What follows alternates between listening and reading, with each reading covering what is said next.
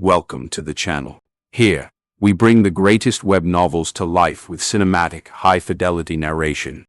If you enjoy dark fantasy, deep lore, and ruthless protagonists, you are in the right place. Subscribe so you never miss an update. Now, let's return to Reverend Insanity. Chapter 1. The Heart of a Demon Never Has Regret Even in Death. Fang Yuan, quietly hand over the Spring Autumn Cicada. I'll give you a quick death. Old bastard Fang, stop attempting to resist anymore. Today all of the major factions of justice have combined together just to destroy your devil lair. This place is already covered in inescapable nets. This time you will definitely be decapitated. Fang Yuan, you damn demon, just because you wanted to cultivate the Spring Autumn Cicada, you've gone and killed thousands of people. You've committed too many unforgivable, heinous sins. Demon, 300 years ago you insulted me, took away my body's purity, killed my entire family, and executed my 9 generations. From that moment onwards, I hated you with a burning passion. Today, I want you to die. Fang Yuan was in deep green robes that had been torn to shreds. His hair was disheveled, and his entire body was covered in blood. He looked around. The bloody robes waved lightly in the mountain breeze like a war flag. Fresh blood flowed from the numerous wounds on the body. Just by standing there for a short while, Fang Yuan had already accumulated a large pool of blood beneath his feet. Enemies surrounded him all around. There was already no way out. It was a foregone conclusion that he would die here. Fang Yuan understood his situation clearly, but even in the face of death his expression did not change. It was calm. His gaze was quiet, his eyes like deep pools of water in a well, so deep that there seemed to be no end. The major factions of justice that had surrounded him were not just the experienced elders, but also young and talented heroes. Around the heavily surrounded Fang Yuan, some were roaring, some were sneering. There were eyes that were gleaming with light, some holding on to their wounds while looking on fearfully. They did not move. Everyone was wary of Fang Yuan's final attack. For 6 hours this tense moment went on until the evening came, the sun casting its rays upon the side of the mountain. In that moment, it was as if the place was on fire. Fang Yuan, who had been silent as a sculpture the entire time, slowly turned his body. The group of warriors was suddenly alerted, and they all took a big step backwards. By now the gray mountain rock beneath Fang Yuan's feet had long been stained a deep red. Due to losing too much blood, his face had become deathly pale. In the afterglow of the sunset, it suddenly had a brilliant luster upon it. Looking at the setting sun, Fang Yuan lightly laughed. The sun sets above the blue mountain, the autumn moon with the wind of spring. The morning is fine like hair and night is like snow. Whether you succeed or fail, when you look back there's nothing left. As he said this, memories of his previous life on Earth emerged before his eyes. He was originally a Chinese scholar on Earth who chanced upon this world. He endured a hard life for 300 years and went through another 200 years. About over 500 years of his life flew by in the blink of an eye. So many memories that were buried deep inside the heart begun to relive themselves, sprouting into life before his eyes. I failed in the end. Fang Yuan sighed in his heart emotionally, yet there were no regrets. This end result was something he had foreseen. When he made his decision in the beginning, he had prepared himself for this. To be a demon is to be merciless and cruel, a murderer and destroyer. There is no place in heaven or earth for such a thing. Turning into an enemy to the world, still having to face the consequences. If the Spring Autumn Cicada that I have just cultivated is effective, I shall still be a demon in my next life. With this thought, Fang Yuan couldn't help but let out a big laugh. Wicked demon, what are you laughing about? Be careful everyone, the demon is going to attack before his final moments. Hurry up and surrender the Spring Autumn Cicada. The group of warlords surged forward. At this moment, with a loud bang, Fang Yuan was engulfed in a blinding surge of energy. The spring rain quietly rained down on Qingmao Mountain. It was already late in the night, a slight breeze blowing with the light rain. Yet Qingmao Mountain was not covered in darkness. From the side down to the foot of the mountain, dozens of tiny lights shone like a bright band. These lights shone from tall buildings, even though it could not be said to match up to 10,000 lights, yet it was still a few thousand in number. Situated on the mountain was Guye 1 village, giving the vast lonely mountain a rich touch of human civilization. In the middle of the Guye village was a magnificent pavilion. A grand ceremony was being held at this moment, and the lights were even brighter than ever, radiating with glory. Ancestors, please bless us. We pray that this ceremony will bring many young men of outstanding talent and intelligence, bringing their families new blood and hopes.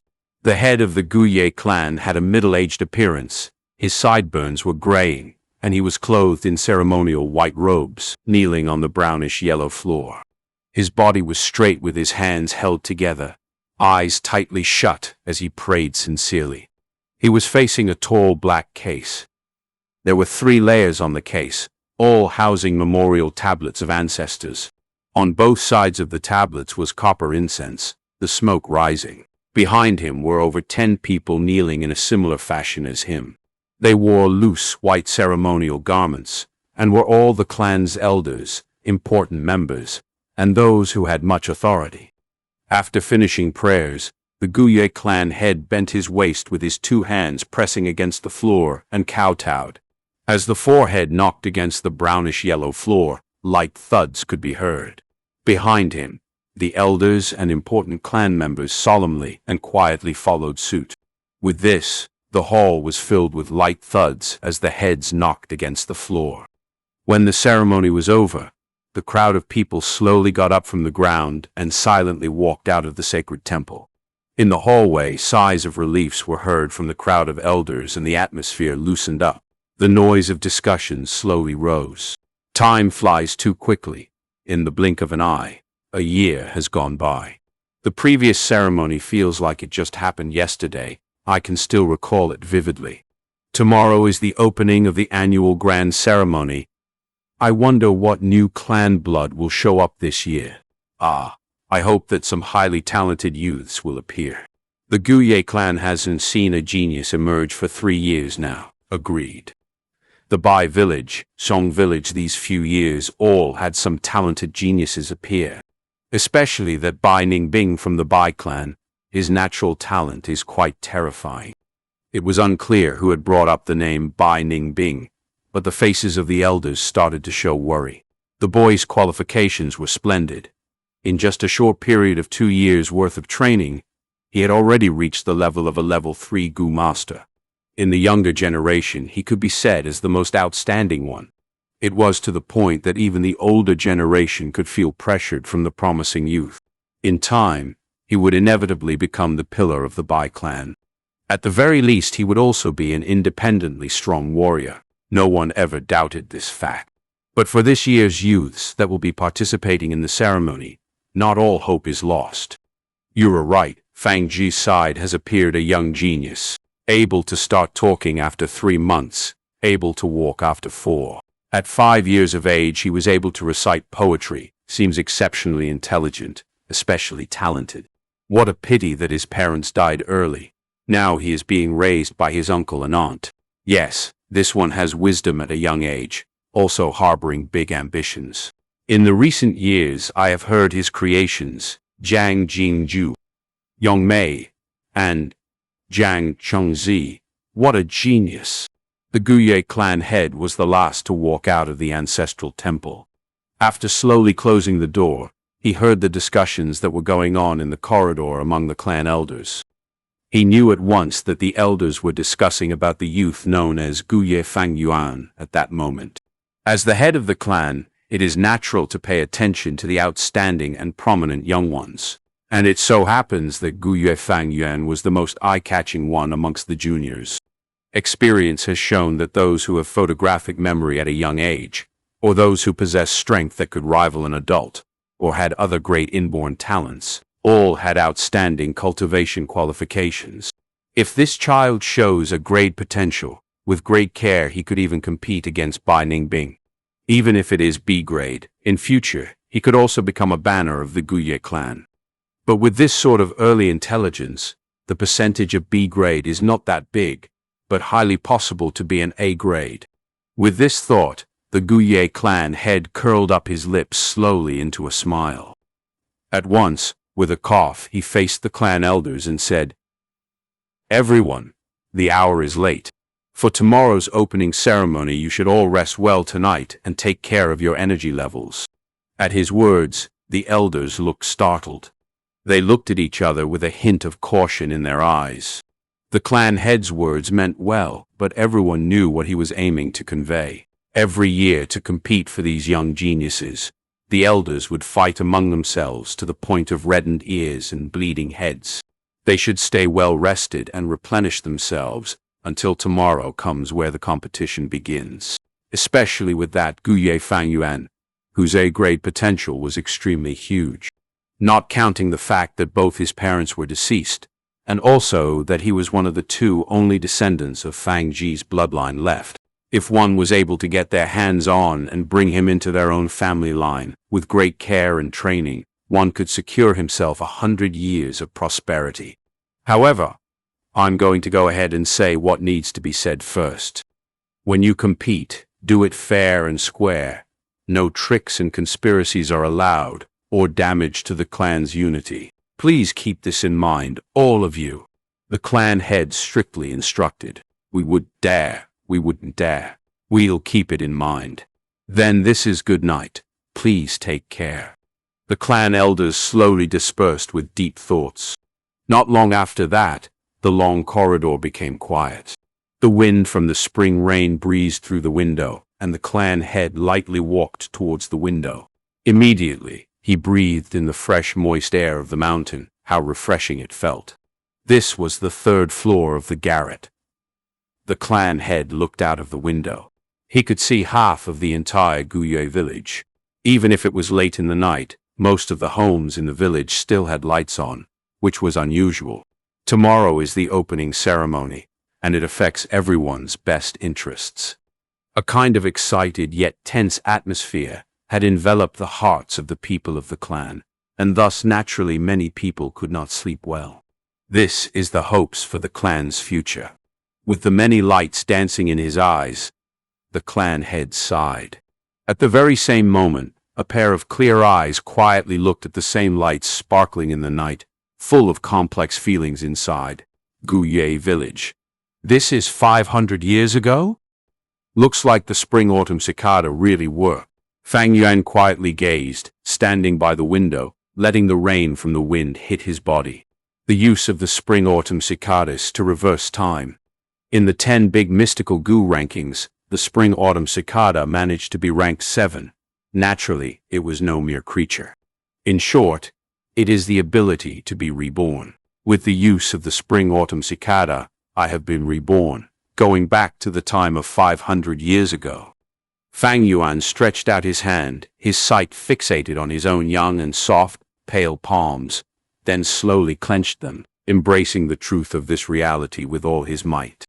The sound of the drizzling rain hitting softly against the windowsill filling his ears, he slowly closed his eyes, opening them after a long while. He sighed. 500 years of experience, it really feels like a dream. But he knew it clearly. This was definitely not a dream. Chapter 2, Going Back in Time with 500 Years of Knowledge. It is said in legend that a river of time exists in this world. It supports the world's time flow and circulation, and by using the Spring-Autumn Cicada's power, one can travel back upstream and return to the past. There is much conflicting opinion on this mythical tale. Many do not believe in it, and some are skeptical to the truth. Few people actually dare to believe it, because every time one uses the Spring-Autumn Cicada, one must pay with his life, letting his entire body and cultivation be the driving force to use its power. Such a price is just too expensive, and the thing that people just cannot accept is the fact that after paying with your life, you don't even know what the outcome is. So even if someone has the Spring-Autumn Cicada, they would not dare use it so indiscriminately. What if the rumors were fake, and it was just a scam? If Fang Yuan were not cornered into such a state, he would also not use it so hurriedly. But now, Fang Yuan is thoroughly convinced. because the reality of the truth has been laid before his eyes, and there was no denying it. He has really been reborn. It's just a pity. From the start I had wasted an absurd amount of effort, killing hundreds of thousands of people, making even the heavens furious and inciting people's vengeance, went through suffering and multiple hardships to finally attain, and Fang Yuan thought with a sigh. Even though he had been reborn, the Spring Autumn Cicada did not come with him. Humans are the greatest among thousands of creatures. Gu are the essence of heaven and earth. Gu comes in thousands of shapes and sizes of strange and mysterious variety. There are too many to count. Some Gu, after being used once or even twice or thrice, will completely dissipate. And some Gu can be reused again and again, as long as it is not used over its limits. That said, it is probable that the Spring Autumn Cicada is one of those types that can only be used once before disappearing for good. But even if it's gone, I can still refine another. I have done it in my previous life. Why can I do it in this life? After the thoughts of pity were put aside, Fang Yuan's heart burst forth ambitious and determined feelings. To be able to be reborn, this fact made the loss of the Spring Autumn Cicada entirely acceptable. Not to mention he had something precious with him, so it's not like he lost everything. This precious treasure was his 500 years' worth of memories and experience. In his memories are a multitude of all kinds of treasures and precious items that no one has opened yet in this time.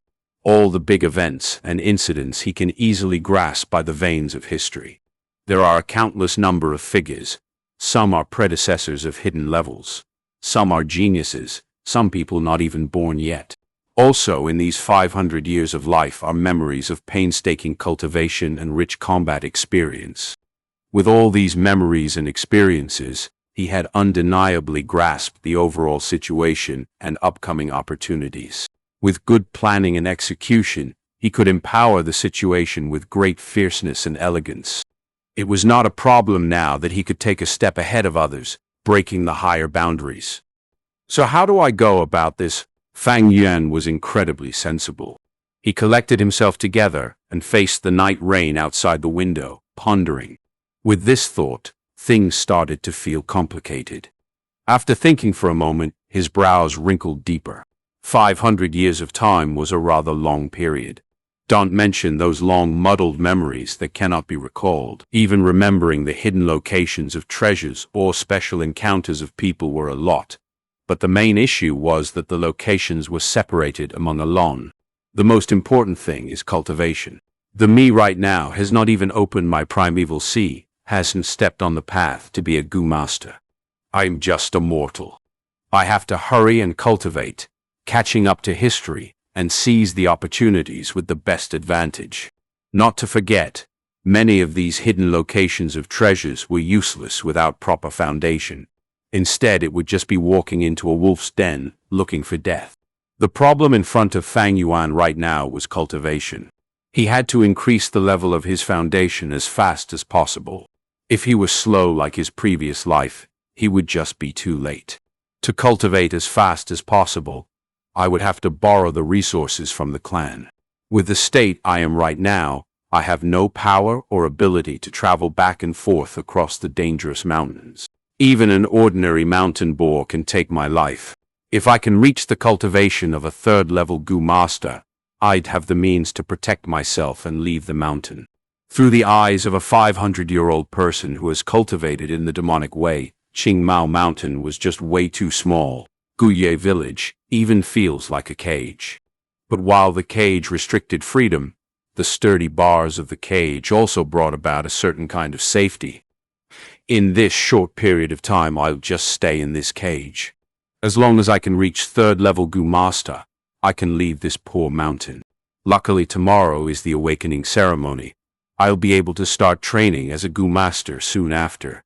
When he thought about the awakening ceremony, old memories that had long been buried away in his heart resurfaced themselves. Talent, huh? He sneered, his gaze focused out the window. At this moment, the door to his room was lightly pushed open, and a young teenager walked in. Big brother, why are you standing in the rain by the window side? The youth was thin, slightly shorter than Fang Yuan. His face resembled Fang Yuan's features greatly. As Fang Yuan turned his head to look at this young man, a complicated look flickered across his face. "It's you, huh? My twin little brother." He raised his eyebrows, his expression returning to that of cold indifference. Fang Zheng lowered his head and looked at his own toes. This is his signature stance. "I saw that big brother's window was not shut closed, so I thought I'd come in here and close it. Tomorrow is the awakening ceremony. It's so late, and you haven't gone to bed yet, big brother." If uncle and auntie knew, they would probably be worried. Fang Zheng was not surprised at Fang Yuan's coldness. Ever since he was a small child, his older brother had always been like that. Sometimes he would wonder, maybe a genius is just like this, being rather different from ordinary people. Even though he had the same look as his older brother, he felt that he was ordinary like an ant. They were born from the same womb at the same time, and yet why are the heavens so unfair? His older brother had been endowed with gleaming talent, while he himself was as ordinary as a stone. Everyone around him would say, "This is Fang Yuan's little brother," when they mentioned him. His aunt and uncle would constantly tell him to learn from his older brother. Even when he looked into the mirror sometimes, he would feel disgusted as he saw his own face. These thoughts had been ongoing for many years, accumulating day and night deeply into his heart. Like a giant stone pressing against his heart, these few years, Fang Zheng's head lowered more and more, and he also grew quieter. Worried. At the thought of his aunt and uncle, Fang Yuan laughed silently. He could still remember clearly how the parents of this world had both lost their lives in one of the clan missions. When he was only 3 years old, he and his little brother became orphans. In the name of upbringing, his aunt and uncle grabbed hold of the inheritance left behind by his parents while inflicting harsh treatment against his younger brother and himself. He originally planned to just be a normal person, even planning to conceal his abilities and bide his time. However, his life was difficult, making Fang Yuan have no choice but to choose to expose some of his talents. The so-called talent is merely but a mature and intellect soul that carried a few of Earth's popular ancient poems.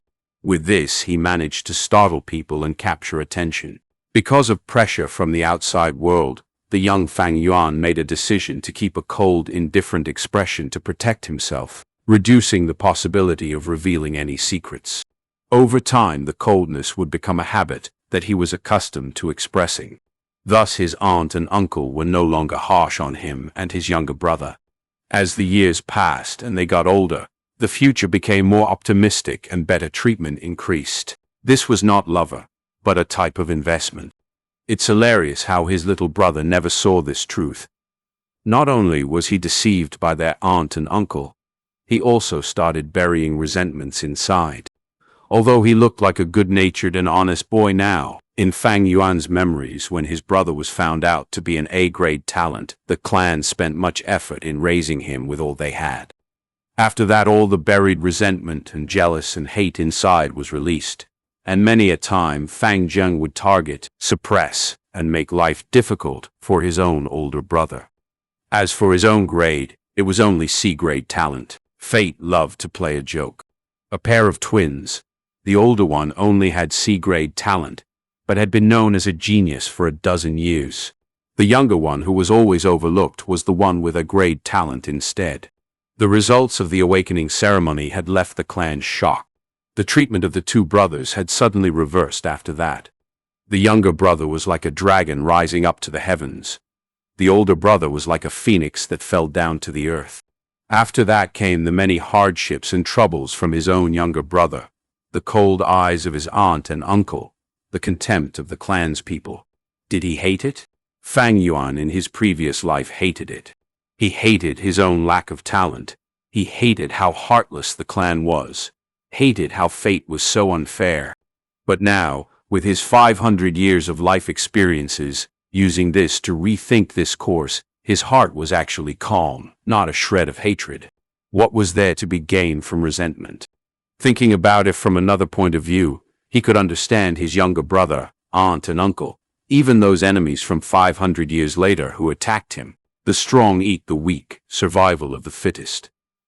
These have always been the rules of this world. Everyone has self-ambitions, always struggling to grasp the opportunities. Among all the war and killing, what is there not to be understood? 500 years of life experience have long allowed him to understand all of this, with the heart that wants to gain immortality. If someone tries to prevent this pursuit of his, no matter who it is, he will kill and live through it. The aspirations in his heart were too big. Stepping onto this road was to be making the world your enemy, and it was destined to be alone, destined to kill. This was the conclusion of 500 years of life. Revenge is not my intention. The demonic path does not compromise. With that, he couldn't help but laugh, and gave his younger brother a faint glance. You can leave. Fang Zheng's heart shook as he felt like his brother's eyes were sharp like an ice blade, seemingly penetrating the deepest parts of his heart. Under such a gaze, he felt like he was naked in the snow, unable to hold any secrets. Then I see you tomorrow, big brother. Not daring to say any more, Fang Zheng slowly closed the door and left. Chapter 3. Please go aside and scram. Bang, bang. The patrolling night watchman banged his wooden clappers in a rhythm. The sound spread into the high pillar houses. Fang Yuan opened his dry eyelids while his heart silently thought, it's already the hour before dawn. He had been lying in bed thinking for a long time last night. He thought up a lot of plans. He probably only slept for a little over 2 hours. This body has not started cultivating, his energy is not so vigorous, and thus his body and mind were still shrouded in exhaustion. However, with 500 years of experience, Fang Yuan had long built up deep steel-like determination. This sort of sleep-deprived exhaustion is nothing to him. Immediately, he shoved away the thin silk blanket and got up neatly. He opened the window and found that the spring rain had stopped. The mix of fragrance of the earth, trees, and wild flowers greeted him. Fang Yuan felt his head clear, the sleepiness washing away cleanly. Right now, the sun had yet risen, the sky still a deep dark blue. Not dark, yet not bright. Looking around, the tall houses made of green bamboo and wood contrasting with the mountain was a sea of pale green color. The tall houses had at least 2 floors. It was the mountain folks' unique structure of a house. Due to the mountain's uneven terrain, the first floor is massive wooden stakes. The second floor is where the people reside. Fang Yuan and his brother Fang Zhen stayed at the second floor. Young Master Fang Yuan, you're awake. I will go upstairs and wait for you to wash up. At this moment, a maiden's voice floated up from downstairs. Looking down, Fang Yuan saw his own personal servant, Shen. Her looks were only slightly above average, but she dressed up well. Shen wore a green robe with long sleeves and trousers, had embroidered shoes on her feet, and her black hair had a pearl hairpin. Her body from head to toe radiated youthful vitality. She looked happily at Fang Yuan while carrying a basin of water and walked upstairs. The water was at the right warm temperature and was used to wash the face. After rinsing his mouth, he used a willow twig with snow salt to clean his teeth. Shen waited gently, her face wearing a smile and her eyes lively as spring. After he was done, she helped Fang Yuan dress, her plump breasts rubbing against his elbow or his back a few times during the process. Fang Yuan's face showed no expression. His heart was calm as water. This servant girl was nothing but his aunt and uncle's watch-eye, and was a vain, heartless girl. In his previous life, she enraptured him. But after the awakening ceremony, when his status plummeted, she quickly turned away her head and gave him countless disdainful looks. When Fang Zheng came over, he was in time to see Shen smoothing the creases on the clothing of Fang Yuan's chest. His eyes had a flicker of jealousy. These years living together with his older brother, under the care of Fang Yuan, he also had a servant waiting on him. However, his servant was not a youthful girl like Shen but a fat and wide old woman. I wonder which day can Shen wait on me like this, wonder what it feels like. Fang Zheng thought inside his heart, yet he did not dare to. His aunt and uncle's biased love to Fang Yuan was no secret to everyone. Originally, he did not even have a servant to wait on him. It was Fang Yuan who decided to take the initiative and ask for one for Fang Zheng. although there was the status difference of master and servant, but usually Fang Zheng did not dare underestimate Shen Kui. That was because her mother was the Mother Shen, one who stood beside his aunt and uncle. Mother Shen was the caretaker of the entire household, having full trust of his aunt and uncle. Her authority was not small. All right, no need to tidy up. Fang Yuan impatiently brushed away Shen Kui's soft, small hands. His clothing had long been tidy. She was just trying to seduce him. To Shen Kui and the brightness of her future, Fang Yuan's possibility of having an A-grade talent was huge. If she could be his concubine, she would be able to elevate from servant status into master. It was quite a big step. In his previous life, Fang Yuan was deceived by her and had feelings for Shen Kui. After his rebirth, he was clear as a blazing fire, his heart as cold as ice. You can leave. Fang Yuan did not even look at Shen Kui as he tidied up his own sleeve cuffs. Shen Kui pouted slightly, feeling that today Fang Yuan's puzzling behavior was rather odd and upsetting. She wanted to reply in a spoiled way, but being scared by his cold and confusing nature, her mouth opened and closed a few times before she ended up saying yes and retreating obediently. Are you ready? Fang Yuan asked Fang Zheng. His younger brother stood at the doorway, his head bowed down to look at his toes. He muttered a light. Fang Zheng had actually been awake since the 4th watch, too nervous to fall back asleep. He quietly got out of bed and got ready a long time ago, his eyes having black circles. Fang Yuan nodded. In his previous life, he was not clear about his younger brother's thoughts. But in this life, how could he not understand? But right now it was meaningless to him, and he lightly said, "Then let's go." So the two brothers left the house. On the way they bumped into many youths of similar age, all in groups of 2s and 3s, quite clearly heading to the same destination. Look guys, those are the Fang brothers. Their ears could pick up the small, cautious talk. The one walking in front is Fang Yuan. He's the Fang Yuan who created the poems, some of them emphasized. So that's him. His face is expressionless, as if he had no regard for others, just like the rumors say. Someone said in a sour tone filled with jealousy and envy. If you are like him, then you can also act like that. Someone coldly replied against the person, hiding a sort of dissatisfaction. Fang Zheng listened expressionlessly. He had long been accustomed to this kind of discussion. His head low, he followed quietly behind his older brother. By now the light of dawn had peeked over the horizon, casting Fang Yuan's shadow over his face. The sun rose gradually, but Fang Yuan suddenly felt like he was walking into darkness. This darkness was coming from his older brother. Maybe in this life, he would never be able to escape from the imprisoning huge shadow of his brother. He felt a burst of pressure on his chest, making his breathing difficult. This damned feeling was even making him think of the word suffocate. This talk is a good example of the saying, "Those who of outstanding talent easily bring about jealous from others," Fang Yuan thought with a sneer as he listened to the gossip around. No wonder when it was announced that he had C-grade talent, he would be surrounded by enemies and suffer harsh, disdainful coldness for a long time. Behind him, Fang Zheng's breathing got dreary and tried to stop listening. What Fang Yuan did not manage to realize in his previous life, he could perceive with the finest detail in this life.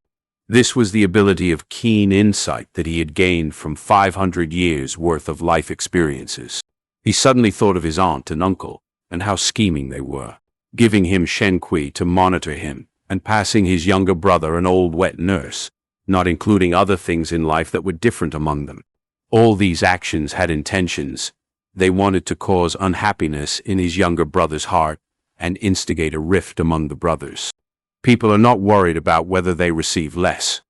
People worry about whether whatever they received is undistributed well. In his previous life, his experiences were too little, while his younger brother was too foolish and too naive. Thus his aunt and uncle successfully instigated a rift among them.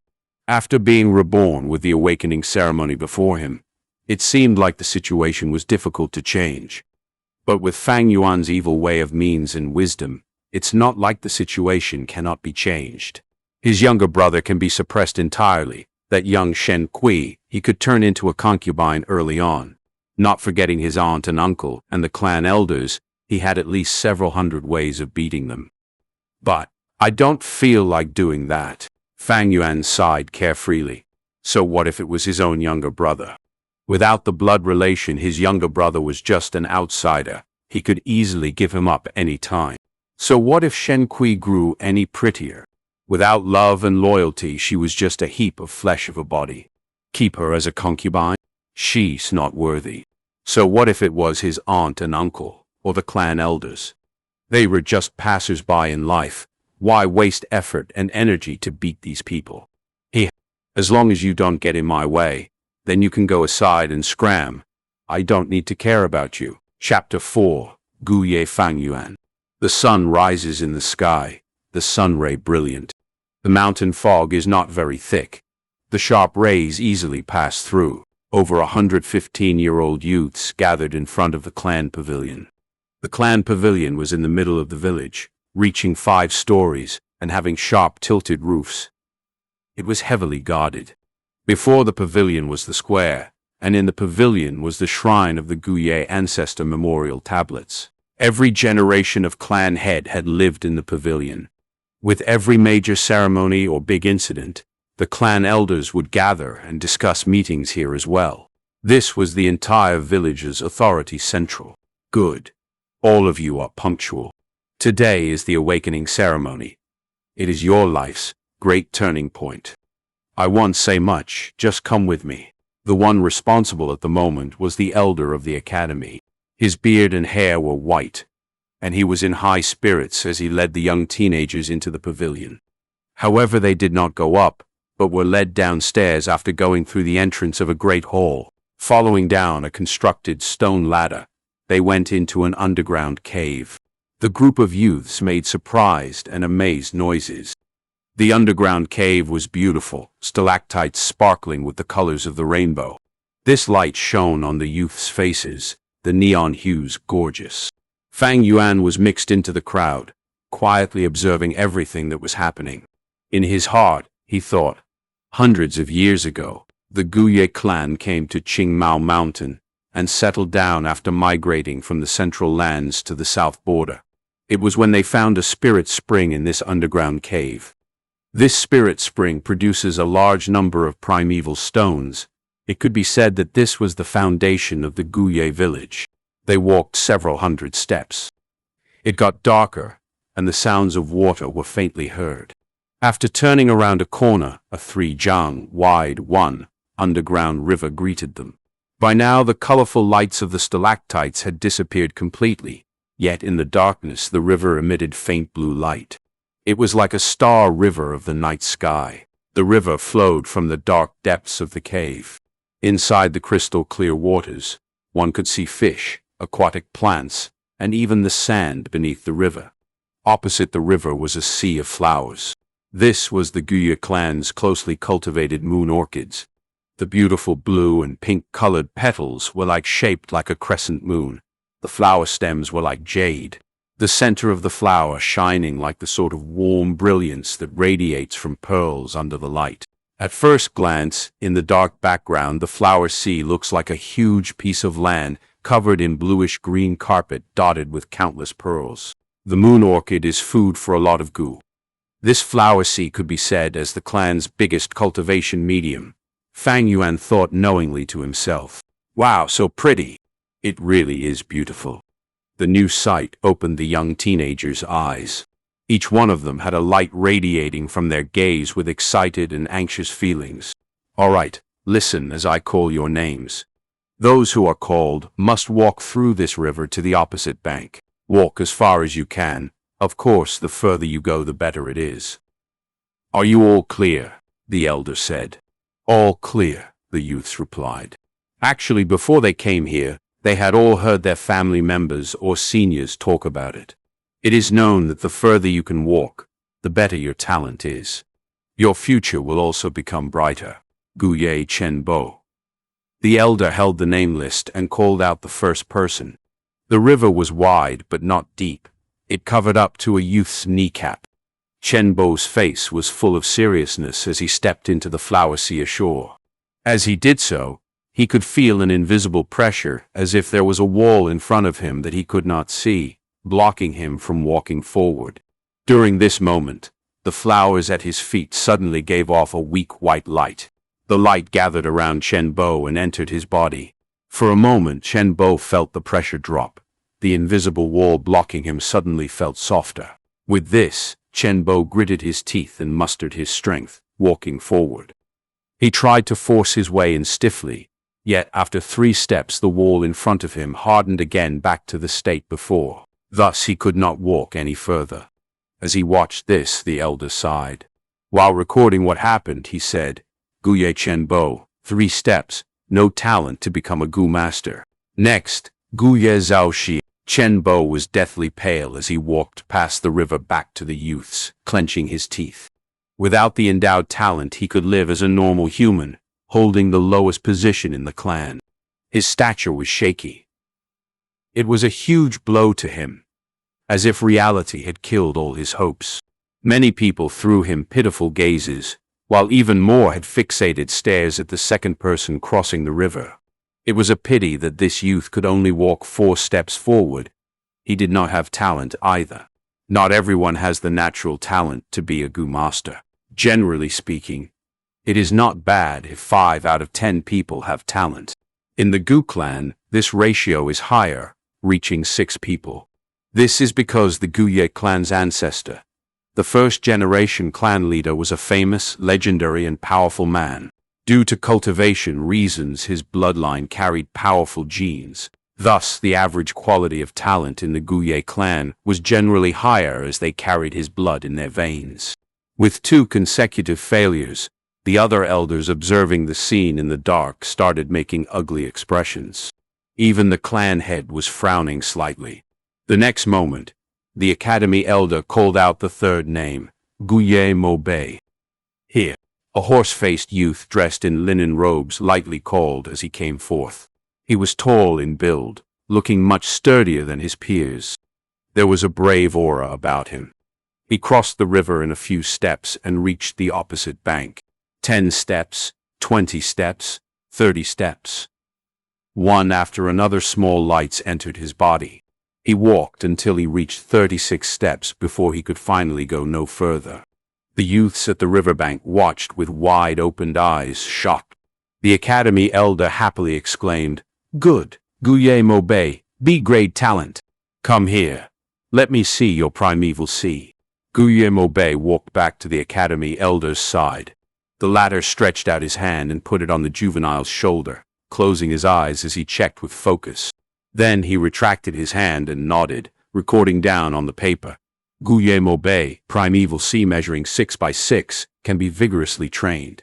This special talent can be measured by 4 grades, a grade to D grade. A D grade talent youth who is raised for 3 years would be able to become a rank 1 senior Gu master, become the foundation of the family. A C grade talent youth after 2 years of cultivation will usually be able to become a rank 2 senior Gu master, becoming the clan's backbone. A B-grade talent must be cared for, often becoming a future clan elder. With 6-7 years of training, they will become rank 3 Gu masters. And when it comes to a grade, even if it was just 1, would bring great luck to the entire clan. Great care must be given. With this talent in about 10 years, they can become a rank 4 Gu master. At that moment, they would be able to compete for the position of the head of the clan. In other words, as long as this Guye Moubei grows up, eventually he will become one of the elders of the Guye clan. That is why the academy elder laughed happily. The elders watching in the darkness also sighed in relief. Then they all turned to look at one of the elders amongst them with jealousy. This elder was also horse-faced, known as Guye Moubei's grandfather, Guye Mo Chen. His face was already smiling. He provokingly looked at his old nemesis and said, "What do you think?" "My grandson isn't bad, huh?" Guye Chi Lian. Guye Chi Lian had a head full of red hair. He made an annoyed muff, not replying to other. It was apparent that his face expression was really dark. 1 hour later, Half of the youths had already walked through the flower sea. There were quite a number of C and D grade talents among them, while half of those youths had no talent at all. Sigh, the bloodline is getting thinner. These few years, the clan has had any rank 4 masters to strengthen the bloodline. The 4th generation clan head was the only rank 5 master, but in the end he perished together with the flower wine monk and did not leave behind any descendants. The Guye clan's later generation talents are getting weaker and weaker, the clan head said with a deep sigh. At this moment, the academy elder shouted, "Guye Shi Chen." On hearing this name, all the elders looked at Guye Chi Lian. This was Guye Chi Lian. This was Guye Chi Lian's grandson. Guye Chi Lian had a small and short build with a face full of pockmarks.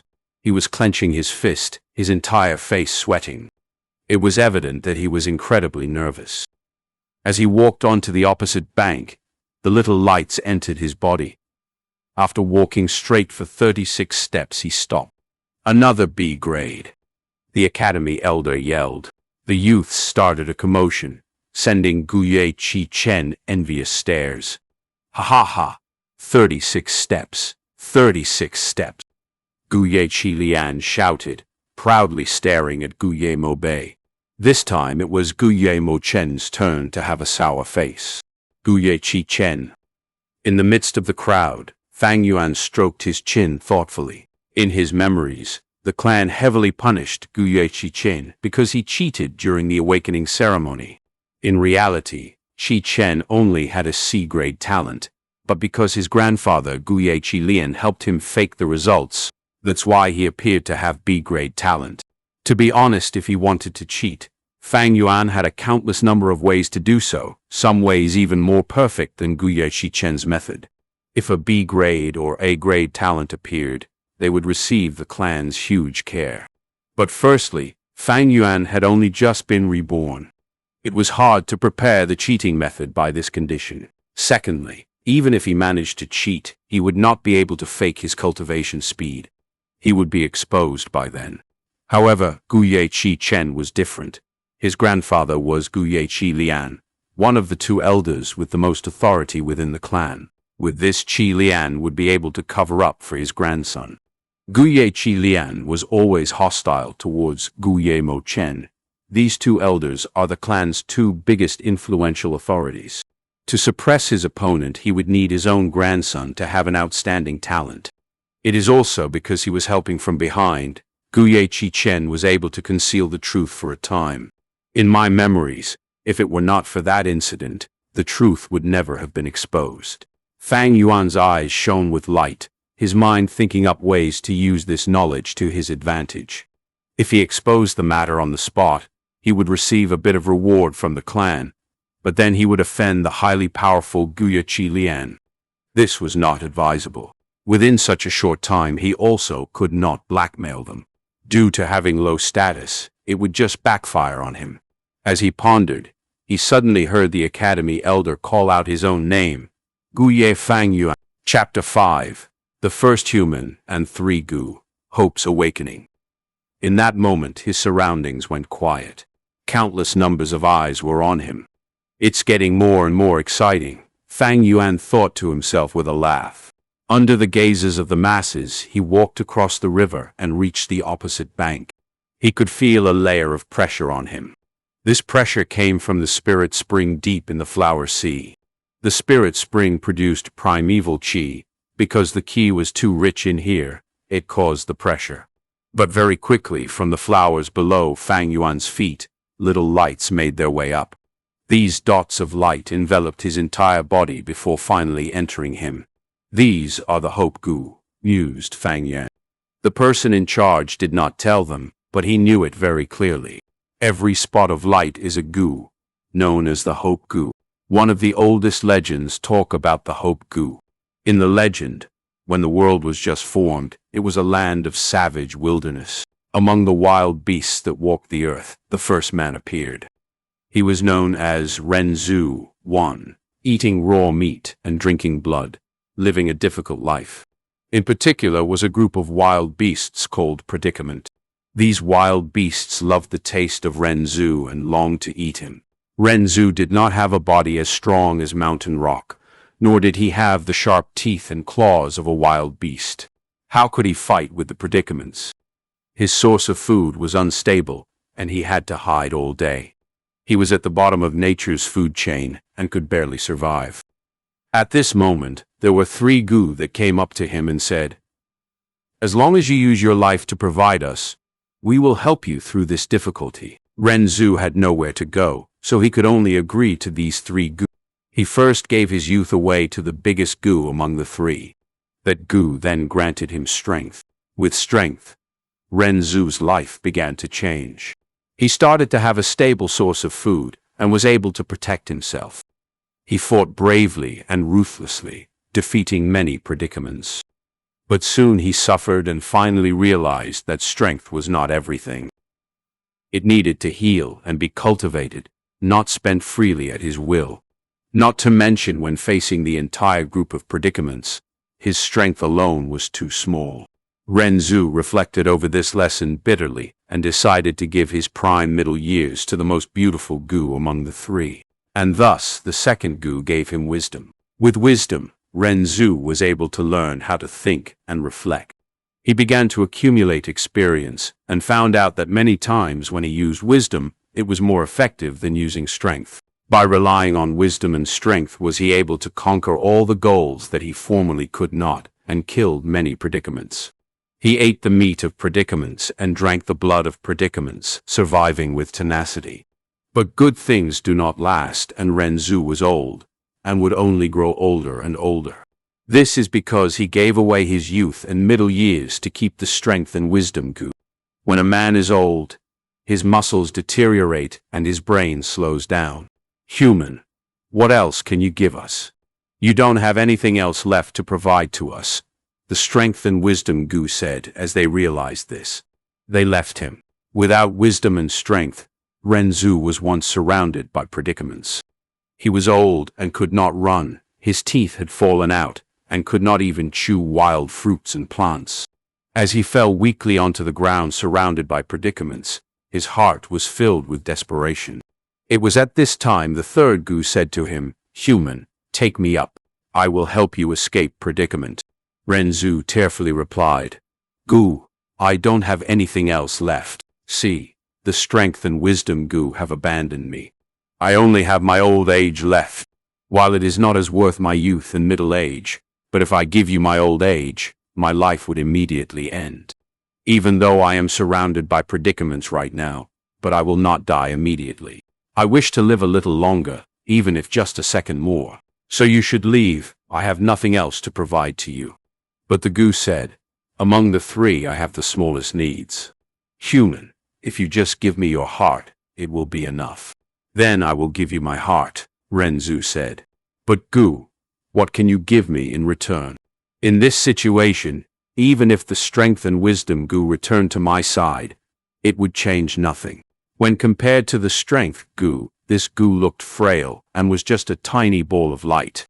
When compared to the wisdom gu, this one was only able to give out a dim white light, not beautiful in any way. But when Renzu gave it his heart, this gu suddenly gave out endless light. In this light, the predicaments screamed in horror. "This is the hope gu. Withdraw. We predicaments are most afraid of hope." The predicaments retreated suddenly. Renzu was speechless, and from that day onwards, whenever he faced predicament, he would give his heart to hope. At this moment, the hope gu converged into a stream of light and had already entered Fang Yuan's body. Due to the outside pressure, they quickly gathered into his abdomen and collected into a group spontaneously, 3 inches under his navel. Fang Yuan suddenly felt the pressure lessen. He began to walk forward.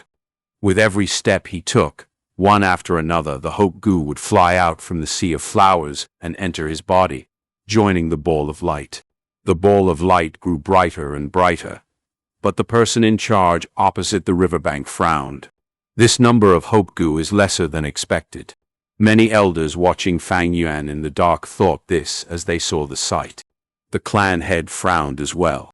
This was definitely not the sign of an A-grade talent. Fang Yuan withstood the pressure, continuing to walk forward.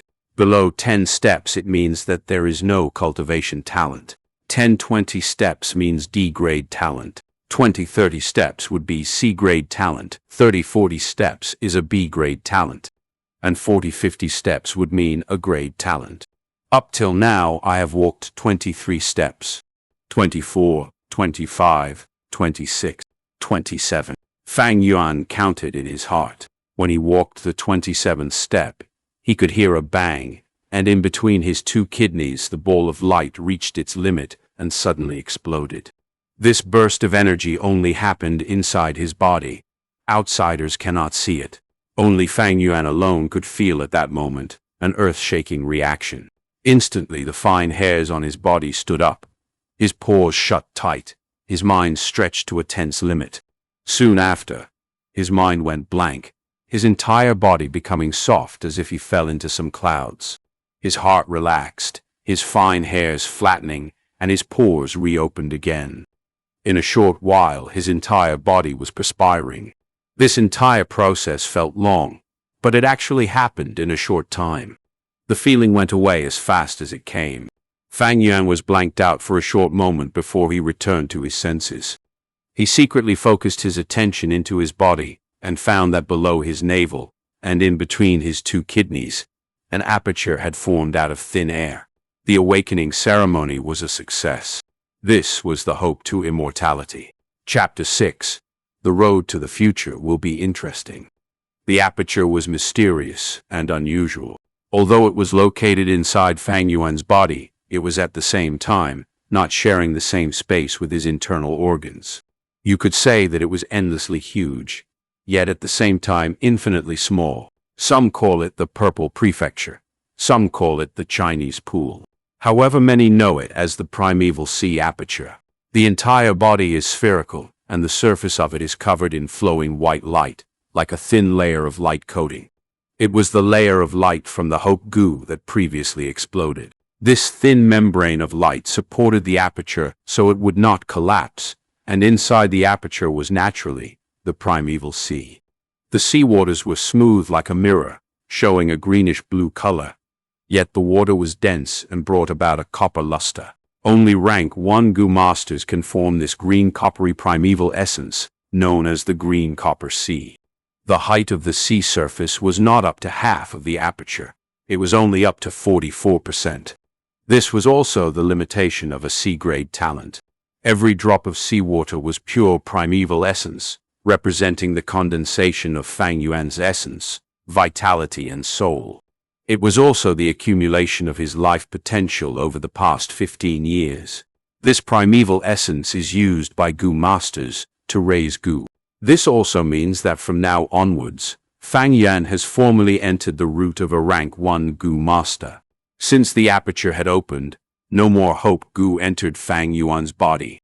Fang Yuan gathered himself and felt that the pressure before him was as thick as a wall. He could no longer walk another step forward. Just like my previous life, he smiled indifferently at this result. "You can't go any further?" The academy elder shouted across the river, holding on to a small thread of hope. Fang Yuan turned around and walked back, answering with his actions. At this moment, even the young teenagers started reacting. The crowd suddenly buzzed with chatter. What? Fang Yuan walked 27 steps?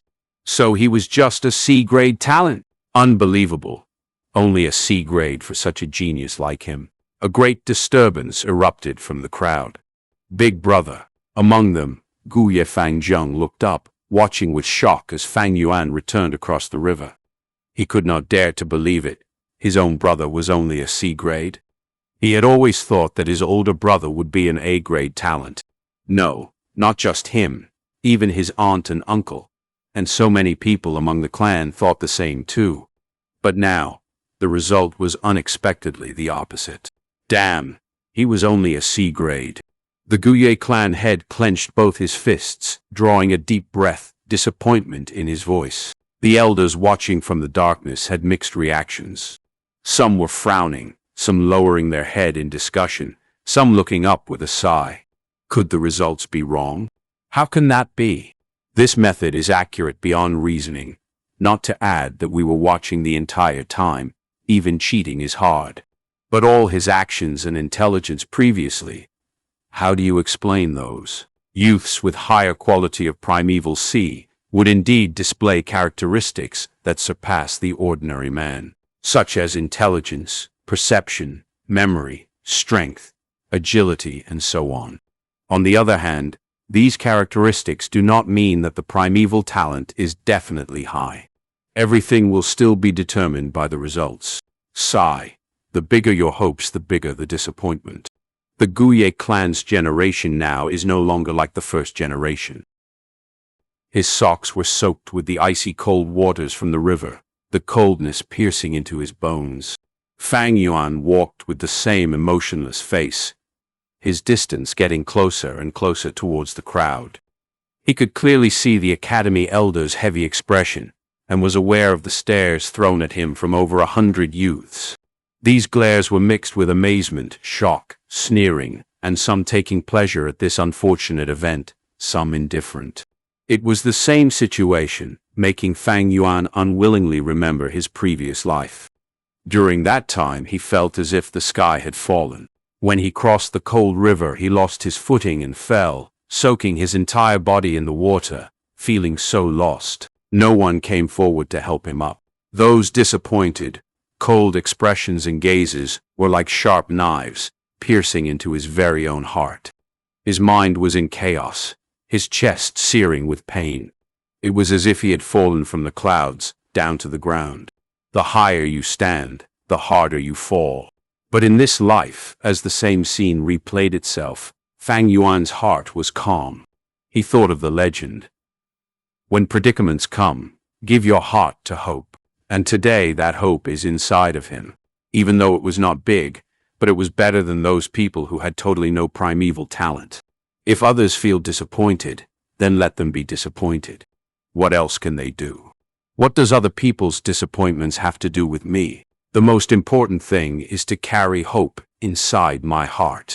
500 years of living had led him to understand that the interesting things that happen in a person's life happens during the process when one chases after his own dreams. There is no need to ask others around you to not be disappointed or make them like it. Walk on your own path. Let others be disappointed and unhappy however they please. Sigh. The Academy Elder let out a deep breath and shouted, "Next, Guye Fangzheng." But no answer came. Guye Fangzheng. The Elder yelled again, the sound of his voice reverberating inside the cave. "Ah! I'm here! Fang Zheng snapped out of his shock and ran out hurriedly. Unfortunately, he tripped over his own foot and fell, hitting his head with a groan and tumbled into the river. Instantly, the entire cave was filled with huge laughter. The Fang brothers, nothing special. The Guye clan head scoffed, feeling a sort of annoyed boredom towards Fang Zheng. This is such a huge embarrassment. Fang Zheng struggled and splashed in the water. The bottom of the river was just too slippery. He couldn't get up properly. Trying his best only made him look more stupid and clumsy. His heart increasingly flustered as the sounds of laughter filled his ears. But right at this moment, he suddenly felt a strong pull lifting him up. His head finally left the water surface, and his body found balance again. He wiped his face in a panic and focused his sight. It was actually his older brother Fang Yuan who had grasped his collar and pulled him up. "Big brother," he opened his mouth to say, but instead he started choking on water, ending up triggering a violent cough. "Ha ha, the difficult older and younger brother of the Fang family." Someone laughed at the riverbank. The laughter grew louder, yet the Academy Elder did not come out and stop it. He was deeply frowning, disappointment filling his heart. Fang Zheng was completely at a loss on what to do. And then he heard his brother say to him, "Go on. The road to the future will be interesting." Fang Zheng could not help but open his mouth in surprise. Fang Yuan's back was facing the crowd so they could not see properly, but Fang Zheng could clearly feel the calmness radiating from Fang Yuan. As his older brother spoke, the corners of his mouth were slightly raised, revealing a deep and thoughtful smile. It was obviously only a C-grade talent, Yet how can Big Brother be so calm? Fang Zhen could not help but wonder, his heart full of doubt. Yet Fang Yuan did not say any more. He patted Fang Zheng on the back, and turned and walked away. Fang Zheng wore a stupefied expression as he walked towards the flower sea. I never thought Big Brother would actually be so calm. If it was me, He lowered his head, walking forward absent-mindedly. Yet he did not know that he was playing out a miraculous scene. When he finally snapped out of his reverie, he was already deep in the sea of flowers, standing in a distance that no one else had reached before him. 43 steps. Oh my God! A grade talent! The Academy elder screamed, seeming to have lost his mind. A grade? Really an A grade? It's been 3 years. An A-grade talented genius has finally appeared in the Guye clan. The clan elders that were watching in the darkness were also screaming out at the same time, losing their composures. Well, the Fang bloodline originated from us, Qi bloodline. So we Qi family will adopt in this Guye Fang Zheng, Guye Qilian immediately announced. How is that possible? You old bag Qilian, your morals and abilities are out of order. But you were definitely good at misleading young boys. It's better to pass this kid to Guye Mo Chen to raise. Guye Mo Chen roared back instantly. Stop arguing. No one is more qualified to raise this child than the current clan leader. Whoever has any objections is to go against me, Guye Bo. The Guye clan head had gone crazy and swept his fiery red gaze over the disappointed and discouraged looks. Chapter 7. A Gu master has 9 ranks. Flower wine leaves behind treasure. Soon a week passed. Humans are above all creatures. Gu are the essence of heaven and earth. In this world there are thousands of species, countless number of Gu. They live everywhere around us, in the soil, in the bushes, even on the bodies of wild beasts. As humans continue to propagate and grow, the scholars of the past gradually uncovered the mysteries of the Gu.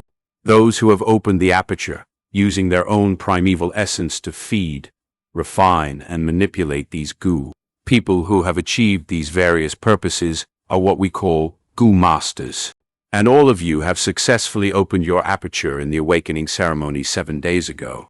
With the coagulation of the primeval sea, right now you are all rank 1 Gu masters. In the village academy, the academy elder talked with confidence and composure. In front of him were 57 students, seated and listening attentively. The mystery and strength of a Gu master had been deeply rooted in the hearts of the youths a long time ago. Thus everything that the elder taught and said, the students were very interested in. At this moment a young teen raised his hand. With the elder's permission he stood up and asked, "Elder sir, I've known this since I was small. There are rank 1 Gu masters, rank 2 and so on. Can you explain in more detail to us?" The Guye teacher nodded and waved his hand to ask the young man to sit down. Gu masters have 9 ranks, from bottom to the top.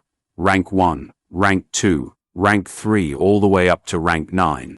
Every rank is considered a big realm, and it is divided into 4 small realms: initial stage, middle stage, upper stage, and peak stage. You have all just become Gu masters, so all of you are rank 1 initial stage. If you all work hard in your cultivation base will naturally advance to rank 2, even rank 3. Of course, the higher your talent, the bigger your chance of promoting. For D-grade talent, the primeval sea takes up about 2-3 layers of the aperture. The highest promotion reachable is rank 1 to rank 2. For C-grade talent, the primeval sea is 4-5 layers of the aperture. Usually the progress stops at rank 2, but with luck a small percentage of people can advance to rank 3 initial stage. B-grade talents have a primeval sea that takes up 6-7 layers of the aperture. They are able to cultivate to rank 3, even as far as rank 4. As for A-grade talent, the primeval sea is plenty. It takes up 8-9 layers of the aperture. This kind of talent in a person is naturally the most gifted and the most suitable for a Gu master's cultivation, being able to reach rank 5. As for Gu masters who are rank 6 and above, they are all legends. I am not clear about the specifics either. In the Guye clan, there has never been the appearance of a rank 6 Gu master, but rank 4 and rank 5 Gu masters we have had before. The teenagers' ears all pricked up, their eyes shining brightly as they listened. Many of them couldn't help but look at Guye Fang Zheng, who was sitting rigidly at the first row. He was an A-grade talent after all. Their eyes were filled with feelings of envy and jealousy. At the same time, there were some who stared at the corner at the last row of the classroom. Leaning against the window at the corner was Guye Fang Yuan, who was bent over the desk sleeping soundly. "Look, he's still sleeping," someone whispered. "He's been sleeping continuously for a week, yet he's still not awake." Someone cut in. "There's more. I heard that he was up all night, wandering about at the edge of the village. There's been people who've seen it more than once. Apparently he holds a wine jar at night, dead drunk outside. Luckily, these few years the village surroundings have been cleared clean, so it's safer." The fellow schoolmates whisper here and there, letting all kinds of small gossip spreading around quickly. Ah well, the blow was just too big. Someone hailed as a genius for so many years unexpectedly ending up to be a C-grade talent in the end. If only it was just the case. Of all the people, his own little brother was pronounced an A-grade, right now being the center of attention, enjoying the best treatment. The younger brother soars up to the sky, while the older brother falls to the ground. Tut tut. As the discussion amongst the students got louder and louder, the academy elder's brow deepened into a frown. In the whole classroom, all the teenagers were sitting respectfully, showing liveliness. This made Fang Yuan, who was sleeping on his table, stand out so much that it hurt the eyes. It's already been a week, yet he's still so dispirited. Oomph. Initially, I must have been mistaken by him. How could someone like this be a genius? The elder thought disgruntledly. He had spoken many times to Fang Yuan regarding this matter, but to no effect. Fang Yuan still did whatever he liked. He would sleep through every class, making the elder in charge of teaching have a very frustrated headache. Forget it, he's just a C-grade. If he can even withstand this sort of blow, fostering him with that kind of temperament will just end up wasting the clan's resources. Nothing good will come out of it. The elder's heart was filled with disappointment towards Fang Yuan. Fang Yuan was just a C-grade. Compared to his younger brother Fang Zheng, who was an A-grade talent, now this was someone worth the clan spending an amount of effort on raising. While the academy elder thought about all this, he was also replying to the latest question. In the clan history, there has been many strong masters. For rank 5 masters there were 2. One of them is the first generation clan head, our ancestor. He was the one who established Guye village. Another one was the 4th clan head. He had remarkable talent, and managed to cultivate all the way to the realm of a rank 5 Gu master. If it was for that despicable shameless demon Flower Wine Monk's sneak attack, he might have been able to achieve rank 6, but who knows? As he said this, he heaved a deep sigh. Below the platform, the youth started shouting in a rage. It's all because of that Flower Wine Monk. He was too sinister and cunning. What a pity that our 4th clan leader was soft-hearted and benevolent, and died at a young age. If only I was born a few hundred years earlier. If I saw that demon, I would have torn off his ugly face. The 4th clan head, and the Flower Wine Monk's story, is something that the entire Guye clan knows. The Flower Wine Monk was also a rank 5 Gu master, famous among the demon faction in his time for his many years as a big flower thief. A few hundred years ago, he traveled to Qingmao Mountain. He attempted to commit crimes in Guye village, but was found out by the 4th generation clan leader in the end. After a earth-shakingly huge battle, the Flower Wine Monk was beaten to the point he had to beg for mercy on his knees.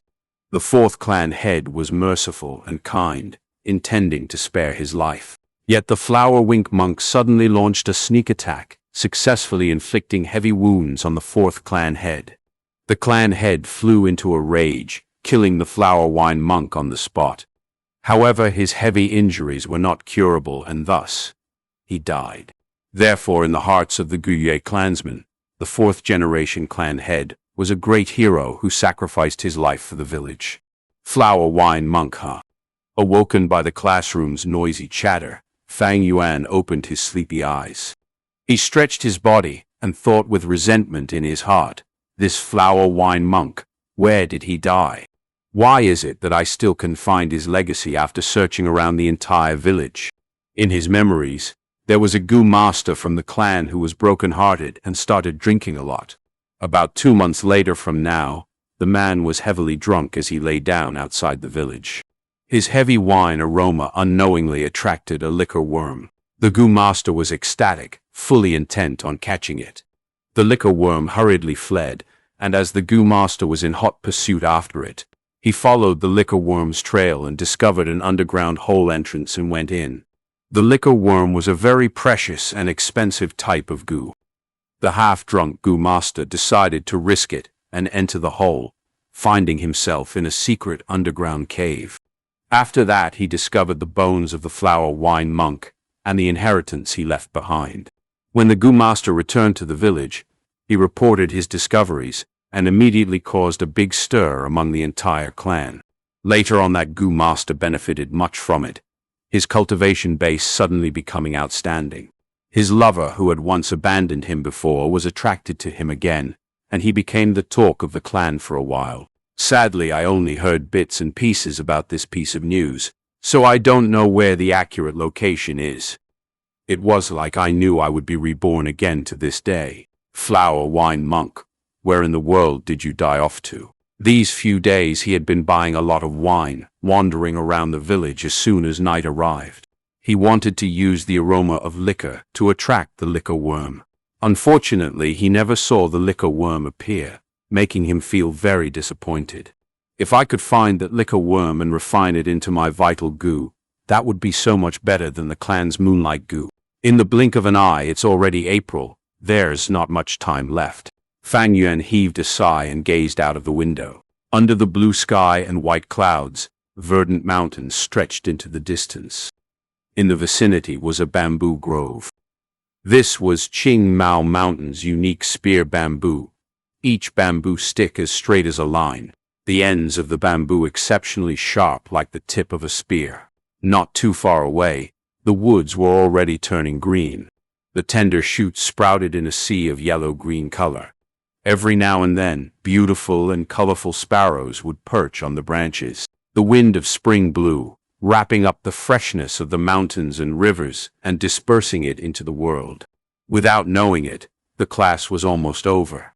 The academy elder finally informed, "This week I have taught you all how to contemplate and check your own aperture's primeval sea, and how to meditate and shift around the primeval essence inside your body. Now is the time for you all to refine your vital Gu. After this class ends, you will all go to the academy's Gu room and pick a Gu worm. After choosing your Gu, please go home and focus on refining it. When you have finally refined your Gu, then you can come back to the academy and continue attending class. At the same time, this is your first assessment. Whoever can finish this assessment first will be rewarded a generous sum of 20 primeval stones." Chapter 8. Things will always be things, but humans will change. Beside the academy was a Gu room. The Gu room was not big. It was only 60 meters in size. In a Gu master's road to cultivation, a Gu is the key to strength. At the end of class, the excited teenagers rushed towards the Gu room. "Form a line, enter one by one," some voices suddenly yelled. It was natural that there were guards outside the Gu room. The youths went in one at a time and came out. Finally, it was Fang Yuan's turn to enter the Gu room. This room was a mysterious room. The 4 walls all had holes. In each one of these embedded square holes were another square hole. Each of the holes differed in size, some big and some small. The bigger ones were no bigger than an earthenware cooking pot, the smaller holes no smaller than a fist. In the many square holes were all kinds of containers. There were gray stone basins, verdant jade dishes, exquisite grass cages, earthen stoves, etc. These containers kept in all kinds of variety of Gu. Some Gu were silent, while some Gu made a lot of noises, creating chirping, clucking, rustling sounds and so on. All these noises combine together to create a sort of life symphony. Gu are also divided into 9 big levels, following the same concept of the 9 rank realms of Gu masters. All the Gu in this room are rank 1 Gu. Fang Yuan glanced around, immediately aware of this. Generally speaking, rank 1 Gu masters can only use rank 1 Gu. If they used higher level Gu, these masters would need to pay an extremely heavy price. In addition, Gu need to be fed. The high cost of feeding higher level Gu was often not something lower ranked Gu masters could afford. Thus, to Gu masters who were newcomers, they would always pick a rank 1 Gu worm as their first refined Gu, unless under a special situation. There is great significance to the first Gu that a Gu master refines. It will become their vital Gu, interconnecting their lives together. If it dies, the Gu master will suffer a huge blow. Alas, my original wish was to get my hands on the Flower Wine Monk's liquor worm and refine it as my vital Gu. But right now there are still no leads on my search for the Flower Wine Monk's skeleton. I don't even know when will I be able to find it, or when someone else does. Just to be safe, I'll pick a Moonlight Gu first. Fang Yuan sighed inwardly as he walked straight along the wall on his left. One of the top layers of the holes in this wall had a row of silver plates. In every plate was a Gu. These Gu were crystalline and shaped like a crescent. It was like a piece of blue quartz. Against the backdrop of the silver dish, the Gu gave off a quiet and beautiful feeling. Known as the Moonlight Gu, this variety of Gu was the local Gu of the Guye clan, and many of the clansmen would choose the Moonlight Gu as their vital Gu. The Moonlight Gu was not a Gu of nature. It was a breed that was cultivated. The Moonlight Gu could not be found anywhere else. It could be said that this Gu was a symbol of the Guye clan. Since it was all rank 1 Moonlight Gu, there was very little difference among one another. Fang Yuan casually chose one and took it. The Moonlight Gu was very light, comparable to the weight of a piece of paper. The insect occupied a small area of his palm. It was roughly the size of a common jade pendant. As Fang Yuan put it on his hand, he could see through it and gaze at the lines on his palm. With one last look and finding nothing wrong with it, Fang Yuan put the Moonlight Gu into his pocket and walked out of the Gu room. Outside the Gu room, the queue was still quite long. As soon as the next person in line saw Fang Yuan leave, he went into the room hurriedly with excitement. If it were others, when they got their Gu, the first thing they would do would be to take it home and quickly refine it. But Fang Yuan was not in a hurry to do so, for his mind was still thinking about the liquor worm. The liquor worm was more precious compared to the Moonlight Gu. Although the Moonlight Gu was a specialty of the Guyue village, it did not help a Gu master as much as a liquor worm. After he left the Gu room, Fang Yuan headed straight for the tavern. Shopkeeper, 2 jars of aged wine. Fang Yuan fished around his pockets and drew out the remaining primeval stone pieces, putting them onto the counter. These few days he would come here and buy wine, then go around the village border and scout, intending to attract the liquor worm so it would appear. The shopkeeper was a short and fat middle-aged man, his face oily. After these few days he had already remembered Fang Yuan. "Sir, you've come." While he greeted Fang Yuan, he stretched out a thick and short chubby hand and skillfully swiped away the primeval stone pieces. As he put them onto his palm, he shifted his hand up and down and felt that the weight was correct. With this, the shopkeeper's smile deepened. Primeval stones were the currency used in this world, used to measure the value of all commodities. At the same time, it was also a condensed matter of the world's essence, usable on oneself, and is important in helping a Gu master in his cultivation. As it has monetary attributes as well as usable properties, it was similar to the gold on Earth. Earth has a gold currency standard system, and in this world, it was replaced with primeval stones. Compared to gold, the purchasing power of primeval stones is even more astonishing. However, with Fang Yuan's continued spending like this, no matter how many primeval stones he had, it would not be enough. 2 jars of wine every day, and it has been 7 full days already. The initial savings I had are already almost all spent. Fang Yuan frowned slightly as he walked out of the tavern with 2 jars of wine. Once someone becomes a Gu master, he would be able to extract primeval essence straight from a primeval stone to replenish the primeval sea in his aperture. Thus, to Gu masters, primeval stones were not just a form of currency, but also a supplement in their cultivation. With sufficient primeval stones, the rate of cultivation will increase greatly. This can make up for the disadvantages of those with lower talent grade. I won't have primeval stones to buy wine anymore tomorrow. Yet the liquor worm just doesn't want to appear. Do I really have to take the moonlight goo and refine it as my vital goo? Fang Yuan felt rather unsatisfied. As he walked with the 2 jars of wine in his hand, he started to wonder. Academy Elder said, "The first person who manages to refine his vital goo will get a reward of 20 primeval stones." Right now, I guess a lot of them are at home trying their best to refine their goo and compete for the first position. A pity. Refining the vital goo is more of a test of one's talent. Those with better primeval talent will have better advantage. With my C-grade talent, without any special means, I have totally no chance of winning. It was at this moment the voice of Guye Fangjung called out to him from behind. "Big brother, you really did go to the tavern and buy alcohol. Follow me, aunt and uncle want to see you." Fang Yuan stopped in his tracks and turned around. He found his younger brother was no longer like before, always lowering his head as he spoke. Right now the 2 brothers gazed at each other face to face. A gust of wind blew, lifting up the older brother's messy short hair, the lower hem of the younger brother's robe swishing around.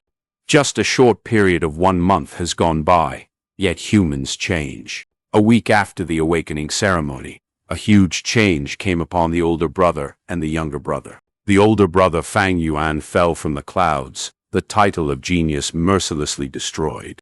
And the younger brother began to bloom with radiance, slowly rising up like a new star. To the younger brother Fang Zheng, this sort of change was earth-shaking to his world. He finally tasted the feelings that his older brother used to have, the feelings of people pinning their hopes on him, the feelings when people use envious and jealous looks to gaze at him.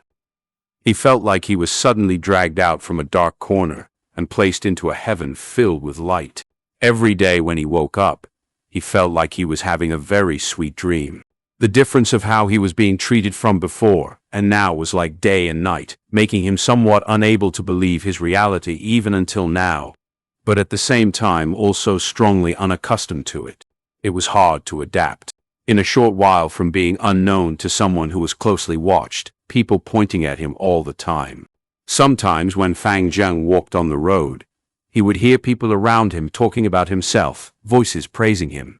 His face would heat up, and he would feel completely at a loss of what to do. His eyes trying to avoid gazes, he even almost forgot how to walk properly. The first 10 days or so, Guye Fangjung became thinner, yet his energy became more vigorous. From the inner depths of his heart, something called self-confidence began to manifest. This is what Big Brother had always been feeling before. How beautiful and painful at the same time. He could not stop thinking about his older brother Guye Fangyuan. Facing such attention and discussion, how did his older brother deal with it? He subconsciously started to imitate Fang Yuan, pretending to look expressionless all the time, but quickly found that he was not fit for this kind of style. Sometimes during class, a girl's shout could easily send him red-faced. On the roads, all the flirting from older women even caused him to flee in a hurry many times. He was like a toddler learning how to walk, stumbling and falling as he tried to get used to his new life. During this entire process, he was unable to avoid hearing about his older brother falling into depression, becoming a drunkard, not going home at night, sleeping soundly in class. He felt very shocked at this. His own older brother, once a strong entity and hailed as a being of great genius, suddenly becoming like this. But slowly he started to sort of understand. His big brother was also a normal man after all. Encountering this kind of setback and huge blow would send anyone into depression. Along with this understanding, Fang Zheng secretly felt an indescribable happiness inside. This feeling was something he was terribly unwilling to admit, but yet it definitely existed. His older brother, who was hailed as a genius and always covering him in shadow, acting so depressed and dispirited right now. From a reverse angle, it was a testimony to his own growth, wasn't it? He was the outstanding one. This was the real truth. Hence, when he saw Fang Yuan holding the wine jars, his hair messy and clothes untidy, Guye Fangjung felt relieved, his breathing also becoming a lot easier. But yet he said, "Big brother, you have to stop drinking. You cannot go on like this. You have no idea how worried the people who care about you are. You need to wake up." Fang Yuan was emotionless. He did not say anything. The two brothers gazed at each other. Younger brother Guye Fangjung's eyes were shining, giving off a sharp and keen feel, and the older brother Guye Fang Yuan's two orbs were a deep black, faintly resembling a deep ancient pool. These eyes could not help but make Fang Zheng feel a strange oppression. Not long after, he subconsciously turned away his gaze and looked somewhere else. But when he realized it, he felt a sudden rise of anger. It was an anger that was directed at himself. What's wrong with you? Can't even muster the courage to look directly at your big brother. I've changed. I've completely changed. With these thoughts, his eyes shifted back their sharpness, and he shot his gaze at his brother again. But Fang Yuan was already not looking at him. Holding a jar of wine in each hand, he walked past Fang Zheng and said in a dull voice, "What else are you gawking at? Let's go."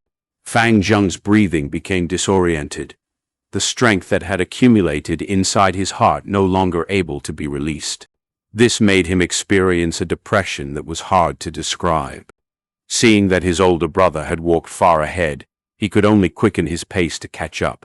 But this time his head was no longer lowered, but rose to meet the sun.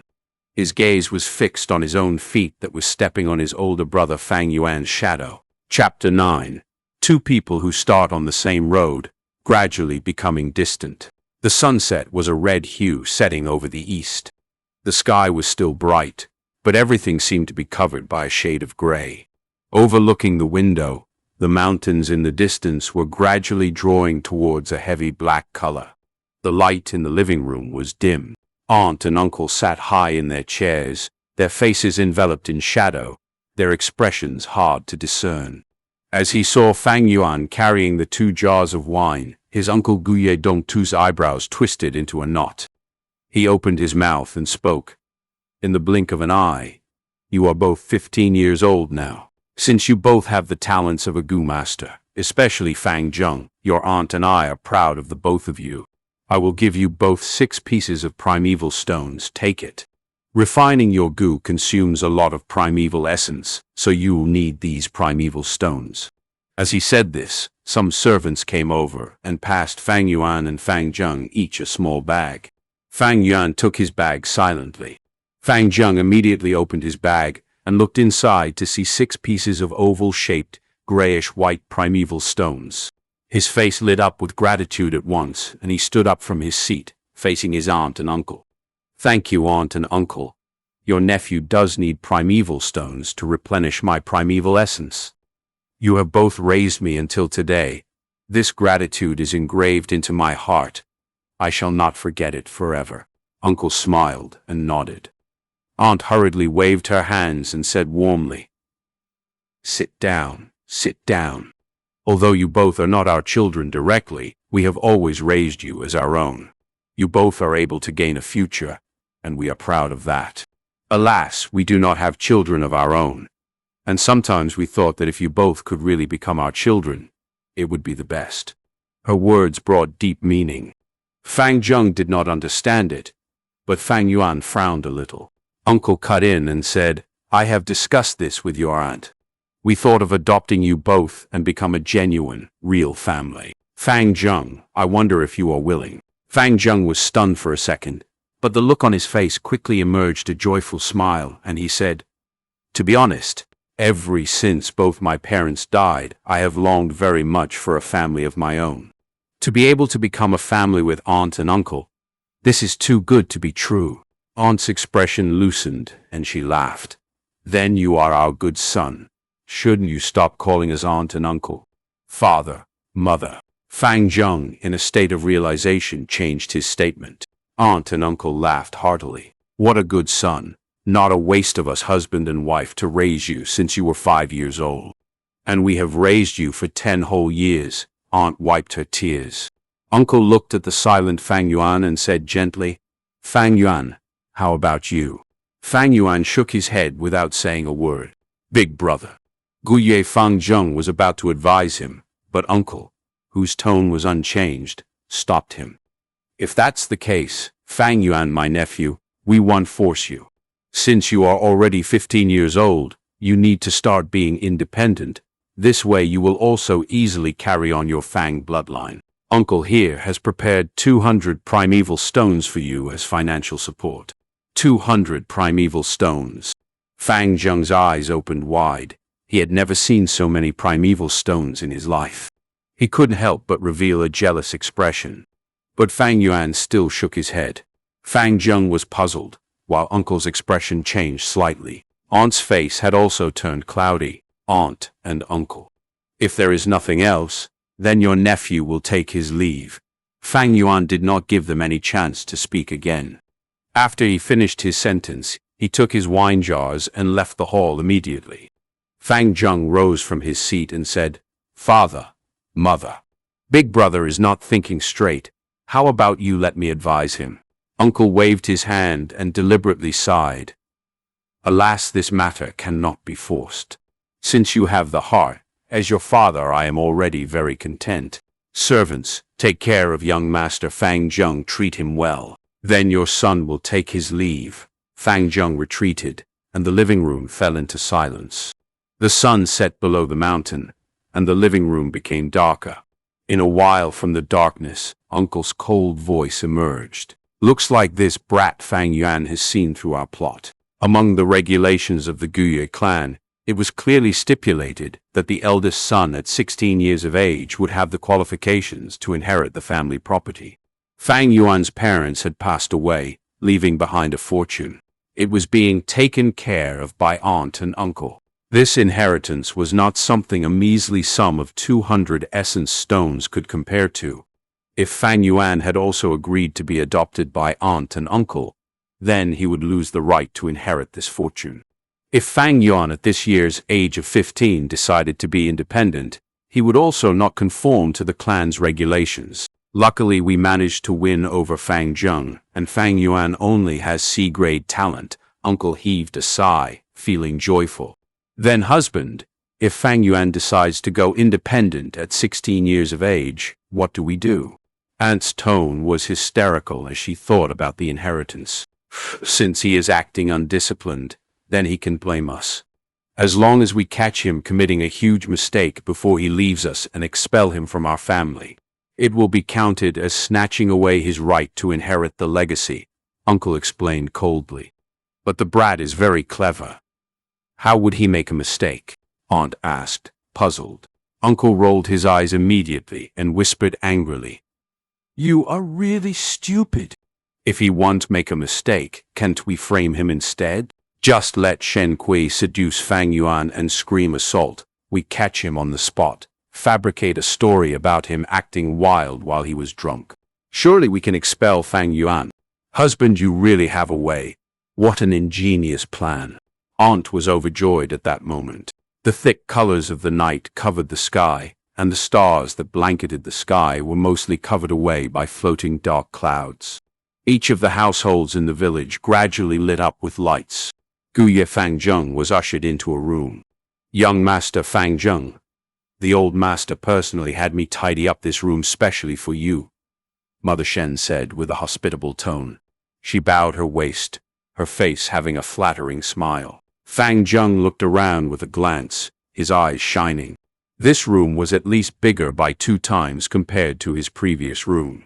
The middle of the room was a spacious bed. Beside the window was a rosewood desk with a delicate set of ink and paper. The walls were decorated with exquisite ornaments, and beneath his feet was not an ordinary floor, but covered in a layer of soft handmade carpet. From his childhood until now, Fangzheng had never stayed in such a room. He immediately nodded his head continuously and said, This is very good. It really isn't bad. Thank you, Mother Shen. Mother Shen was aunt and uncle's most highly valued person. She was in charge of all the slaves in the house and was a housekeeper who lived up to her reputation. The girl Shen Kui who served Fang Yuan was her daughter. Mother Shen laughed. I am not deserving of young master's gratitude. It is my duty, my duty. Young master, do not hesitate to eat well and sleep well. Whatever you want, just shake the bell beside your bed. Somebody will attend to you immediately. Old master has already instructed us. So in these few days, please do put all your attention on cultivating, young master. Just leave all the other chores to us. Fang Zheng felt a gush of gratitude in his heart. He did not say anything, but deep down inside he decided, this time I must get number one and not let aunt and uncle down. The dark clouds in the sky were getting heavier, and the night was getting darker. In the night sky, most of the stars were covered away by the clouds, leaving a few shining with faint light, blinking away in the sky. Aunt and uncle must be plotting on how to expel me from the house right now. In my previous life, they secretly instigated the servants to provoke me and then framed me. Then they expelled me from the family. I wonder if there will be any changes in this life. Fang Yuan sneered in his heart as he walked along the streets. He had long seen clearly the true colors of his aunt and uncle, but he could also understand it. Men would throw away their lives in pursuit for wealth. No matter whether on Earth or in this world, there would always be many people who would be willing to trample over kinship, friendly, and love for their own self-interests and benefits. In fact, kinship did not exist. In the beginning, when aunt and uncle took in Fang Yuan and Fang Zheng, their only purpose was to seek the heritage. It was just so that the two brothers were repeatedly unexpected. All things are difficult before they are easy. To me, this is more so of the case. Firstly, I do not have outstanding talent. Secondly, I do not have the care of a teacher. It is equivalent to raising a family from nothing, but with my parents' legacy, it can be said to be a huge advantage for me. In my previous life, aunt and uncle stole away the heritage, and because of that I had to waste 2 full years to be able to cultivate to rank 1 peak stage. In this life I cannot afford to make the same mistake. Fang Yuan pondered in his mind as he walked. Instead of staying home, he held the 2 jars of wine and walked towards the outskirts of the village. The night deepened, and the dark clouds obscured the starlight. The mountain breeze blew, growing stronger gradually. The mountain rain was coming. But he still had to search. To get a hold of his parents' inheritance, he would need to wait until he was 16. And the flower wine monk's treasure was the only thing that he could get his hands on in the short run. There were not many people on the streets. The houses along the road showed a dim light. Some small rubbish and leaves were blown away by the wind, drifting about. Fang Yuan's thin clothing could not stop the mountain wind, and he could not help but feel a cold chill. He simply opened the wine jar, drinking a small mouthful of wine. Although it was turbid wine, but after swallowing it he felt a warm feeling rising up. This was the first time that he actually drank wine in these few days. The further he walked out of the village, the lesser the houses beside the road, and the dimmer the lights became. In front of him, it was even darker. The wind blew heavily against the mountain forest, the branches swaying in the night, making a whistling noise that sounded like a herd of beasts roaring. Fang Yuan's pace did not slow down. He walked out of the huge entrance of the village and out into the darkness, going further as he walked, and behind him were the bright and brilliant lights of tens of thousands of houses. In these lights there was a warm corner. The younger brother Fang Zheng was seated at his desk, reviewing the notes that he had taken down during class. The lights in the house were shining brightly. The solid wall blocked away the cold winds. Beside his hand was a cup of warm ginseng tea, the steam rising up from the cup.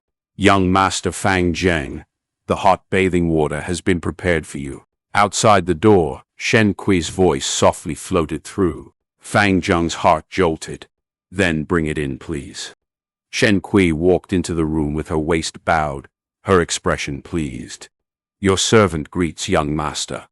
Her eyes sent amorous glances at Fang Zheng. Fang Yuan was only a C-grade talent, but Fang Zheng was an A-grade talent. To be able to get a hold of him is truly the biggest fortune. Chapter 10. A storm may arise from a clear sky. Refining goo is full of hardships. Pitter-patter. Big, heavy raindrops fell to the earth, battering the roof of the verdant bamboo house, making brittle sounds. The surface of the pond in front of the building was full of ripples as the rain fell, the fish in the water swimming lively around, the aquatic plants swaying about at the bottom of the pond.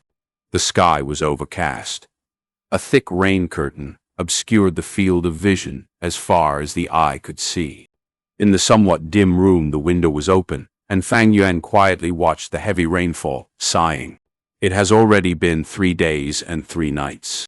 On the night 3 days ago, he had walked out of the village with 2 jars of wine, searching around the surroundings. But when it was late into the night, it started pouring rain. Put aside him being drenched to the bones, the main point was that in the situation he could not go about searching anymore. The rainwater would quickly wash away the wine fragrance.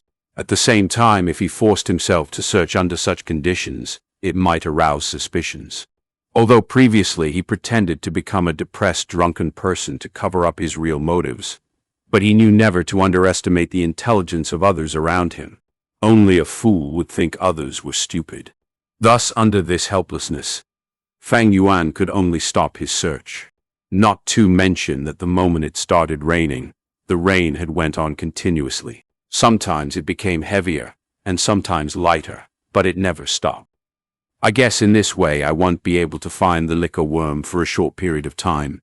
To be safe, I can only choose to start refining the moonlight goo. While I refine it, if I can find the liquor worm during the process, it would be the best, but if I cannot, then this would have to do. But this matter is very common. A storm may arise from a clear sky. Something unexpected may happen any time.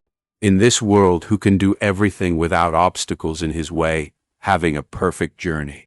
Fang Yuan's thoughts were very calm. His 500 years of experience had long washed away the impulsiveness that he rarely had in the first place. He closed the door and window and sat cross-legged on his bed. He closed his eyes slowly, and after breathing a few times, he calmed his state of mind. In the next moment, the vision of his primeval aperture appeared in his mind.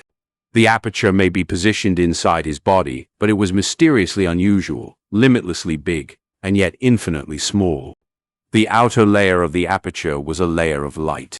The white light gave a thin impression, but it still supported the aperture well. In the aperture was a sea of primeval essence. The seawater was a green copper color, the surface of the sea clear and calm as a mirror. The water level was about half the height of the aperture. The entire volume of the sea occupied 44% of the aperture. This was the green copper primeval sea of a rank 1 goo master, and every drop of seawater was primeval essence. It was Fang Yuan's life elementary force, and the condensation of his essence, vitality, and soul. Every drop of primeval essence was precious, because it was the root of a goo master, and was the source of power. Goo masters need to rely on primeval essence to refine and use goo. As he retreated his mind from the primeval sea, Fang Yuan opened his eyes, retrieved the moonlight goo. The moonlight goo quietly sat in the middle of his palm, resembling a curved blue moon, small and crystalline. With a simple thought, the primeval sea in his aperture tumbled, and a jet of primeval essence broke from the sea surface and transferred out of the body, finally rushing into the moonlight goo. The moonlight goo suddenly radiated fire. Goo are the essence of heaven and earth, carrying the secrets of the world, the bearers of the law of nature. They are living creatures that live freely under the sky, each born with a will of its own. Right now, with Fang Yuan trying to refine it, it would mean wiping out its will. Feeling the danger looming, the moonlight goo naturally resisted. The process of refining is a very difficult one. The moonlight goo was like a curved crescent moon. As the green copper primeval essence poured into the crescent, the 2 pointed ends of the crescent turned green. Slowly, this green copper essence began to spread to the middle of the crescent moon. In less than 3 minutes, Fang Yuan's face had become pale. A huge volume of primeval essence continuously poured into the moonlight goo, making him feel a weakness that rapidly attacked his heart. 1%, 2%, 3%. 8%, 9%, 10%. 10 minutes later, Fang Yuan's primeval sea had used away 10% of primeval essence. Yet on the blue crystalline moonlight goo's surface, the points of green copper essence on the two tips of the crescent only expanded a tiny little area towards the center. The resistance of the moonlight goo was immensely strong. Fortunately, Fang Yuan had anticipated this earlier and did not feel surprised. He persisted and poured in more essence into the moonlight goo. 1%, 2%, 3%. After another 20 minutes, the primeval sea in Fang Yuan's body was only left with 14%. The green copper essence on the moonlight goo had expanded slightly, the two tips of green essence adding up together covering the surface of the moonlight goo by about 1/12. The rest of the moonlight goo's surface was still the original color of light blue. Refining a goo is so hard, Fang Yuan sighed as he looked at it. He broke the influx of primeval essence, stopping the refining process. Up until now, he had been refining for half an hour. The primeval sea in his aperture consumed over more than half, with only 14% of primeval essence left, and the moonlight goo was only refined by 1/12 of it. To make matters worse, the moonlight goo was still emitting its faint blue halo. Even though Fang Yuan had stopped refining, the moonlight goo did not stop resisting. It was still driving out Fang Yuan's green coppery primeval essence. Fang Yuan could clearly feel that the primeval essence that he poured into the moonlight goo was being pushed out, bit by the moonlight goo out of its body. On its surface, the green copper essence at the two tips of the moon crescent was slowly shrinking. Based on this speed of reduction, in about 6 hours later the moonlight goo would be able to completely expel all of Fang Yuan's primeval essence. At that time, when he needed to refine this goo, it would make no difference from starting over again. Every time when refining goo, it is just like a fight between two armies, a battle of positional warfare, or war of attrition. Even though I refined 1/12 of the goo, I wasted 3/4 of my primeval essence. When refining goo, a goo master has to replenish his primeval sea while continuously engaging the refinement process, consolidating his victory. The refinement of a goo is a test of one's skill in shifting his primeval essence and the patience of an enduring battle. Fang Yuan took out a piece of primeval stone from his money bag as he pondered. A goo master had two ways to replenish the consumed primeval essence. The first way was natural recovery. After a period of time, the primeval sea would naturally replenish the primeval essence.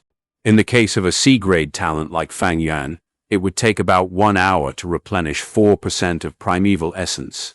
In 6 hours, it could recover 24% points of the total quantity primeval essence. The second way was to absorb the natural essence directly from a primeval stone. The primeval stone is a treasure from nature itself. As condensed natural primeval essence, while absorbing it, the water level of the primeval sea was rising with a continuous speed that could be seen with the naked eye. After about half an hour, the primeval sea had been replenished back to its original volume of 44%. At this level, the rising water level of the sea stopped abruptly. Even though there was still space inside the aperture, Fang Yuan could not store any more primeval essence. This was the limit of his C-grade talent. Thus from here one can see the significance of the grade of one's cultivation talent. The higher the talent, the more primeval essence the aperture can hold, and the faster the natural recovery of the primeval essence will be. In Fang Yuan's case, to refine a goo and solidify his results, he would have to absorb primeval stones because his primeval essence natural recovery rate cannot defeat the rate of the moonlight goo expelling it out. However, in the case of the A-grade talent Fang Zheng, he could replenish 8% of primeval essence every hour. In 6 hours, he would recover 48% of primeval essence, and in the same time frame the moonlight goo could only expel away 3% points of primeval essence. Fang Zheng did not require the external help of a primeval stone.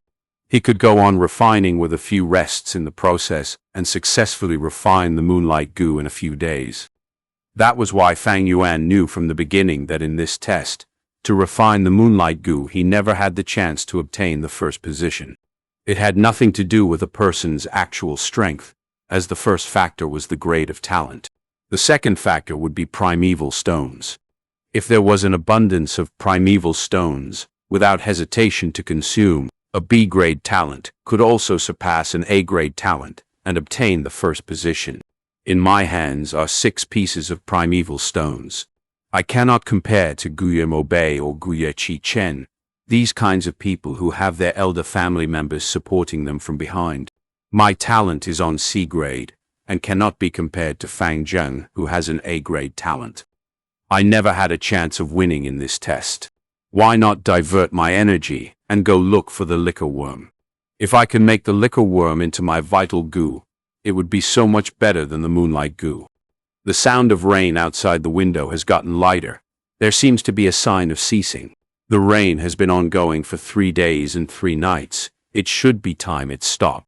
Fang Yuan kept the moonlight goo and got down from his bed. As he was about to open the window, there was a knock on the door. Outside the door came his servant Shen Kui's voice. "Young Master Fang Yuan, it's me. It has been raining straight for 3 days, so I brought you some food and wine. Young Master can eat and drink and ease some depressed feelings." Chapter 11. It's just power play. Fang Yuan frowned slightly. Based on intuition and 500 years' worth of life experience, he could smell a conspiracy. His eyes flashed, and he relaxed his brows. "I'm a little hungry right now. You came at the right time." "Come in," he said. Outside the door, while carrying the food box, Shen Kui smiled coldly as she heard his reply. But when she pushed open the door, her face was left with a gentle and meek expression. "Young Master Fang Yuan, the food and wine smells really good. I can smell it as I hold the box." Her voice was sweet and had a hint of longing and flattery. She put the food box on a small table and took out the dishes, arranging them nicely. The food was indeed very fragrant and tasty. After that, she took out 2 wine cups and poured the wine. "Come, young master, sit down. Your servant mustered her courage today and wants to accompany young master for a drink." She smiled like a flower, walking to Fang Yuan's side. Boldly, she took him by the hand and pulled him over to sit at the chair by the table. Then she sat on his thigh and leaned her gentle body against Fang Yuan's chest, acting like a timid and lovable woman, whispering in his ear. "Young Master Fang Yuan, your servant has always liked you. It does matter what grade you are, I will always wish to be beside you, rely on you, and comfort you. Tonight your servant would like to give her body to you." She really dressed up today. She put on blusher, her lips like cherry powder. When she whispered in his ear, a delicate and youthful breath teased at Fang Yuan's earlobe. Because she was sitting on his lap, Fang Yuan could feel her well-shaped figure easily. Her elastic thighs, her slender little waist, and her soft chest. "Young master, let me feed you wine myself." Shen Kui picked up the wine cup, raising her head and taking a sip. Then her eyes fixated on Fang Yuan, her small cherry lips a little opened, slowly leaning over to his mouth. Fang Yuan's expression was indifferent, as if what was on his lap was not a young maiden, but a block of sculpture. When she saw Fang Yuan's expression, Shen Kui felt a little uneasy at first. But when her lips were just an inch away from his, she was assured, sneering in her heart. "You were still pretending," she mused. Just at this moment Fang Yuan scoffed, his tone disdainful. "So it's just a power play, what?" Shen Kui's face became stiff, and she swallowed the wine in her mouth, trying to pull false flattery. "Young Master Fang Yuan, what are you saying?" Fang Yuan's eyes were emitting cold light. He stared into Shen Kui's eyes, placing his right hand on her snowy white neck at the same time, slowly pressing it with force. Shen Kui's pupils shrank, and her voice was full of panic. "Young master, you were hurting me." Fang Yuan did not answer, but his hold on her neck grew stronger. "Young Master Fang Yuan, your servant is a little scared." Shen Kui already had difficulty breathing. She was looking flustered. A soft pair of hands subconsciously grasped at Fang Yuan's hand, trying to pry his hand away. But Fang Yuan's hand was strong like iron, unable to be pulled away. "Looks like uncle and aunt let you come over to seduce me and frame me? This must mean that there are already people arranged downstairs, huh?" Fang Yuan laughed coldly, adding, "But who do you think you are, coming to use tactics on me, with the 2 piles of garbage of rotten flesh in your chest?" As he said this, his left hand climbed up her chest and ruthlessly grabbed her soft breasts, making it incredibly deformed all of a sudden. Intense pain flared from her chest. Shen Kui's eyes were round and wide opened. The pain was so great that her eyes were full of tears. She wanted to scream, but Fang Yuan gripped her throat so strongly that in the end she could only sob for a few times. Then she started resisting strongly, for she really was going to suffocate. But at this moment, Fang Yuan slowly relaxed his grip. Shen Kui immediately opened her mouth and gulped in air greedily. Her breathing was too eager, resulting in a series of violent coughs. Fang Yuan laughed lightly, stretching out his palm. He gently stroked her cheek, his tone carefree as he spoke. "Shen Kui, do you think I can kill you, or not?" If Fang Yuan roared at her with an evil and loud voice, Shen Kui might actually fiercely retaliate. But when Fang Yuan smiled and spoke in a shallow manner, his soft voice asking if he could kill her or not, Shen Kui felt a deep fear from the bottom of her heart. She was scared. She looked at Fang Yuan with terror on her face, seeing this young man smiling all over his face as he gazed at her. At this instant, Shen Kui vowed to herself that she would never forget his eyes for the rest of her life. This pair of eyes were not mixed with the slightest emotion, dark and profound, resembling a deep ancient pool that was hiding a horrifying beast. Under the gaze of these eyes, Shen Kui felt like she was naked in the midst of ice and snow. The person before me definitely dares to kill me, is able to kill me. Oh heavens! Why did I come and provoke this kind of devil? Shen Kui's heart was full of remorse. At this moment she longed to turn and flee. But right now she was still on his lap. She did not dare to run away, not even able to pluck the courage to do any action. The muscles on her entire body were tense, her gentle stature trembling. Her face was as pale as white paper, and she could not utter a single word. "Since you, as a personal servant girl, have been serving me for so many years, I won't kill you this time. Since you want to escape from slavery, go and find my little brother. He's stupid and naive." Fang Yuan retracted his smile and patted her cheek, his tone plain like water. With a sigh, he finally said, "You can leave." Shen Kui was as dumb as a piece of wood as she walked out obediently. She was afraid out of her wits, and did not know how she managed to leave the side of the devil called Fang Yuan. The men hidden in the shadows looked confused when they saw Shen Kui come out looking so shaken. They actually arranged such a beautiful trap. It's even more innovative than my previous life. Hey, aunt and uncle, this kindness of yours I will remember deeply. Not long after Shen Kui left, Fang Yuan stood up and left as well. No matter what, he could not stay at this residence anymore.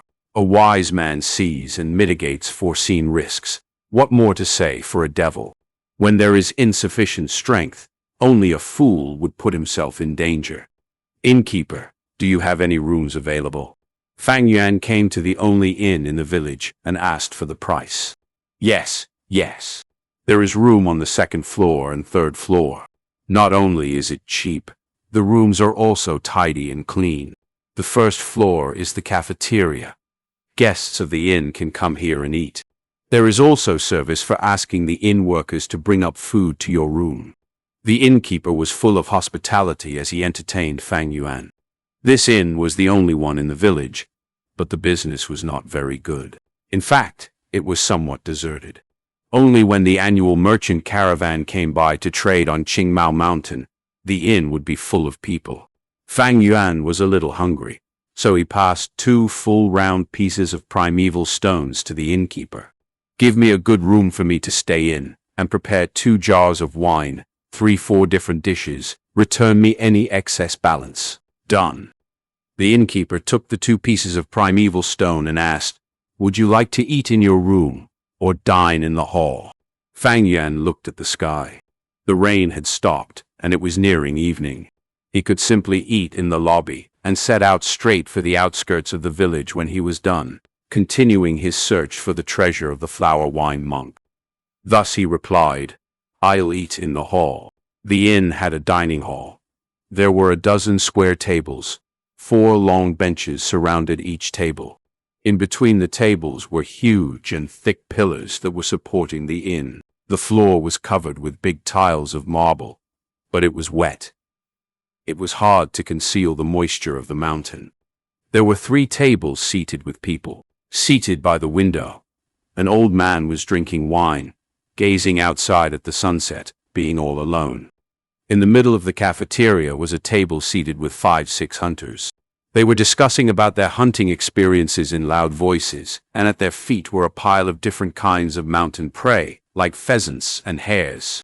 In another corner was a table with 2 young people, seemingly discussing in secret.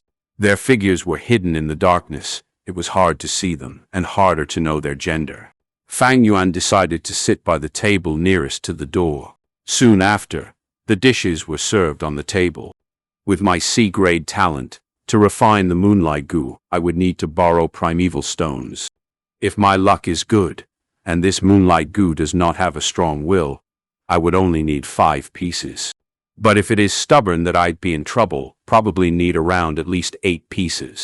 Goo are living creatures, so it is natural for them to have the will to survive. Some have a strong will and would always resist the refinement process. Some goo have weak will. All throughout refining they helplessly surrender. Once there was no resisting, the refining process would become relaxing. Right now I only have 6 primeval stones on me, but I gave 2 to the innkeeper, so I'm left with 4 pieces. There's not enough. In this world, primeval stones are the local currency, and the buying power is very strong. A normal family of 3 would spend at most 1 piece of essence stone in a month. But when it came to a goo master, the consumption of primeval stones was greater. Take Fang Yuan, for example. Just by refining goo alone, he would need an average of 7 primeval stones or so. And this is just on a moonlight goo. If he really did find the liquor worm, just to refine it with Fang Yuan's great talent, he would need at least a dozen more. In other words, right now my situation is, even if I find the liquor worm, I don't necessarily have the primeval stones to refine it. However, I still need to search around, because there is a huge possibility that the Flower Wine Monk's treasure has a huge abundance of primeval stones. This was not a difficult deduction. The Flower Wine Monk was a rank 5 goo master after all. For such a famous strong warrior of the demonic faction, how could he not have primeval stones, which are the must-have item in a goo master's cultivation? Chapter 12. Green bamboo wine is fragrant. Goo master flaunts power. Right now everything comes down to the Flower Wine Monk's treasure. If I can find it, all my problems will be solved. If I don't find it, all these issues will greatly slow down my speed of cultivation. If that happens, I'll lose out to people at my age in cultivating. I don't understand. I've spent more than a week trying to attract the liquor worm to appear. Why do I still not see it? Fang Yuan frowned and racked his brains. It was like putting food into his mouth, but still not knowing how it tasted. Suddenly there was a loud noise, interrupting his thoughts. Fang Yuan looked at the direction of the sound, realizing that the 6 hunters seated around the table at the middle of the hall were heavily drunk. The atmosphere around them was fiery, and their faces were all red. Brother Zhang, come, drink another cup. Old brother Feng, we brothers admire your abilities. You took down a black-skinned wild boar alone. What a man! This cup of wine you must drink, or else you'll be disrespecting us.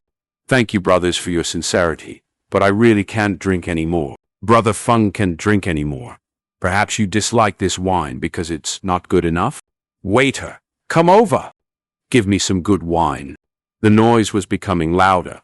It was obvious that the group had drunk a lot. The waiter hurriedly went over and said, "Well, good sirs, we do have good wine, but it is quite expensive." What? You're afraid we won't pay up? When the hunters heard the waiter, quite a few of them stood up and stared at the waiter. They were either big and tall or thick and burly in stature, capable and vigorous in a threatening manner, each having the courage that mountain men possessed. The waiter quickly said, "I would not dare to look down on you brave men. It's just that these wine is really expensive. One jar cost 2 pieces of primeval stones. The hunters were stunned. 2 primeval stones was definitely not cheap. It was the sum of 2 months of the normal average household monthly expenses. Even though hunters earn more from hunting when compared to ordinary mortals, like how sometimes a black-skinned wild pig could be worth half a primeval stone. However, hunting was risky, and a mistake could turn the hunter into prey. To the hunters, using 2 primeval stones just to drink a jar of wine was just not worth it. Is there really such an expensive wine? Boy, you aren't trying to lie to us, right? The hunters were shouting about, but their voices felt a little timid, unable to back out of the situation with grace. The waiter kept telling them he wouldn't dare. The hunter called Brother Feng saw that the scene was not right, and he hurriedly said, "My brothers, let's not spend any more. I can't drink any more. Let us drink this wine another day." "What? You can say that, brother." This is. The rest of the hunters were still shouting, but their voices started to fade away. One by one they sat back in their seats. The waiter was also a shrewd person. When he saw this, he knew that he was not able to sell the wine anymore. However, this situation hardly surprised him. As he was about to retreat, a young man's voice came from the table at the dark corner. Hey, hilarious. Each one of them blindly shouting for nothing. If you can afford to buy wine, you should just obediently keep your mouths shut and go to the side. When the hunters heard this, one of them immediately retorted in anger. "Who said we can afford it? Waiter, bring over that jar of wine. I'll give you the stones, 2 pieces of it." "Oh, give me a moment, sir. I go get it." The waiter did not expect such a turn of events. He hurriedly replied and turned to grab a wine jar and brought it over. This wine jar was as big as the common jar of wine, but the moment it was uncorked, in that very instant a refreshing and mellow fragrance filled the entire cafeteria. Even the old man sitting alone at the window could not help but turn his head over when he smelled the wine aroma, and he gazed at the jar of wine. It was definitely good wine. Dear guests, it's not bragging. This is the green bamboo wine. The entire village only has one inn, which is us. Smell the fragrance. The waiter inhaled deeply as he said this, his facial expression full of satisfaction and enjoyment. Fang Yuan was moved. This inn waiter was really not boasting. In the Guye village there were 3 taverns. The wines sold there were the common rice wine, muddy wine and other similar common wine. In order for Fang Yuan to attract the liquor worm, he continuously bought wine for 7 days. It was naturally that he was aware of the prices. Several of the hunters looked at the wine jar before them. They were consumed by alcohol addiction. Each of them twitched their noses and swallowed. As for the hunter who bought the wine in a moment of anger, his expression was even more interesting. A layer of remorse and anger appeared on his face. After all, this jar of wine was the value of 2 primeval stones. I was too rash and bought the wine by impulse. This waiter is not too typical. He immediately brought the wine. Now the cork is unsealed. Even if I want to return the goods, it is too late. The more the hunter pondered, the more distressed he felt. He wanted to return it back, yet he was unable to do so in fear of being humiliated. At last he could only bang on the table and said with a strong smile, "Damn, this wine is good. Brothers, please, drink all you want. Today this wine is on me." At this moment the young man at the table in the corner hissed, "How is this small jar of wine enough for 6? If you have the guts, then go buy a few more jars." The hunter was furious when he heard this, and stood up in a rage, his eyes fixed on the young man who spoke. "Brat, you sure have a lot of words. Come, stand up and fight me." "Oh, then I will stand up." The young man got up from his seat as he heard the hunter's remark, grinning as he walked out from the shadows. His body figure was tall and thin, his skin pale. He was dressed in navy battle robes and looked clean and neat. His head wore a blue headband. His upper body had a jacket that showed his thin and weak shoulders. The lower body had long pants, the feet were covered in bamboo sandals, and the calves were tied. The most important thing about him was the green belt on his waist. The middle of the belt was a shiny piece of copper. On the copper plate was a black one word. It's a rank 1 Goo Master. The hunter clearly understood what this manner of clothing represented. He drew in a deep breath, the anger on his face dissipating, replaced by alarm. He had never imagined that he actually provoked a Goo Master. "Didn't you want to fight me? Come on then, hit me." The young Goo Master walked slowly towards the man, a playful smile on his face. But the hunter who had challenged him earlier had become frozen like a sculpture, unable to move from his spot. "Maybe you guys can all come at me together, that works too." The young Goo Master slowly walked to the hunter's table, casually speaking. The expressions on their faces had changed. Some of the hunters who had drunken red faces had gone pale suddenly. Each of their foreheads was drenched in cold sweat, and they felt restless, too afraid to even breathe heavily. The young Goo Master stretched out a hand, picking up the green bamboo wine jar. He put it under his nose and sniffed, smiling. He said, "It sure smells good. If my lord likes it, then please feel free to take and drink it." "It is an apology from me for offending my lord," the hunter who provoked him earlier hurriedly replied, and cupped his hands together before his chest, pushing a smile to his face. Unexpectedly, the young man's facial expression changed fiercely. With a loud crack, the jar fell into pieces on the ground. The Goo Master looked cold as ice, his gaze sharp like a sword. He hissed angrily, "You think you have the right to apologize to me? You bunch of hunters must be really rich, even richer than me, since you guys spent 2 primeval stones to drink wine? Do you have any idea how upset I am over primeval stones right now? You actually dare to show off your wealth in front of me at this time? You mortals can even compare to me? We wouldn't dare. We wouldn't dare. To offend my lord, it is a heinous crime. We mortals did not mean to offend you. These are our primeval stones. Please accept, Lord Goo Master." The hunters quickly got on their feet and took out the primeval stones they had. But how could these mortals have money? All they pulled out was just bits and fragments of primeval stones. The biggest fragment piece was no bigger than a quarter of a primeval stone. The Goo Master did not accept these primeval stones, but he did not stop sneering. He used his hawk-like gaze and swept past the entire cafeteria. The hunters that he scanned over lowered their heads. The old man who sat at the window watching the scene also quickly turned his head to avoid the Goo Master's gaze. Only Fang Yuan watched quietly, void of hesitation. The clothing that this young Goo Master was wearing was the uniform that only formal Goo Masters could wear, so Fang Yuan was not qualified to wear it. Fang Yuan would only receive it from the clan after he graduated from the academy. The word 1 on the copper piece on the belt of the young Goo Master was to indicate his position as a rank 1 Goo Master. However, he was already around 20 years or so, and the aura of primeval essence that his body emitted seemed to indicate that he was rank 1 upper stage, starting cultivation at 15 years of age, and only reaching rank 1 upper stage at around 20 years of age. This showed that the young Goo Master was only of D-grade talent, which was a grade worse than Fang Yuan. There was a high possibility that this man was only a logistics Goo Master, not even counted as a battle Goo Master.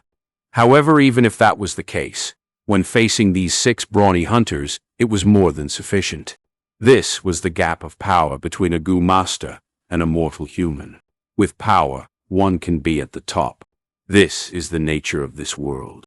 No, actually any world is also the same. The big fish eats the small fish, and the small fish eats the shrimp. It's just that this world shows it even more openly. Fang Yuan mused secretly. All right, xianxia, you already taught them a lesson.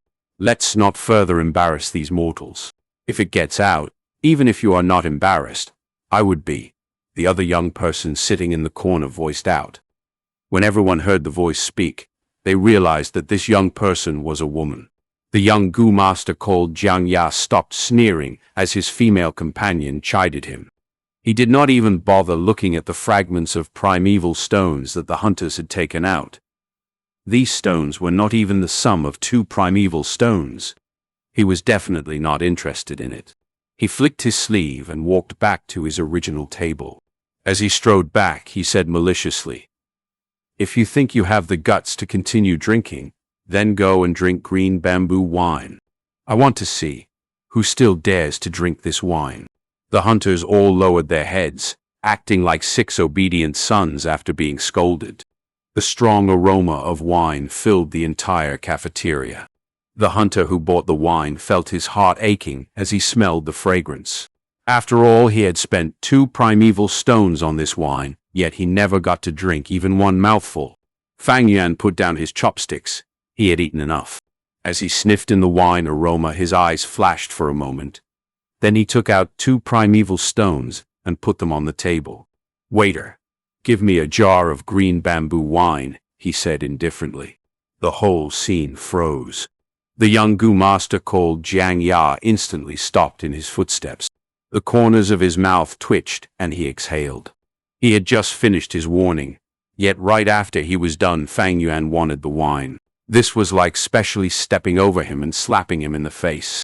He turned around and narrowed his eyes, shooting a cold glare at Fang Yuan. Fang Yuan calmly stared back, his face indifferent and void of fear. Xianxia's eyes flashed, and the coldness in his gaze slowly disappeared. He felt the aura of primeval essence on Fang Yuan's body. After realizing Fang Yuan's identity, he lit up with a smile and said warmly, "Ah, it's a junior brother." Everyone else came to the realization, and the looks they shot at Fang Yuan changed. No wonder this young teenager was not one bit afraid of a Gu master. It was because he was also one. Even though he was still attending the academy, his position was already different. "Lord Gu master, your wine." The waiter scurried over, smiling all over his face. Fang Yuan nodded at the young Gu master and took a jar of wine and walked out of the inn. Chapter 13, The Bamboo Forest Under the Moon, a Bead of Snow. Around 300 years ago, an incredible genius appeared in the Guye clan. He was very talented and had already cultivated to the point of a rank 5 Gu master at a young age, and even had the possibility of going further. He was famous throughout Qingmao Mountain, had a bright future, and was the pinnacle of hope and responsibility in the clan's eyes. In the history of the Guye clan, everyone spoke of him the most, the 4th clan head. Unfortunately, he sacrificed himself to protect his people and fought the equally powerful rank 5 Gu master, the demonic flower wine monk.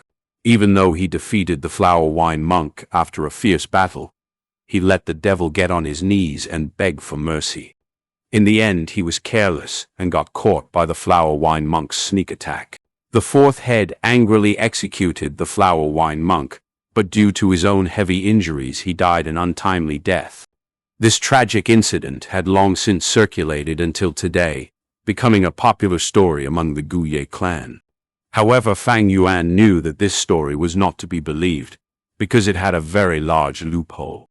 In his previous life, a month later from now, a drunken Gu master, who had been rejected by his lover, lay down outside the village, so drunk he was like a fish. In the end, because of the overflowing smell of wine, it ended up attracting a liquor worm.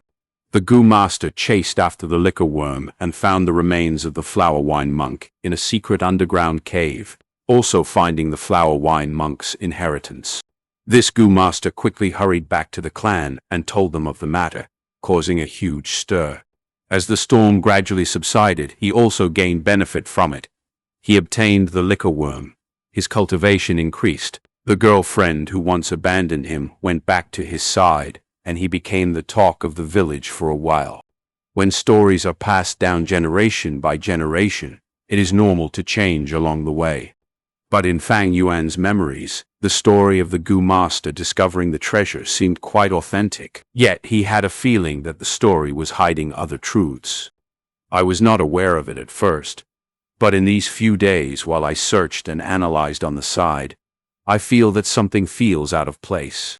The night grew dark, and as Fang Yuan walked in the bamboo forest that grew around the village, he reviewed through the clues he had so far in his head. If I put myself in his shoes and think about it, When I discover the flower wine monk's treasure, why would I not take it all for myself, but go and notify the clan instead? Don't even mention sense of clan honor.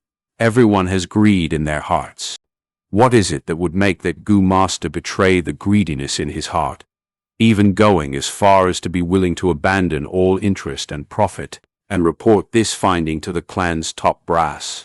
The truth is always hidden inside the fog of history. Fang Yuan racked his brains, but he could not get the result. After all, the clues he had were too few. The only two clues he had could easily be true or false, so it could not be fully relied upon. Fang Yuan could not help but think of himself. No matter what, after buying this jar of green bamboo wine, I only have 2 primeval stones left on me. If I can find the treasure, then I'll be in grave trouble. Today shall be considered the final gamble. It's all or nothing. However, he did have enough primeval stones to refine a goo worm in the first place. So why not invest it in this wine and increase the chances of success? If it were in the case of other people, most of them would probably play it safe and save up the primeval stones. But in the case of Fang Yuan, the efficiency of doing so was too low. He would rather take the risk and gamble. You see, the people of the demonic faction love to take risks. Right now, the night grew thicker.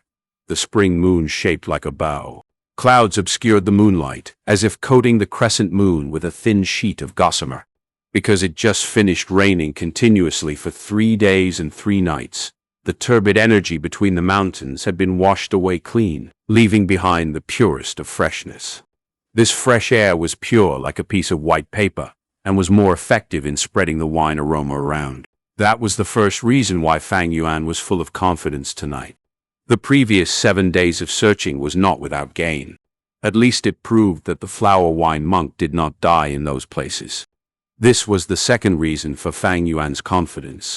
In the bamboo forest, the grass was luxuriant, the white flowers endless, and the green spear bamboo straight like a pencil, the forest resembling a clump of jade rods. Fang Yuan opened the jar seal, releasing a thick wine aroma instantly. Green bamboo wine could be said as the Guye village #1 wine. This was the third reason for Fang Yuan's confidence tonight. With these 3 big reasons gathering together, if I want to succeed, it has to be tonight. Fang Yuan cheered in his heart as he slowly tilted the wine jar, pouring a small stream of wine, dripping it onto a stone. If those bunch of hunters saw this sight, they would have probably become insanely distressed. This wine is worth 2 whole primeval stones after all. But Fang Yuan was indifferent. The fragrant aroma quickly spread out into the night. The breeze was gentle, the faint aroma floating about, and contaminating the bamboo forest. Fang Yuan stood at his spot, smelling the aroma. He waited for a while, yet he did not see any movement. All he heard was a nightingale crying in the near distance. It sounded like a string of bells. His gaze was silent. He did not feel surprised, and he moved away, walking to a spot a few hundred meters away. In this place he did the same, pouring out a few drips of wine and waiting at the spot. He did the same thing over and over again, moving away to a few other different locations, dripping wine a few times. After all, that the green bamboo wine in the jar was only left with a bit. This is the last time, Fang Yuan sighed. He tipped the wine jar over, the bottom facing the sky. All the remaining wine left in the jar flowed out. The wine sprinkled over the grass, letting the green grass sway about. The wild flowers were stained with wine, slightly lowering their heads. Fang Yuan stood with the last shred of hope in his bosom and gazed around. Right now, the night was already very deep. A thick cloud had obscured the moonlight. The dark shadows were like a curtain, covering the bamboo grove. It was deadly silent all around, each strand of green spear bamboo standing alone, leaving a trail of lines that were straight up and down in Fang Yuan's pupils. He quietly stood at the spot, listening to his own clear breathing. Then he felt the small hope that he carried in his chest slowly dissipating away, becoming nothing. It failed after all. His heart muttered, "Today I had 3 great advantages gathered together, yet I still failed, not even seeing the shadow of the liquor worm. This means that in future, the rate of success will be lower. Right now, I only have 2 primeval stones left, and I still need to refine the moonlight goo. I can risk it anymore. The end result of taking a risk was often unsatisfactory. But when the result was ideal, the profit would be impressive. Fang Yuan liked taking risks, but he was not a gambling addict, and he was not someone who was bent on gambling back what he lost. He had his own limit. He was clear about his own capabilities. Right now, the 500 years of life experience was telling him it was time to stop. Sometimes life was like this. Often it was that there was that one goal that seemed so perfect, filled with temptation. It seemed so near yet with so many twists and turns. The goal was constantly unfulfilled. It made people restless, thinking about it night and day. This is the helplessness of life, but it's also the charm of living. Fang Yuan laughed bitterly, turning to walk away. It was at this moment. A gust of wind blew, like a gentle arm, lightly brushing away the clouds in the night sky. The clouds floated away to reveal the hidden moon. The crescent-shaped moon hanging in the sky was like a white jade lamp, pouring moonlight that was clear as water down onto the earth. The moonlight spilled over the bamboo forest, spilled onto the mountain rock, bathing onto the rivers and streams in the mountain, shedding onto Fang Yuan's body. Fang Yuan was dressed in plain clothing. Under the gentle touch of the moonlight, his young face became fairer. The darkness seemed to fade away in a flash, and taking its place was a field of snowy frost flowers. As if it was infected by the moonlight, the nightingale began to sing once more. But this time it was not just one, but many. Scattered among the bamboo grove, they all tweeted in response. At the same time, a type of insect that inhabited huge mountains, the dragonpill crickets that were active under moonlight, started singing a rustling song of life. They were critters that only came out in the night. Their bodies emitted faint red light. At this moment they jumped out in droves, each of their bodies flashing with the brilliance of a red agate. At first glance, Fang Yuan thought that these dragonpill crickets were like jets of crimson water bouncing about, landing on the green grass and wild flowers, prancing under the moonlight in the bamboo grove. The bamboo forest was like a conscious pond. Under the moonlight, the green jade colors of the spear bamboo flashed in the brilliance of light and smooth jade.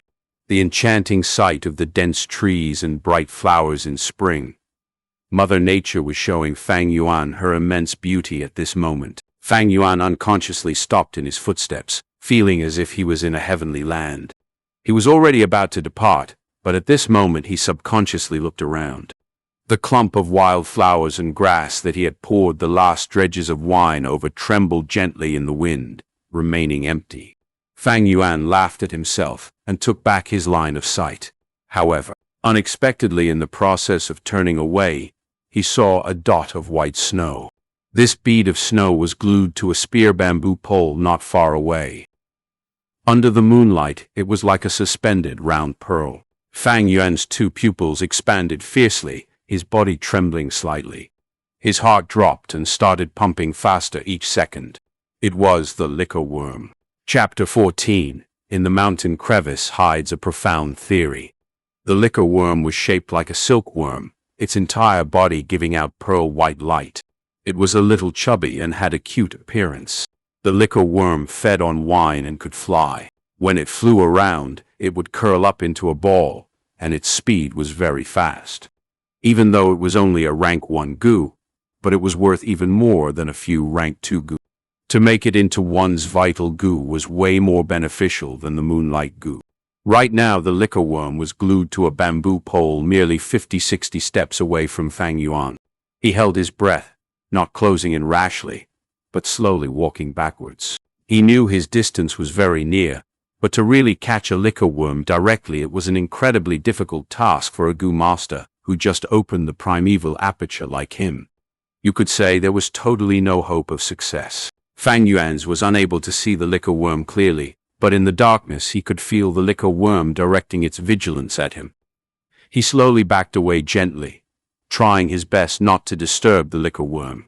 He knew that if the liquor worm was to fly away, he could never catch up with his own speed. He needed to wait until the liquor worm drank until it was drunk. and then with its flying speed slowed down, he would have a chance to catch it. Seeing Fang Yuan retreated further away, the liquor worm crawling on the bamboo pole stirred. The strong aroma of wine before it was so tempting, so attracting, making the worm lost in a reverie.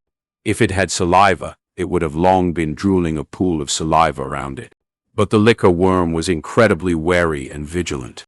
Only after Fang Yuan retreated 200 steps back did it shrink a little and bounced into the air. When it fluttered high in the air, its body curled up into a ball, looking like a small and white rice dumpling. The little dumpling swept across the air in a round arc, floating down onto the grass that was sprinkled with green bamboo wine earlier. With delicious food right before its eyes, the liquor worm dropped its guard.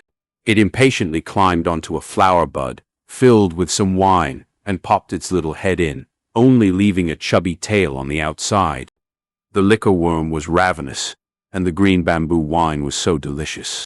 It opened its mouth wide and inhaled, very quickly lost in the deliciousness of its food, totally forgetting about Fang Yuan. At this moment, Fang Yuan started to approach cautiously. He could see the tail of the liquor worm outside the flower bud. This tail was just like a silkworm's tail, chubby and rounded. The light it emitted made people think of a pearl. At first, the liquor worm's tail was hanging outside, unmoving. Then after a while, this tail started to curl upwards, showing that it was drinking really happily. At the end, when Fang Yuan was only 10 steps away, its tail started wagging and swinging with a cheerful rhythm. It was totally drunk. Seeing this made Fang Yuan nearly laugh out. He did not continue walking forward, but patiently waited. If he rushed over right now, he would definitely have a huge chance on catching the liquor worm. But Fang Yuan's intention was to have this liquor worm guide him to the flower wine monk's remains. In a moment, the liquor worm withdrew from the flower bud. Its body was fatter, and its head swayed about, resembling a drunken man. Unexpectedly, it did not realize Fang Yuan's presence. It climbed up onto another bright yellow flower and perched on the stamen, feeding heartily on the wine droplets there. This time, after it had finished drinking, it finally felt full. Its body slowly shrank into a round ball and slowly flew up. When it was 1.5 meters above the ground, it leisurely flew in the direction of the deeper part of the bamboo forest. Fang Yuan quickly followed after its trail. The liquor worm was already heavily drunk, making it fly slower by half of its usual speed. Even though this was the case, Fang Yuan still had to run with all his might to follow after its shadow. The night was washing past his vision as the young teenager ran in the bamboo forest, chasing after a small bead of snow not far ahead. The moonlight was gentle, the breeze slow and steady. In the bamboo forest that was like a clear pond, the stalks of green spear bamboo flashed past before his eyes, quickly falling behind him. The ground was a green carpet of grass, riddled with blossoming wild flowers. There were small stones with moss growing, and the yellow shoots of bamboo. Fang Yuan's faint shadow was also speeding ahead on the ground, passing through the shadows that each stalk of bamboo cast on the earth like a black line. He tightly kept his sight on the bead of snow, gulping in huge amounts of fresh mountain air, ordering his legs to catch up in the midst of faint wine aroma in the air. Because of his speed, the moonlight looked like water to his eyes. Light and shadow moved frequently, like he was galloping in water filled with seaweed. The liquor worm flew out of the bamboo forest, and so did Fang Yuan. A sea of white flowers with a yellow spot in the middle borrowed the wind from his feet, scattering their petals. A group of dragonpill crickets resembling a flowing poem just so happened to move to the front. As Fang Yuan dashed through, there was a swoosh, and a red cloud bloomed before him, dispersing about a sea of red star fireflies that a quiet mountain stream paved with pebbles, the gurgling water surface reflecting the spring moon in the night sky. With a few splashes, Fang Yuan waded across, creating thousands of silver-colored ripples. It was a pity that this stream, after so many ages, had its beautiful and precious stones trampled upon and broken. Fang Yuan was in hot pursuit, firmly following behind the liquor worm. Going upward the mountain stream, he could already hear the sound of a waterfall. After he turned around a sparse forest, he saw the liquor worm fly into a crevice in the middle of a boulder. Fang Yuan's eyes lit up and he stopped in his tracks. So it's here. He panted heavily, his heart beating against his chest like mad. With this one stop, he could feel his entire body covered in sweat, hot air surging throughout his body, accompanying his accelerating blood flow. Looking around, he found that this place was a shallow benchland. Pebbles of various sizes covered the ground, the river surface barely covering over the small stones. There were also blocks of gray boulders scattered freely in the area. Behind Qingmao Mountain was a huge waterfall. The flow of the waterfall varied with the weather. It plummeted down to the earth, pounding out a deep pool. Beside the deep pool was the Bai clan village, a clan with powerful influence that was comparable to the Guye village. The waterfall branched out to many smaller branches, and it was apparent that Fang Yuan was facing one of the many branches of a branch. On normal occasions this benchland was dry, but due to the recent heavy rainfall that went on for 3 days and 3 nights, a shallow stream formed here. The source of the flowing stream was from the huge boulder that the liquor worm had entered into earlier. The boulder leaned against a vertical mountain wall. Small waterfalls that branched away from the main waterfall were like silver pythons that flowed down the mountain wall, hitting onto the boulder. After a considerably long time, the middle of this huge boulder had eroded away and formed a crevice. At this time, as the waterfall washed down, the water current gently roared. It was like a white curtain, completely obstructing the gap in the boulder. After observing his surroundings, Fang Yuan's breathing was no longer anxious. His eyes flashed with a hint of resolve. He walked to the boulder and took in a deep breath, and then he rushed in headfirst. The boulder gap was rather large, and 2 adult humans could walk side by side in it with no problems. What more to say with Fang Yuan, who was merely a 15-year-old teenage boy? Once he rushed in, the rapid currents pressured down on Fang Yuan's body. At the same time, the cold water quickly drenched him from head to toe. Fang Yuan battled against the water pressure, moving in quick steps forward. As he walked a few dozen steps, the water pressure started to lessen.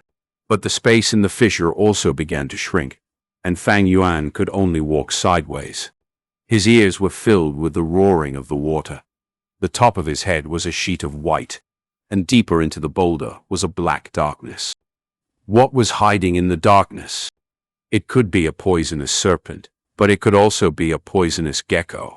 Perhaps it was a trap set by the flower wine monk, or perhaps it was empty. Fang Yuan could only continue forward by walking sideways, slowly edging into the darkness. The water no longer washed over his head.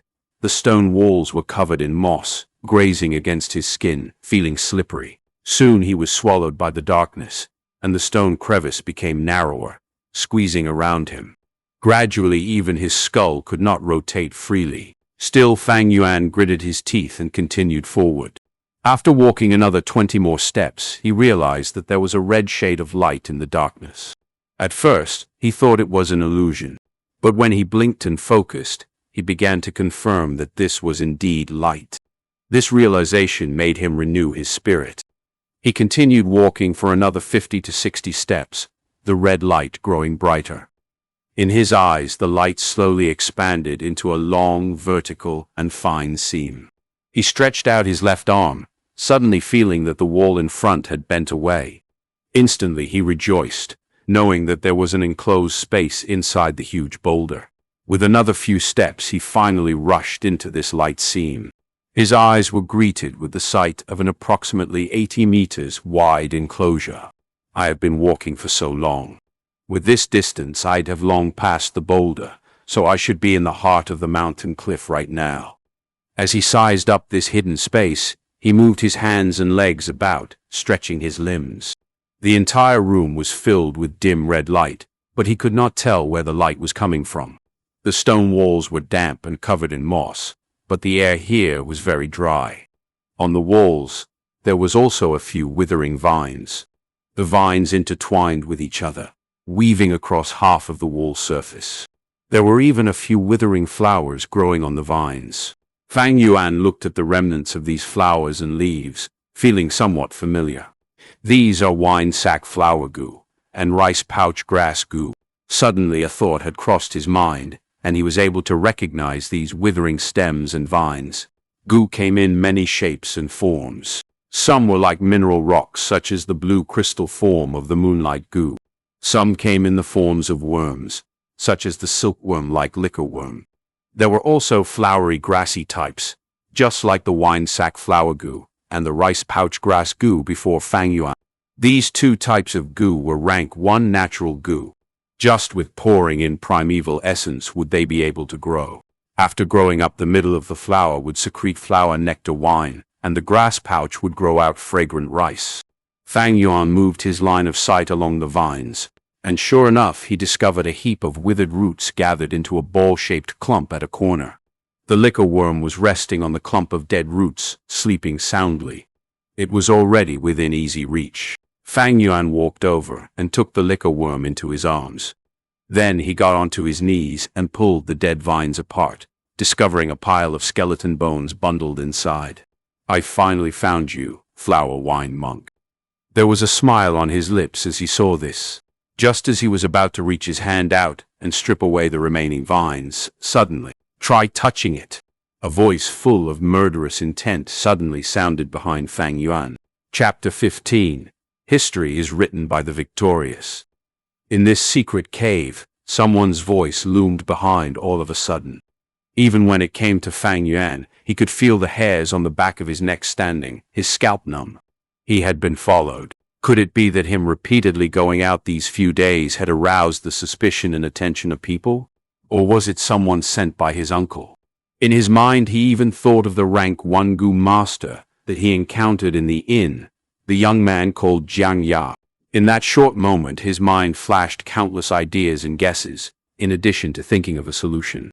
Fang Yuan could feel that in the short sentence, it was full of deep murderous intent. This made him secretly groan. He was only a rank 1 initial stage right now, and he did not even have a vital goo. To a goo master, this was the equivalent of having 0 fighting ability. How was he supposed to fight? Too weak, he roared in his head. "You have already been poisoned by my single-gate poison goo. Without my other goo that acts as the counterpart to it, after 7 days you will turn into pus and blood and die," the voice said behind him. Fang Yuan gritted his teeth, his expression cold. He said in a low tone, "You want the liquor worm? I can give it to you." He slowly stood up, his actions careful. But at this moment, another voice appeared. This voice was full of fear and said in a tremble, "I give it. I can give you anything. Please just spare my life, oh flower wine monk." "Wait a minute, this is..." Fang Yuan frowned and suddenly turned around in realization. He was met with the sight of light and shadow changing and fluctuating on the wall in front of him, a picture emerging. A lean and threatening goo master was standing at the top of a mountain. There was another goo master prostrating before him. Around the two goo masters was a collapsed pit, fragments and chunks of stone littering the area, showing the obvious scene of a fierce battle that just ended. Not far away from them was a group of old onlookers, their faces filled with anger and fear. In the middle of the scene, the victorious goo master lifted his head upwards and laughed loudly. "Ha ha ha, Goo you is hero, cultivating to rank 5 at such a young age. I thought you were quite something at first, but I didn't expect you to be so unbearable." The laughing goo master had long and thin eyes. He was dressed in long pink robes, his huge and wide sleeves swaying with the wind. The area where his robes intersected around his neck was loose and wide open, revealing his strong and pale chest muscles. The most eye-catching part of him was his bald head, shining without a single strand of hair. The flower wine monk. Fang Yuan immediately recognized the identity of this goo master. "To compare myself to Sir Flower Wine, I'm just a fart. I must have been unwell in the head to actually not recognize such a great person," and offended Sir Flower Wine. "Sir Flower Wine, please remember my clan's generous hospitality earlier and spare my life." The goo master prostrating on the ground was shaking, cold sweat all over, tears and mucus mixing as he begged for mercy. Fang Yuan narrowed his eyes and carefully distinguished the two. realizing that the other Gu master was wearing the Guye clan head uniform. Looking at the appearance, it was clear that this person was the fourth-generation clan leader. As for those aged onlookers, they were probably the clan elders of that generation. Hey, generous hospitality. You sure have the guts to say it. I was actually sincere in coming to trade with you, using primeval stones to buy your clan's moon orchids with a fair price. It was you who was harboring evil intentions, pretending to greet and take me in, telling me to take a seat at your banquet, intending to lace my liquor with a poisonous goo. You all have been looking down on me way too much. I have made a living under the sky with the name of flower wine. How could I possibly be poisoned this way? The flower wine monk pointed at the kneeling fourth-generation clan leader, sneering. If you cooperated fairly, none of this would have happened. In the end, you just wanted to use my head to raise your reputation and fame. You only have yourself to blame for dying. Sir, please spare my worthless life. The fourth-generation clan head shouted in dismay, his knees scraping against the ground. He quickly crawled over to the flower wine monk's feet and hugged against his thigh. Sir, my clan has a spirit spring which produces primeval stones. We also planted huge numbers of moon orchids in an underground cave. I am willing to take in your enslavement goo and become your servant. My life and death are at a whim. I am willing to devote a lifelong servitude to you, sir. Fang Yuan watched speechlessly, while the few elders in the picture looked even more uncertain. The flower wine monk narrowed his eyes. His anger had already calmed down. His eyes flashed and he said, "Woomph, the enslavement goo is precious beyond reasoning. It is a rank 5 goo. Do you really think I would have one? However, you have been infected by my single gate poison goo. Only I can cure the poison, so I'm not afraid of you disobeying. Since that is the case, your clan has to give me 30 stalks of moon orchids every week, also 30 primeval stones. I will come around every now and then to pick up the goods and temporarily cure your poison, sparing your useless life." "Thank you so much for your mercy, sir." "Thank you so much for your mercy, sir." The fourth-generation clan head cried repeatedly, kowtowing non-stop. His head bled continuously as it bumped against the mountain rock. "Stop kowtowing. I despise groveling people like you the most. What so-called Guye genius, strong rank 5 fighter, how unworthy of your name. You better serve me properly. This is also regarding your life." The flower wine monk suddenly cried out, his face making a horrified expression. He kicked away the fourth-generation clan head with his leg, his body swaying. He frantically backtracked a few big steps, yelling at the fourth-generation clan head, "How do you still have goo?" The fourth-generation clan head was kicked at the pit of his stomach, and he spat out a mouthful of blood. He got up with a painstaking effort, his face revealing a scheming smile. Hey. Anybody has the right to punish people of the demonic faction. This goo is called Moon Shadow. It is the best at hiding, even though it is only rank 4, but it has the ability to restrict the usage of the primeval sea and primeval essence. Demon, you and I have been fighting fiercely. You don't have many goo on you anymore. How could you possibly restrain the Moon Shadow goo? Just obediently surrender and become my servant. As long as you serve me until I am happy, you will still have a chance to live." The flower wine monk flew into a rage and roared, "To hell with you." His voice had barely faltered away when his body surged forward like a bolt of electricity, a punch landing onto the fourth-generation clan head's heart.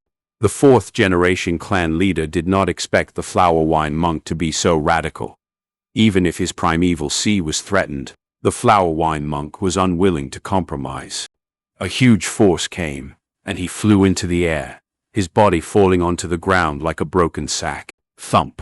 He spouted out a huge mouthful of fresh blood, the red liquid mingled with countless bits of internal organs. "Have you gone mad? We could have totally settled this over a discussion." He stared daggers at the flower wine monk, his lips moving with great effort. His sentence went unfinished, for his legs gave way and his head crooked to the side.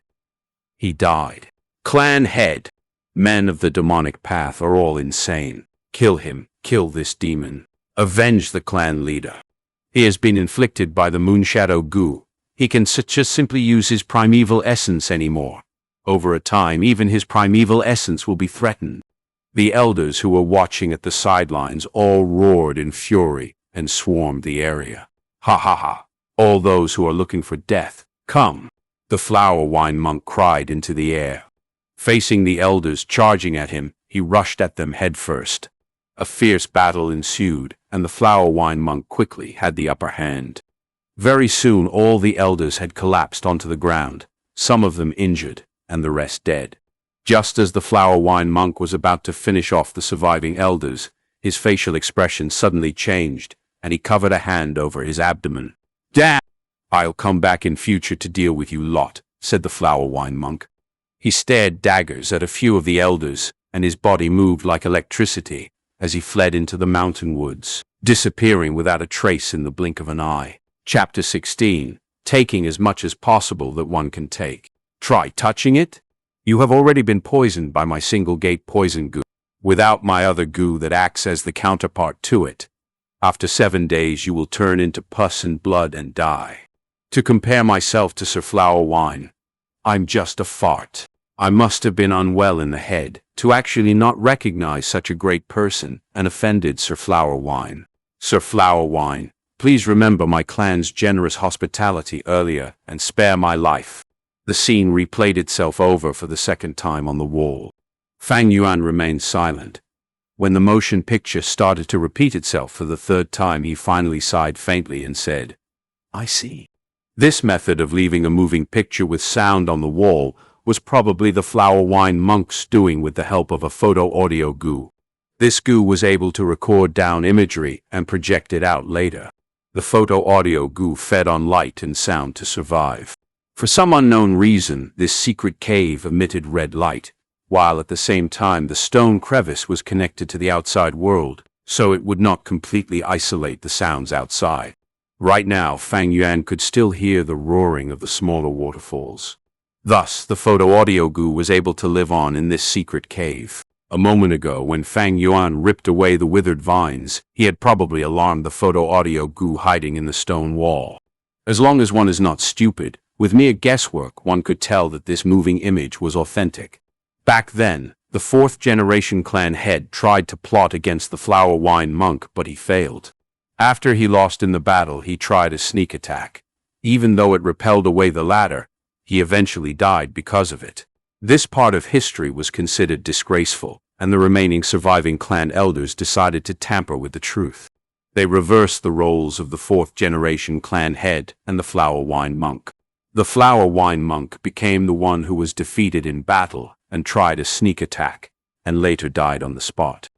On the other hand, the 4th generation leader was turned into the justified and perfect hero. But this story itself had a big loophole. The flower wine monk had clearly died on the spot, so his corpse should be in the hands of the Guyu clan. But why was another pile of remains found?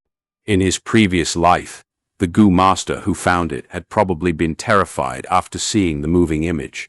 Those surviving elders had long been dead. But to prevent the truth of the flower wine monk from returning, this truth was probably kept secret by the top brass of the clan. That Gu master realized that if he single-handedly took the treasure, it would be a huge risk. If people investigated and found that he was involved with the flower wine monk in future, the top brass would naturally execute him. Thus, after making his choice, he did not dare to hide away this treasure, but instead make a decision to notify the top brass. By doing so, it would prove his loyalty to the clan. His subsequent circumstances would also show that he made a wise choice. However, even if he did that, it didn't mean that Fang Yuan would do the same. I went through a pretty rough time searching for this treasure, so I should take everything for myself. Why should I share it with others? So what if I've been found out? Without braving the risks, where would you get profit? That Gu master is really cowardly. Fang Yuan smiled coldly, no longer caring about the moving image that kept repeating on the stone wall. He turned around and stretched his hand, using his strength to pull apart the dead vines and roots. The flower wine monk's remains were also affected. It was originally intact, but right now it was being broken into several pieces. Fang Yuan could hardly care. He kicked away a piece of leg bone that was in the way and squatted again, searching through the remains. Firstly, he found a bag of primeval stones. When he opened them, he only found 15 pieces. Old miser, Fang Yuan spat. The flower wine monk's outer appearance looked flashy, but unexpectedly he only had so little money put aside. However, he quickly thought of the reason. The flower wine monk went through a fierce battle. Add on to the fact that he got tainted by the moon shadow goo, so he would definitely have used primeval stones to heal his injuries. To be able to leave behind 15 pieces was actually not bad already. After that, he found a few dead goo remains. Most of them were flower and grass variety, and had all completely withered away. Goo are also living creatures, so they also need food to survive, and most of them are picky. Though the grass goo and flower goo need less food. But in this secret cave there was not even a single ray of sunshine. And after that, there was nothing. The flower wine monk was on the same level as the 4th generation clan leader. After fighting a fierce battle, he fought with around 10 elders right after. His own goo were mostly consumed, and up to this stage, as he wanted to heal his injuries, he grew the wine sack flower goo and the rice pouch grass goo here. Yet in the end, because of the moon shadow goo, he was dragged to death. After 300 years, the goo in his possession also died away. The only ones left were the photo audio goo on the wall and the liquor worm. This liquor worm was probably reliant on the wine sack flower goo and barely lived through until today. But as the wine sack flower goo withered away one by one, it also lost its food supply. This prompted the liquor worm to go outside and look for wild wine sack flowers. Then in this night, it was attracted by the aroma of the green bamboo wine and came before Fang Yuan. The photo audio goo can only record once, since it's a one-time use goo. Looks like the liquor worm is my greatest gain here. No wonder the goo master decided to report to the clan. Looks like it was because the profit was too small and not worth such a huge risk. A sort of understanding rose into Fang Yuan's heart. In his memories, that goo master was already rank 3, while the liquor worm was just a rank 1 goo. To Fang Yuan it was more precious, but to that goo master it was pretty much nothing. However, it was clear that due to his report, the clan gave him a big reward. Should I also tell the clan? Fang Yuan thought for a moment, then he pushed away this idea. The flower wine monk's treasure seemed to be just the liquor worm and the primeval stones, but that was not the case. The most valuable thing was actually the wall that hid the photo audio goo. In other words, it was the moving image that did not stop repeating on the wall. This image could entirely be sold to other villages. Trust in the fact that the top brass of the 2 other villages on Qingmao Mountain must be very interested in this sort of evidence that could strike hard onto the conviction of a clan. What? You said something about a sense of loyalty and honor to the clan? I'm so sorry. Fang Yuan does not have one bit of that. Moreover, this moving image is even some kind of strong force that can destroy the entire clan. It won't do much substantial damage. The indifferent nature of the clan will also not look at Fang Yuan with importance. He needed to rely on his own hard work and find cultivation resources. In the early stage of cultivation, he needed to borrow the powers around him more. Count on the clan? Hehe. Fang Yuan sneered in his heart. How can I be so naive like my past life? Do not depend on anyone. You must rely on yourself on everything in this world. After making sure that he had ransacked every corner of the cave, Fang Yuan began his way back following the original road home. Holding against the water pressure and squeezing past the boulder, he returned outside the mountain. Looking back at this huge boulder, Fang Yuan suddenly thought of his past life. It was said that the remains were found in an underground secret cave. But how was this place underground? It was clearly in the inside of the mountain wall. No wonder he could find it for 7 days straight, even though he wasted so much effort. Looks like in his past life, after the clan found out about this place, the first thing they did was to destroy the wall with the image, and then go about spreading a truth riddled with lies to mislead the clanspeople. To be able to find this place tonight was partly due to luck, partly due to hard work, and the biggest reason would be the green bamboo wine. This green bamboo wine was really rich. It could be said to be the best in Qingmao Mountain. Perhaps in his past life, after that Gu master lost his lover, the wine that he had been drinking was this wine. But all of this was no longer important. The flower wine monk's treasure had been unearthed and ransacked by Fang Yuan. Although in the end it was rather disappointing, it was also reasonable.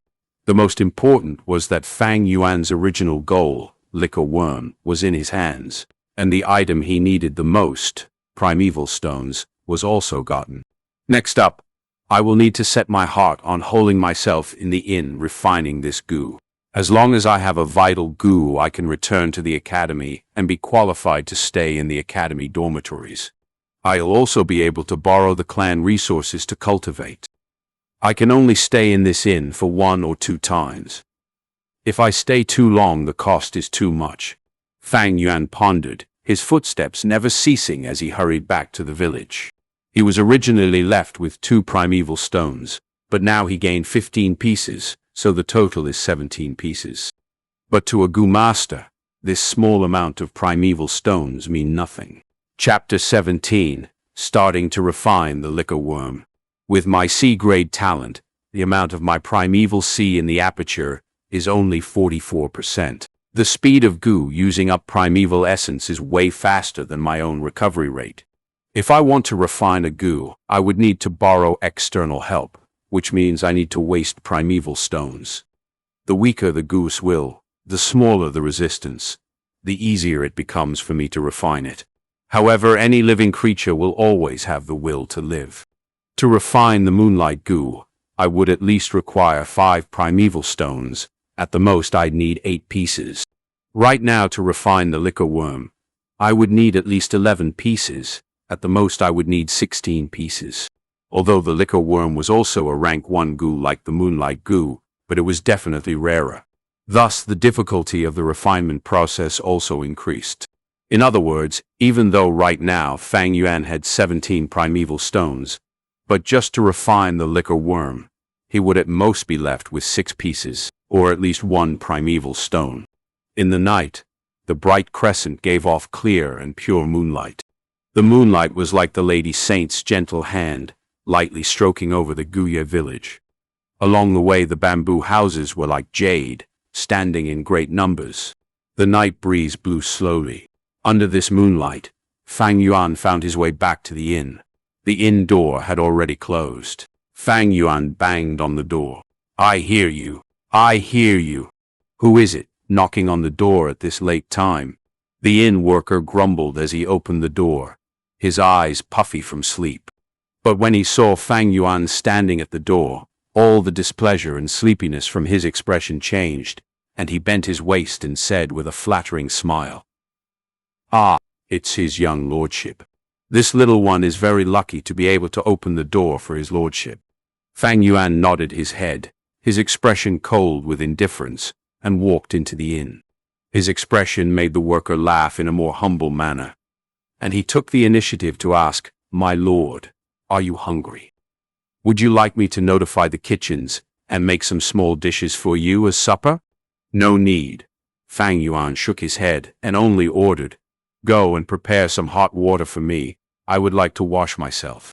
"Yes." The worker immediately nodded. "My lord, go on to your room first. I guarantee you the hot water will be sent over immediately." Fang Yuan let out a noise of approval and went up the stairs, heading towards the 2nd floor. The worker watched Fang Yuan's back, his 2 eyes glittering in the light, revealing an expression of jealousy. "This is a goo master. Oh, if only I had the talent to cultivate, how good that would be." He shook his fists, sighing deeply. These words floated into Fang Yuan's ears, and he smiled bitterly in his heart. A goo master had the power to transcend mortals, becoming a man above men, but in this process the price that was to be paid was also very high. The first difficult problem was financial resources.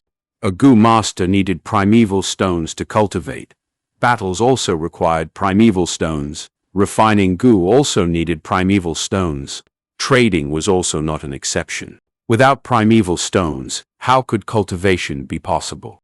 This point was a difficult position that, being an ordinary mortal who watched from the sidelines, the inn-worker would not understand.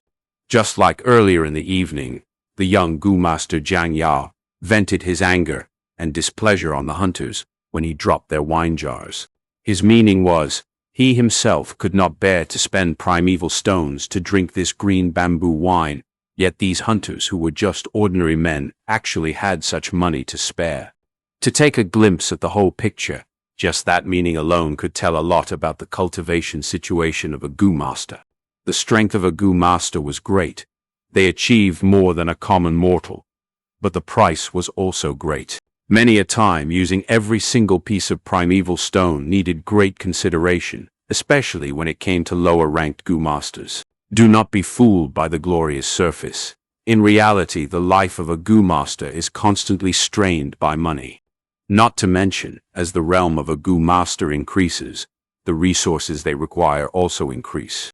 Without proper backing, it is very difficult for a Gu master's road to cultivation. Fang Yuan thought of his previous life and had deep understanding of this reality. He returned to his room. Just after he lit the lamp, the inn worker came up with a basin of hot water. Of course, there were cloth towels and other toiletries. Fang Yuan let the worker leave and closed the room door. He put down the door latch, washed himself, and got up to his bed. Although his body was feeling a little tired, his heart still flared with a surge of excitement. I finally got my hands on the liquor worm. The liquor worm is rarer than the moonlight goo, because in a sense it is a goo that increases a Gu master's latent talent. Fang Yuan sat cross-legged on the bed and took out the liquor worm. The liquor worm was still sleeping soundly. Its body size was slightly bigger than the moonlight goo, soft and white like a silkworm. Under the light, its body was shrouded in a layer of faint wavering light, just like a pearl's mellow luster.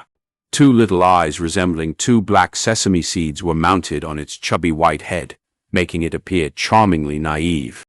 Placed in his hand, it was not heavy. Its weight was about half a chicken egg. When smelling it carefully, its body exuded a whiff of wine aroma. This fragrance was not the aroma of green bamboo wine, but the liquor worm's own fragrance. The smell was faint and misty, as if it was not there. Fang Yuan's nose twitched as he inhaled the fragrance of the liquor worm. The wine fragrance moved straight downwards into the aperture, entering into the green copper primeval sea. The primeval sea surged and rippled for a moment, quickly absorbing in the wine. A gleam of pure and refined primeval essence was produced. The other primeval essence had an emerald green color, shining with a metallic copper luster. However, this primeval essence was a pale green, and it was more condensed than the original primeval essence. This was the primeval essence that a rank 1 middle stage Gu master could produce. Aware of this gleam of pale green primeval essence in his green copper sea, Fang Yuan revealed a satisfied smile. Right now my cultivation base is just that of a rank 1 initial stage. But with the liquor worms condensing after the primeval essence is refined, I will be able to have rank 1 middle realm primeval essence. The beauty of this benefit is something that cannot be said in 1 or 2 sentences. But very soon, he took back his smile.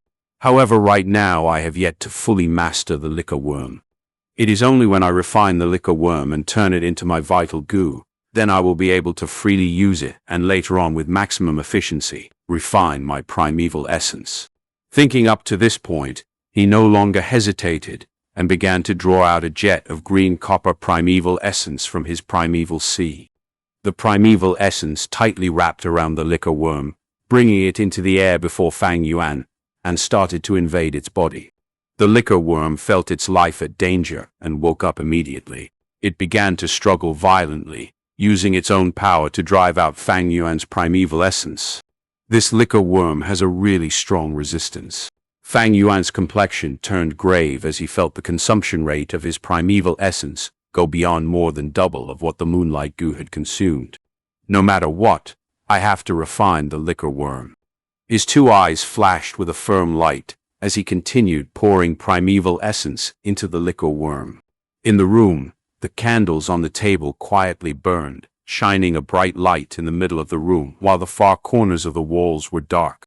The candlelight radiated on Fang Yuan's face, but he had already closed his eyes, gathering all his focus onto the liquor worm, a continuous jet of green copper-colored primeval essence that resembled a jet of mist emitted out from Fang Yuan's whole body.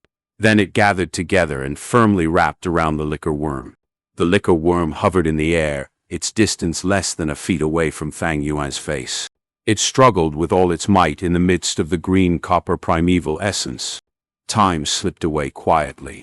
As the candles burned, they became smaller, and the light grew dimmer. The crescent outside the window had slowly gone down, and then a new day arrived. The morning light squeezed through the narrow crack in the window and shone into the room. It was like the window had a light edge. Fang Yuan opened his eyes and looked at the liquor worm in front of him. The liquor worm's white body had a shade of green color. This was the result of Fang Yuan's effort after half a night. However, it was clear that this volume of green color was not even 1% of the liquor worm's body. Fang Yuan's face looked grave. This liquor worm's will was way too tenacious, and its resistance was incredibly strong. Simply put, this was beyond a rank 1 goo's boundary. This goo was most probably the Flower Wine Monk's vital goo. The Flower Wine Monk was a rank 5 master, so this liquor worm was originally rank 5. But because it went through all those years without enough food, pretty much full in one moment and starving in the next, so its grade also. Right now it is left at the level of rank 1, yet its will is still as tough as a rock. Fang Yuan had guessed the truth. This liquor worm was originally the Flower Wine Monk's vital goo. Its original will had been wiped clean and refined to the end. It had accompanied the Flower Wine Monk throughout all his battles, passing through the underground world. After the Flower Wine Monk died, his strong will continued existing in the liquor worm. Right now, with Fang Yuan trying to refine the liquor worm, it actually meant fighting against the Flower Wine Monk's will. This was way more difficult than trying to refine a natural goo. A human's will is generally stronger than a natural goo. When facing death, humans were able to produce strength that even they themselves could not imagine. Not to mention that the Flower Wine Monk was a master of the demonic faction. He came and went by himself, going up and down the underground world. His will was more tenacious than the masters of his level from the righteous faction. To refine this liquor worm in a month is impossible, unless there is a strong master who can use a rank 2 or rank 3 goo's breath to pressure this liquor worm and suppress the will inside the worm's body to the lowest limit. Under this kind of help, then, will I be able to do twice as much with half the effort? As he pondered, Fang Yuan could not help but sigh. His parents had died while his aunt and uncle were plotting against him. He himself did not have any backing, so where could he possibly find external aid? If he had a grade talent, there might still be a chance, but he was only a C-grade talent. Everyone in the clan were not optimistic about him, so who would be willing to expend such energy to come and help him? More crucially, he could not expose the existence of the liquor worm. There was no liquor worm in the Guya village, and Fang Yuan was not able to explain about the origins of this liquor worm. If it was exposed, there was a huge possibility that the top brass would find out and link it to the case of the Flower Wine Monk. It was too easy to think of a relationship between the two. Based on this fact, 17 primeval stones will not be enough. I'd need at least 30 primeval stones. How troublesome. But no matter how hard it is, I will still want to refine this liquor worm. Fang Yuan's own will was like metal, and he was already determined to refine the liquor worm. The importance of the vital goo was huge. It would greatly influence the future of a goo master's cultivation direction.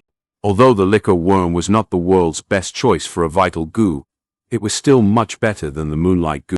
It was also the best option in Fang Yuan's present situation. Growl. At this moment, Fang Yuan's stomach came up with a cry of protest.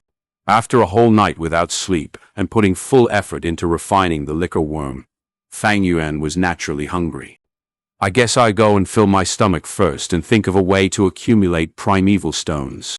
Fang Yuan rubbed his belly and went downstairs. He went to the cafeteria and picked a seat at the corner, ordering a few kinds of breakfast dishes. Just as he was beginning to eat, his younger brother Guye Fangjung appeared. "Big brother, why are you staying at the inn? Why didn't you go back home and sleep last night?" His brother was very straightforward, his tone carrying the implication that it was demanding for an explanation. Apologies for the confusion. Chapter 18. Let the past disperse away like smoke. Faced with his brother's question, Fang Yuan did not speak. He continued eating his breakfast. He knew his younger brother's character. Fang Zheng was not someone who could keep in his composure. Sure enough, Fang Zheng saw that his older brother did not even bat an eye at him, as if Fang Yuan pretended he was heir. In the next moment, he called out in a tone full of unhappiness, "Big brother, what did you do to Shen Kui? Ever since she came out from your room yesterday, she cried all over the place. When I comforted her, she cried even more." Fang Yuan looked up at his younger brother, his face expressionless. Fang Zheng frowned, staring firmly at his older brother, waiting for his reply. The atmosphere was growing tense. But Fang Yuan just looked at him for a second before he lowered his head and continued eating. The younger brother Fang Zheng was immediately flustered. Fang Yuan's attitude was clearly an undisguised contempt towards him. Under shame and frustration, he banged his hand on the table, roaring loudly, "Guye Fang Yuan, how can you act like this? Shen Kui, as a servant girl, has served you for so many years. I have seen her gentleness and care towards you. Yes, I know you feel lost, and I can understand your dejected feelings.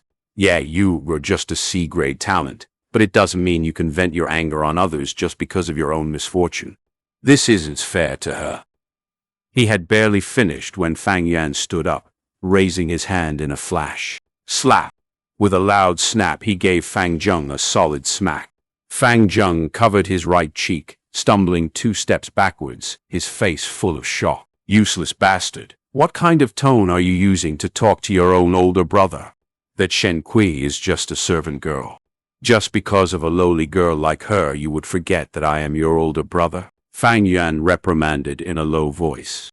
Fang Zheng finally reacted, his stinging pain on his face surging through his nervous system in waves. He stared wide-eyed, his breathing rough as he said in disbelief, "Big brother, you hit me? From the time I was still young until I grew up, you have never hit me before. Yes, I was found out to be an A-grade talent, you were just C-grade. But you also cannot blame me for it. This is all the arrangement of heaven." Fang Zheng had not finished speaking, yet Fang Yuan used the back of his hand and smacked him again. Fang Zheng covered both his cheeks with his 2 hands. He was stunned. "Naive fool, do you still remember? From young till now, how did I take care of you? When our parents died, our life was hard. During New Year, Aunt and Uncle only gave us both 1 new robe. Did I wear it? Who did I give it to wear? When you were small, you loved to eat sweet porridge. I would tell the kitchens to make another bowl for you every day. When you were bullied by others, who brought you back? Not to mention a ton of other things I don't feel like it is worth talking about. Well, right now, because of a maid, you would talk to me like this, coming to question me." Fang Zheng's face was red. His lips trembled, ashamed and annoyed, as well as surprised and angry. Yet he was unable to say a single word of rebuttal. Because everything Fang Yuan said was the truth. "Whatever," Fang Yuan sneered, "since you even gave up your own biological parents and admitted someone else, what am I worth to you, as merely your big brother?" "Big brother, how can you say that? You also know that I have always longed for the warmth of a family since I was young. Fang Zheng immediately explained. Fang Yuan waved his hand, stopping his brother from continuing. "From today onwards, you are not my little brother, and I am no longer your older brother." "Big brother." Fang Zheng was surprised, opening his mouth to say more. At this moment, Fang Yuan spoke. "Don't you like Shen Kui? Don't worry. I did do anything to her. She's still a virgin, untouched and pure. Pass me 6 primeval stones, and I'll pass her to you. From today onwards, she can be your personal maid." "Big brother, why are you—" To have his inner thoughts revealed out loud so suddenly, Fang Zheng felt a surge of panic, feeling rather unprepared. But at the same time, his heart was assured. The one thing he was worried about the most did not come true. Not long ago in the night, Shen personally served and washed him. Even though nothing important happened, Fang Zheng could not ever forget the gentleness of that night. Every time when he thought of Shen he would remember her skillful hands and her soft red lips, and his heart would throb. The sincere feelings of youthfulness had long planted itself in the young man's chest, starting to grow. Thus, when he learned about Shen Kui's unusual state last evening, a bout of anger immediately burst from his heart. He instantly gave up refining his moonlight goo and turned the village inside out, trying to find Fang Yuan, wanting to make a statement. Seeing Fang Zheng not replying, Fang Yuan frowned and said, "Love is very normal. Be more honest. There's no use hiding away. Of course, if you don't want to exchange, then that's fine." Fang Zheng was anxious on the spot. "Exchange?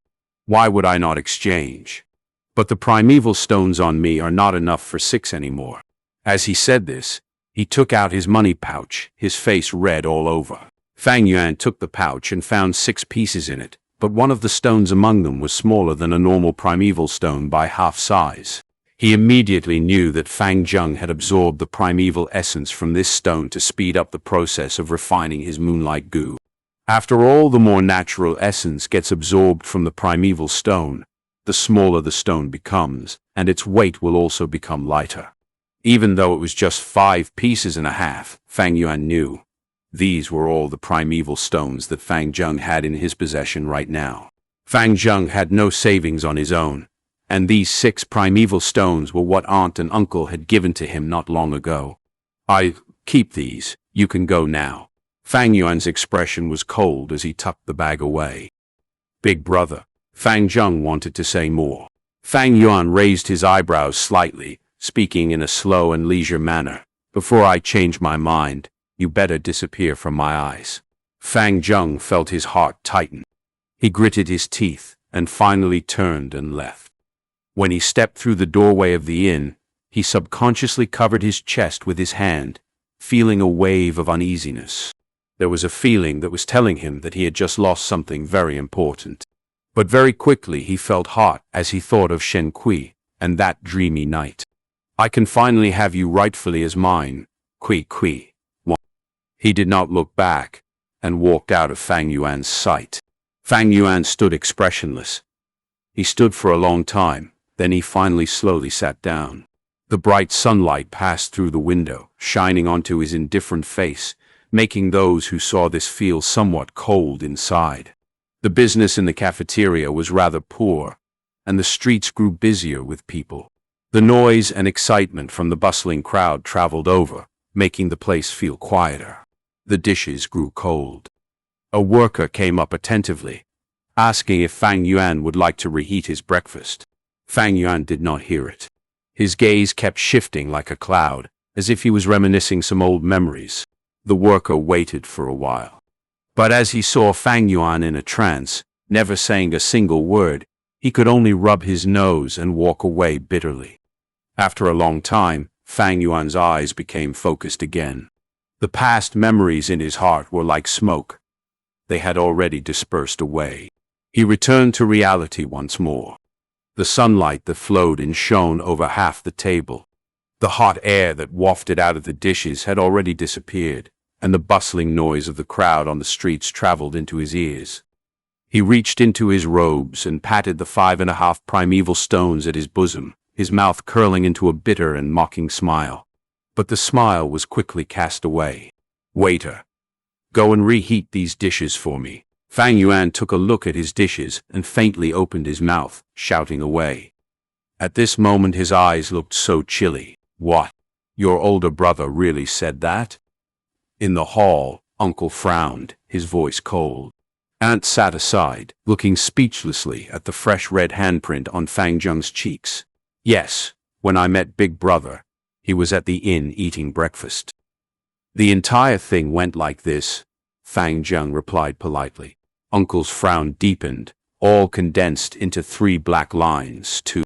After a few breaths he sighed and said in a solemn tone, "Fang Zheng, my child, you must remember this. The maidservant Shen is not Fang Yuan's personal property. We assigned her to him. How can he use her as a trading item? If you wished for it, you should have told us earlier on. We would just assign her to you. Ah? Fang Zheng was stunned as he listened to this. Uncle waved his hand. You can take your leave. You gave all your primeval stones to Fang Yuan, so I'll just give you another 6. Remember, use them properly on refining your goo and seize number 1. We will be very proud of you when you do. Father, your child is ashamed. Fang Zheng was suddenly moved to tears. Uncle sighed and replied, Just go, hurry back to your room and refine your goo. You don't have much time left. When Fang Zheng took his leave, Uncle's face revealed a ferocious and angry expression. Bang! He hit the table with his palm using great force, hissing, "Oomph, this damn bastard. He actually took our workers to do an exchange. He's really cunning." Aunt advised, "Husband, calm your anger. It's just 6 primeval stones. What do you understand, woman? This Fang Yuan is only a C-grade talent. If he wants to refine the moonlight goo, he would need primeval stones. With his weak experience of a first-timer, 6 primeval stones won't be enough to refine it. But now that he has 12 pieces, it will be more than sufficient." Uncle was so furious he gritted his teeth. He added, "A goo master's cultivation will very swift as long as there are enough resources and no obstacles. In 2 or 3 years, the clan will be able to produce a rank 2 goo master. The lower Fang Yuan's cultivation rank, the smaller his hopes of trying to seize the family inheritance 1 year later. Right now he is still young, just starting to cultivate. We shall hinder him and let his starting process fall behind those at his age. The academy resources are always awarded to excellent students. With his latent talent, once he falls back, he won't be able to get any resources. Without the help of resources, his cultivation will fall even further. With this vicious cycle, I would like to see if he has the ability to inherit the family inheritance a year later." Aunt did not understand.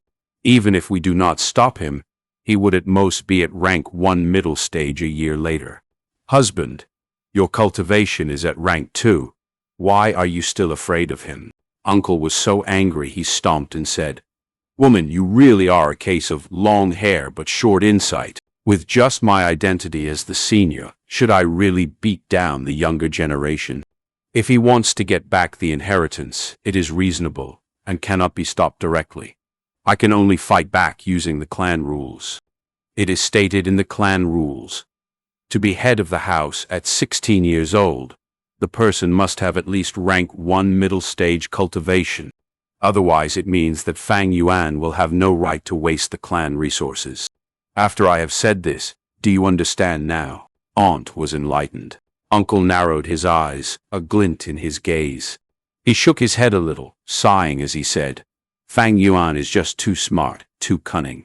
He could even see through a power play. What kind of intellect is this? Scheming and calculating at such a young age, how terrorizing. Initially I was going to continue plotting against him, yet he moved out straight away. I wanted to further rely on Shen to monitor and trouble him, but in the end he went away and even earned 6 primeval stones. Alas, if he could be as stupid as Fang Zheng, that would have been great. All right, from today onwards you must treat Fang Zheng better. He is an A-grade talent after all. Not to mention I can see that he has feelings of dissatisfaction and unhappiness towards Fang Yuan. These emotions are a good thing. They must be guided properly. I have a sort of feeling that he will become the best tool to deal with Fang Yuan in future." In the blink of an eye, 2 days had passed. In the room at the inn, there were no lights. The moonlight poured in, casting a color of frost. On the bed Fang Yuan sat cross-legged, his eyes closed. He moved his green copper primeval essence, concentrating his mind on refining the liquor worm. On its body, a small cut had already been dyed the green color of green copper, but the liquor worm's will was still as tenacious as ever. It constantly struggled in the midst of the ethereal primeval essence. Fang Yuan's refining process was not going smoothly. It was very difficult. I spent 2 days and 2 nights, only resting 2 hours each day, and I spent 12 pieces of primeval stone, but only managed to refine around 1/15 of progress. Calculating according to the time, I guess someone will succeed in refining their goo in these few days. Fang Yuan could see the situation clearly. However, his talent was a poor grade anyway. Add on the liquor worm that he was trying to refine, having an incredibly tenacious will to live. It was even stronger than a normal moonlight goo. The resulting situation of falling behind was normal. A moment of falling behind is nothing, as long as I have the liquor worm. Fang Yuan's heart was clear like a mirror, not a single trace of anxiety and discouragement in him. Suddenly, the liquor worm curled up into a ball. Oh no, the liquor worm is counterattacking. Fang Yuan instantly opened his eyes, a hint of astonishment in his gaze. Before him, the liquor worm had curled into a round little dumpling, fiercely giving out a blinding white light. It was risking everything in this one last stand. At once, Fang Yuan felt a strong will coming out from the liquor worm's body, flowing directly through the primeval essence and descending into the primeval sea in his aperture. The situation where a goo counterattacked was incredibly rare. Only goo with extremely strong will would give their all. It was either success or death. In the face of such a scenario, the usual teenager would be panicking right now. Though he was surprised, Fang Yuan did not panic. In fact, he was somewhat delighted. Staking everything in one last attempt. This is also a good thing. As long as I can handle this counterattack, the liquor worms shall greatly weaken. However, I need to put full focus into fighting back against this will. I cannot receive even the slightest outside interference. Or else that would be bad. Sigh. But I hope no one will come and disturb me during this period. His thoughts finalized. He was ready to gather the primeval essence in his aperture, ready to accept the liquor worm's will. He would be entangled with it and fight it 300 rounds. But at this moment, a miraculous event happened. In the middle of his aperture, just above the sea high in the air, a goo appeared.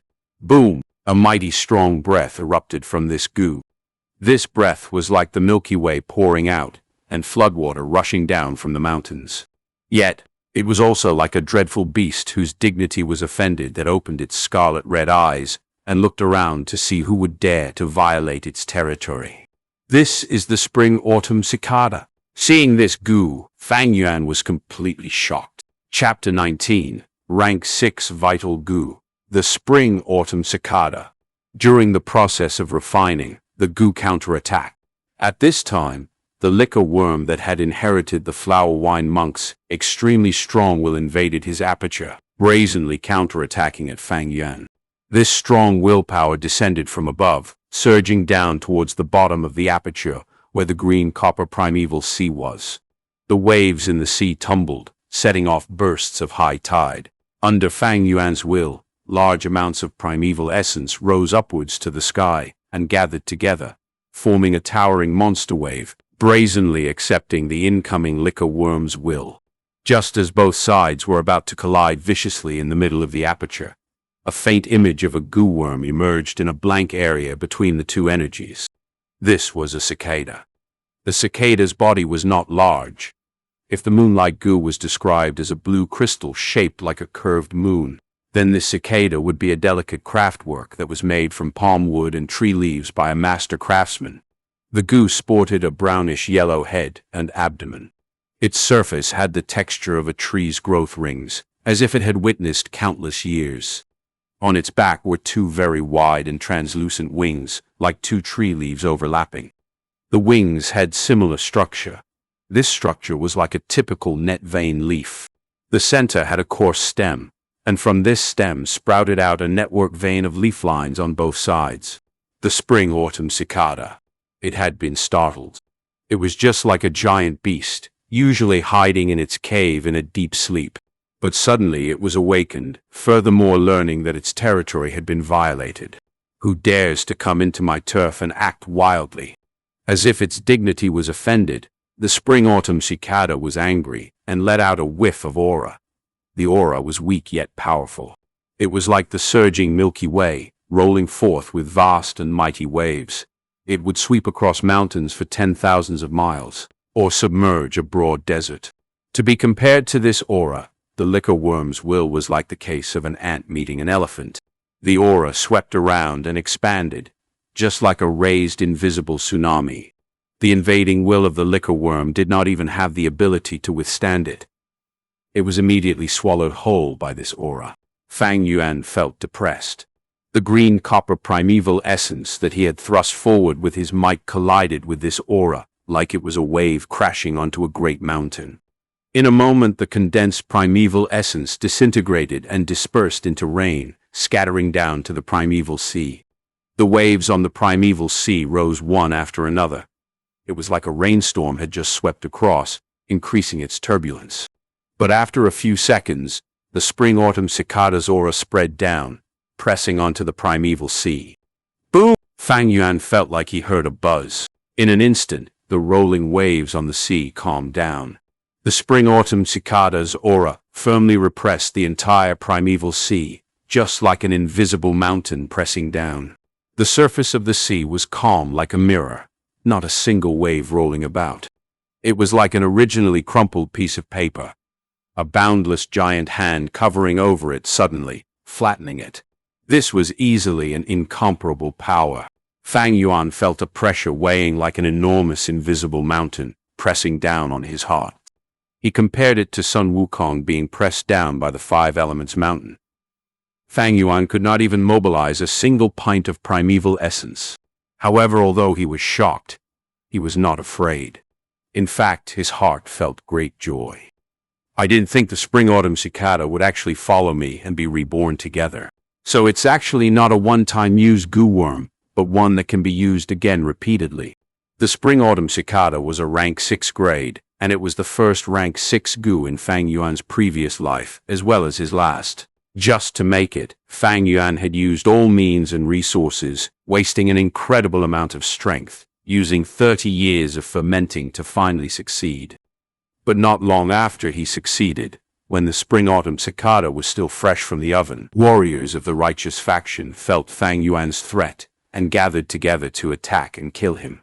After being reborn, Fang Yuan did not find the Spring Autumn Cicada, so he thought it had died.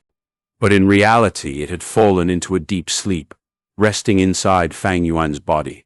To travel back 500 years in an instant was a huge blow to its vitality. It was too weak, so weak that even Fang Yuan as its master could not feel it. Right now, even though the Spring Autumn Cicada had appeared, its situation was still bad. After being reborn, it had always been resting in a deep sleep. To appear right now was because it had felt the danger that the aperture was facing. It could be said that the liquor worms had awakened it.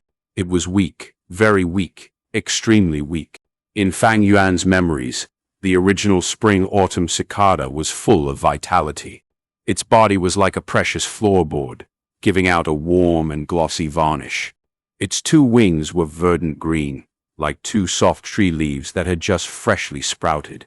But right now, there was a strong and deathly chill emanating from the body of the cicada. There was no shine or gloss from its body, making it feel rough and dim like dead wood. Its wings were not the color of soft and green leaves. They were fully yellow, just like the withering leaves of autumn. The tips of its wings were slightly rolled up, a little incomplete, just like the corner of fallen leaves. Seeing this, Fang Yuan felt both distressed and lucky. He was distressed because the Spring Autumn Cicada suffered such a heavy blow. It was barely a step away from death, just a foot away from the edge of a cliff. The fortunate thing was, thank heavens the Spring Autumn Cicada was weak to this point, or else he would be in great trouble. One must know, between a goo master and a goo, both must complement each other. The best would be both having the same rank. A rank 1 goo master should use a rank 1 goo. This was the most appropriate. If the goo's grade was lower than the goo master, when the goo master uses it, it would be the equivalent of a strong man carrying a small stick. The strength output would be small. If the goo's grade was higher than the goo master, when the goo master uses it, it would be the example of a small child carrying a heavy axe, unable to wield it properly. The Spring Autumn Cicada was a rank 6 goo, and Fang Yuan was just a rank 1 initial stage goo master. To use an image as example, the Spring Autumn Cicada would be a mountain, and Fang Yuan would be a squirrel. If the squirrel wanted to use the mountain to beat its enemy, the squirrel would just be squashed flat by the mountain at the first second. If the Spring Autumn Cicada was at its peak state, Fang Yuan's weak rank 1 aperture could not even tolerate it. The majestic aura of the cicada would just make the aperture burst to death.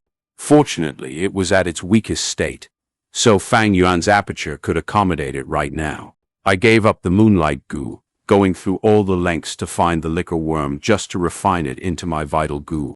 But in reality, I already had a vital goo from the start. The Spring Autumn Cicada is my vital goo. Fang Yuan's heart was filled with emotion as he felt the close connection between him and the Spring Autumn Cicada. The vital goo is the first goo that a goo master refines. It is terribly important and would affect the future development of a goo master by a large extent. If a vital goo is well picked, the goo master's development will become smoother. When the vital goo is of a poor grade, to a goo master, it would just drag down his cultivation and let peers surpass him. The more important thing is that it would affect the matter of life and death in a battle. Fang Yuan was clear on this point, so he was not satisfied after choosing the Guye village signature moonlight goo. He just had to go all the way to find the liquor worm. In his memory to a rank 1 goo master, the liquor worm was already considered a high-quality pick. The moonlight goo was just a choice that was slightly above average. But life is fascinating, because no one will ever know what is waiting for him or her at the next moment. Fang Yuan had refined the Spring Autumn Cicada in his previous life. After his rebirth, the Spring Autumn Cicada fell into a deep sleep, but the connection between them still existed. In fact, Fang Yuan found that, as if going through the refinement of the river of time, his connection with the Spring Autumn Cicada had grown even closer and mysterious than his previous life. It was just because the Spring Autumn Cicada was too weak, so Fang Yuan was not aware of it. Therefore, in the real sense, the Spring Autumn Cicada is the first goo that he had refined. The only thing was that the Spring Autumn Cicada was not refined in his current life, but the result of hard work in his previous life of 500 years. The Spring Autumn Cicada was Fang Yuan's vital goo, a rank 1 goo master, having a rank 6 vital goo. If this sort of thing was said out loud, it is expected that no one would believe such a thing. This has already broken the limits of human cognition. But yet, that is exactly what happened. The truth is beyond doubt. The liquor worm as a vital goo is already one of the best choices, but when you compare it to the Spring Autumn Cicada, it is just like scum on the ground. My vital goo in this life is actually the Spring Autumn Cicada. Ha ha ha. Chapter 20. The Academy Elder is speechless. The immense joy he felt did not overcome his mind. He quickly calmed down and started to consider the consequences that the Spring Autumn Cicada would bring to him. The Spring Autumn Cicada's ability is rebirth. But right now it is at its weakest state. At the instant I use it, it'll die. However, it is still a rank 6 goo, so I can totally use its aura. This won't do any damage to its body. He. After he finished pondering, he closed his thoughts and opened his eyes. The liquor worm was hovering before him, shivering in the midst of the smoke-like green copper primeval essence that had surrounded it. Earlier, because it wanted a chance to survive, desperation drove the liquor worm risk everything on a single throw. Yet in the end, its will was easily defeated by the Spring Autumn Cicada's aura. Due to this, it suffered a heavy blow. Its current strength not even 1% of the original will it had. Spring Autumn Cicada. With a simple thought, Fang Yuan released a small trace of the Spring Autumn Cicada's aura. This aura pressured onto the liquor worm's body. The liquor worm immediately stood still, motionless like a dead creature. It scattered will felt the Spring Autumn Cicada's aura. Like a mouse that had run into a cat, it was frightened. It shrank into a ball and was too afraid to move even a slight bit. Fang Yuan laughed and took the opportunity to mobilize his primeval essence. In the beginning, when he tried using his green copper primeval essence to refine it, the liquor worms will resist it fiercely, so it could only expand arduously bit by bit. But right now, Fang Yuan's green copper primeval essence drove straight in, flowing vigorously without resistance. There was no obstruction at all. The green-copper color on the surface of the liquor worm rapidly expanded. In a few winks, the once pearl-white liquor worm was fully dyed green. The general situation had passed. The last remains of the liquor worm's will was finally washed away easily by Fang Yuan's will, dissolving into nothingness. With that, the liquor worm was fully refined. Compared to the beginning where Fang Yuan had to endure hardship akin to trampling mountains and crossing ravines, the refining process right now was as easy as swallowing saliva. A kind of mysterious and cordial feeling connected the liquor worm and Fang Yuan together. The refined liquor worm was like a part of Fang Yuan. If Fang Yuan told it to huddle up, it would curl. If he told it to curl into a ball, it would curl into a round little dumpling. The feeling was like moving his own finger. Fang Yuan took back his primeval essence, and the liquor worm returned to its fat and white state. Then, with a leap, it went through thin air and plunged into the middle of Fang Yuan's aperture. When it was inside, the liquor worm flew a distance away around the hovering Spring Autumn Cicada and entered the green-copper primeval sea. On the sea surface, the liquor worm stretched its body arbitrarily. Occasionally it would twist around its chubby waist, appearing comfortable, as if it were bathing in a hot shower. With the Spring Autumn Cicada, my plans will have to change. Fang Yuan gathered his mind away from the aperture and took out the moonlight goo. He repeated what he did earlier, letting out a hint of the Spring Autumn Cicada's aura, pressing it down on the moonlight goo. As it felt the Spring Autumn Cicada's aura, the moonlight goo's will immediately surrendered. Its fear so great its will could only turtle up in the furthest corner of its own body. Fang Yuan's primeval essence poured in. In the blink of an eye, the moonlight goo was dyed a jade green color. Finally, with just a simple thought, the moonlight goo's will was easily strangled. After he was done, he took back his primeval essence, and the moonlight goo returned to its original, semi-transparent, blue crystal form. He put away the moonlight goo. It did not enter his aperture, but instead directly dropped onto his forehead, forming a pale blue crescent mark in the middle of his brow. The entire refining process of the moonlight goo from beginning to end did not take more than 5 minutes. Comparing the start of his difficult refining process to the situation right now, the speed was rapid and created a sharp contrast. Not only was it very fast, the consumption of primeval essence was also very little. For the past few days, Fang Yuan had consumed 6 pieces of primeval stones just to refine the liquor worm. But tonight, while Fang Yuan could see the bottom of the primeval sea in his aperture, he did not use a single stone. Ha! With the Spring Autumn Cicada at hand, it is as easy as having a god's help. After today, all I just need to do is use its aura to pressure down. Any rank 1 goo will be easily refined. Even though I only have C-grade talent, I don't need to borrow the help of primeval stones. The difference of before and now is like heaven and earth. Fang Yuan's mood was joyous. Right now, his situation was like pushing away the mist and cloud to see the blue skies. Although the Spring Autumn Cicada was at its weakest point, it was still a rank 6 goo. A fallen tiger still leaves behind threat. A fested ship still has 3 pounds of nails, 1. Just relying on its aura, Fang Yuan's cultivation from today onwards would receive a huge driving force. At this moment, the moon outside the window was bright, and the stars were few. The moonlight flowed through the window, shining on Fang Yuan's face. Initially, I thought I wouldn't be able to get number 1, but the road twisted and turned unexpectedly. Time waits for no one. I must go to the academy now and receive the top prize. Fang Yuan's eyes glistened. With a thought, the Spring Autumn Cicada faded away from view and disappeared once more, returning to its deep slumber. Then he called out the liquor worm and hid it away at a corner of his bed. This was to prevent the academy's unnecessary examination. 15 minutes later, in the clan academy, the academy elder had long gone to bed, but in his dreams he could vaguely hear the sound of somebody knocking on the door.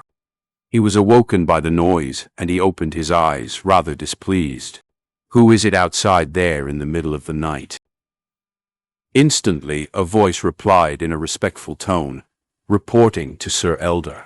It is a student from this year's batch. He has already finished refining the moonlight goo. You have instructed your subordinates earlier to report to you the very instant the first name appears, no matter what time it is. Well, it's true that happened. The Academy elder frowned, and then he got off his bed. As he put on his robes, he asked, "Which student is it that got number 1 this year? Is it Guye Fangjung?" The subordinate outside the door replied, "It seems so. The moment I heard the news, I hurried over here to tell you about it, sir. It seems to be someone from the Fang family branch. Hey, counting the time, it is probably him." The Academy elder laughed lightly, confidently saying, "Who else could it be besides the A-grade talent genius? All those B-grade talent students would still be worse, even with the help of primeval stones. Or else why would the grade of cultivation talent be so important?" As he said this, he pushed the door open and came out. Outside the door, his subordinate respectfully bowed, moving 2 steps backwards. "Sir is right," he echoed. In the hall, 10 candles or so burned together, brightening up the hall. The man who had received Fang Yuan had already cleared up all doubts by now. Under the bright light of the candle fire, his face showed a stunned expression. "Wait, what did you just say? You are called Guye Fang Yuan, not Guye Fangjung." Fang Yuan nodded. At this moment, the elder walked in from the entrance. Fang Yuan and the man stood up and turned around to greet. When the Academy elder saw Fang Yuan, his face was full of smiles. He strode over and stood in front of Fang Yuan, patting his shoulder in a friendly manner. "You did well, Guye Fangjung. You did not disappoint me. You are indeed an A-grade talent genius. All those B-grade, C-grade peers of yours will never compare to you no matter how hard they try." Ha ha ha. Fang Yuan and Fang Zheng were twin brothers. Their outer appearance was similar to a fault. Even the Academy elder was mistaken. Fang Yuan was neither haughty nor humble. He took a little step back, letting his shoulder free from the Academy elder's hand. He stared at the Academy elder, his hands folded behind his back. Then he said with a faint smile, "Sir Elder, you have been mistaken. I am Guye Fang Yuan. Guye Fang Zheng is my younger brother." "Huh?" The Academy elder opened his mouth slightly, his expression startled. He glared at Fang Yuan doubtfully, his brow turning into a frown. After a few breaths, he finally spoke. "You are Guye Fang Yuan?" "Correct, sir," Fang Yuan replied. "You have refined the moonlight goo?" The Academy elder was extremely surprised. His 2 eyes glared firmly at Fang Yuan's crescent mark on his forehead. His eyes were shining. He was asking the obvious. "Indeed, that is the case," Fang Yuan said. "Then, you are first of your batch." The Academy elder was asking stupid questions, but he was not entirely at fault. After all, this situation was entirely out of everyone's expectations. One must know that he had been in charge of the Academy for decades and is extremely experienced. He had seen C-grade talent students contending for number 1 before this, but it was never this early. Not to mention that in this batch there were peers with A and B-grade talent. "If there is no one earlier than me," Fang Yuan pretended to be in deep thought. Then he rubbed his nose and continued, "Then it seems like it." Chapter 21. How can it be that Big Brother got number 1? The sky was not yet bright, and the sun had yet to rise. The east sky just began to turn bright, the dark colors in the sky slowly fading away, the smell of the night still remaining in the air. The streets were empty. Then came the sounds of quick footsteps. The early dawn mountain air was moist, yet Guye Fangjung did not feel the slightest cold rush. His heart was full of surging enthusiasm. His face blushed red, and now he was walking swiftly toward the academy. "I have been cultivating hard these few days, spending 2 primeval stones. I did not sleep at all last night, and I finally successfully refined the moonlight goo. I am an A-grade talent, and I was so hard-working. No one can be faster than me, no one. Father and mother, I told you I won't let you feel disappointed." When he thought of the moment where he told his aunt and uncle about the good news earlier, they expressed happiness and relief, making Fang Zheng feel a surge of joy and pride. "Just wait. all you clanspeople who look down on me and Big Brother.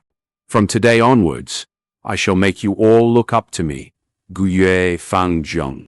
The more he thought, the more Fang Zheng felt excited. He could not help but clench his fists, and his pace quickened a little more. He came to the academy entrance.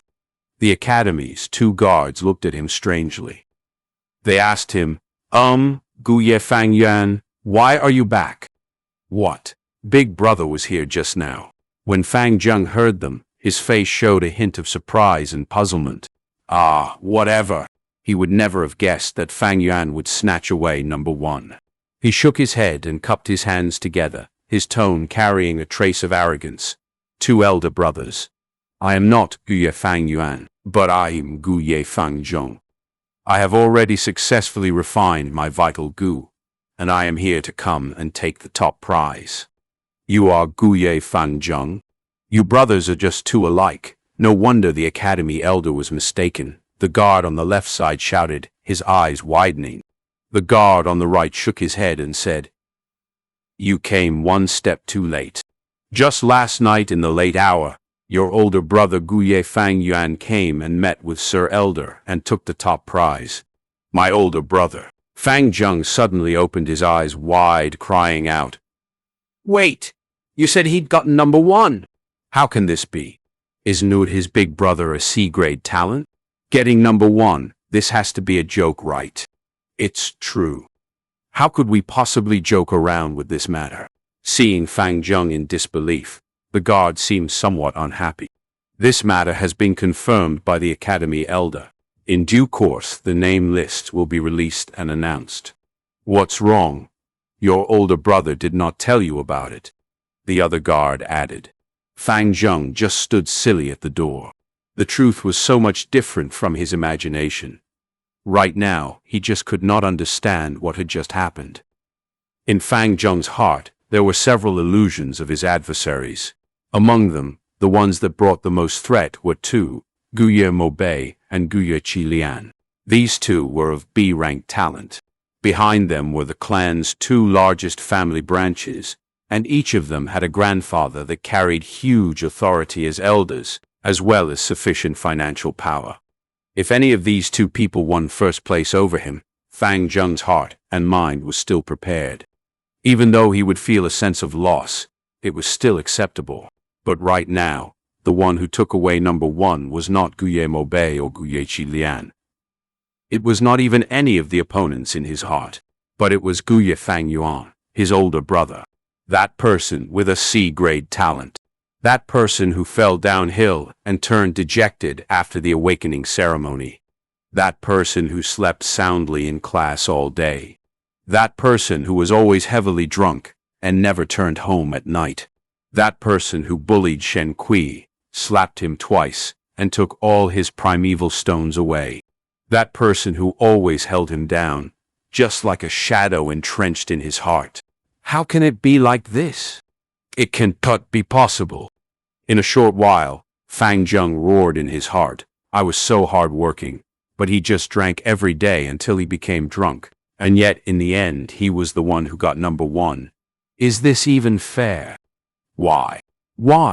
The sun rose from the east, the birds chirped around, and the overflowing air of spring took over Qingmao Mountain. Guye Fang Zheng bathed in the warm sunlight. He slowly lowered his head, gritting his teeth, looking at his own lonely shadow. The excitement in his heart had turned into a balloon that leaked air, long dissipating. Instead, what took its place was the emotions of confusion, resentment, unwillingness, puzzlement, fear, and other complicated feelings. As time went by, the sun climbed higher. The Academy bulletin wall had posted a new name list, and on the list were just 2 names, firstly Fang Yuan, and then Fang Zheng. Following the appearance of this list, the news gradually spread out. After hearing the news, all those young students who had been bent on refining their goo at home after receiving one were in an uproar. How can it be like this? If it was Fang Zheng who got number 1, I would still have believed it. But it's Fang Yuan. Is he a C-grade talent? Could there have been a mistake? The A-grade talent Fang Zheng actually lost to the C-grade talent Fang Yuan. Is this Tales from the 1001 Nights, 1. The Mo Branch family home. The greenery in the courtyard was overflowing, the fragrance of tea dancing about. One of the clan elders of the Guye clan, Guye Mobe, was sitting in front of his desk, looking at the spring scenery outside his window. He leisurely drank his tea and said, "Mobe has not continued refining his gu." The housekeeper standing at his side hurriedly replied. After he heard about news concerning Fang Yuan in the afternoon, young Master Mobe seemed to be deeply affected and has no mood to continue refining the moonlight gu. It is a pity. Young Master Mobe was just so close to succeeding. Actually, if Fang Zheng got number 1, it could still be ignored. But it just has to be that C-grade talent Fang Yuan. So young Master Mobe lost his interest. It can be helped. Do not excuse him. Guye Mo Chen snorted coldly, his face stern and his tone hard. A gu master's cultivation process is full of hardship each step. What is a small setback like this? That Fang Yuan is just a C-grade, so to be able to get number 1 it is presumably because of luck.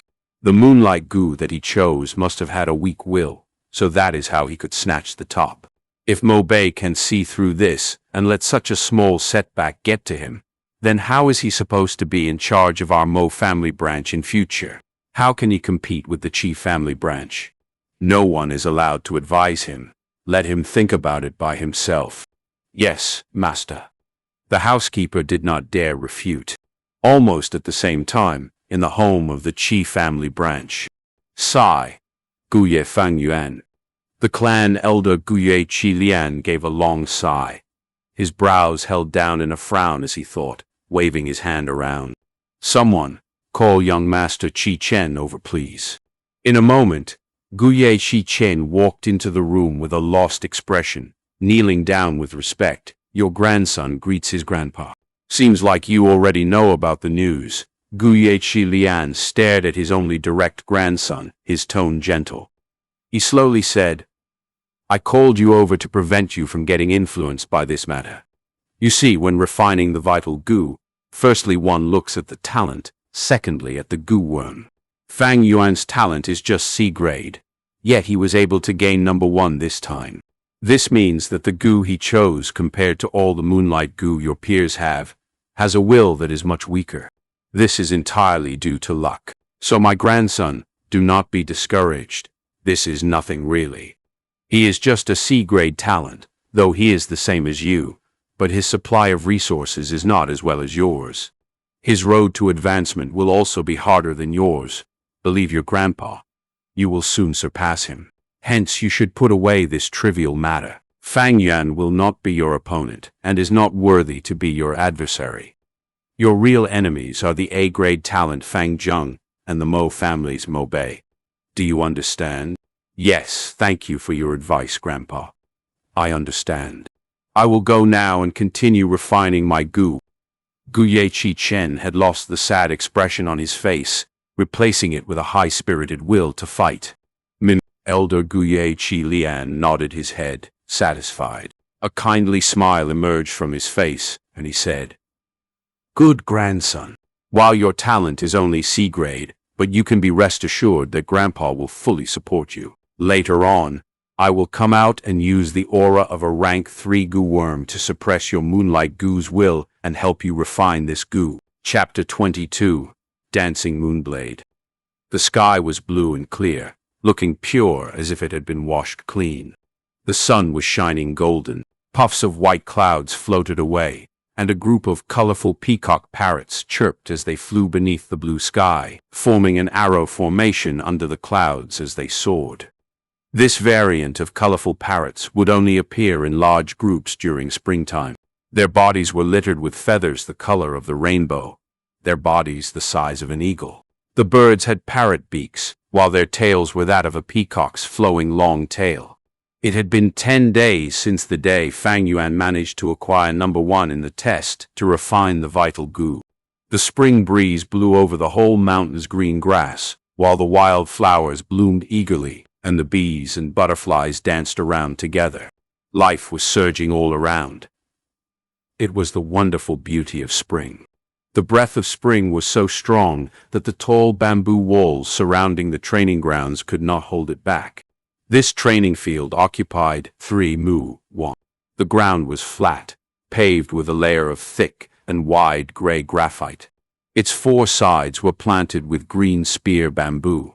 These green poles were placed closely together side by side, straight and tall, forming a circle of green high walls. While below the wall corners were stone as well, clumps of green grass emerged from many areas. In between the bamboo were also some wild roses, poking in from the outside, a few even climbing the wall. 57 young teens at the age of 15 were standing in the midst of the training field right now, formed in a semicircle around the academy elder who was in the center, putting their focus on him. This was a lesson to teach the students on how to use the Moonlight Goo. The Moonlight Goo is our Guye clan's symbolic goo, just like the Zong, 2, House Bear Strength Goo, and the Bai, 3, House Stream Goo. The majority of you on the field have chosen the Moonlight Goo as your vital goo, so you must all watch properly. Soon I will demonstrate personally how to use the Moonlight Goo to attack. Students whose vital goo is not the Moonlight Goo must also concentrate on me, as this classical long-distance attacking method can also be used on other goo. The spectrum of methods one can use is very wide. As he spoke, the academy elder stretched out his right hand, his 5 fingers opening wide. He lowered his palm so that the young teens could see the center of it. Firstly, you use your mind to mobilize the Moonlight Goo, moving it to the center of your palm. Following his voice, the crescent mark that represented the Moonlight Goo moved down the elder's arm and into his palm. Then, you mobilize the primeval essence in your aperture, pouring it into the Moonlight Goo. A thread of white-silver-colored primeval essence gushed out from the elder's body, so fine it was almost impossible to see. It entered the Moonlight Goo in his palm. The academy elder was of a rank 3 realm, and only rank 3 Goo masters could produce white-silver-colored primeval essence. Rank 1 Goo master's primeval essence was commonly known as green-copper primeval essence, while rank 2 Goo masters had theirs called red iron primeval essence. When they reached rank 3, it becomes white-silver primeval essence. Once it absorbed the thread of white-silver primeval essence, the crescent-shaped mark in the elder's hand instantly glowed brighter and brighter. Although it was daytime, it still issued a brilliant pale blue light. That's awesome! How beautiful! The youngsters could not help but let out praises of surprise and amazement when they saw it. The pale blue light was clear like water. It flickered faintly in the elder's palm. At first glance, it would seem as if the academy elder's hand was scooping a handful of moonlight. The academy elder smiled a little. Now watch carefully. The last step is just like how I will do it, launching it out. As he said this, his widely opened 5 fingers slowly closed together. Then he lifted his arm up and slowly moved it forward, his arm straight. Finally, he waved his palm lightly in a cutting motion. The entire movement was steady and powerful. Swoop. The young students could hear a light brushing sound beside their ear. Following the academy elder's movement, the condensed water-like pale blue light in his palm was thrown out like that. The light transformed into a small moonblade in the air. The faint blue moonblade only the size of a wide-open hand, the shape just like the crescent moon in the night sky. It drew a straight line in the air before it hit a grass puppet 10 meters away. A tearing sound was heard, and the grass puppet's neck that was about 30 centimeters thick was cut clean by the moonblade. The puppet's body swayed about, the huge head suddenly falling onto the floor. After cutting the grass puppet into half, the moonblade immediately appeared dimmer. However, it continued flying about another 6 meters in the air before the crescent began to gradually fade away, finally dissipating in the air. Looking at the grass puppet's neck again, one could see that the cut area was extremely flat, as if it was cut away by the sharpest sickle. The youngsters were all shocked as they saw this, their eyes wide open. A few of them even touched their own necks involuntarily, astonished by the attacking power of the moonblade. After a short silence, the sounds of exclamation began. The teenagers had shining eyes as they stared at the grass puppet, some of them staring at the elder's palm. A few of them were looking at their peers, talking and whispering excitedly. Only Fang Yuan stood hidden in the crowd with a cold expression, his stature calm. In his previous life, Fang Yuan had cultivated to rank 6, and he had created the Bloodwing Demon sect in the Middle Kingdom. He taught tens of thousands of people, and was reputed as a giant figurehead of the demonic faction, his fame illustrious. The Academy Elder was just a rank 3 Gu master. This small trick was just child's play to him. It would not cause any ripple of emotion in Fang Yuan's heart. All those of you who have refined the Moonlight Gu, step out. Each one of you shall take a grass puppet and follow the way I just did it, throwing out the Moonblade, practice attacking. Once the Academy Elder was finished, around 30 students stepped out. In this batch, the entire clan had 100 young teens joining the awakening ceremony. Those who had cultivating talent were around 57. Among these students, those who had chosen the Moonlight Gu numbered around 35. After going through these few days of hard work, they had all refined the Moonlight Gu. Those that were left were all D-grade talents. It was not because they did not desire to refine the Moonlight Gu, but it was due to the inability of their talent, so they could only withdraw after learning of the difficulty. To the youngsters of the Guyue clan, the Moonlight Gu was not a simple Gu worm, but the symbol of the clan's glory. Very quickly 35 of them stood in a row. Each of them faced forward, standing 10 meters away from a grass puppet on the opposite. Fang Yuan stood in the middle of the row, but he did not garner any attention. The practice began. The students all stretched out their right hands, letting the Moonlight Gu move to the heart of their palm. One by one, the blue crescent marks started to give out water blue light as green copper primeval essence was poured in. But when they drew a vertical cut with their palm, only 7 or 8 crescents flew out. Among these crescents, some of them only appeared for a short moment before dissipating away. Some flew out for 2 to 3 meters before disintegrating into blue light with a bang. Some flew further, but the direction was severely off course, flying straight up to the sky. The young teens all frowned. When they saw the Elder's demonstration earlier, it seemed quite easy. But when they started practicing themselves, they realized the skill required in this action. To throw out a Moonblade and to have it hit on the grass puppet, it really was not that simple. The Elder had a faint smile as he watched. He saw this scene every year and was not surprised. The remaining 22 students could only stand outside the field, watching jealously. After practicing for 5 minutes, the youngsters were gradually able to produce Moonblades. For a time in the training ground, pale blue-colored Moonblades flew about everywhere. A few Moonblades would fade halfway, a few unluckily crashing into another. Some flew out of the training field, twisting around. Those that were able to hit on the grass puppets were just a small few. Of course, these were all due to sheer luck. The Academy Elder started to tutor and guide each one personally. He focused greatly on Fang Zheng, Mo Bei, and Shi Cheng, and those others with good latent talent. He patiently corrected their postures, teaching them his experience. Towards those C-grade talent students like Fang Yuan, he only mentioned 2 sentences. Fang Yuan kept condensing the blue light in his hand. He waved his palm a few times, cutting the air, but he did not release the light, pretending and acting. With the field a mess at the moment and no one focusing on himself, he moved his thoughts and released his hold on the Moonlight Gu, his palm tilting a little, making a cutting action.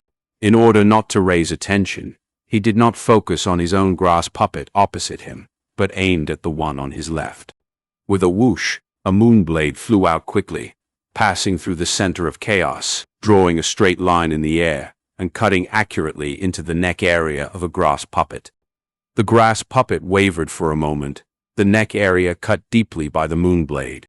But very quickly, the green grassy area that was cut began to regrow, tangling together and healing away the wound. Of course, this grass puppet was not a normal scarecrow. It was a rank 1 scarecrow Gu, having the nature-type ability of self-recovery. Unless the puppet was cut into half at once, it would just recover back to normal in a short while. Wow! Look at that crescent!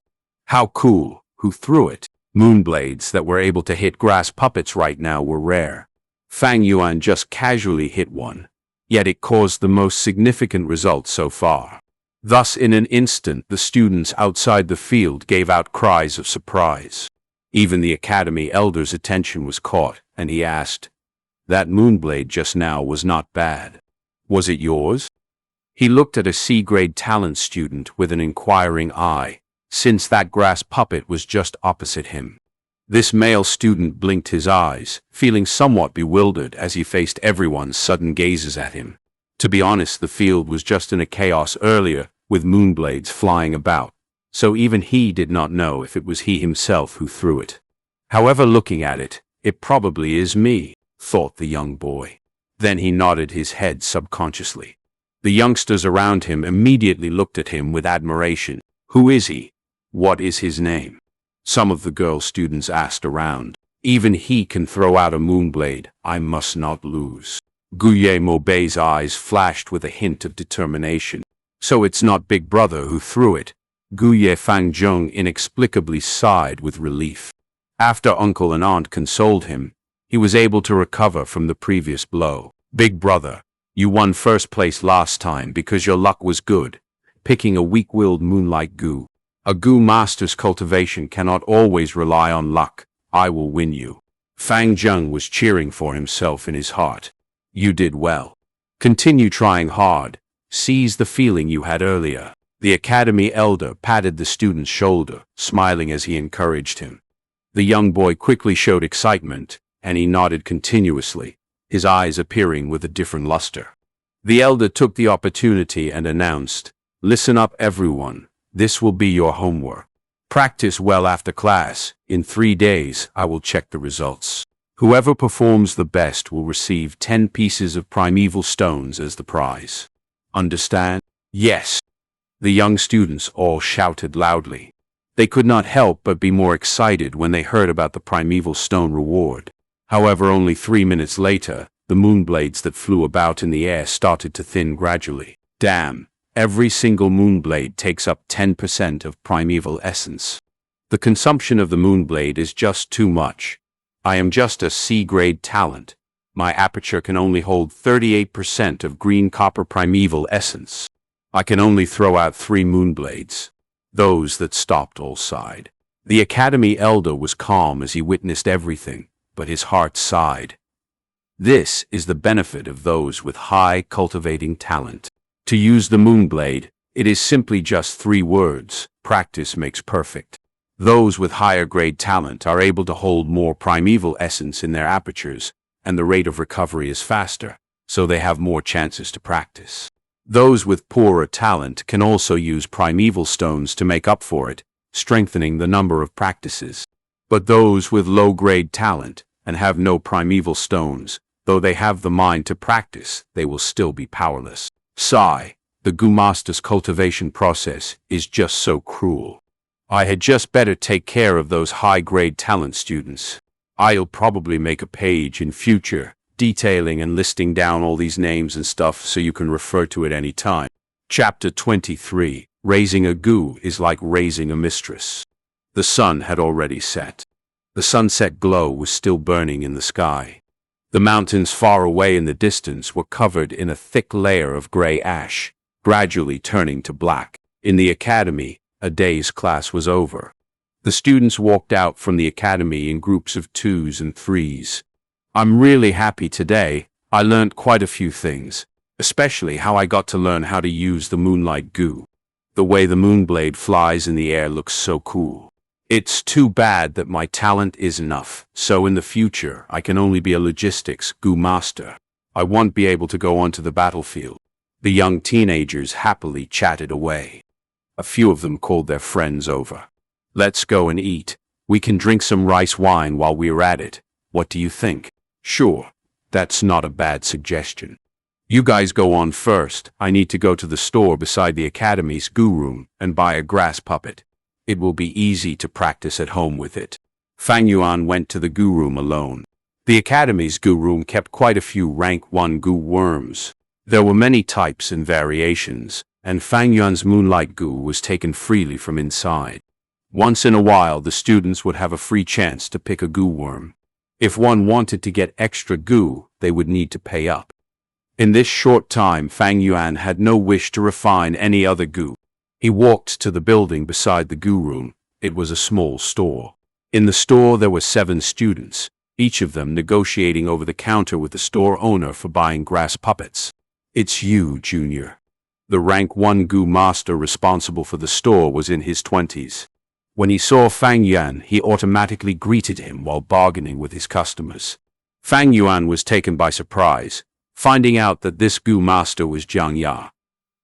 It was the young Gu master that had taught the hunters a lesson in the inn. "Ah, it's you, senior." Fang Yuan nodded his head, his face expressionless. Xianxia took out a grass puppet from the counter behind him, passing it to the student who purchased it. At the same time, he threw Fang Yuan a friendly smile and asked, "Did junior brother come here to buy a grass puppet as well? If you want me to leave one for you, you just need 3 pieces of primeval stones. These things sell like hotcakes. Right now, there's only 7 left. If you wait any longer, there won't be any stock left." Xianxia's attitude towards mortals was arrogant, but towards people like Fang Yuan, he was very kind and sincere. Fang Yuan shook his head, laughing secretly as he thought, this Xianxia really did know how to do business. The grass puppets were made with the scarecrow goo. Even after including the primeval essence that was put in, the final cost should not be more than 1.5 primeval stones. "Senior, this is fair. It should be first come first serve. Why leave any for him?" "Yeah, we all came early. If you want to do business, you should know the rules. 3 pieces will be 3 pieces. Here's the primeval stones. Give me a grass puppet." The youngsters in the store were all worried when they heard that the store only had 7 puppets left. They stopped trying to negotiate and took out their stones to buy it. Very quickly, 7 satisfied teenagers walked out. "Does my junior want to buy a grass puppet?" Xianxia laughed as he asked. "It seems like they were sold out, but actually there's still the 8th puppet stowed away below the chest. If Junior does buy it now, you will miss the opportunity." Fang Yuan had no interest towards the grass puppet. He shook his head and pulled out a piece of primeval stone, putting it on the counter. "I want to buy 10 moon orchid petals." Xianxia was stunned. He looked Fang Yuan deep in the eye, taking away the primeval stone and pulling open the counter drawer. Then he took out a paper bag, saying, 10 pieces of moon orchid flower petals, not 1 less. Please make sure." Fang Yuan checked the goods on the spot and found no mistake with it. Finally, he left the small shop. Goo have to be fed. A goo master refines goo, uses goo, and at the same time needs to raise goo. Refining a goo is difficult. There is the risk of counterattack. Using a goo is not easy. One needs a lot of practice. The knowledge of raising a goo is even more extensive and profound, because there are all kinds of goo worms and their food are exceedingly strange. Some need to swallow soil, some need starlight, some require tears, and some feed on the clouds and air from the 9 skies. Just by taking Fang Yuan's current 3 goo for example, the moonlight goo requires moon orchid petals, 2 meals a day. In the morning and night 1 meal. Every meal 2 pieces of flower petals. Meanwhile, for the liquor worm, it needs to drink wine. A jar of green bamboo wine could support it for 4 days. As for the Spring Autumn Cicada, it is even more peculiar as it drinks straight from the River of Time, maintaining its vitality. The River of Time supports the flow of this world. It is not far away in the sky but very near at hand, flowing by every person's side. Every move made by every living creature requires the push of time. Time is like flowing water, hurriedly gliding forward. The River of Time is invisible and colorless, while in reality all living creatures are actually surviving and living in the waters of the River of Time. After buying the bag of moon orchid petals, Fang Yuan went to the inn to buy green bamboo wine. The liquor worm could also drink some turbid wine or rice wine to live. However, with this kind of second-rate wine, the amount it needed to drink would increase, and it would need many jars every day. After calculating, Fang Yuan decided it would be better to buy green bamboo wine straight away. Not only would it be more worth than buying second-grade wine, it would also not arouse suspicion. "Young sir, you've come." The workers in the inn had already known Fang Yuan. Fang Yuan passed him 3 pieces of primeval stones directly, saying with a familiar ease, Give me a jar of green bamboo wine and make me a few good dishes. You don't need to give me the change, just put it here first. At the end of the month, when it amounts up to 1 stone, you can subtract from my bill with it. Even though Fang Yuan no longer stayed at the inn right now ever since he moved to the academy dormitories, he would always have a meal here when he bought wine. All right. Young sir, please take a seat. The dishes will be sent over immediately. The worker echoed, leading Fang Yuan to his seat. He took the cloth on top of his shoulder and gently wiped the table before leaving. Indeed, as the worker said, the dishes were very quickly served. Fang Yuan ate and calculated at the same time in his mind. A piece of primeval stone can buy me 10 pieces of flower petals. The moonlight goo consumed 4 pieces every day.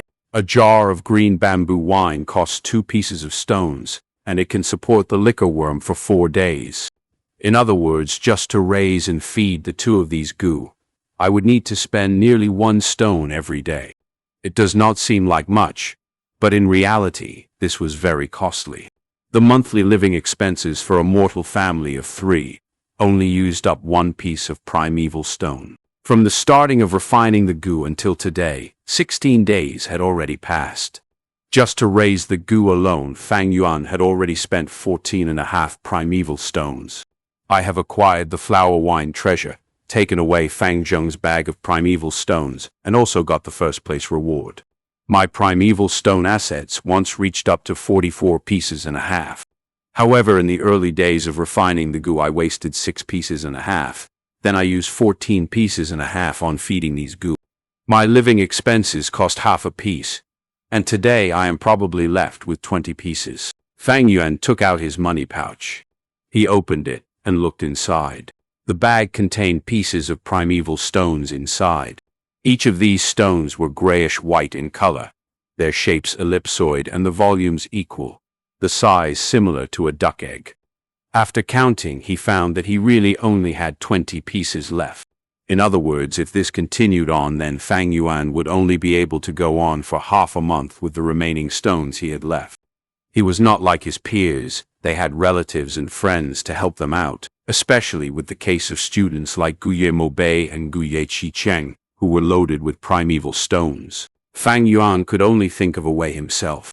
Uncle and aunt have already cut off my living expenses, but every weekend the clan academy would give out 3 pieces of primeval stones as subsidy to every student. Looks like I would need to show off in the Moonblade assessment in 3 days and take that 10 primeval stone prize.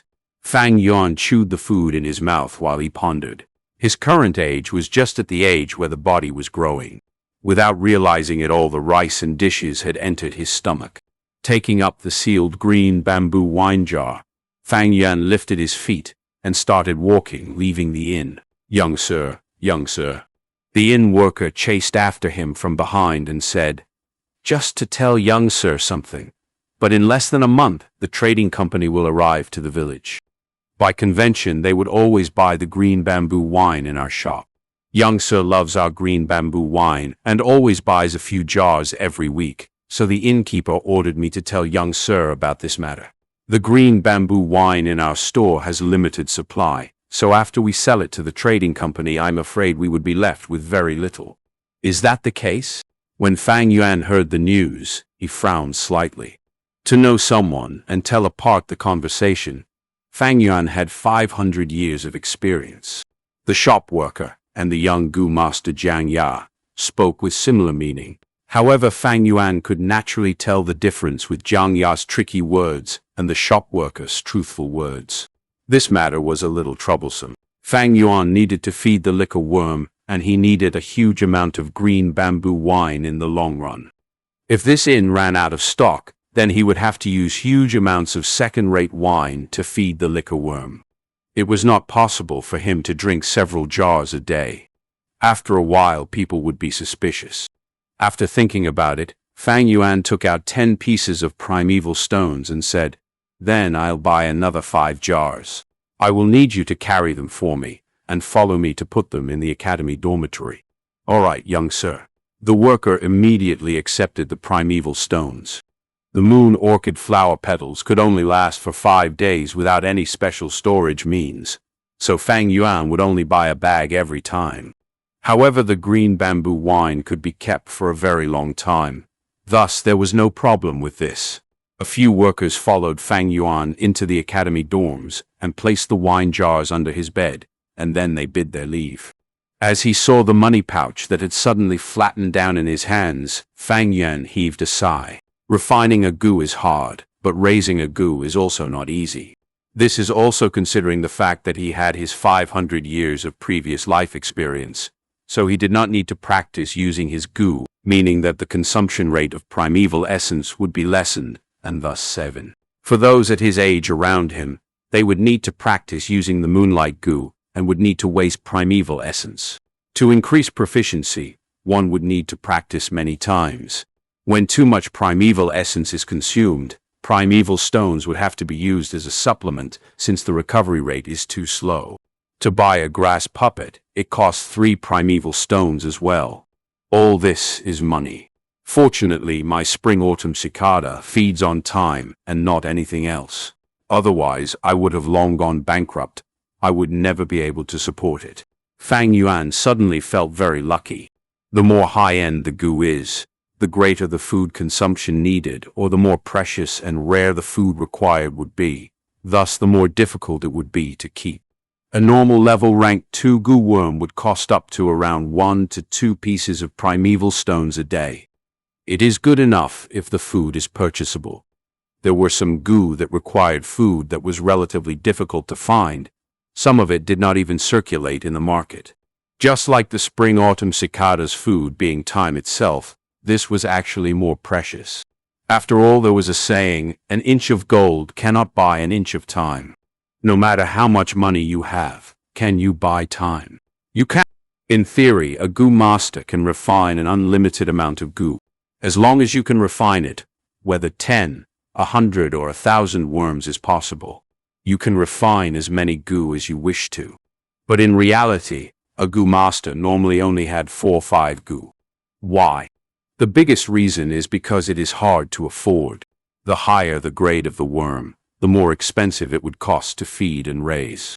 It often gave a gu master too many difficulties to cope with, making them have unceasing headaches over it. Another reason was unable to use.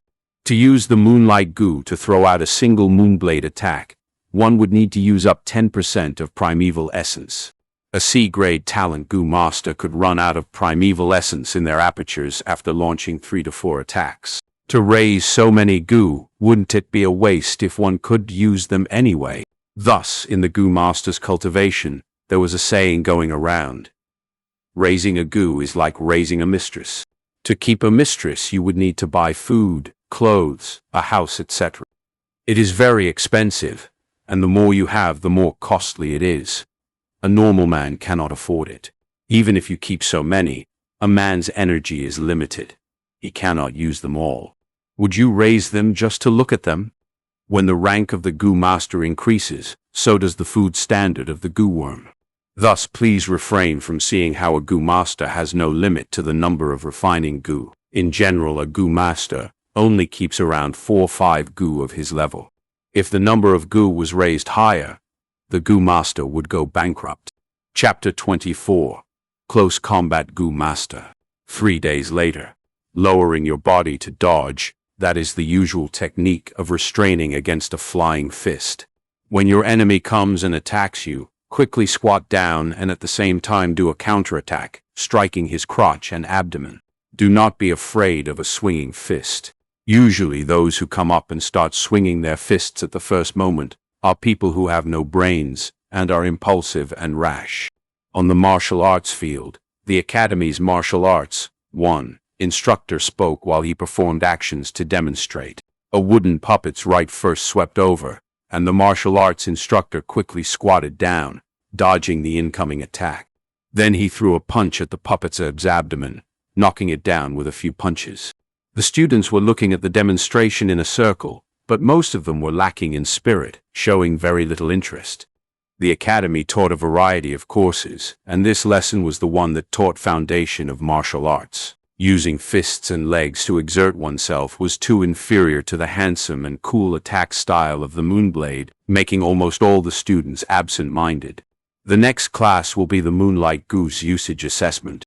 How have you been practicing so far lately? I'm still doing good.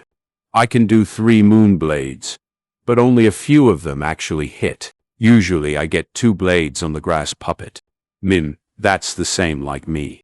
I specially bought a grass puppet just to practice for this in these few days. The young teens whispered to one another, their minds long gone from the lesson. They were all worried about the assessment in the next class. Just for this assessment, they had practiced hard for a long time after class, and now they were flexing their hands and feet, looking forward to the assessment. The sounds of the students' discussion had reached the instructor's ear, and the martial arts coach jerked his gaze back at them, shouting, "No talking allowed in class. All of you keep your mouths shut and watch closely." He was a rank 2 Gu master, his body rather muscular. His upper body was naked and robust, the bronze skin littered with countless scars on it. With a loud shout he showed a threatening manner, pressing down on all the students in the field. Silence fell in the martial arts field. The foundation of martial arts is the most important among important things. Especially in the early stages of a Gu master's cultivation, it is more important than anything else. All of you better focus your attention on me. After he finished scolding, the martial arts instructor called out another wooden puppet. This light yellow wooden puppet was 2 meters tall, its huge wooden feet making sharp sounds as it stepped on the bluestone floor tiles. The wooden puppet stretched open its arms and rushed clumsily towards the coach. The instructor dodged its attack, then fiercely hugged its waist and used his strength to push it forward down, causing the huge and tall wooden puppet to fall to the ground. Then the instructor rode on the puppet's waist and swung his fist quickly at the puppet's head. The wooden puppet resisted for a moment, then its head was smashed broken by the instructor's raining blows. It was paralyzed on the ground, lying motionless. The martial arts instructor stood up, his breathing calm and long as always. He explained to the students, "When facing a huge and tall enemy in close combat, do not be afraid. Ruining the opponent's center of gravity is a type of sensible tactic to pin down your enemy. Just like how I did it earlier, you must hug the opponent's waist, control his hips, and then push forward with your strength. After that, you take the opportunity and get on his body and fiercely punch at your enemy. Those with no defensive capabilities will instantly collapse." The students nodded repeatedly, but most of their eyes showed disapproval. The coach saw all of this and laughed bitterly in his heart. Every batch was like this. The attitudes of these youngsters were naturally easily attracted by gorgeous things. Without personal understanding and experience, it was hard for them to understand the importance of having a martial arts foundation. In truth, especially for a Gu master in his early stage, while the basic martial arts did not look promising, it was actually more important than the blade attack. Remember, in close combat, your sight must not always stare at the enemy's eye. It should focus on the enemy's shoulder. No matter punching or kicking, the enemy's shoulder will always move first. In close combat, your speed is very important. The speed I am talking about in this context is not the speed of your fists, but the speed of the movement of your legs. Distance is the best defense. Keep your legs elastic, then you will be able to easily burst out your strength. When striking with your fists, maintain a triangle support. Otherwise, you will lose your footing. The enemy has not fallen, yet instead you fell first. The instructor patiently explained while he demonstrated. These were all his valuable experiences that he got from sacrificing blood and tears, experience accumulated from long battles. Unfortunately, the students were unaware of this. They gradually started to whisper again, the focus of the discussion still on the next lesson's Moonblade assessment. This martial arts instructor is very pragmatic, but his teaching style is wrong. Fang Yuan watched quietly among the crowd, nodding and shaking his head at times. The instructor had no discipline in his teaching. He taught completely by interest, and just taught whatever he thought of. Therefore, the things he taught came out in a mess, and there was a lot of complicated info. In the beginning, many students listened seriously, but gradually they lost interest and diverted their attention to other aspects. Only Fang Yuan listened meticulously all the way. While others were learning, he was revising. His combat experience was richer than the instructor, but listening to others narrating was also a way of verification in cultivation. A Gu master's method of fighting is usually divided between melee and ranged. The Moonblade attack is a type of ranged attack, but when strictly speaking, it is considered medium range due to its effective distance only being 10 meters. When it came to close combat Gu masters, the martial arts instructor was the best example. Melee battle Gu masters would usually choose Gu that amplified their own body strengths and cultivate. These Gu would give them superhuman strength, agility, responsiveness, endurance, etc. Just like this martial arts instructor, his whole body was covered in bronze skin. This was of course not his own skin color, but it was a type of copper skin Gu's effect. The copper skin Gu would increase the Gu master's skin toughness and defense by a lot, letting the Gu master be able to endure more damage. A single Moonblade would consume 10% of primeval essence. How many times can a Gu master throw a Moonblade during battle? The number is few, especially for beginners who have difficulty forming effective blows. It can only be used as a type of trump card. The terrorizing factor is greater than its lethality. To a rank 1 Gu master, the truly useful skill would be martial arts Kung Fu. This is because the martial art offense is more durable and reliable. It's a pity that this fact is something that they will not understand unless they face it with their own experience. Fang Yuan lightly glanced around at his peers, a faint sneer somehow forming on his lips. The basic martial arts class was finally over. After a short rest, the students' eyes were filled with anticipation. The academy elder was late. He waved his big hand, pointing at the row of grass puppets in front of the bamboo wall. He went straight to the subject and said, "All right, today is the day to check the results. I want 5 people in a group coming up in proper sequence, using the Moonblade to attack 3 times. Swoop." The first group of students went up, and the Moonblade danced in the air. After 3 rounds, only 9 Moonblades hit on the grass puppets. The academy elder shook his head a little, feeling slightly displeased. This hit rate was too low, the key being that among these 5 only 2 managed to successfully throw out 2 Moonblades. "You all better practice properly after this, especially you, and you," the elder reprimanded in a short sentence. Then he waved his big hand and said, "Next group." The 2 that were reprimanded dropped their heads and left the field in dismay. One of them was a girl, her eyes a little red and her heart grieving. She was only a C-grade talent, yet she could not bear to use primeval stones to quickly recover her primeval essence. Thus in these 3 days she practiced very little, resulting in her unskilled throwing of the Moonblade. A Gu master needed money to refine Gu, raise Gu. Even practicing to use Gu needed cash. But where was she able to get so much money? Even though her 2 parents were supporting her from behind, but every family had their own problems. To be short of funds was often the dilemma that a Gu master faced. "Anyway, I don't have the slightest chance of getting number 1. I might as well give up and save on primeval stones. That is better for me." As she thought of this, her heart became calm once more. There were actually quite a number of people who thought the same way as this young girl. Because of the lack of practice, many of the students performed poorly. The academy elder's brow deepened more and more. Fang Yuan watched, secretly shaking his head. These people are really pitiful and sad. Just for a small amount of primeval stones, they gave up their own chance to make progress. Primeval stones are meant to be used. If you want to become a miser and accumulate primeval stones, then what did you become a Gu master for? In other words, those who are short-sighted would often haggle over every penny and chase after less important things. As for those with lofty aspirations, they usually showed a tolerant and generous attitude, and had the strength to give up and let go of things. "It's finally my turn." At this moment, Guillermo Bay's horse face lit up in a confident smile all over, and he walked up to the field. His stature was stout and gave out a fierce and strong aura. After standing still, he raised his hand and threw 3 moonblades. All 3 of them hit.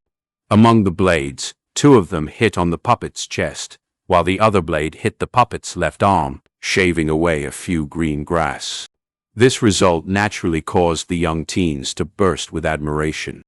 Well done. The elder's brow slightly smoothed out. The next group came up, Guye Chi-chung standing among them. He had a small and short body, his face full of pockmarks, his expression bringing a slight nervousness. He sent out 3 moonblades continuously, and all 3 hit on the puppet's chest, cutting out 3 intertwined scars. The scars went from deep to shallow and restored back to its original appearance after a few breaths, due to the puppet's self-healing ability. However, this outcome was already tied to Guye Moubei's result, and also received the elder's praise. Chi-chung held his head high as he walked out of the field, looking at Moubei defiantly in the eye on the way. Below the field, Guye Moubei gave a cold snort, but he did not return Chi-chung's glare. Instead, he continued looking at Guye Fangzheng, who had not gone up yet. His heart clearly knew that the real threats were only Guye Chi-cheng and Guye Fangzheng. The previous was the same like him, a B-grade talent while also having the constant supply of primeval stones. The latter was an A-grade talent, while Fangzheng did not have as many primeval stones as them, but just by relying on his own natural recovery speed thanks to his grade talent, he would also be able to practice a lot in a short. Right now, Guye Chi-cheng's results have appeared, showing a tie to Moubei, and only Guye Fangzheng was left. In the last few groups, Guye Fangzheng finally came up to the stage. Chapter 25. The Light of Spring is Enchanting. Is he Fang Yuan or Fangzheng? Some of the students were muttering. There were still people who could not differentiate between Fang Yuan and Fangzheng, the 2 twin brothers. It's Fangzheng. Fang Yuan is always wearing a cold expression. He would never appear tense, someone answered. Oh, then there will be a spectacle. Fangzheng is the only A-grade talent from our village in 3 years, after all. The crowd casted their eyes over to the field. Fangzheng could feel the pressure among the gazes shot at him, and this made him feel even more nervous. Standing on the stage, his fingers were trembling slightly. He threw out his first moonblade, originally intending to aim at the grass puppet's chest. But because he was tense, he missed. In the end, the moonblade imprinted onto the grass puppet's neck area. The young teens instantly let out a sound of slight surprise. They thought that Fangzheng deliberately did it. Instead of aiming for the easiest spot, which was the chest of the puppet, he went for the neck instead. This was a showcase of huge self-confidence towards his own attacking skill. They could not help but look forward to Fangzheng's next move. Guye Moubei and Guye Chi-cheng, however, had their complexions cast down. Only those among the field who could see Fangzheng's error were the Academy Elder and Fang Yuan. How dangerous! Looking at the moonblade, Fangzheng exclaimed in his heart, while secretly feeling lucky. He took in a few deep breaths, trying his best to calm down. Then he threw out 2 blades. This time he did not make any mistakes, and the 2 blades hit accurately on the grass puppet's chest. This result made the Academy Elder nod his head, and Moubei and Chi-cheng calmed down as well. Fangzheng's result was different from theirs, so it would all come down to how the Academy Elder decided to grade them. The other students let out sounds of sighing. Fangzheng's later performance was not interesting, making them feel slightly disappointed. The next few groups were not interesting either. No one was able to perform better than Moubei, Chi-cheng, and Fangzheng. The youngsters started to whisper around. At this rate, the top scorer in today's assessment should be among the 3 of them. All 3 of them managed to hit the grass puppet. I wonder who the Academy Elder will deem better. Hold on, it's the last group. Fang Yuan's going up. Oh, that C-grade talent, cold genius. Heh. Right when it was the last group, Fang Yuan finally went upstage. It's that Fang Yuan. Guye Moubei lifted his head and looked at Fang Yuan for a moment, then he lowered his eyes uncaringly. Last time you got really lucky, choosing a weak-willed moonlight goo by accident and getting number 1. Let's see how you perform this time. Guye Qicheng hugged his arms, waiting to see Fang Yuan make a fool of himself. Big brother, this time will not be like the last. I have practiced so hard for so long, I can definitely surpass you. Among the crowd, Guye Fangjung pursed his lips, subconsciously clenching his fists tightly. Previously in the assessment to refine the vital goo, he as someone with an A-grade talent actually got second position. Naturally, he was not happy with this, especially after he understood that Fang Yuan was able to win and get number one because of sheer luck. This made him even more unsatisfied. To Guye Fangjung, being victorious over his own older brother Fang Yuan had a special and great significance. Many gazes were gathered on Fang Yuan, and the Academy Elder's sight was fixed on him as well. Fang Yuan made no emotion. His expression was cold and detached. He stood still, primeval essence pouring into the moonlight goo in the heart of his palm. With a cut in the air, he struck out the first Moonblade. This Moonblade flew very high. It not only went over the grass puppet's head, but flew over the bamboo wall as well. It went on for almost 15 meters before the light turned dim and vanished into thin air. Someone could help but laugh out. This is way too outrageous, isn't it? Someone sneered. He's indeed a genius. No wonder he managed to get number one in refining the goo. Another spoke sarcastically. In the earlier years when Fang Yuan created poetry and showed early wisdom, it had already caused discontented emotions among these people. Later on, when he relied on luck and got number one in refining his vital goo, this made them feel a layer of jealousy among their dissatisfaction. Many of them were waiting to see a good show. They waited to see the genius, Fang Yuan, reveal an embarrassing action, and this Moonblade of his did not let them down. Waves of laughter swept across the crowd. The Academy Elder shook his head slightly, secretly laughing at himself. Why did he have to be so concerned with Fang Yuan for no reason? He was just a C-grade, and merely a boy who got number one in refining goo because of sheer luck. In his heart he had already made up his mind. Although Mo Bei, Qi Cheng and Fang Zheng's results were the same, he would still pick Fang Zheng as number one.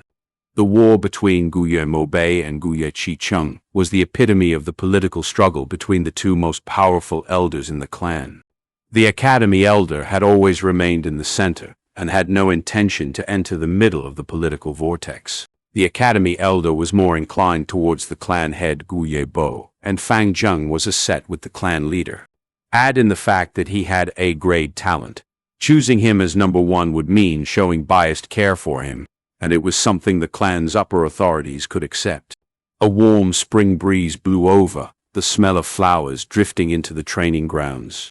The sunlight shone down on Fang Yuan's body, sending a lonely black shadow onto the ground.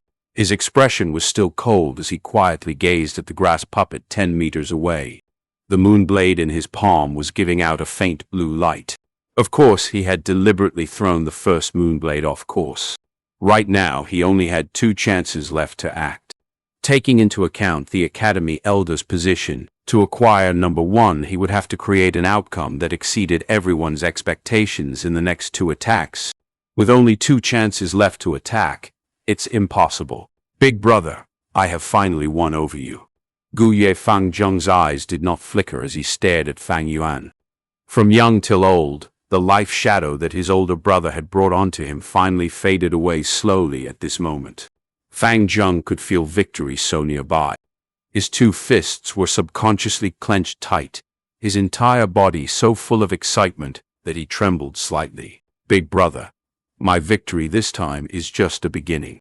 Next, I will keep on winning over you again and again, until I banish away all the shadows in my heart. I will prove to the clan the excellence of an A-grade talent genius, Fang Zheng told himself in his heart. But just at this moment, Fang Yuan acted. His right palm was like a knife, splitting the void. With a sharp tearing sound, the watery blue light shrouded in his palm was thrown out. It flew in the air, turning into a curved blue moonblade, shooting towards the grass puppet. In just the next second, Fang Yuan's right palm lit up again in a coat of blue light. He turned his palm and shot out the third moonblade. These two attacks connected smoothly like flowing water. It was a seamless combination. The two Moonblades flew out in quick succession, the distance between the two blades less than half a meter apart in the air. Under the stunned gazes of the crowd, the two Moonblades accurately hit onto the grass puppet's neck.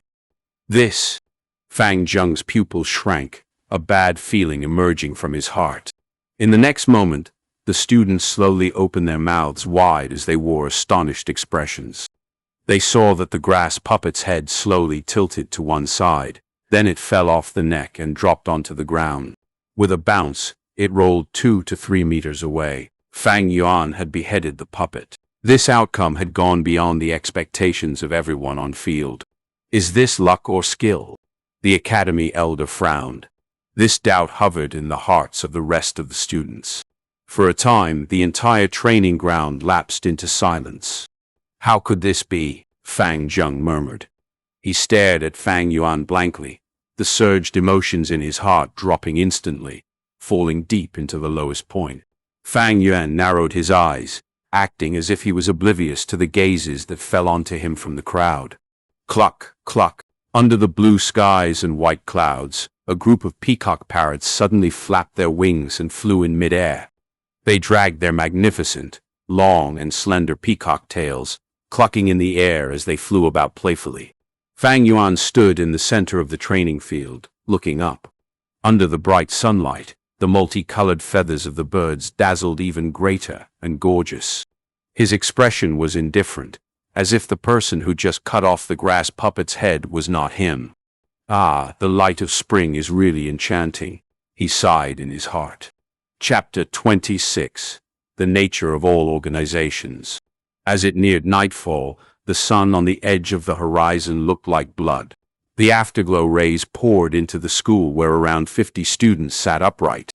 On the stage above, the Academy elder was reading out names one by one, distributing allowance to them. This was the Academy's weekly subsidy where every 7 days allowance would be distributed. One could say it was financial aid for these young teens.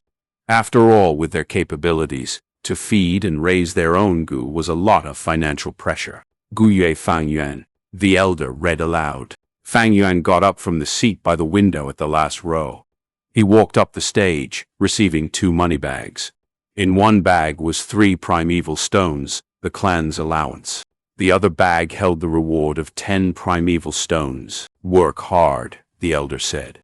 He gave Fang Yuan a deep look. Fang Yuan had continuously achieved number 1, and this had let those elders who were originally disappointed in him start paying slight attention. Fang Yuan nodded his head and took the purse into his arms, returning to his seat. Damn it, he actually got number 1 again. Guye Moubei fixed his gaze onto Fang Yuan firmly, his heart rather furious. Those 2 Moonblades consecutively hit the neck of the puppet. Is this because of sheer luck or real skill? Guye Qicheng narrowed his eyes. Since the end of the assessment until now, this question had been hovering in his mind. It was not just him, many students unconsciously drifted their sights towards Fang Yuan. This question haunted them. Although they had lost, their hearts were unsatisfied, and they wanted to question what actually had happened. When the day was about to end, the Academy elder announced a matter. You all have been in the Academy for an amount of time now, and you are familiar with how to use your vital gu as well.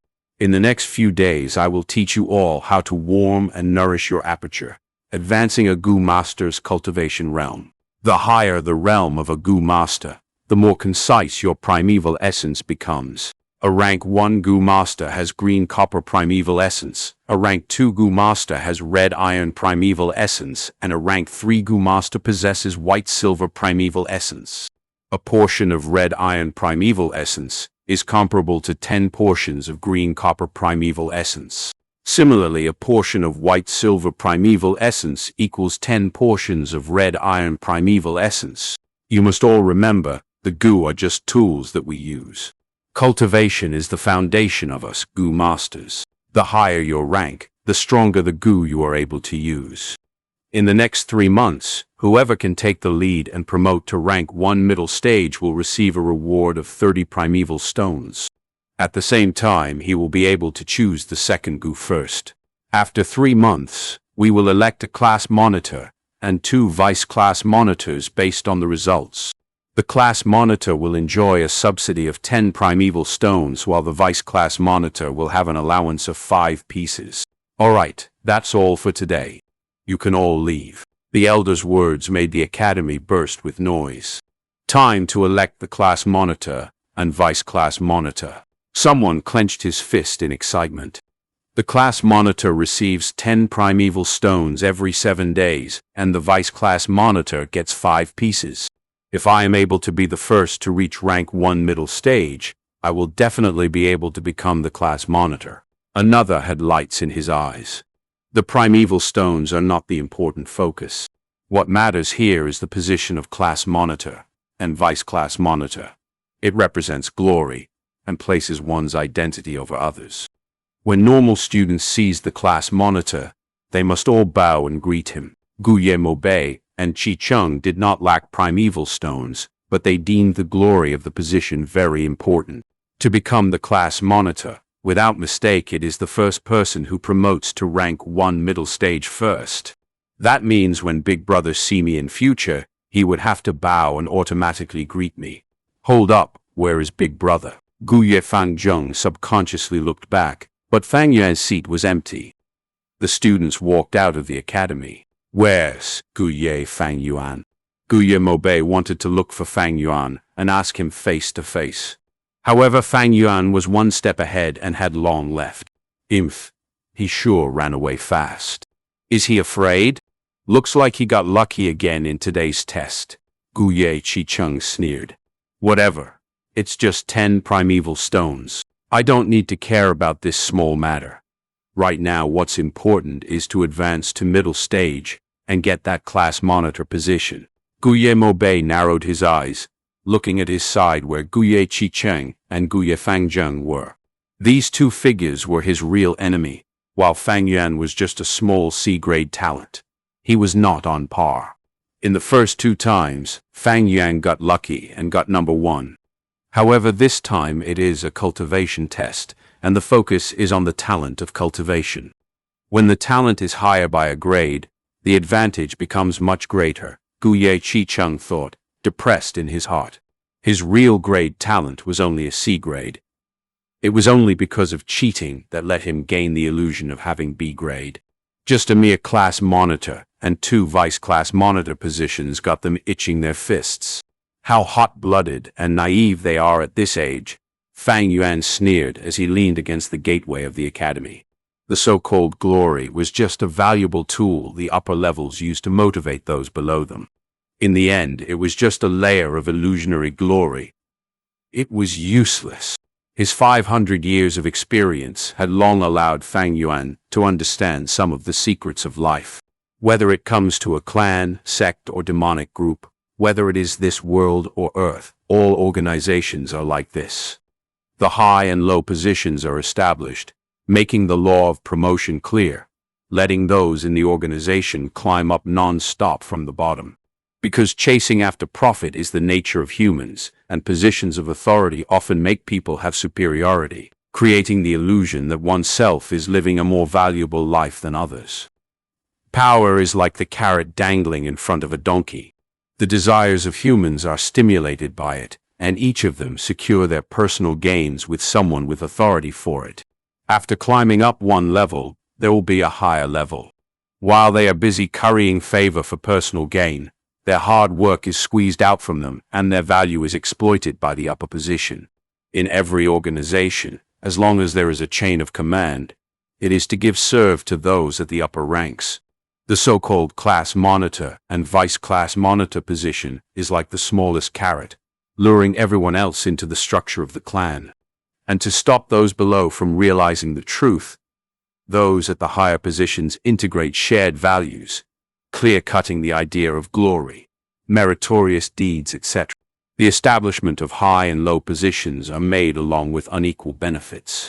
Sometimes the use of religion is done to dominate people's hearts. This is the real truth. Yet it is a pity that too many people in the world do not understand. They foolishly work hard for others, and for every organization in the world, the most fundamental of its essence, is just one thing, and that is the redistribution of resources. Where the higher the position, the more resources they can enjoy. In his previous life, Fang Yuan had founded the Bloodwing Demon Sect in the Middle Kingdom, where he taught up to tens of thousands of people. He erected the positions of demon soldiers, demon generals, demon sages, etc. Each position gave their corresponding benefits, letting countless people flock over like ducks, letting Fang Yuan order them around. This kind of experience allowed Fang Yuan to understand clearly the way of thinking in this principle. Thus, any organization is just a representation, while the real basis is just one word: resources. Without food resources, one will die of starvation. Without water resources, one will die of thirst. Without cultivation resources, one will become weak and sooner or later be bullied to death. And for a Gu master, primeval stones are the most important resource. Fang Yuan's two orbs were deep like an ancient pond, and as his mind reached this point, the corners of his lips curled up slightly, creating the outline of a sneer. He had long left the academy, and right now he stood at the gate entrance of the school. He saw the first batch of students coming out, gradually walking closer towards him. It's Fang Yuan. What's he doing at the middle of the gate entrance? Every time I see his dead, dysfunctional state, I feel so pissed off. Don't worry about him. He's probably waiting for someone. The young teens paid no attention to him. Just as they were about to walk over, Fang Yuan strode across and blocked them. I'm plundering. Everyone must surrender a piece of primeval stone before they can leave. Chapter 27. Outright Extortion. The young teens were instantly shocked and angry. What? I didn't hear wrongly, did I? Fang Yuan, your head must have overheated and gone confused. You would actually stand at the gates of the academy and blackmail us? Have you gone mad? Who gave you the guts to put your ideas on us? Scram, you were just a petty C grade. How dare you block my way? If you don't scram, I will send you flying with my... Fang Yuan suddenly lashed out. His right palm furiously cut forward. His movement was quick and precise, his slice of his palm hitting the left side of someone's neck. This unlucky teenager was totally not expecting Fang Yuan to suddenly attack him. While he was still cursing at Fang Yuan, he suddenly suffered a heavy blow. His two eyes instantly rolled up, and he fainted on the spot. Fuck! You actually dared to strike? The crowd jumped, and the young teens subconsciously retreated backwards. Guye Beiju fainted. What do we do? Some of them were terrified and scared, shouting around in horror. What else can be done? There's so many of us, and Fang Yuan is alone. We should all rush at him together and beat him up. Some people were shouting, their rage erupting. That's right, he sure doesn't know his place. How he dares to provoke us by himself. He's definitely digging his own grave with his overambitiousness. Everyone get on him together. Yet before they could do anything, Fang Yuan had already struck. He strode a few steps forward, rushing into the group of teenagers. He slashed his palm, and the edge of his hand cut onto a youth's neck. The young man rolled his eyes upward and fell. Ah! Another teen yelled loudly, swinging his fist at Fang Yuan, sweeping through the air. Fang Yuan lowered his body and dodged. Then he lifted his leg and kicked the boy's crotch area. Osh! Ow! Ow! W.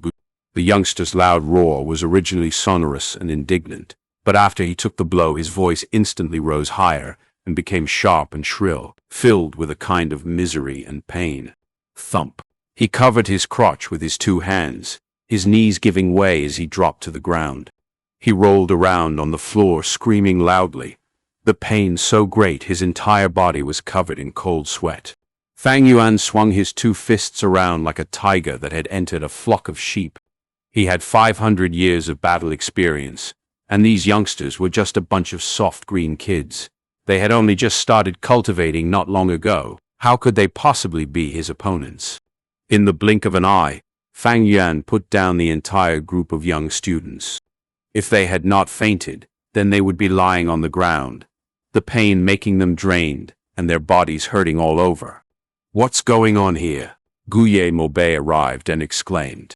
He saw that Fang Yuan stood at the entrance of the academy gates, and there were 5 to 6 students on the floor around him. This Fang Yuan, he wants to extort our primeval stones. One of them, lying on the floor, shouted angrily while clutching his belly. Wow, still full of energy, huh? Fang Yuan's expression was flat as he kicked fiercely at the abdomen of the boy who just yelled. Ow! The youngster immediately cried out in pain, his body curling up like a shrimp. Fear emerged from his face, his tears streaming down as he dared not to speak again. As they saw this scene, the students that came over all felt Fang Yuan's fierce savageness and cruelty, their hearts throbbing. All right, all of you be good and hand out a piece of primeval stone. Then I let you go, or else these people on the ground here will be your fate. Fang Yuan made a big step forward, his tone callous. In your mother's face. You petty little C grade would even dare to win me, a B grade. Moonblade flew into a rage, swinging his fists as he rushed toward Fang Yuan before they knew it. With a slight turn of his ankle, Fang Yuan swerved gently sideways and let Moonblade's fist fly past. Then he stretched out his left hand, lifting the index and middle finger toward the center of Moonblade's clavicle, accurately jabbing at the area below the throat. Moonblade immediately blacked out, falling onto the ground with a thump, fainting on the spot. Hiss. As they saw what just happened, the young students that planned to rush forward quickly stopped, each of them releasing a mouthful of cold air. In the eyes of these youngsters, Fang Yuan's attacks were suddenly too profound to be understood. They did not pay attention to basic martial arts, but in reality it was vaguely mentioned during class. The human body had many vulnerable parts, and several parts that Fang Yuan had struck were one of those vulnerable places. When these parts were struck, it would easily make a person faint on the spot, and a heavy blow would induce a life-threatening crisis. However, Fang Yuan had proper restraint when he attacked. Those that he had tackled down were either knocked out or suffering in immense pain, losing the ability for combat in a short amount of time. There was no one who was really seriously injured. This was the terror of 500 years' worth of combat experience. Are you going to give me your stones or not? Fang Yuan did a step forward, forcing the other youths. They looked at each other for a moment, then half of them gritted their teeth while the other half roared angrily, all of them swarming towards Fang Yuan. Fang Yuan dodged about while striking at the same time. His cultivation base was lowly, but his realm was still there. His heart was cool as ice, his movements quick and precise. Thump, thump. After a few breaths, bodies fell down onto the ground again. Too vicious. Too terrible. They were not going to die, are they? There were still a few young girls left behind. They did not rush forward. Their eyes were open wide, and after seeing what had happened so far, their bodies trembled more and more. Fang Yuan swept his gaze to them, and their faces turned pale as they quickly waved their hands and retreated. No, don't come over. We'll surrender the stones. After Fang Yuan received a few pieces of primeval stones, he let them go. They stumbled out of the academy gateway, while in succession several students came over. To leave the academy, this gateway was the only route. With Fang Yuan blocking this path, he would be able to block out all the students. Damn, what's going on? The new wave of students stared in amazement. Isn't that Moonblade? Chi-Chung stared at the unconscious Moonblade on the floor, his eyes wide and his mouth agape. When Fang Yuan opened his mouth and spoke, the youngsters were instantly angered, and they attacked him. Then they fell. Sir Elder, we are just going to keep watching all of this and not stop them? What if someone loses their life? How are we going to salvage the matter? The guards were worried. Some of the guards were indignant, saying, "This Fang Yuan has too much guts. He would actually dare to extort his classmates at the academy school gates under our eyelids. This is acting with utter disregard of the law and discipline. As long as Sir gives the command, we subordinates will take away this kid." The violent matter of Fang Yuan blocking the gateway and openly extorting his classmates had long attracted attention since the beginning, But mortal guards had no right to punish the students, so they could only go first to the Academy Elder and report. When the Academy Elder heard the news, he did not immediately command for them to stop it. Instead, he went up the pavilion and observed from afar. Looks like this child has fighting talent. The longer the Academy Elder watched, the more interested he felt. Fang Yuan's use of the Moonblade today had already caused some uncertainty in the Elder. Right now, he watched as Fang Yuan, with his strength alone, making an enemy out of the entire batch of students, bearing a sort of unstoppable fighting style of graceful demeanor. With this, the doubts in his heart were cleared. In this world, there were those who were particularly keen and sharp towards battles. These were hidden gifts. They were good at fighting, and they loved battles. In the battles, they were often inspired, and always created surprising and even unbelievable accomplishments. Ah, he's a natural battle, Gu Master. Pity. His talent is only C grade. In the end, he just lacks one step of a grade. The Academy Elder heaved a sigh. Sir, are you not going to stop this farce? Letting him go on with this nonsense? I'm afraid the consequences wouldn't be too good. The guards beside him had worried expressions on their faces. Chapter 28. Capital Free Business. Why stop it? The Academy Elder lifted his eyebrows and laughed.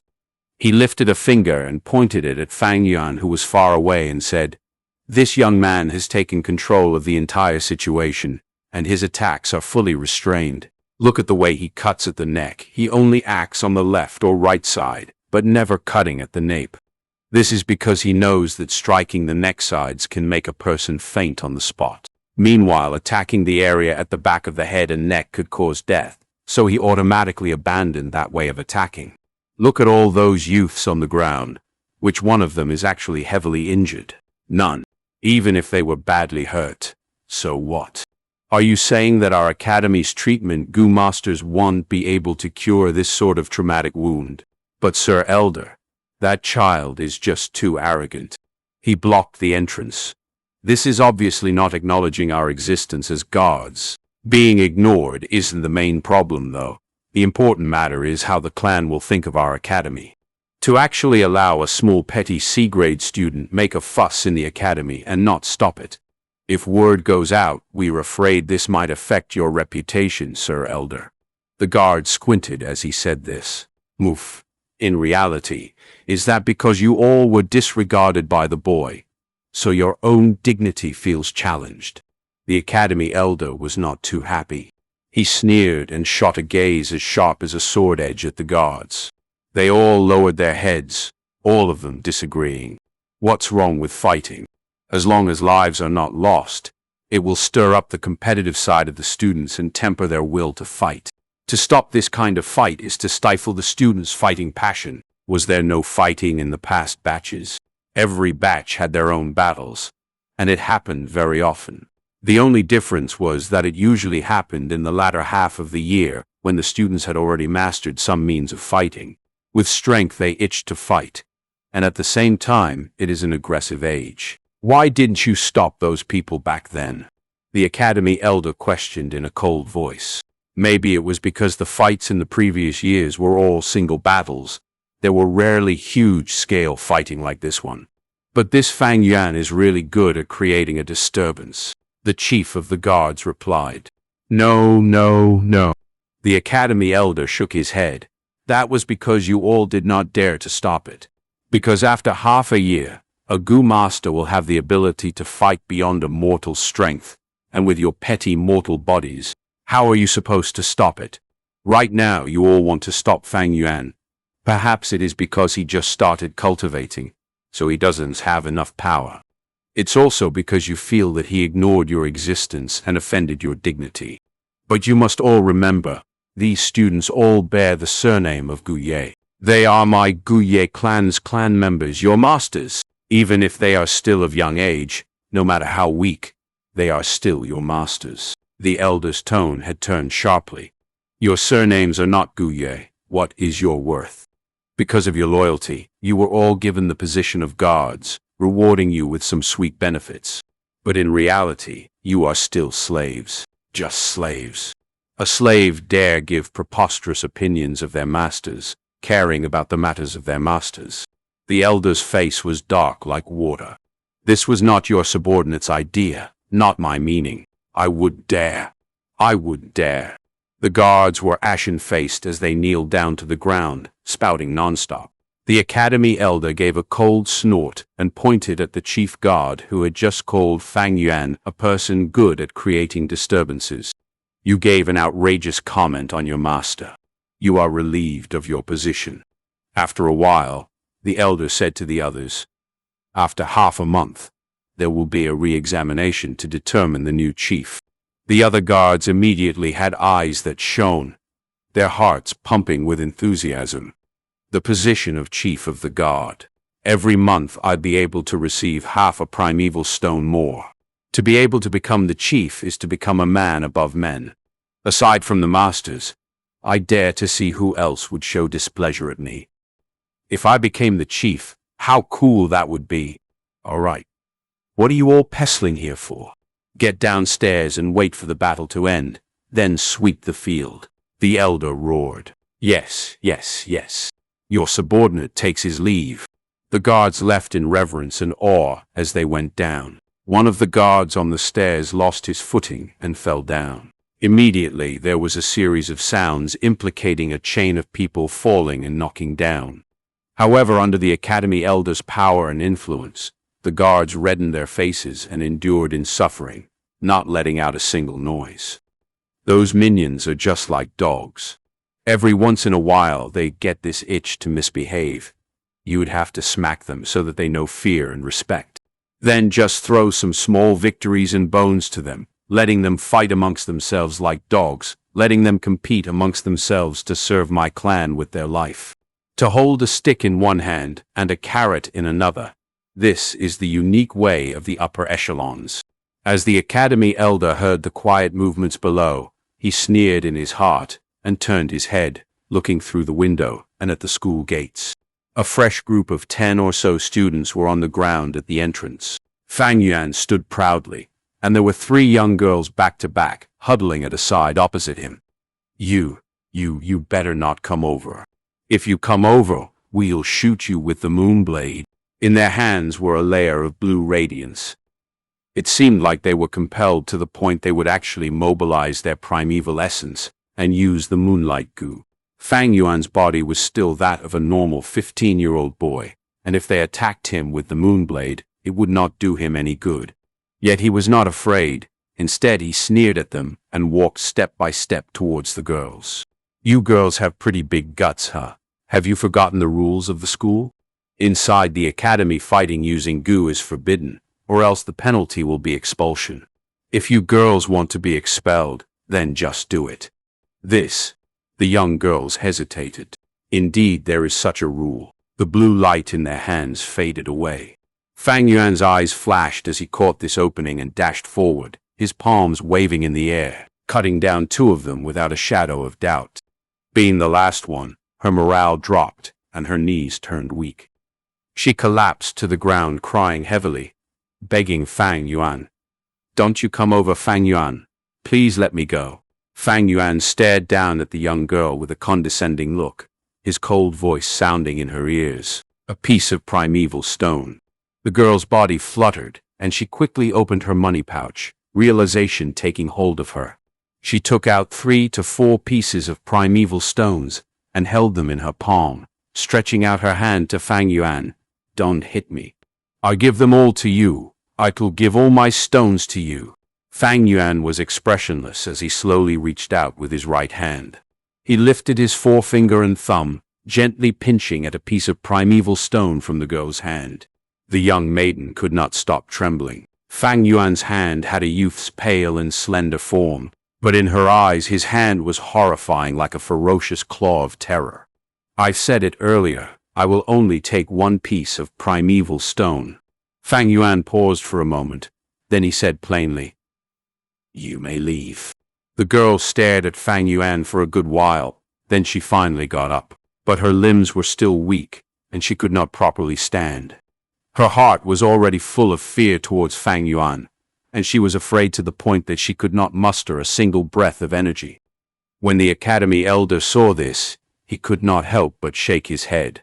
One of his reasons to remain an observer was to borrow the chance to see each of the students' respective fighting talents.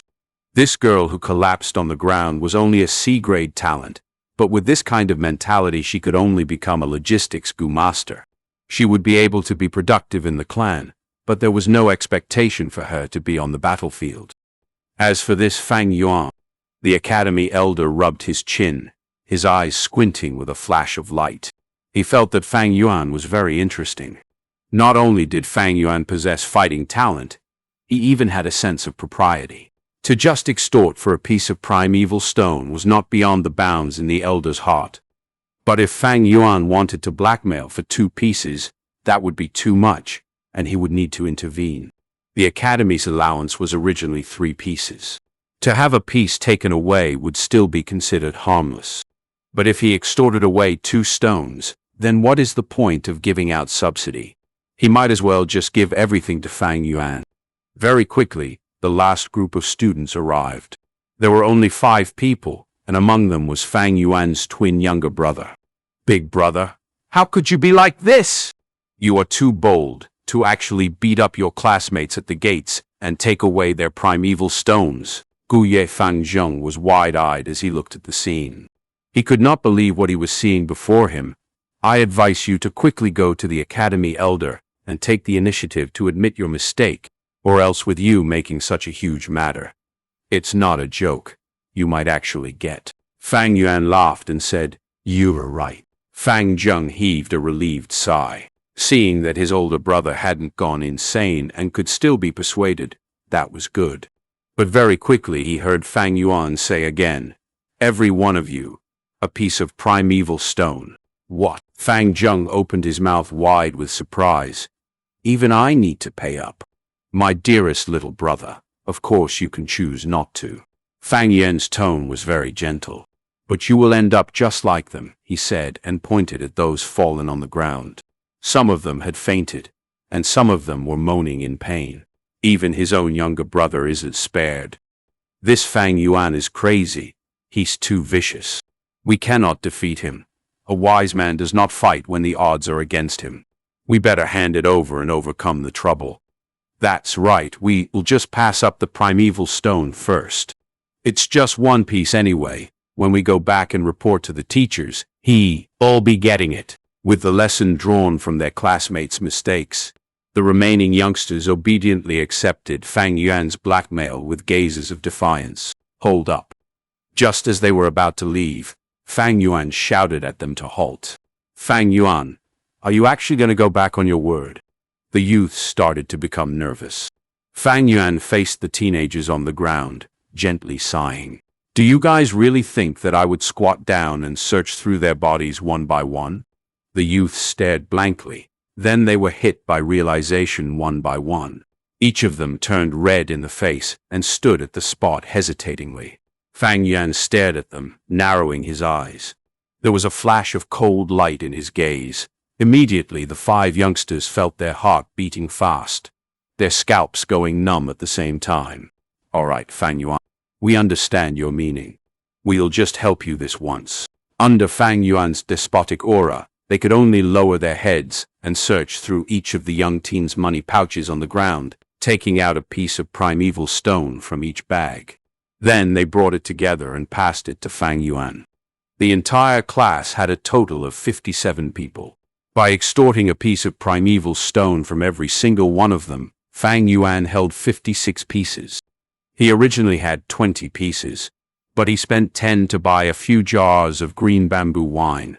Adding the number of primeval stones from his own allowance and reward, the total number of primeval stones he had in his possession amounted up to 79 pieces. This sort of capital-free business that consists of extortion and plundering is really the most profitable business. Fang Yuan pocketed his money pouch that had suddenly expanded greatly into his bosom and strutted away, leaving behind a floor full of teenagers, lying like corpses on the ground.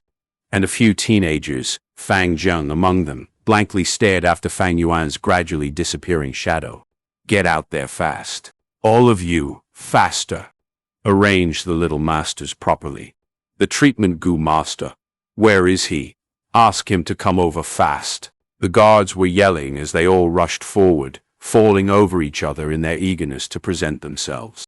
They willingly gave their all for the small position of being the chief guard. Chapter 29, Unscrupulous, 1.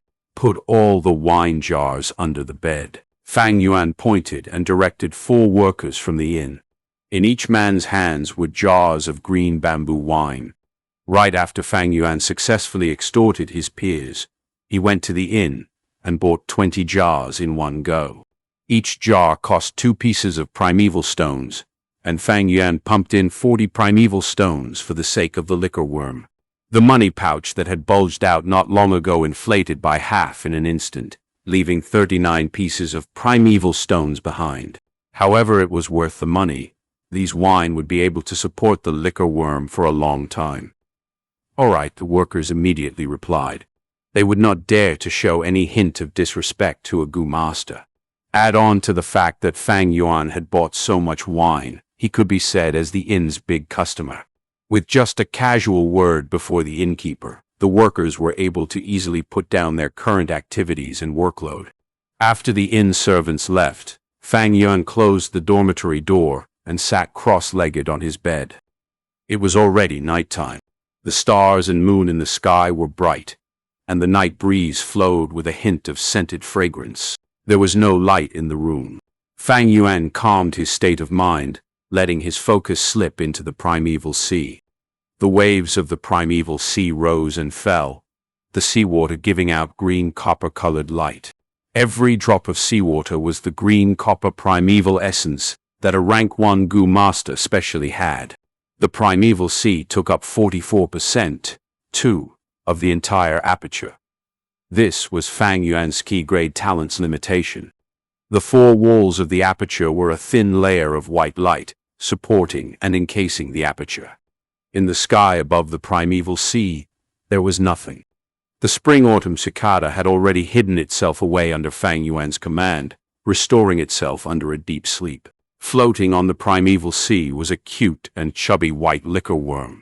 It frisked about with its heart's content on the seawater, sometimes diving into the sea, other times shaking its head and tail, splashing and splattering water droplets around. Fang Yuan sent a thought through his mind, and the liquor worm immediately responded. It stopped playing and curled up into the shape of a rice dumpling, leisurely floating into the air. It rose up to the middle of the aperture and out of the green copper sea. "Go." Fang Yuan mobilized 1/10 of his primeval essence, transforming it into a narrow flow, thrusting it all into the liquor worm. The liquor worm had already been refined by him, so this time it did not resist. It took in the entire jet of primeval essence and absorbed everything into its body.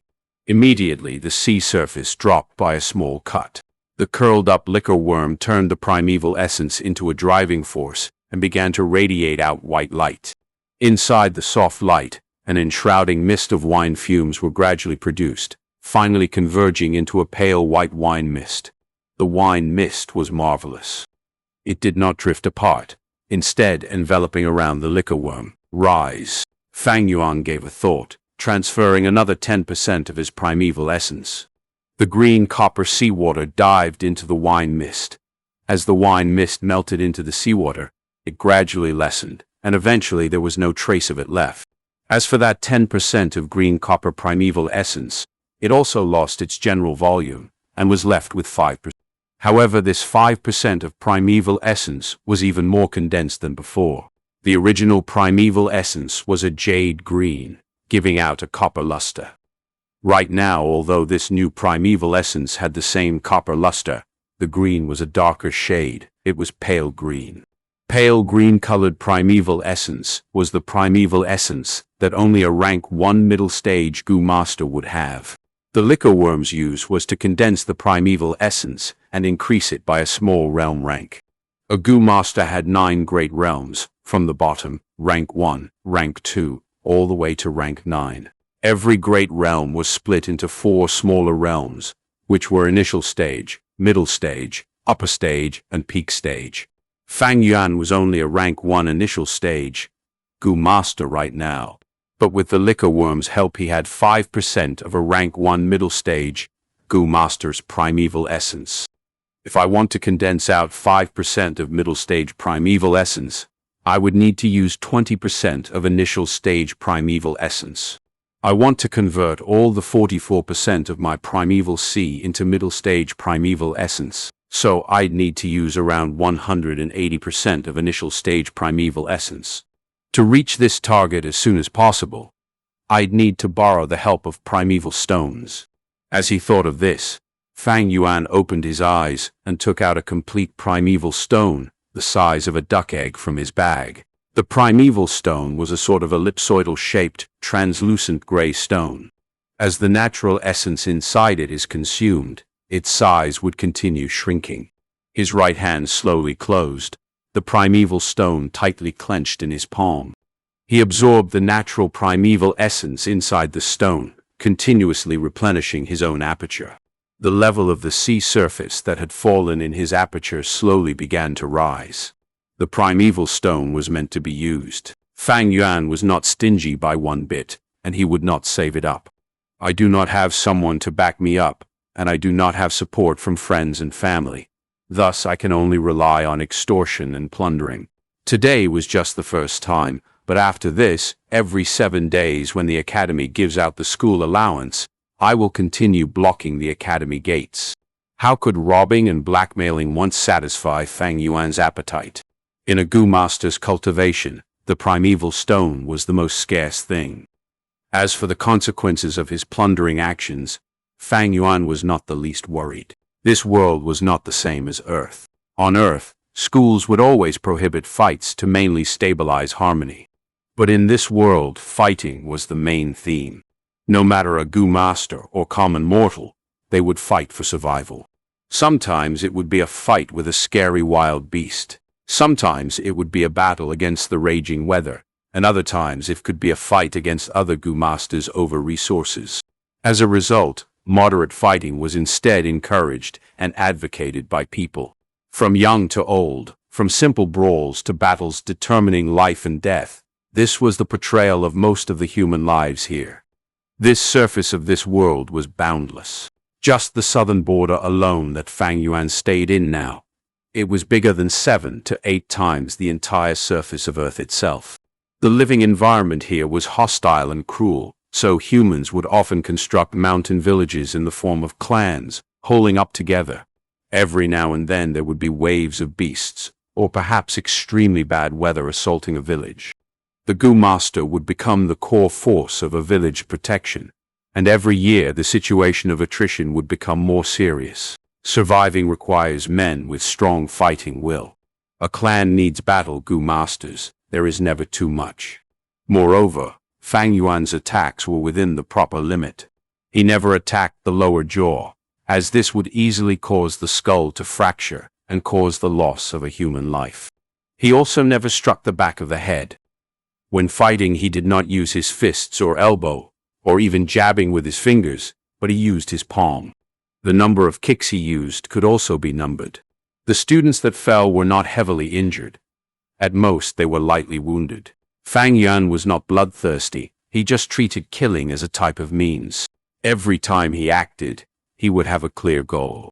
Whatever the type of method, whichever would let him reach his goal the fastest, he would use it. In other words, he was unscrupulous in doing things. The clouds floated over, covering the moonlight. A shadow enveloped over the Guye village.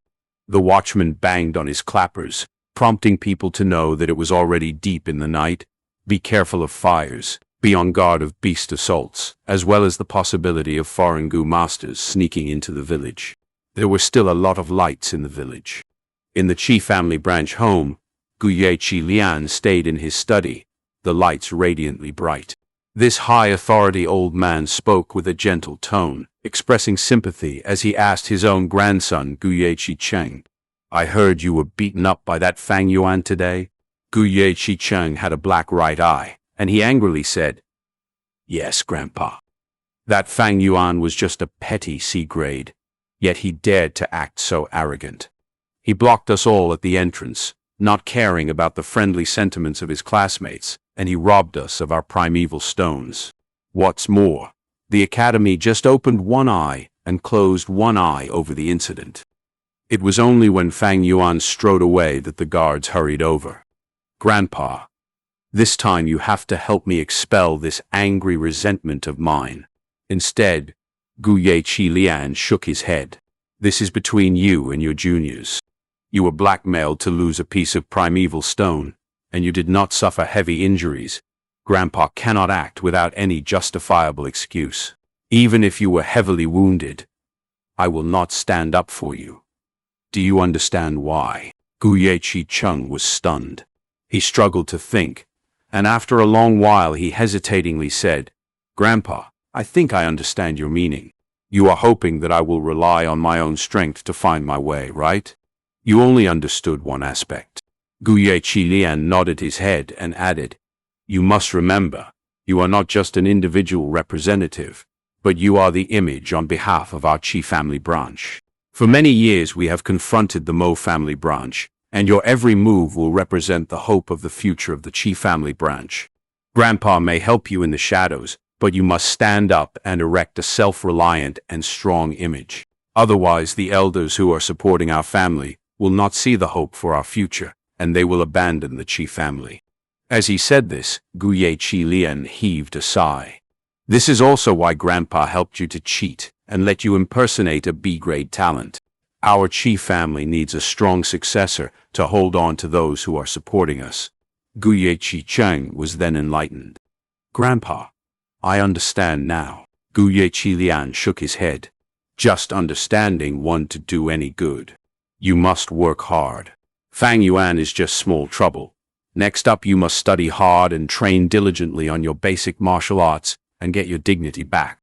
At the same time, do not forget to work hard on cultivating, promoting to middle stage as soon as possible. The best you can do is to win the position of class monitor. This will be great honor and a kind of help to our Qi family. All right, Grandpa? Gu Cheng replied loudly. Hey, this spirit is how the heir to our Qi branch should be like. Grandson, you must work hard.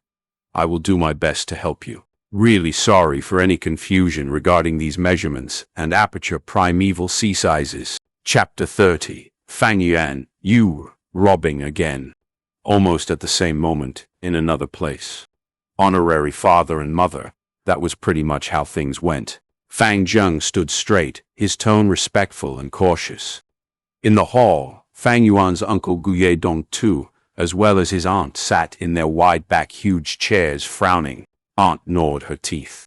While feeling injustice for Fang Zheng, and at the same time gloating over the matter, she said, Fang Yuan, that bastard son, him extorting others is one thing, but to think he would not even spare his own younger brother. How heartless and unfeeling. However, this time with such a huge crime, I expect he will be expelled from the academy soon after this. That's enough, you should talk less. Uncle heaved in a deep sigh and told Fang Zheng, You only lost a piece of primeval stone, don't worry. Go to the treasury and pick up a stone. There is no business for you here now. You must go and work hard in cultivating. With your A-grade talent, becoming the first middle stage Gu master is a huge possibility. Do not waste the talent that heaven blessed you with, for your mother and I look forward to seeing you become number one. Yes, father and mother. Your son takes his leave. Fang Zheng left with a heart full of trepidation. He secretly thought, Big brother robbed all the students when he blocked the academy gates today. He created such a terrible aftermath. I'm afraid he might really be expelled. If that happens, should I plead on his case for him? Two voices appeared in his head. A voice said, No need to plead for him. He even robbed your primeval stone away, although you were his own young brother. Even if he was expelled, that was his own fault. If heaven commits a sin, it can be forgiven. But if one commits a sin himself, he deserves to die. Another voice said, But he is your very own older brother. He shares a similar face, his blood thicker than water. All right, even if you do not acknowledge him, you still must plead his case. If you do not do so, how will the outsiders look at you? I'm afraid they might think of you as a heartless and ungrateful person. Seeing Fang Zheng leave the hall, Aunt could not help but exclaim happily, "Husband, we cut off Fang Yuan's living expenses." This little bastard finally could stand it and went off committing a huge error. To actually dare to block the academy gates and fight in public, not to mention extortion, this is the equivalent of provoking the academy elder. I dare say the time for him getting expelled is very near. However, Uncle shook his head. You think too simply of things. Fang Yuan will not be expelled. In fact, there may not be any punishment. Why? Aunt was puzzled. Uncle snorted. Brawls and fights are encouraged as long as there are no heavy consequences. Did any students die in this fight? No. Aunt refused to comply. Husband, how would you know there weren't any casualties? There are always accidents happening from fighting. Uncle closed his eyes, leaning against the back of his chair. Woman, you are really naive. Do you really think the academy elder is just for show? When did the guards start acting? They came out at the last moment. This means that the entire scene was under control. If someone was heavily injured, they would have rushed over a long time ago, not at the last moments. You are not a Gu master, so you won't understand. The academy does not forbid brawls among the students, but in fact they maintain an encouraging attitude towards it. The more brawls there are, the more helpful it would be for battles. Some students can even create strong bonds through fighting. The elders will not pursue this. It is already a routine. If anyone wants to take action on behalf of their offspring, it would break the rules. Aunt was dumbfounded as she heard this, and she replied in an unsatisfied manner. Then nothing's going to happen to Fang Yuan, who robbed away such a huge amount of primeval stones. He's just going to be let go like that? With such a big number of primeval stones, it will bring a lot of help to his cultivation. Uncle opened his eyes, his face cloudy. What else can we do? Are you expecting me to go over by myself and snatch away all his primeval stones? However, this matter is not something that we cannot exploit. For Fang Yuan to rob and extort even his own brother Fang Zheng, this is the key to his fall. Fang Zheng is an A-grade talent. He will definitely be stronger than Fang Yuan one day. We will use this matter to divide and sow discord in Fang Zheng. We'll lead Fang Zheng away from Fang Yuan for our own use. And with that, 3 days passed. The disturbance that Fang Yuan caused from his robbery and extortion did not spread nor grow bigger, but instead it gradually died down.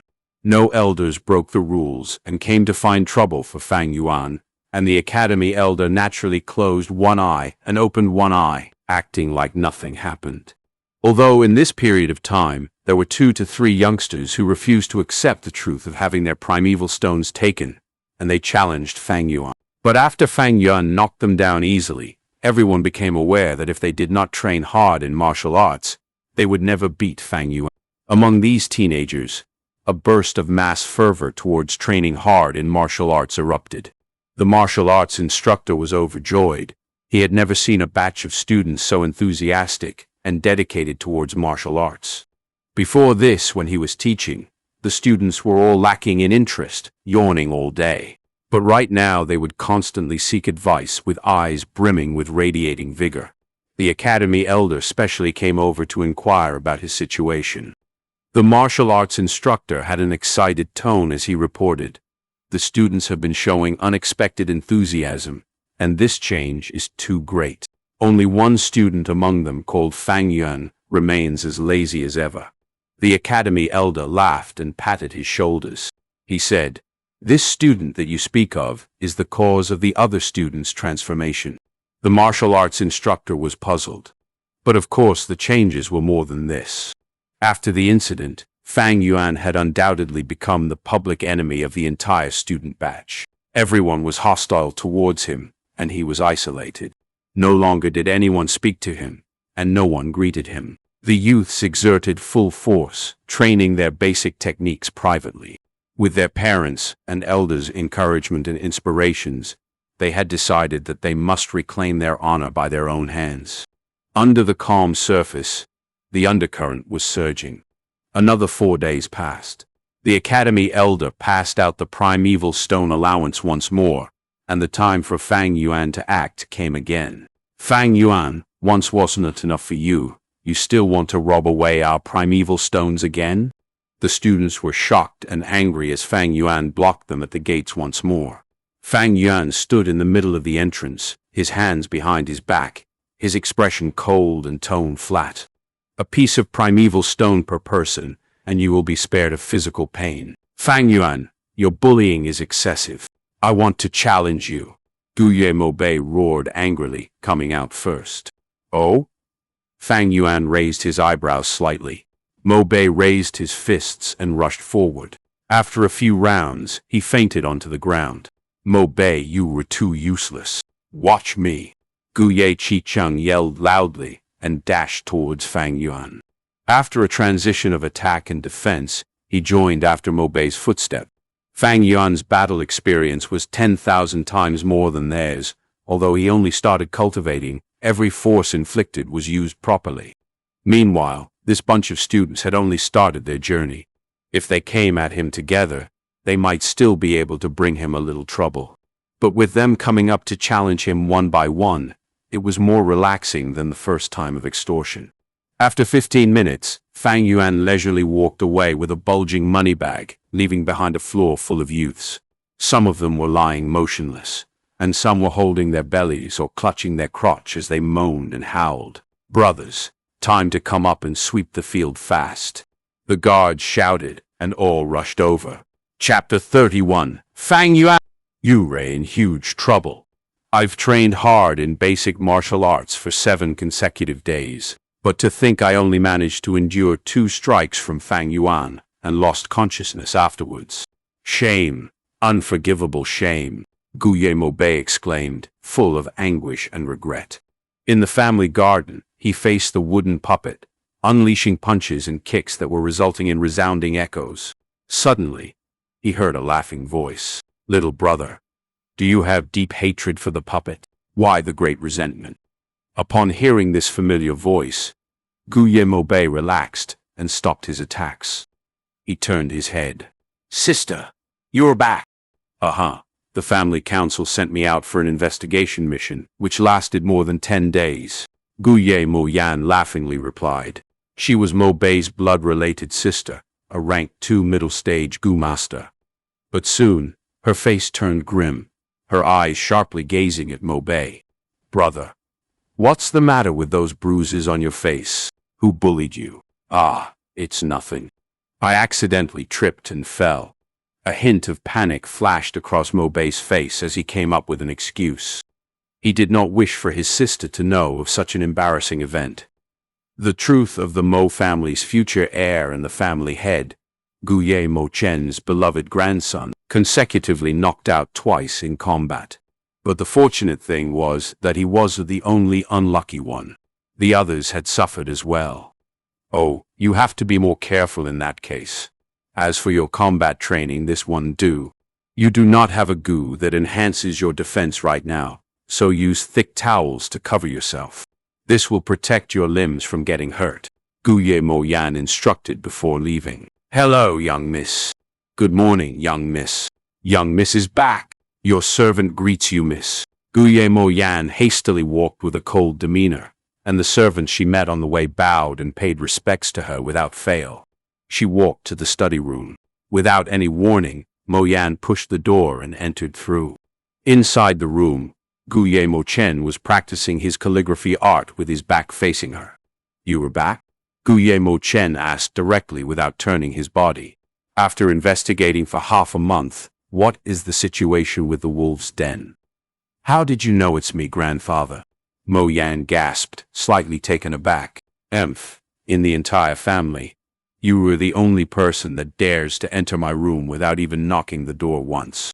Who else can it be besides you, my beloved granddaughter? Mo Chen reprimanded, although his face showed traces of concern and warmth, and he looked at Mo Yan with a smile. Mo Yan pouted. When it comes to doting, you actually adore little brother more. However, since he's the future family head, you are more strict on him so others cannot sense your concern for him. After a while, she asked, Grandfather, little brother was beaten up. I asked him, and he lied about the situation, so I had no choice but to ask you. Guillermo Chen's face turned serious. You have not answered my question. He put down his brush and sat down. Mo Yan reluctantly reported, the wolves' den is almost full, so according to the current rate of breeding speed, although there won't be an outbreak this year, there will definitely be a wolf tide next year at our mountain village. Guillermo Chen inquired again. Generally, there's an outbreak every 3 years, so this is no surprise. However, within that horde, how many Thunder Crown wolves are there?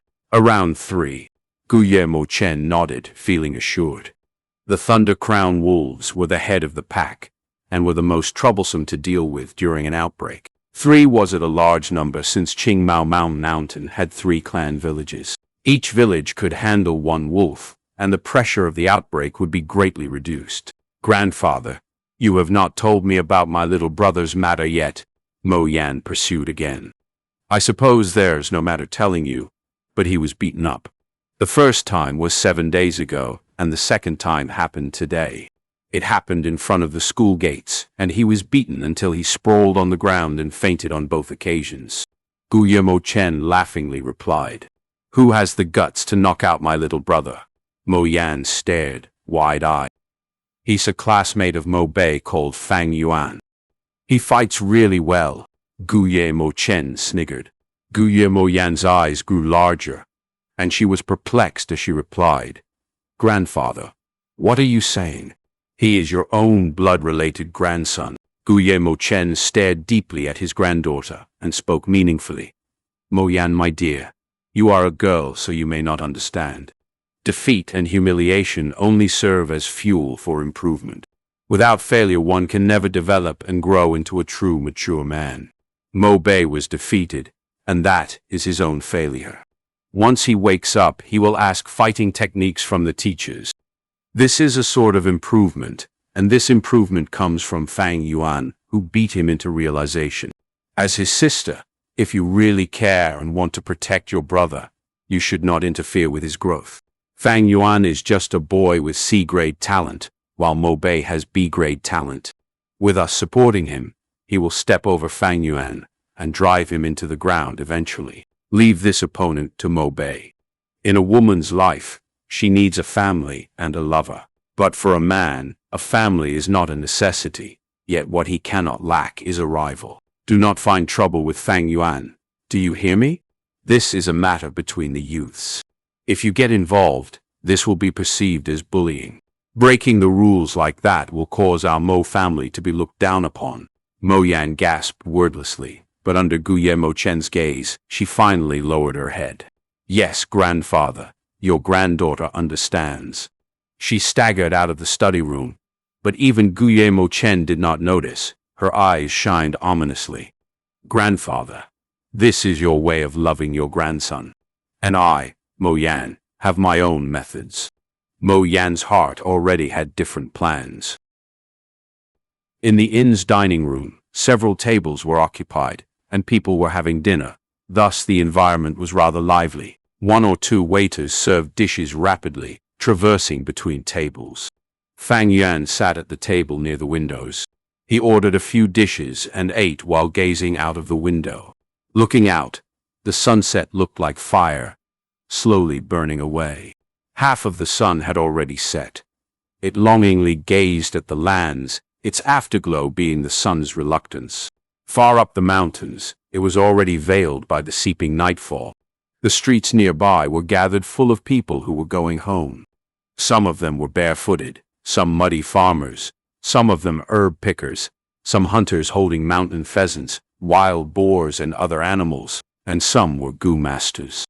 They wore a blue uniform, looking clean and spirited, a headband, and a waist belt completing their appearance. The belt had a specific function. For rank 1 goo masters, it was a blue belt. There was a bronze plate at the front, and the number 1 could be seen. For rank 2 goo masters, their belt was red, and the steel plate in the middle showed the number 2. Sitting at the side of the window, Fang Yuan observed that there were 6 to 7 rank 1 goo masters, and they were mostly young men. There was also a rank 2 goo master, a middle-aged man. As for rank 3 goo masters, they were the family elders. And 4th rank would be the clan head, the lord of a village. Rank 5 Gu masters were hardly seen, and in the entire history of the Guye clan, there were only the first generation clan head and the fourth generation clan head who had reached this level. Actually, finding out a clan's strength is very simple.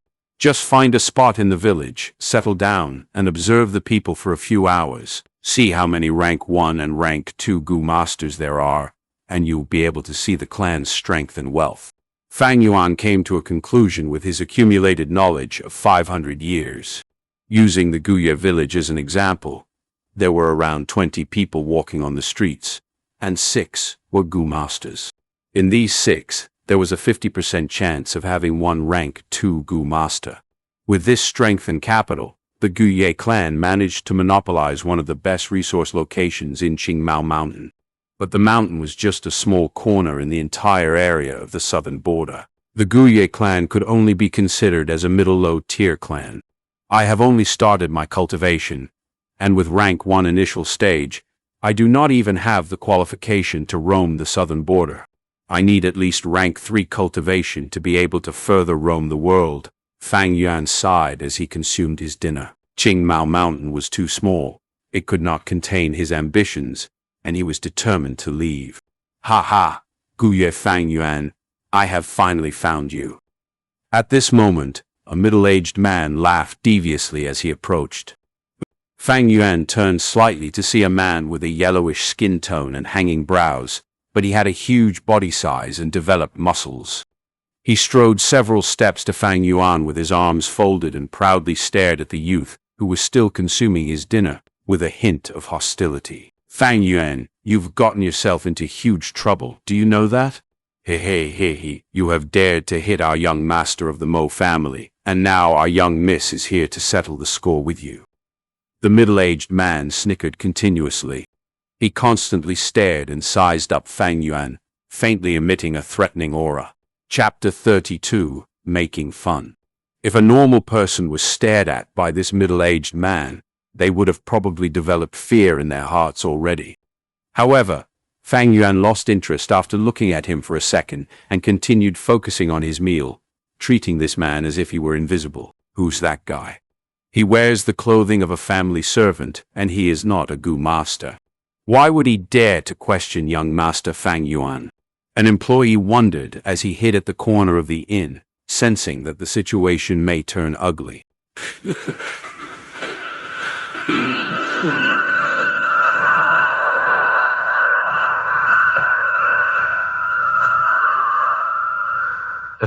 By using the Mo family as his backing, this servant man dares to clamor at a Gu master.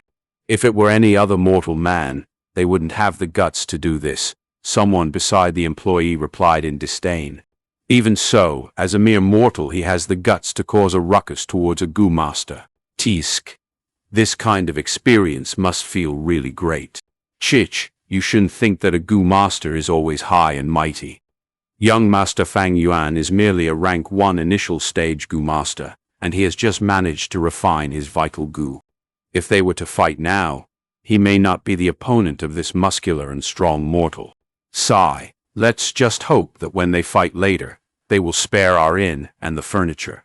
The employees chattered back and forth, but none dared to take a step forward, only staring from a distance. You still have the mood to continue eating. Seeing as how he did not manage to intimidate or scare Fang Yuan, the muscular middle-aged man had a hint of doubt in his eyes. Do you think I am lying to you? There are already people reporting to young miss, and she will be here shortly. Do not attempt to run away, young lad, because you won't be able to get away. My job here is to make sure you stay put. There will be much suffering for you later. Fang Yuan paid no heed to the man and continued eating his meal. The middle-aged servant frowned as he did not see a hint of panic or shock from Fang Yuan. This made him feel ignored, and his pride was severely offended. He had been a servant in the Mo family for over a decade, and he had acquired the trust of his master. Over a long period, he would naturally come to learn about the details of Gu masters. Rank 1 Gu masters mostly relied on their physical combat skills. In battle, a Gu worm's worth was attributed more to its deterrence factor than as a fighting force. He knew especially that for a young Gu master like Fang Yuan, who had just started cultivating, his physical strength was far inferior when compared to a grown man. If it came down to close combat, he who had trained for many years would gain the upper advantage. At the same time, Fang Yuan had supposedly only refined the Moonlight Gu, so at the max, he would only be able to shoot out several Moonblades. The middle-aged man was used as a sparring partner from a long time ago, so he knew deeply that if a rank 1 initial stage Gu Master were to use his primeval essence to unleash the Moonblade, the most it could do was cut several. Additionally, the man had the backing of the Mo family, so when he confronted Fang Yuan he had no fear, and was wholeheartedly trying to show off his worth to his master so that he could be rewarded and deemed more useful to the young lad. You sure are courageous, huh? The middle-aged man's tone was turning unfriendly as he folded up his sleeves, revealing his well-toned and muscular forearms. His 2 arms were large and full of scars. The forearms had thick protruding veins and were even thicker than Fang Yuan's legs. The inn employees watched in fear, and several customers were already getting up, paying the bills and leaving this land of conflict. Fang Yuan has been found. Suddenly, the door emitted a proud, loud female voice. Mo Yan strode forward in big steps and entered the inn. Behind her were numerous family servants. Her body figure was decent, slightly tall, and had the proper curves.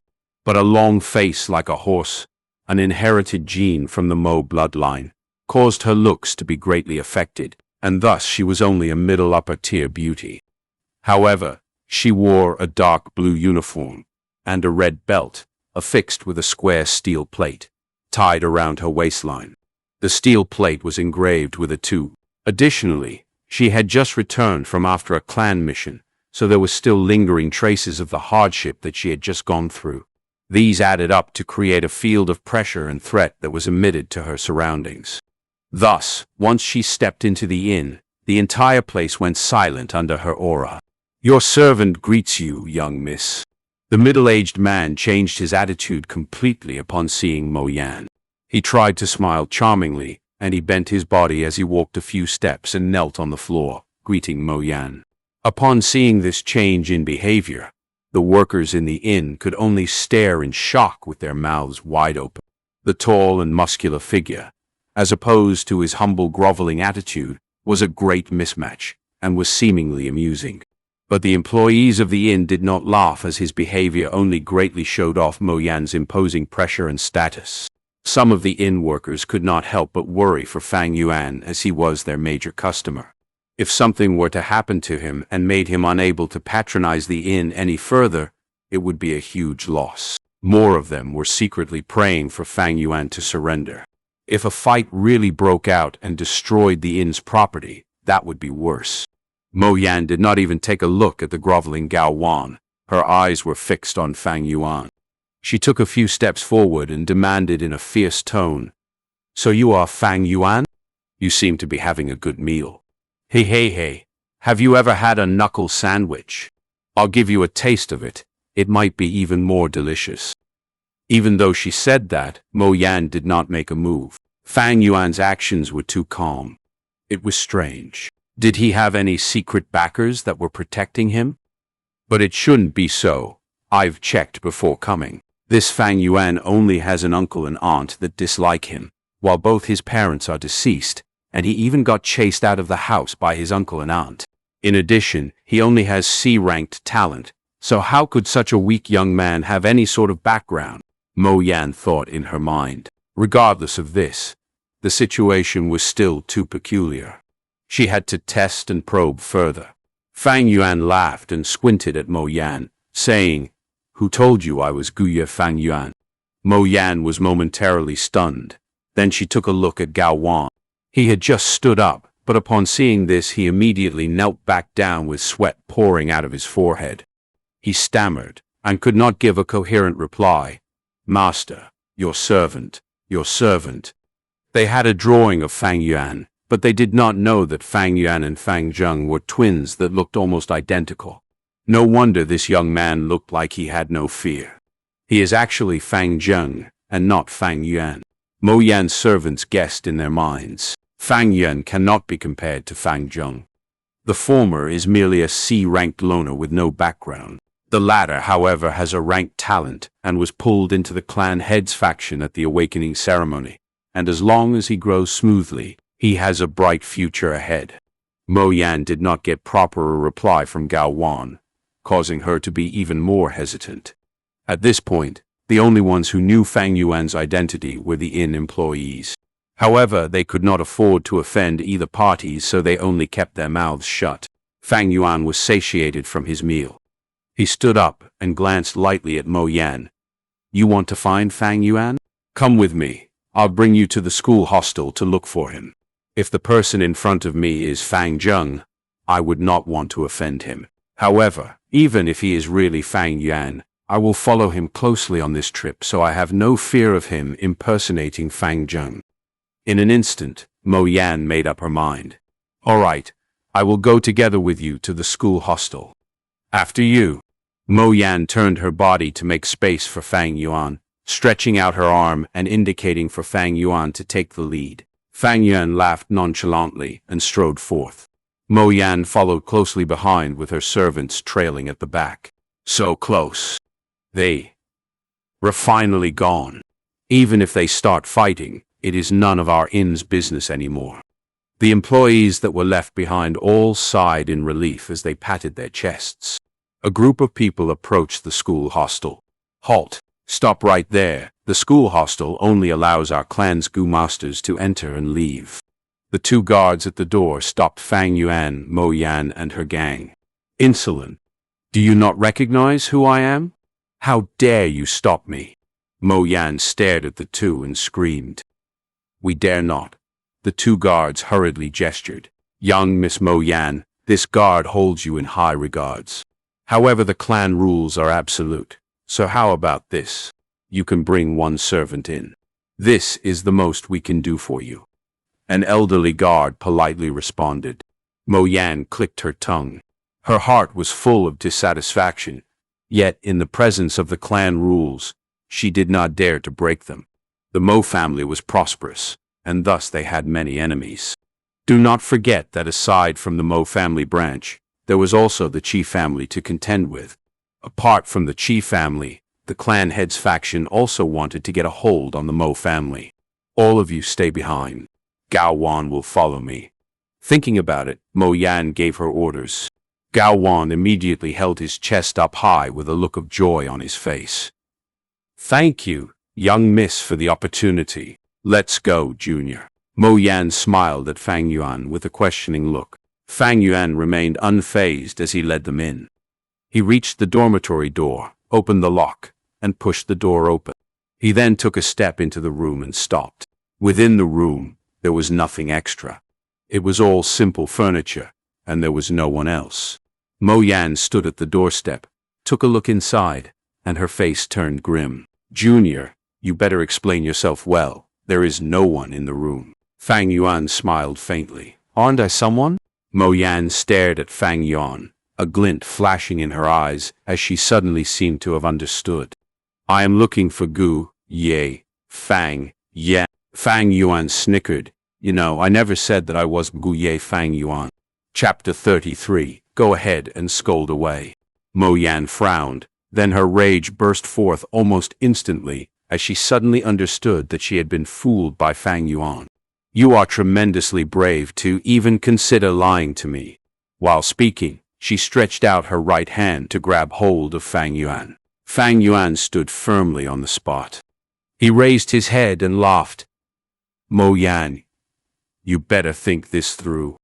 Mo Yan stopped her actions.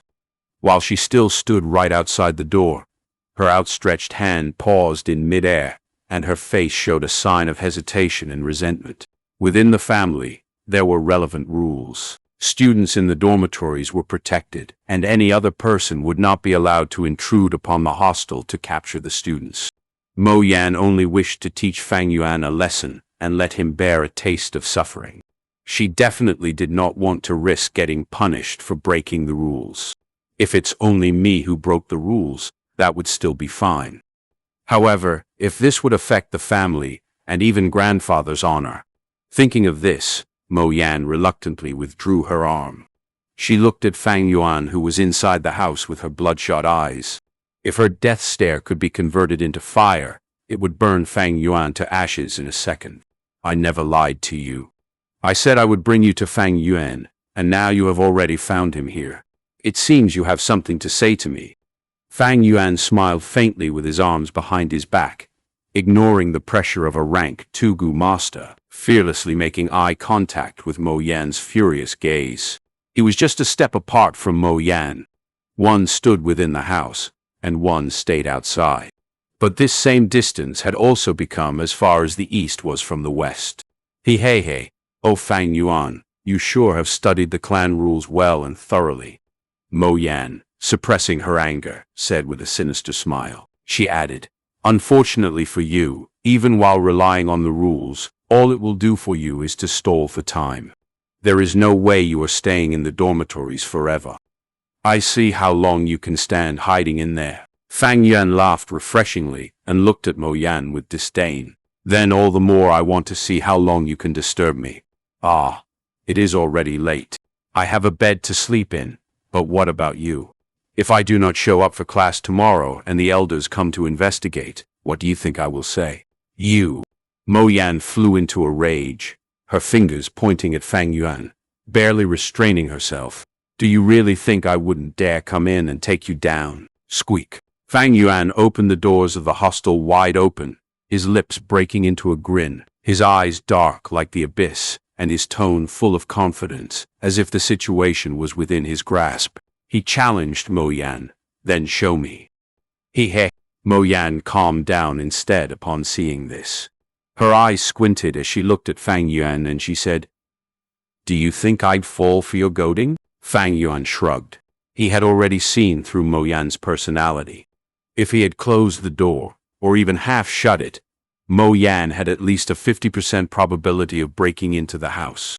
But when he purposely opened it fully, it had instead made her more wary and calm as a result. Thus, there was barely any chance of her forcing her way in anymore. 500 years of experience had already made him fully aware of the human nature and their weaknesses. He grandly turned around, exposing his back fully to Mo Yan.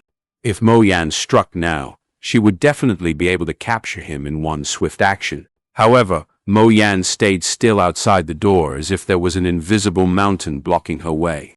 Even after Fang Yuan sat in his bed, Mo Yan only stared at him in anger, gritting her teeth. But regardless of this, she did not make a move. This is the pathetic side of humans. Fang Yuan sat up and stared at Mo Yan, who was outside looking like a fool, thinking to himself, at times, the things preventing people from taking action is not physical difficulty, but instead it is the restrictions they have placed. When comparing cultivation levels, Fang Yuan was definitely not her match at this point in time. But even with her rank 2 cultivation level, she could only stare at Fang Yuan and had no courage to make a move. Her distance from him was only a few steps away, and the door was wide open with no hindrance. The only thing that was truly restricting her was none other than herself. Humanity sought for knowledge relentlessly to understand the world and to comprehend the rules, and ultimately to use them. If one is constantly bound by the rules, thus being restricted by the very knowledge they sought, that is the ultimate tragedy. Fang Yuan took a final look at Mo Yan before closing his eyes and letting his consciousness sink into the primeval sea. This Fang Yuan dares to cultivate right in front of me. He is simply doing so as he pleases. Looking at this sight, Mo Yan felt a sense of frustration erupting from her chest, making her almost wanting to vomit blood. She badly wanted to go ahead and give him a few punches, but she knew she could. Mo Yan suddenly felt a hint of regret. Standing outside the door, she felt the awkwardness of not being able to back down. She was indignant to give up now, but she would be devastatingly humiliated. She mobilized her servants with the intention to come and teach Fang Yuan a lesson, yet in the end she was the one who ended up becoming the laughingstock. Especially when there was a servant looking at her now. Damn it! Fang Yuan is way too uncooperative. He's too sly. Mo Yan furiously thought and started to provoke him with all sorts of insults, hoping to force him out of the room. Fang Yuan, you brat, come out if you are a man. Fang Yuan, as a man you must own up to your own doings. Now you are being a coward hiding in that room. Do you not feel ashamed of yourself? Stop pretending to ignore me. Get out if you know what's good for you. You cowardly, spineless trash. Fang Yuan shut his ears and did not give a single response. After scolding for a while, instead of venting all her anger, she felt even more irritated. She was starting to feel like a clown or a shrew. Blocking the door was just way too embarrassing. Aha! This is getting to the death of me. Mo Yan was about to go crazy, and she finally gave up on provoking Fang Yuan. Fang Yuan, you can hide now, but you can hide from me forever. She furiously stomped the ground and left indignantly. Before leaving, she gave a final order. Gao Wan, stand there and watch him. I do not believe he will not leave the house. Yes, master. The muscular servant, Gao Wan, rapidly replied and sent Mo Yan off. Within his heart he was feeling bitter. The mountain was chilly and breezy at night. He would have to stand guard the entire time, catching a cold easily like this. It was not an easy task. Swish swoosh. Within the primeval sea, ebb and flow of the tides raged on. The green copper primeval essence gathered like water, forcing a tidal wave rolling about. Under Fang Yuan's mental guidance, the waves endlessly crashed towards the surrounding aperture walls. A rank 1 initial stage, Gu Master's aperture walls resembled a white barrier. At this time, with the green copper primeval essence crashing towards them, it produced shadows of light, creating an indescribable feeling. Time passed gradually, and the level of the green copper primeval sea slowly declined. From the original 44%, it dropped to 12%. If a Gu Master wants to raise their cultivation level, they would have to expend their primeval essence to nurture the aperture. Initial stage Gu Masters have light barriers as their aperture walls, while middle stage Gu Masters have water barriers as their aperture walls, and for upper stage, they have stone barriers. For me to cultivate from initial stage to middle stage, I will have to nurture the light barrier into water barrier aperture walls. From his 500 years of memories, Fang Yuan had complete familiarity with the current stages of cultivation, and the methods were as clear as day to him. He slowly opened his eyes, only to see that it was already late into the night. The crescent moon hung high in the night sky, the moonlight shining pure as water. The door was wide open, and the moonlight shone in, letting Fang Yuan think of a famous poem from Earth. On a quiet night I saw the moonlight before my couch, and wondered if it were not the frost on the ground. 1. The night winds blew with a hint of chilliness. Fang Yuan did not have any warmth-type Gu, and with just the body of a 15-year-old, he could not help but shiver slightly. The night in the mountain was very cold. Scoundrel, you finally opened your eyes.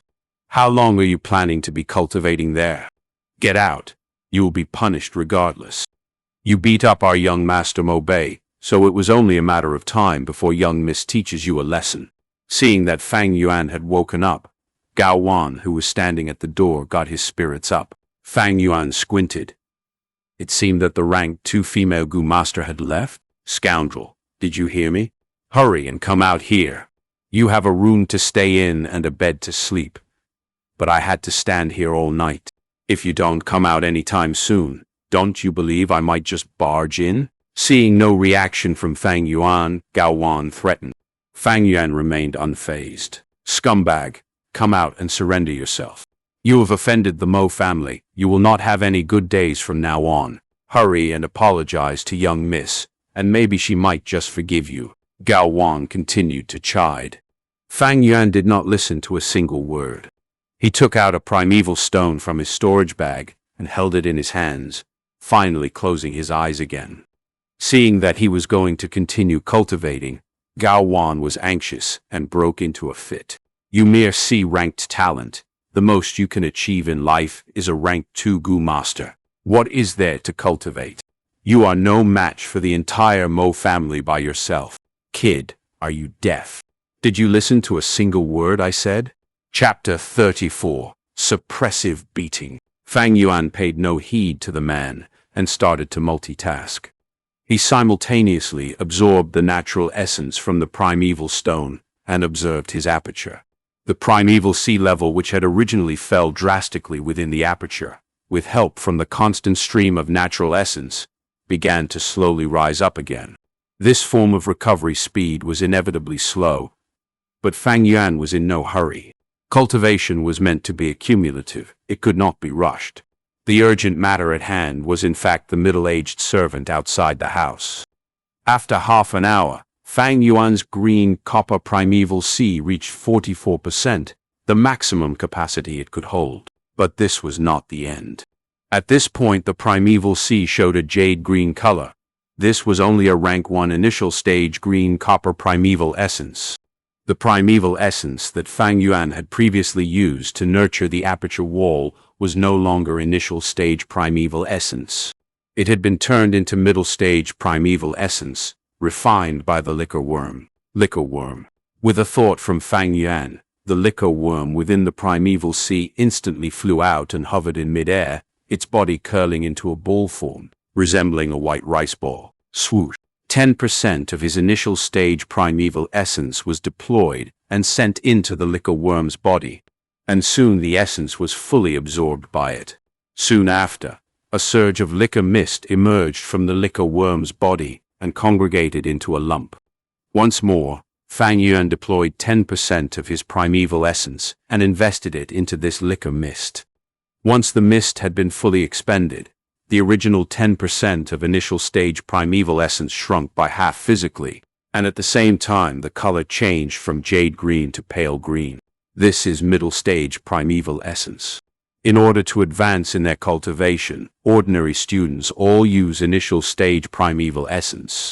However, I'll be using middle stage primeval essence, and the efficiency is at least twice of theirs. Similarly, when using middle stage primeval essence to activate the moonlight goo and throw a moonblade, it will be far stronger than activating it using initial stage primeval essence. Only when all the primeval essence in the primeval sea had been converted to middle stage primeval essence did Fang Yuan open his eyes. Time passes in the blink of an eye when cultivating, and at this point it was already midnight. The sky was no longer a pure black, but it had turned a deep dark blue color. The moon was no longer visible, and only a few lingering stars remained. The door was open almost throughout the entire night, and a corner of the wooden door was already wet, showing a dark color as the water tainted it. The school hostel had this disadvantage. It was not as comfortable as an ordinary wooden lodge that was built above the ground, but it was directly built on the ground, and thus it had high humidity. Coming back to reality, Fang Yuan felt a chill down his spine. After sitting cross-legged for such a long time, both his legs felt numb. He opened his clenched right fist and scattered a handful of white stone powder. This was the primeval stone after its essence had been fully absorbed, and what remained was only the leftover powder. After a night of cultivation, I had expended 3 primeval stones. Fang Yuan calculated in his mind. He had C-ranked talent, but in order to pursue faster cultivation speed, he used primeval stones to replenish his primeval essence. What was more crucial was the liquor worm, as it had been used to refine his middle stage primeval essence. This had greatly increased the expenditure of his primeval stones. Although I plundered another sum of primeval stones yesterday, a night of cultivation cost me 3 stones. In this case, although it might seem that I have a lot of resources, it is unable to sustain me for a long time with my current cultivation speed. But this is the price I have to pay for pursuing cultivation speed and efficiency. Fang Yuan looked outside the room again, only to see Gao Wan, the muscular servant, squatting at a corner with his body curled up, seemingly fallen asleep. Looks like that rank 2 female Goo Master had left long ago, leaving this Gao Wan here to keep a watch on me. Fang Yuan revealed a cold smile as he got off the bed and began to exercise his limbs. Once his body had warmed up, he left the hostel. Lad, you finally decided to come out. So how about it? Obediently surrender and leave with me to kowtow and apologize to our young miss. Gao Wan's ears caught Fang Yuan's footsteps, and he stood up immediately. His muscular body was almost twice the size of Fang Yuan. The muscles in his body tightened, and his brows knitted together, a pair of cruel eyes shining with evil light, resembling a starving hyena. Fang Yuan expressionlessly walked towards him. "Lad, you should have came out earlier. By coming out now, do you know how much the great me had to suffer by watching over you?" He snickered while approaching Fang Yuan, evidently planning something sinister. At this moment, Fang Yuan lightly cried out, and with a ferocious leap he aimed both fists towards Gao Wan. "Bastard! You! Courting death!" Gao Wan's face, distorted with rising anger within him, raised his brick-sized fist, and he punched towards Fang Yuan.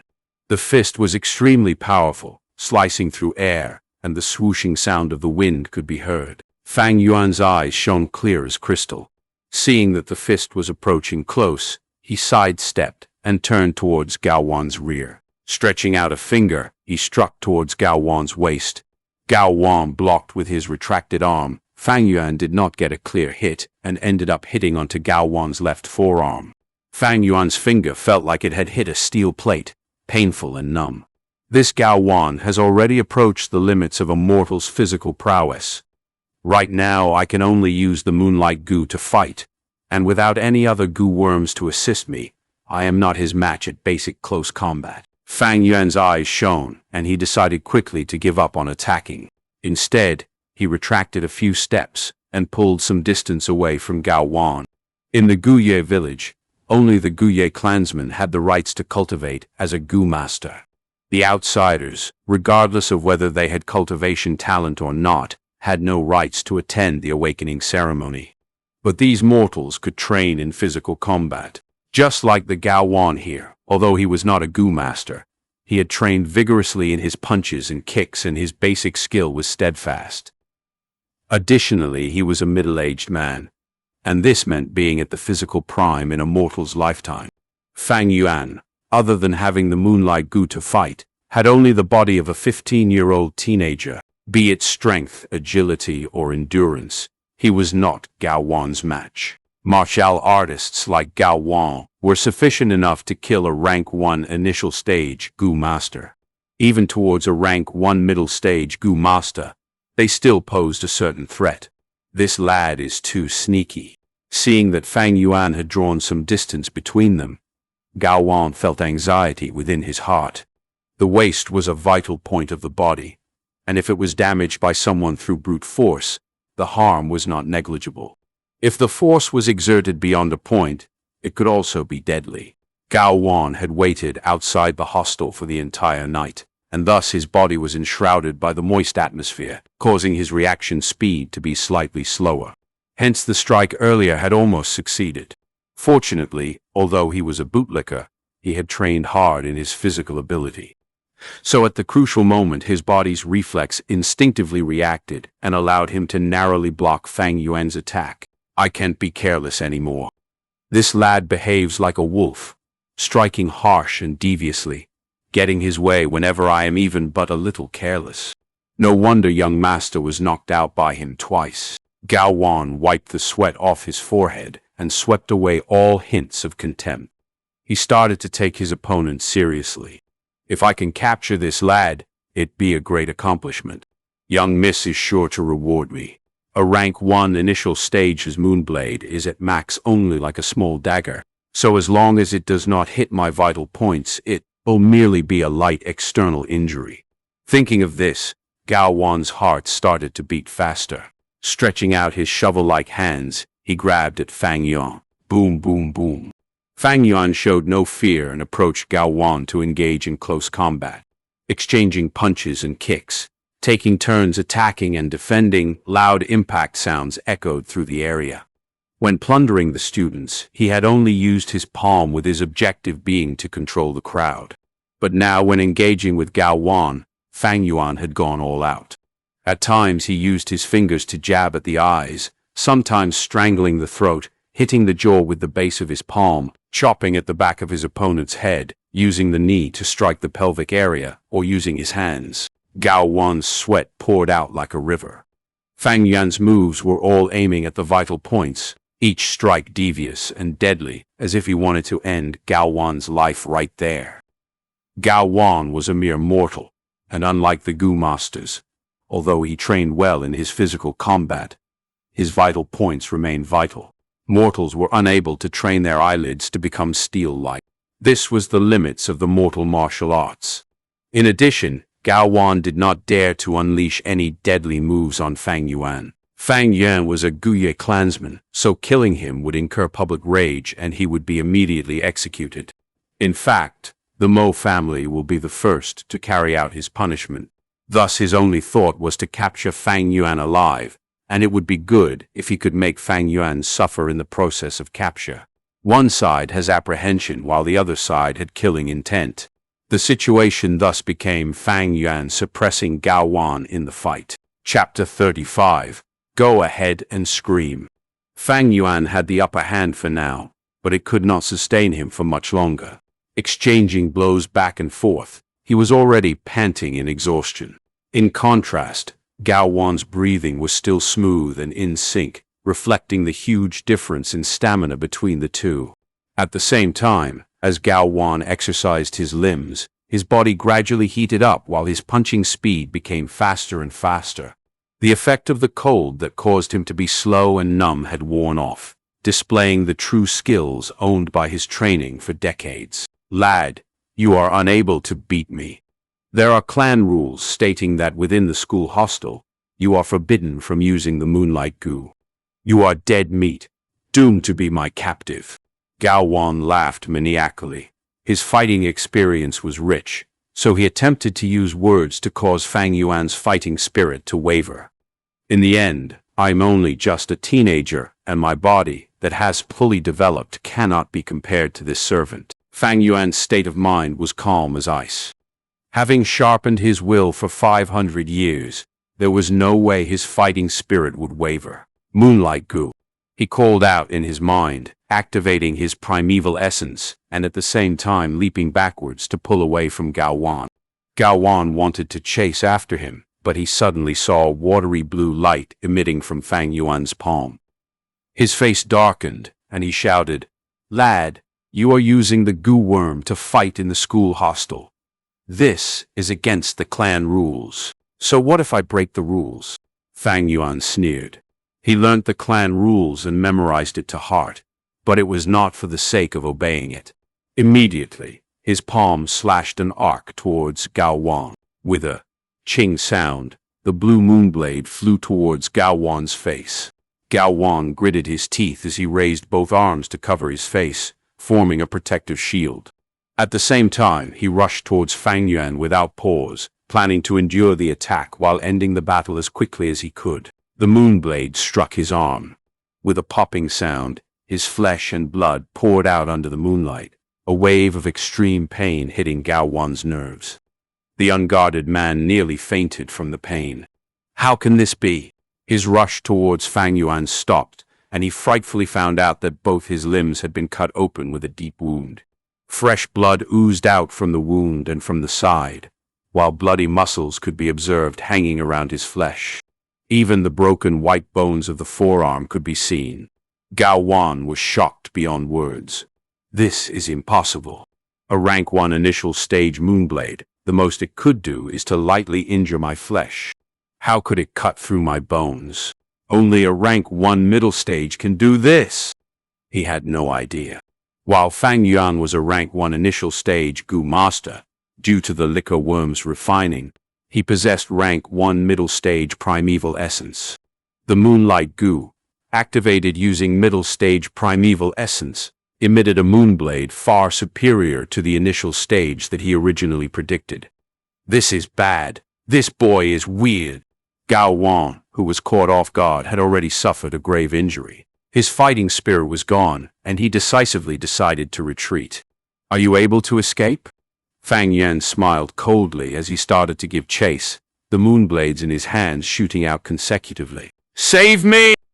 Gao Wan shouted out in horror as he fled, his voice traveling far out beyond the school hostel. What is going on? Someone is asking for help. The voice alerted the school hostel guards who were nearby. It's the Mo family's young miss, Mo Yan's servant. The guards who arrived stopped in their tracks upon seeing the chasing scene. This is only a servant. There is no need for us to risk protecting him. Letting him stay here was already a favor towards the Mo family. We still have to be careful, just in case he hurts Fang Yuan in desperation. The anxious guards all gathered around, but no one lent a hand to Gao Wan. They only observed from the sidelines. This servant Gao Wan, even if he died, it had nothing to do with them. However, if Fang Yuan died or got hurt, it would be their responsibility. Seeing such a sight, Gao Wan despaired. He tragically screamed, "We are all outsiders. You cannot leave me to die." His blood loss was getting more severe, and his speed decreased. Fang Yuan caught up to him, his voice cold as ice, announcing Gao Wan's death sentence. "Go ahead and scream. It does matter how loud you do so." While saying that, the blade in his arm rotated, and he fired 2 moonblades towards Gao Wan. Swoosh, swoosh. The moonblades flew towards Gao Wan's neck. The servant lost all hope, seemingly one step away into the abyss. The next moment, he felt that his world was spinning. He actually saw his own feet, chest, back, and that severed neck. Afterwards, total darkness awaited him. Gao Wan had died. Beheaded by 2 moonblades, his head flew away from the impact, his body pushed back 10 meters before falling. The neck area spewed out a fountain of fresh blood, dyeing the surrounding grass a blood red. "Murder! Fang Yuan killed someone." The guards could not help but scream out. They had witnessed the entire process, and they felt a sense of extreme trepidation and terror rushing all over their body. Fang Yuan was just a weak 15-year-old teenager, but he expressionlessly murdered a strong adult. This was the power of a Gu master. The victory had been set. Fang Yuan slowed in his footsteps and gradually moved towards the corpse. His face was calm, as if he had done nothing out of the ordinary. This expression further sent a shiver down the guards' spines. Gao Wan's head lay on the ground, both his eyes wide open, turning in his grave. Fang Yuan stared coldly. He raised his leg and sent the head flying. The guards' eyelids twitched. Fang Yuan approached the corpse and found that it was still vibrating. The blood spread through the ground, forming a small bloody puddle. He looked at Gao Wan's injuries with a grim expression. These injuries were deep enough to expose the secret to the fact that he had middle-stage primeval essence. Once this was exposed, it to be quickly deduced that he had a liquor worm, and with that the family would naturally think of the flower wine monk. Thus, Fang Yuan had to keep this secret hidden. But there are too many onlookers. Fang Yuan's gaze swept through the nearby guards. There was more than 10 of them. He had less than 10% primeval essence left, so there was no way to kill them all. After pondering for a while, Fang Yuan bent down and raised Gao Wan's ankle, dragging the corpse away. "Young Master Fang Yuan, you can leave this to us." The guards controlled their fear and approached Fang Yuan, politely speaking. The respect and politeness held a tint of obvious fear. Fang Yuan silently looked at the guards, and they all held their breaths, looking down. "Give me the saber." He stretched out his hand and lightly said. With authority in his speech, he emitted undeniable pressure. The guard closest to him uncontrollably handed him the saber on his waist. Fang Yuan took the saber over and continued walking, leaving behind a dozen stunned guards staring after his back. The sun rose from the east, and the first ray of light shone over the mountain peak, lighting up the school hostel. 15-year-old Fang Yuan, with the scrawny body of a teenager, a pale look upon his skin. Under the sunrise, he casually walked. In his left hand was a shiny saber. In his right hand, a headless corpse. His path left behind a trail of bright red blood traces dragged out on the road. The guards were flabbergasted, their bodies stiff due to the frightening scene. Even as the sunlight shone on them, they could not feel a sense of warmth and light. Gulp. Someone among them swallowed their saliva loudly. Chapter 36. Gifting a Disseminated Corpse. "Did you guys hear? Fang Yuan killed someone." A student whispered to his classmate beside him. "I heard it too. He really killed somebody." The classmate clenched his chest with a pale face. There were many guards who saw him do it. Fang Yuan was chasing after that man. That guy tried to beg for mercy, but Fang Yuan paid him no heed and decapitated him immediately. That's not all. After killing him, Fang Yuan didn't even spare his headless corpse. He dragged it back to the hostel and chopped it into a meat paste. Are you for real? I'm serious beyond belief. I came early this morning and I could still see the bloodstains left between the cracks of the green rock. Oh man, why would I lie to you? Earlier, the Academy Elder called Fang Yuan over for this matter.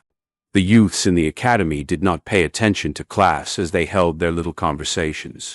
To this group of 15-year-olds, the concept of killing was too foreign and too scary. They had been under the protection of the clan since a young age and had at most experienced organized sparring or simply killing chickens and dogs. As for killing a person, it was still beyond them. Who did Fang Yuan kill? I heard it was a family servant of the Mo branch family. Yup, I'm the clearest about this matter. Yesterday, I personally saw the Mo family's Mo Yan bring a bunch of family servants to find trouble with Fang Yuan. The Mo family, that's not good. Mo Bei is in trouble now. A number of the youths turned to look at Guye Mo Bei. Mo Bei sat on his seat with a pale face. He had only heard about the news of Fang Yuan killing someone this morning. Additionally, it was the Gao Wan that Mo Bei was familiar with. As one of the more energetic family servants, Gao Wan was good at bootlicking and had also put effort into his fighting skills. He was an able lackey. A long while ago, Gao Wan had even sparred with Mo Bei for a bit. To think that he was simply killed by Fang Yuan. It was precisely because of this that Mo Bei felt astonished. He was full of disbelief and felt twice the shock compared to the others. However, compared to his shock, he felt a greater sense of worry and fear. Facing a murderer like Fang Yuan, it would be a lie if Mo Bei said that he was not afraid. Actually, it was not just him, the other youngsters were afraid too. When Fang Yuan had robbed them twice previously, all of them had gotten physical with him. I actually fought with such a ruthless murderer. To think that I'm actually still alive. Many of them patted their chest, feeling a lingering fear. Fang Yuan killing someone was still somewhat acceptable, but the crux was that he even dissected the corpse and chopped the body into meat paste. That was way too cruel. The truth of such a horrifying crime had a strong impact on all of the youths' pure and innocent minds. Within the room, there was only the Academy Elder and Fang Yuan. The Academy Elder sat while Fang Yuan stood. Neither of them spoke a word, causing the atmosphere to be extremely tense. The Academy Elder silently looked at Fang Yuan, and a hint of complication flashed in his eyes. In the morning, the guards had reported to him about Fang Yuan's murder incident. This news had made him feel both shocked and suspicious. He was a rank 3 Gu master and was in charge of the academy. He obviously knew the fighting strength of a rank 1 initial stage Gu master. Fang Yuan being able to kill Gao Wan was like the weak defeating the strong. In truth, some guards had already reported to him that Mo Yan had trapped Fang Yuan within the academy by barging in the previous night. Back then, he had not paid attention to the matter and had not stopped them. He was the academy elder. His objective was to nurture future Gu masters, not to protect them. As long as there were no deaths among the students, he encouraged hidden conflicts. Mo Yan coming to find trouble with Fang Yuan was something that he was happy to see. For one, he knew that regardless of whether the fight was won or lost, it would be beneficial to Fang Yuan's growth. Secondly, he wanted to suppress Fang Yuan's influence. Fang Yuan had consecutively blocked the academy's gates and robbed the other students. His influence was too great. It had to be suppressed. However, he hadn't expected that Mo Yan would return fruitlessly, and that the family servant that she had left behind would be unable to beat Fang Yuan. Gao Wan even got killed by him. In this world, strength was above all else. Killing someone was not something peculiar. Especially to a Gu master, it was something very common. But it was not so simple when it was a 15-year-old's first kill. The academy elder vividly remembered his first killing scene. Back then, he was already a rank 2 Gu master. At the age of 19, he He had killed a Gu master from the Bai clan's village in a conflict. After killing the person, he vomited profusely and panicked in his heart. For a few days, he had no mood to eat and had no appetite. He could not even find peace in his sleep. The moment he shut his eyes, he would see the dead person staring angrily at him. But looking at Fang Yuan now, his face was calm as ice. Where was the fluster? Not to mention that he had no uneasy feelings. It was almost like he had slept perfectly well last night, as if the person who killed a man was not him at all. Especially when the Academy Elder heard more about the matter. After Fang Yuan had killed the servant, he did not spare the corpse and had even dragged it back to the dormitory to chop it into meat paste in his rage. Such vicious methods, even hearing about it was a kind of terror. Thus, at this point, the Academy Elder looked at Fang Yuan with complicated emotions. On one hand, he was amazed at Fang Yuan's indifference towards life. His attitude was as steady and as cold as ice. On the other hand, he was appreciative of the fact that Fang Yuan was a born battle freak. After familiarizing himself with the moonlight goo for a few days, he had managed to kill someone with it. An ordinary teenager, even those A-grade talents, may not be able to achieve this. This was a talent for battle. If he was well nurtured and fought for the clan, it would be all of their enemies' nightmare. Lastly, he felt worry and distressed. Worry because after this incident, Fang Yuan's reputation was sure to rise and it would be impossible to suppress him. Fang Yuan was way too daring. Not only did he disobey the clan rules by using his goo in the academy, he even killed someone with it. There was a need to suppress his influence. Otherwise, how would the elder be able to manage this academy anymore? Distress was because he did not know how to perfectly resolve this issue. After all, it involved the Mo family's side. Fang Yuan, do you know why I called you here to meet me? The academy elder used a solemn and deep voice to break the silence in the room. I know. Fang Yuan nodded and replied, I used the moonlight goo in the academy, breaking the clan rules. According to the rules, as it is my first offense, I should compensate 30 pieces of primeval stones as punishment. He evaded the crucial point and did not mention Gao Wan's death. The academy elder was stunned for a second. He had not expected that Fang Yuan would answer like this. His expression darkened as he coldly snapped. Don't try to blur things in front of me. I'll ask you, what was the matter with Gao Wan's death? Fang Yuan squinted his eyes and said, This Gao Wan went against his superiors. His intentions were vicious. Last night, not only did he block my room door, he even tried to kill me. In self-defense, I was forced to use the moonlight goo. Fortunately, I managed to kill this traitor. I suspect that there is a high possibility of him being a spy of the other mountain villages. I implore the elders to investigate this thoroughly. Upon hearing this, the academy elder frowned and became at a loss for words. Now that Gao Wan was dead, Fang Yuan could say whatever he wanted. After all, Gao Wan was just an outsider, not a member of the clan. Even if he was dead, it would not matter to the academy elder. However, he was worried about the Mo family's reaction. Gao Wan was their servant, and he had died within the academy.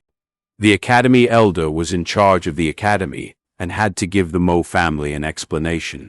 Thinking for a bit, the academy elder stared at Fang Yuan and questioned, Then let me ask you, Gao Wan's corpse, how did you deal with it?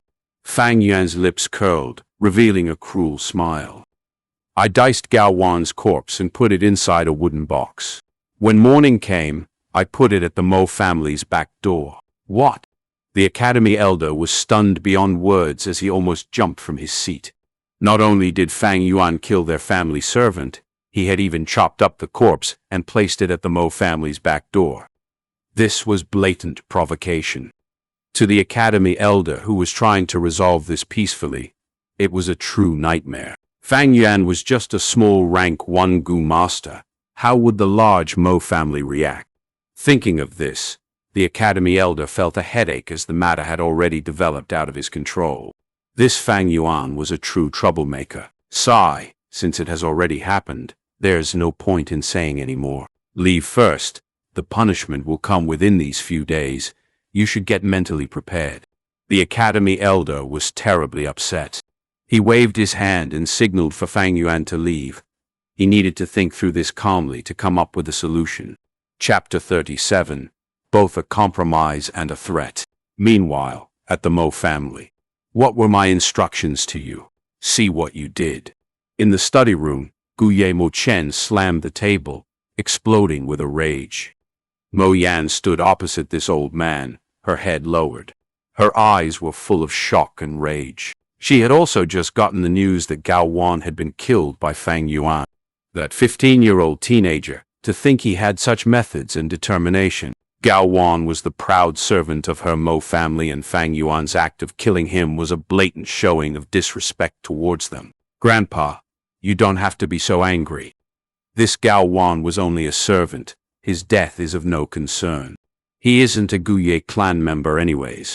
But that Fang Yuan, he is too daring. You have to look at the owner before you beat the dog. Not only did he beat our dog, but he even beat it to death," Mo Yan said indignantly. Mo Chen furiously scowled. "You still have the cheeks to say that? Have your wings grown so tough now that you don't even put my words to heart? What I told you before, you have forgotten all about it. Your granddaughter dares not." Mo Yan jumped in shock. She knew now that her grandfather was really angry and quickly kneeled down. Mo Chen pointed his finger out the window and scolded. So what if that servant died? But now you are still showing hostility towards Fang Yuan. This is really a matter of you being short-sighted and unclear of the implications. Do you know the significance of your actions? The fight among juniors is their own business. As elders, we should not interfere. These are the rules. Now that you went to find trouble with Fang Yuan, it means you are breaking the rules. I can tell how many people are out there now, looking at this disgrace of our Mo family. Grandpa, please calm down. Anger will harm your body. It's Mo Yan's fault. I burdened the Mo family. Whatever Grandpa tells Mo Yan to do, Mo Yan will do it. But your granddaughter really cannot take this lying down, that Fang Yuan is too despicable, too shameless. First, he lied to me and entered the academy. Next, he hid in the dormitory, and no matter how much I scolded him, he would not come out. Once I left, he went ahead and killed Gao Wan. He is extremely sinister and despicable, Mo Yan reported. Oh, is that so? Mo Chen frowned. This was the first time he had heard this information, and a bright light shone across his eyes. He took in a deep breath, suppressing his rage, and he stroked his beard while saying, I've heard stories about this Fang Yuan. In his early years, he was able to make poems and songs, showing early intelligence. But to think that he only had C-grade talent. It was difficult for him to have a good future, and thus I gave up on recruiting him. But now it seems that it's slightly interesting.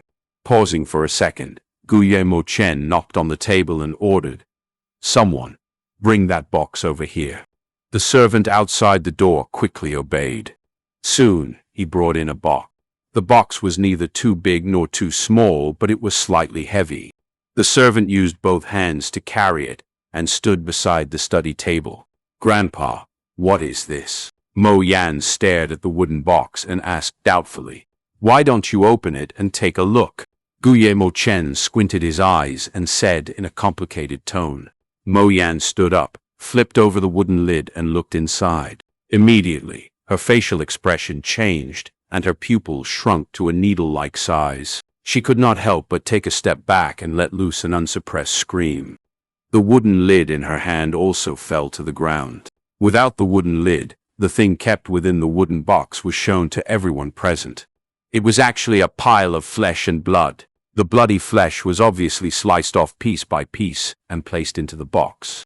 Bright scarlet blood had accumulated inside. There was some pale skin and flesh, while some were long strands of intestines, mixed in with a few pieces of bones, either leg bones or the ribs. In the pool of blood at a corner, there were also 2 fingers and half a toe floating in it. Mo Yan's beautiful face changed color as she took another step backwards, her stomach turning as she almost vomited on the spot. She was ranked 2 Gu Master and had gone out to gain experience before. Despite that, this was the first time that she had seen such a disgusting and twisted scene, even though she had killed people before. The flesh and blood in this box were obviously the corpse of a person after being minced into pieces and stuffed in. The scent of blood burst into the air and rapidly permeated the air immediately, filling the entire study room. Both of the family servants' hands shook as he carried the box, his complexion pale. Although he had seen the box earlier and vomited before, he could still feel waves of palpitation and disgust as he held it now. Among the 3 people in the study room, only the family elder Guillermo Chen was unfazed. He lightly looked at the contents of the box for a moment and said to Mo Yan slowly, "This box was what Fang Yuan had placed at our family's back door this morning." "What? It's really him?" Mo Yan was extremely shocked as images of Fang Yuan showed up in her mind. The first time she saw Fang Yuan, it was at the inn. At that time, Fang Yuan sat near the window, quietly eating his meal. His facial features were bland, and both of his eyes were dark and gloomy. His body was thin, and his skin had the special paleness of a teenager. He looked like such a normal and quiet youth. To think that he had done such a twisted and insane act. After her initial shock came a furious rage. Mo Yan yelled, "This Fang Yuan is too outrageous. Who gave him the guts to do so? To dare to do such a thing? This is a provocation towards our Mo family. I will go ahead now and bring him here to question him for his crimes." After she said this, she headed towards the exit. "You scoundrel, stop right there!" Guillermo Chen was angrier than she was as he grabbed an ink slab on his study desk and threw it over. The hard and heavy ink slab hit Mo Yan's shoulder, and with a bang, it fell to the ground. "Grandpa!" Mo Yan held her shoulder as she called out in alarm. Guillermo Chen stood up, his finger pointing at his granddaughter as he spoke with an extremely agitated tone. "It seems like all these years of training were in vain. You have disappointed me greatly. Against a small rank 1 initial stage Gu Master, not to mention you involving so many people, but even getting led by the nose by the other party. Now that you've let your rage get the better of you, at this point, do you still not understand the meaning behind Fang Yuan's actions?" "What meaning?" Mo Yan was puzzled. Guillermo Chen snorted. "If Fang Yuan wanted to provoke us, he would have blown up this matter. So why did he place this box at the secluded back door instead of placing it at the front door, where there are many people walking around? Maybe he wants to reconcile with us? No, if he wanted to reconcile, wouldn't it be better to apologize face to face? Why must he send us this box of minced corpse? This is definitely a provocation," Mo Yan said. Guillermo Chen shook his head, then nodded. "He wants to reconcile, but at the same time, he is also provoking us. Placing the wooden box at the back door is his intention to reconcile. Placing the corpse inside the box, that is a provocation. You see, the old man pointed at the box and spoke. This wooden box is not big, and it cannot hold a complete corpse. Therefore, there can only be a portion of the corpse inside. He is trying to tell us that he does not wish to blow up this matter and wants to settle this amicably. But if our Mo family wants to pursue this matter, he will place the remainder of the corpse at our main entrance, thoroughly blowing up the issue. By that time, it would be a losing situation for both sides. The entire clan knows that our Mo family broke the rules first, and to our Mo family's future head, this would be seen as him being so weak, since he actually required his elders' doting and protection. Upon hearing these words, Mo Yan was momentarily dumbfounded. She had never expected that Fang Yuan's actions would have such profound meaning. "His method is really wise," Guillermo Chen said with admiration. With just one action, he exercised both toughness and softness, capable of advancing and retreating safely. This is just a simple wooden box, but it not only expresses Fang Yuan's intention to compromise, but also his ability to pose a threat to our Mo family. And it so happens that he does hold on to the weakness of our Mo family. If the Mo family's reputation is tarnished, what follows after will be the Qi family's attack, as well as the assault from the clan leader's side. Mo Yan found it unbelievable. "Grandpa, Aren't you thinking too highly of him? Are you sure that he's capable of this? He is only 15 years old. Too highly? Mo Chen looked at his granddaughter unhappily. Looks like you've had too smooth a life in these past few years. Fostering your arrogant attitude, you are unable to clearly see the reality. This Fang Yuan was unfazed towards danger and deceived you to enter the school. Next, he used his wisdom in the face of danger and hid within the dormitory to avoid trouble. No matter what insult you threw at him, he did not respond. This is his ability to calmly endure. After you left, he killed Gao Wan immediately. This is his bravery and courage. Now he sent this box, clearly showing his wisdom and planning ability. Can you still say that I thought of him too highly? Mo Yan listened with wide eyes as she had not expected her grandfather to praise Fang Yuan so highly. Immediately she said indignantly, "Grandpa, he only has a C-grade talent." Mo Chen sighed deeply. Yes, he is only a C-grade. Having such wisdom, and yet only C-grade talent, it really is a pity. As long as his talent was higher, even if it was just a B-grade, he would certainly become an influential member of our Guye clan. What a pity. He is only a C-grade. The old man's sigh was full of emotion.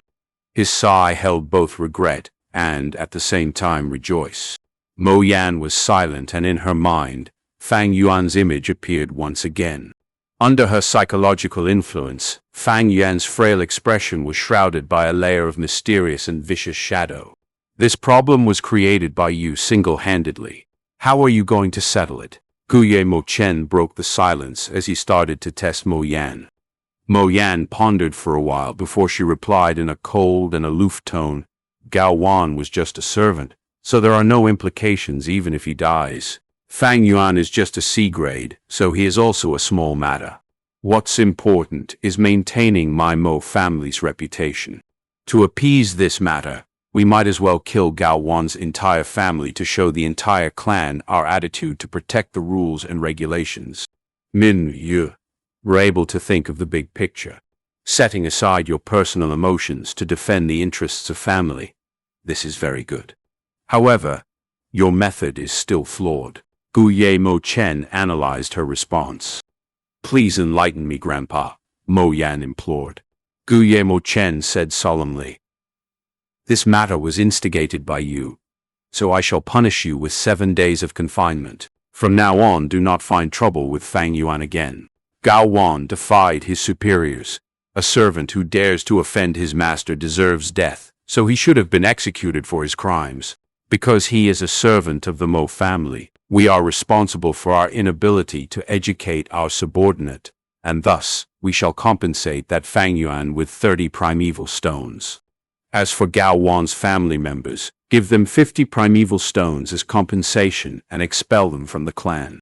After a short pause, he continued, "For the next 7 days, rest well at home, do not go out. At the same time, think about the profound meaning of why Grandpa chose to handle the matter this way." "Yes, Grandpa." Chapter 38, Demon Walking in the Light. From the layers of dark clouds in the sky, the spring rain fell. The raindrops were thin like hair. As they fell, they enveloped Qingmao Mountain in a layer of fine mist.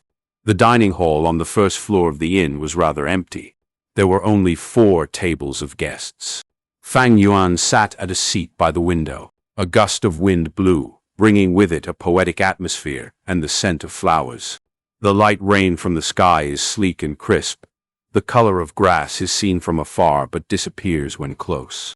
Fang Yuan looked outside through a window and quoted a poem lightly before he turned his sights back to the inn. Before him was a table filled with good wine and dishes. The color, smell, and taste were all top-notch, especially the green bamboo wine which oozed with the fragrance of alcohol along with a hint of freshness. The dark green-colored liquor sat quietly in the bamboo cup. From his angle, it shone with an amber-like luster. A grandfather and his grandson were sitting at the table nearest to him. Being mortal humans, they wore modest clothes. The grandfather sipped his rice wine while looking enviously at Fang Yuan. He was evidently attracted to the green bamboo wine, but could not afford it. The grandson ate his braised beans, a crunching sound emitting from his mouth as he chewed. At the same time, he pestered his grandfather, shaking his arm. "Grandpa, Grandpa, tell me about the story of Renzu. If you don't tell me, I shall report to Grandma that you secretly came out to drink. Sigh, I can't even drink in peace." The grandfather sighed, but his face showed a doting expression towards the child. With his twig-like arm, he patted the boy's head. "Then let me tell you the story of Renzu, who gave his heart to the Hope Gu, escaping his predicament of being captured." Renzu's story was the most popular and widespread tale in this world, as well as the most ancient legend. The old man's story was something like this. The story mentioned that Renzu was able to escape his predicament because of hope. But eventually he grew old, and without strength and wisdom, he could no longer continue to hunt. Even his teeth fell off, making him unable to chew many wild fruits and vegetables. Renzu felt death slowly approaching. At this time, the Hope Gu said to him, "Human, you must not die. If you die, your heart will be lost, and I will lose my only place of residence."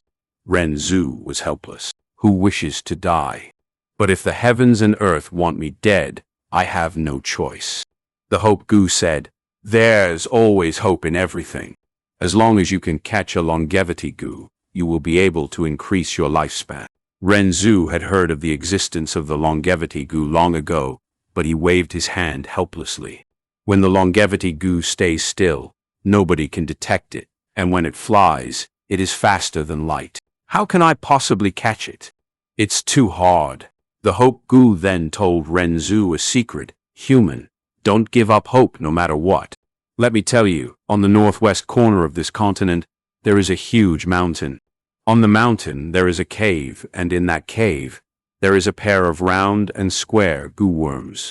As long as you can subdue them, there is no Gu in this world that you cannot catch, including the longevity Gu." Renzu had no choice. This was his last remaining hope. He braved all difficulties, and finally found the mountain.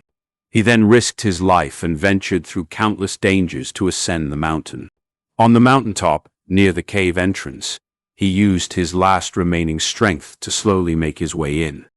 The inside of the cave was completely dark, and one would not be able to even see their own fingers.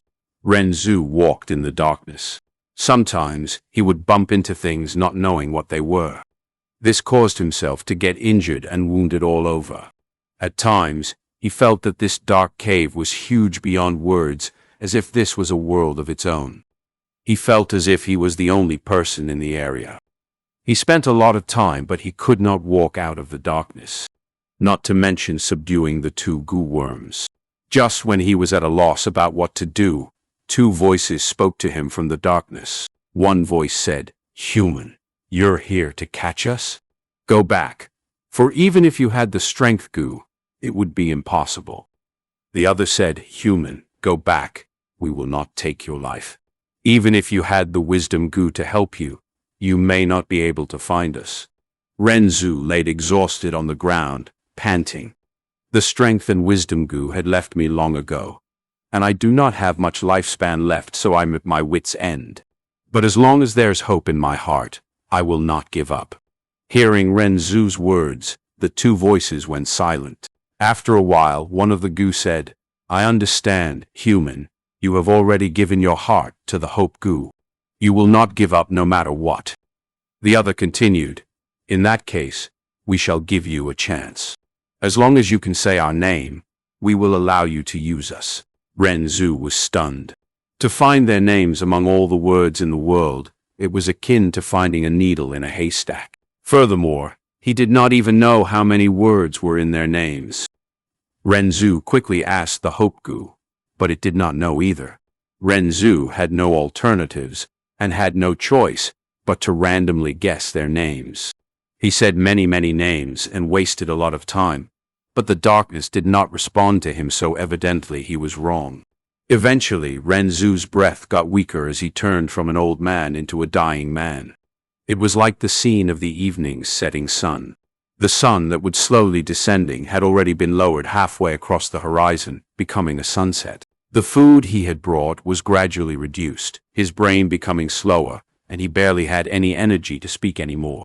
The voice in the darkness urged, "Human, you are almost dead, so we will let you go. Using your remaining time, you can climb out of the cave and take a final look at the world. But you have offended us, and as punishment, the Hope Gu shall stay here as our companion." Ren Zhu clenched his heart and rejected.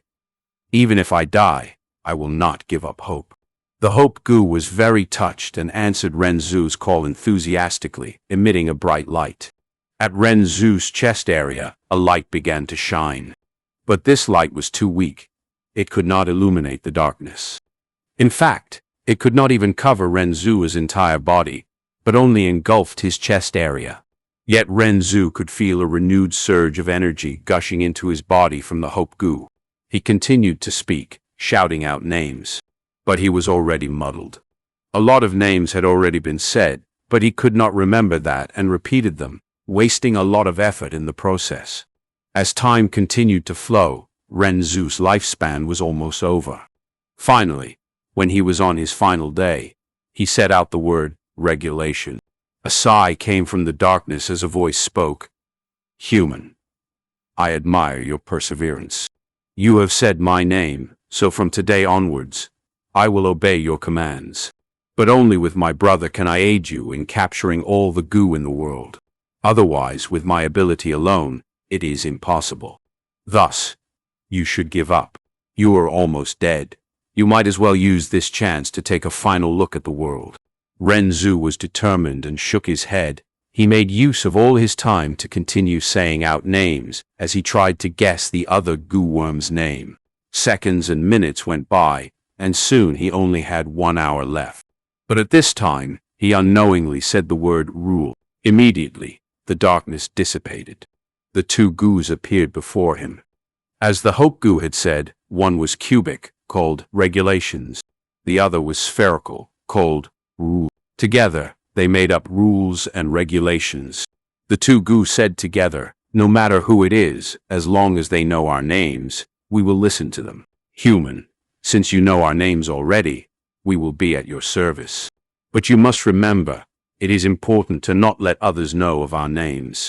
The more people that know our names, the more people we have to obey them. Now that you are the first to subdue us, tell us your request." Ren Zhu was overjoyed. "Then I order you both, go and catch me a longevity Gu." The rules and regulations Gu worked together and captured an 80-year longevity Gu. Ren Zhu was already 100 years old, but after consuming this Gu, the wrinkles on his face vanished and his frail limbs became muscular again. A vibrant aura of youth oozed from him. With a belly flop, he jumped up onto his feet. He ecstatically looked at his body, knowing that he had regained the body of a 20-year-old. "That's all for today. Let's go home, grandson." The old man, having completed the story, finished his wine as well. "Grandpa, continue telling me what happens to Ren Zhu after." The grandson was unyielding as he shook his grandfather's arm. "Let's go. I tell you when there's another chance." The old man wore his straw hat and jacket, then gave his grandson another set that was a smaller size. The two walked out of the inn, stepping into the rain and slowly vanishing from sight. Rules and regulations. Fang Yuan's gaze was dark as he twirled his wine cup, looking at the liquor in his cup. His heart was touched. Ren Zhu's legend was widespread throughout this world, and there were almost no people who did not know of him. Fang Yuan had naturally heard of him too. But no matter if it was a legend or a story, it was dependent on the knowledge of the reader. The grandfather and grandson earlier merely treated it as a story, but Fang Yuan could understand the deeper meaning. Just like that, Ren Zhu. When he did not know the rules and regulations, he explored in the dark. Sometimes he bumped into things, knocking into others, causing himself to get injured and look like a mess. And at times within a wider area, he got lost and confused, moving without a sense of direction or purpose. This darkness was not purely black or the absence of light. Strength, wisdom, and hope could not oppose it. Only when Ren Zhu knew of the rules and regulations and said their names did the darkness dissipate and invite light into Ren Zhu's life. The darkness was the darkness of the rules and regulations, and the light was also the light of the rules and regulations. Fang Yuan switched his gaze from his cup and looked outside through the window. He saw that outside the window, the sky was still dark, the greenery abundant, and the pelting rain flying by like mist. Close by, the bamboo tall houses were lined up in a row, extending far out. On the road, several people walked, their feet stained with the mud from the rain. Some of them wore grayish-green straw coats, while others carried yellow-oiled cloth umbrellas. Fang Yuan concluded, "This world's heaven and earth is like a huge chessboard. All life forms are chess pieces, acting in accordance with their rules and regulations. The 4 seasons have their own rules and regulations, rotating between spring, summer, autumn, and winter. The flow of water has its own rules and regulations, flowing from high ground to low ground. Hot air has its own rules and regulations, floating upwards. Humans naturally also have their own rules and regulations. Everybody has their own standpoints, desires, and principles. For example, in the Guyu village, the servants' lives are cheap while their masters' lives are noble. This is a part of rules and regulations. Because of this, Shen Kui, who wants to get close to the rich and affluent, is doing her best to try and escape her servant status. Gao Wan tried all means and methods to please his master, using their authorities for himself. As for uncle and aunt, they gave in to greed, wanting to hoard my parents' inheritance. The academy elder wants to nurture Gu masters to maintain his position in the academy. Everyone has their own rules and regulations. Every profession has its own rules and regulations, and every society and group also have their own rules and regulations. Only by understanding the rules and regulations can we see the situation clearly from the side.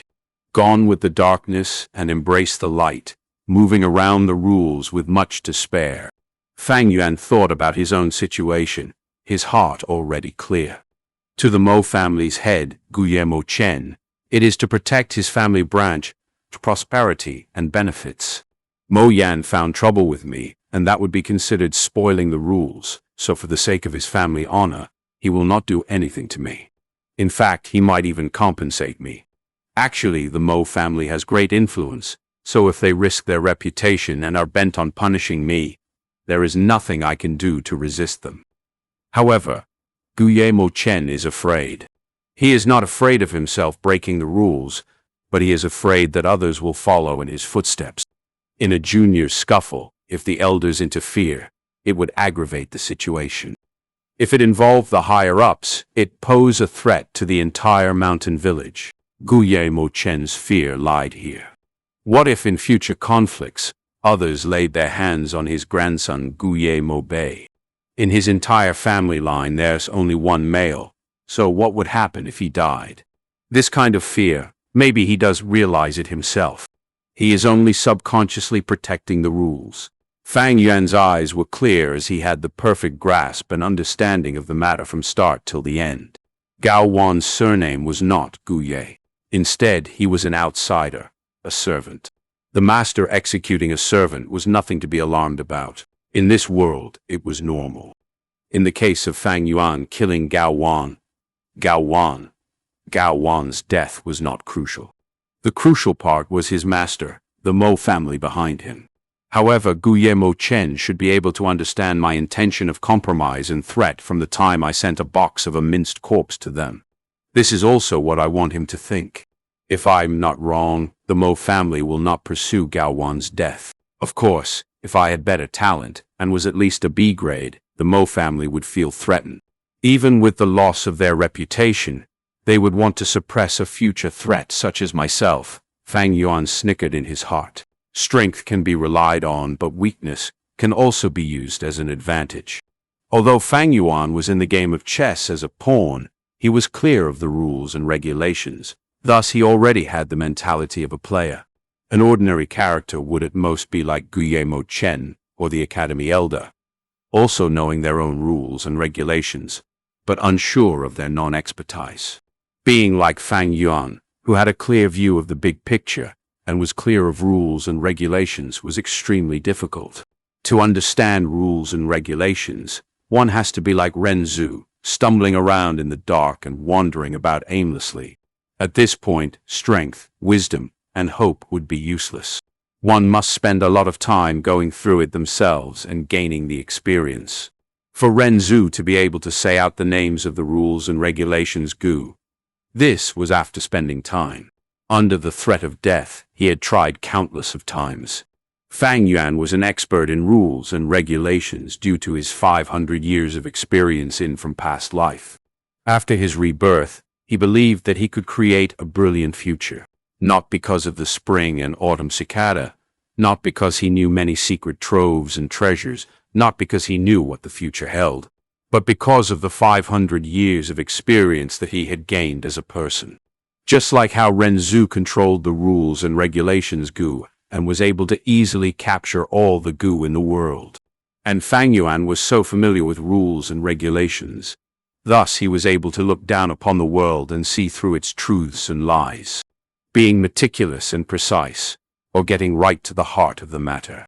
I proudly laugh as I stand on top of the world, coldly looking at the people in the world who behaved like pawns, obeying their respective rules and regulations, living their lives in a straightforward manner. The rules and regulations of the darkness is darkness, and the rules and regulations of the light is light. But the reborn demon had stepped foot under the path of light. Chapter 39. Toad Caravan Merchant. The month of May was a transition between spring and summer. The fragrance of flowers filled the air, the huge mountains evergreen, and the sunlight began to gradually release its ardent side. Under the clear azure skies, the white clouds drifted like cotton. On Qingmao Mountain, the bamboo forest was straight like spears as always, pointing towards the blue sky. Weeds grew wildly everywhere, and unknown varieties of wild flowers dotted the grass thicket. As the light breeze blew, the wild grass moved to and fro, the heavy fragrance of flower pollen and the smell of green grass assailing visitors. Halfway up the mountain was a huge number of terraced fields. Layer by layer, step by step, the soft green wheat sprouts were planted down. From afar, it looked like a verdant green sea. On the terraced fields were numerous farmers busily working away. There were some farmers cleaning the canal for the channeling of water to irrigate the fields, while some farmers were rolling up their trousers, standing in the fields and planting sprouts. These people were naturally all mortal outsiders, as the Guye clansmen would never have do these lowly jobs. Ring, ring. The sound of camel bells could be faintly heard in the spring breeze. The farmers straightened their bodies as they headed down the mountain, only to see a caravan moving like a colorful worm from the mountainside, slowly showing its head. It's the merchant caravan. Yes, it's already May. It is about time for the caravan to come. The adults caught on the situation at once, and the children stopped playing with the water and clay in their hands. Together, they energetically approached the caravan. The southern borders had 100,000 mountains. Qingmao Mountain was just one of them. On every mountain, there were villages after villages, which were maintained by everyone through their blood relationships and kinships. In between the mountains, the forests were deep and ominous, the cliffs steep and full of the dangerous falling rock. Additionally, in the complex surroundings of the forest dwelled a large number of ferocious beasts and peculiar goo-worms. Mortals could not pass through at all. It was difficult to get past these obstacles alone. One had to at least be a rank 3 goo master. Because of the poor economy, trading was difficult. Thus, the most important form of trading was through the caravan merchants. Only by organizing a merchant group in such a large scale could goo masters come together with the power to help each other, conquering the difficulties in the traveling routes and traversing from one mountain to another. The merchant caravan's arrival was like a bowl of boiling water that poured into the peaceful and serene Qingmao Mountain. All these past years they would come in April, but this year they only arrived in May. At least they were here now. The owner of the inn let out a deep breath upon hearing the news. The inn's business was poor in the other months, so only when the caravan came could he earn enough profit to last the year. At the same time, there was some green bamboo wine within his storage that he could sell to the caravan merchants. Besides the inn, the business at the tavern would also boom as a result. The caravan merchants entered the Guyue mountain village one by one, led by a treasure brass toad. This toad was 2.5 meters tall, its entire body orange-yellow in color. The back of the toad was thick and full of warts and knots. It was like the lumps of bronze nails on ancient city gates. On the treasure brass toad's back, thick ropes were tied around plenty of goods. At a glance, it seemed like the toad was carrying a giant backpack. A middle-aged man with a circular face full of pockmarks sat cross-legged atop the toad. He was fat and had a large belly. Both of his eyes formed into slits when smiling. He cupped his fists as he greeted the surrounding Guyue villagers. This man's name was Fu of the Jia clan. His cultivation was at rank 4, and he was the leader of the merchant caravan this time. The treasure toad hopped slightly as it moved forward, but Jia Fu, who was sitting on its head, was stable and steady. When the toad hopped, his height would level with the windows on the second floor of a building. Even when he was back on the ground, he was at a height greater than the first level of the bamboo buildings. The originally spacious streets were suddenly rather packed and narrow. The treasure brass toad was like a beast that intruded into the midst of a great number of bamboo houses. After the treasure toad was a huge fat worm. It had 2 eyes that were similar to multicolored glass windows, the colors bright and gorgeous. The worm was 15 meters long, its body shape resembling a silkworm. However, the surface of the worm was covered in a thick layer of black porcelain-like leather armor. On the armor was another abundant pile of goods and merchandise, a hemp rope tied around it. In between the gaps and intervals of the goods, Gu masters sat one by one, some old and some young. There were also mortals who were robust and sturdy martial warriors, slowly moving forward on the ground following after a fat black beetle.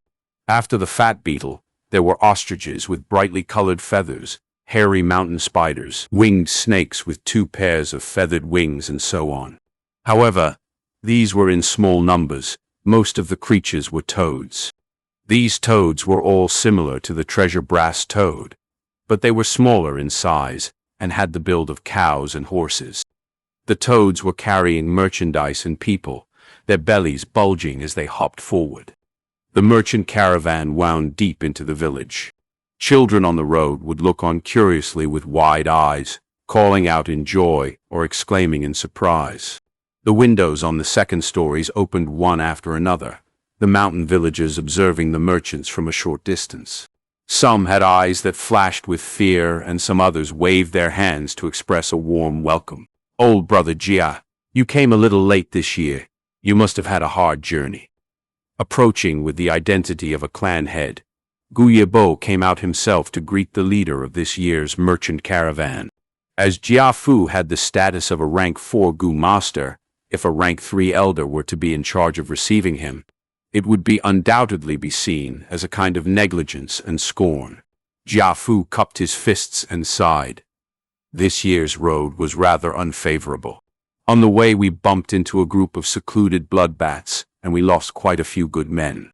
Then on Jubi Mountain, we ran into a mountain fog, and we didn't dare to continue traveling at all. So we were delayed for quite a lot of time, and caused Brother Guyue to wait for quite a while. As they spoke, their tones were very polite. The Guyue village needed the merchant caravans every year to come and trade, and the merchant caravan also needed business to make money. Hey, it's good enough that you are able to come. Please, the clan has prepared food and wine. Let me host a welcoming dinner for you, old brother. Guyue Bo stretched out his hand and said invitingly. Clan head is polite, too polite. Jia Fu was flattered. The merchant caravan arrived at the boundaries of the Qingmao mountain in the early morning, and by afternoon they were stationed in the Guyue village. When it was dusk, the surroundings of the village had formed into a widespread area of temporary shops and stores.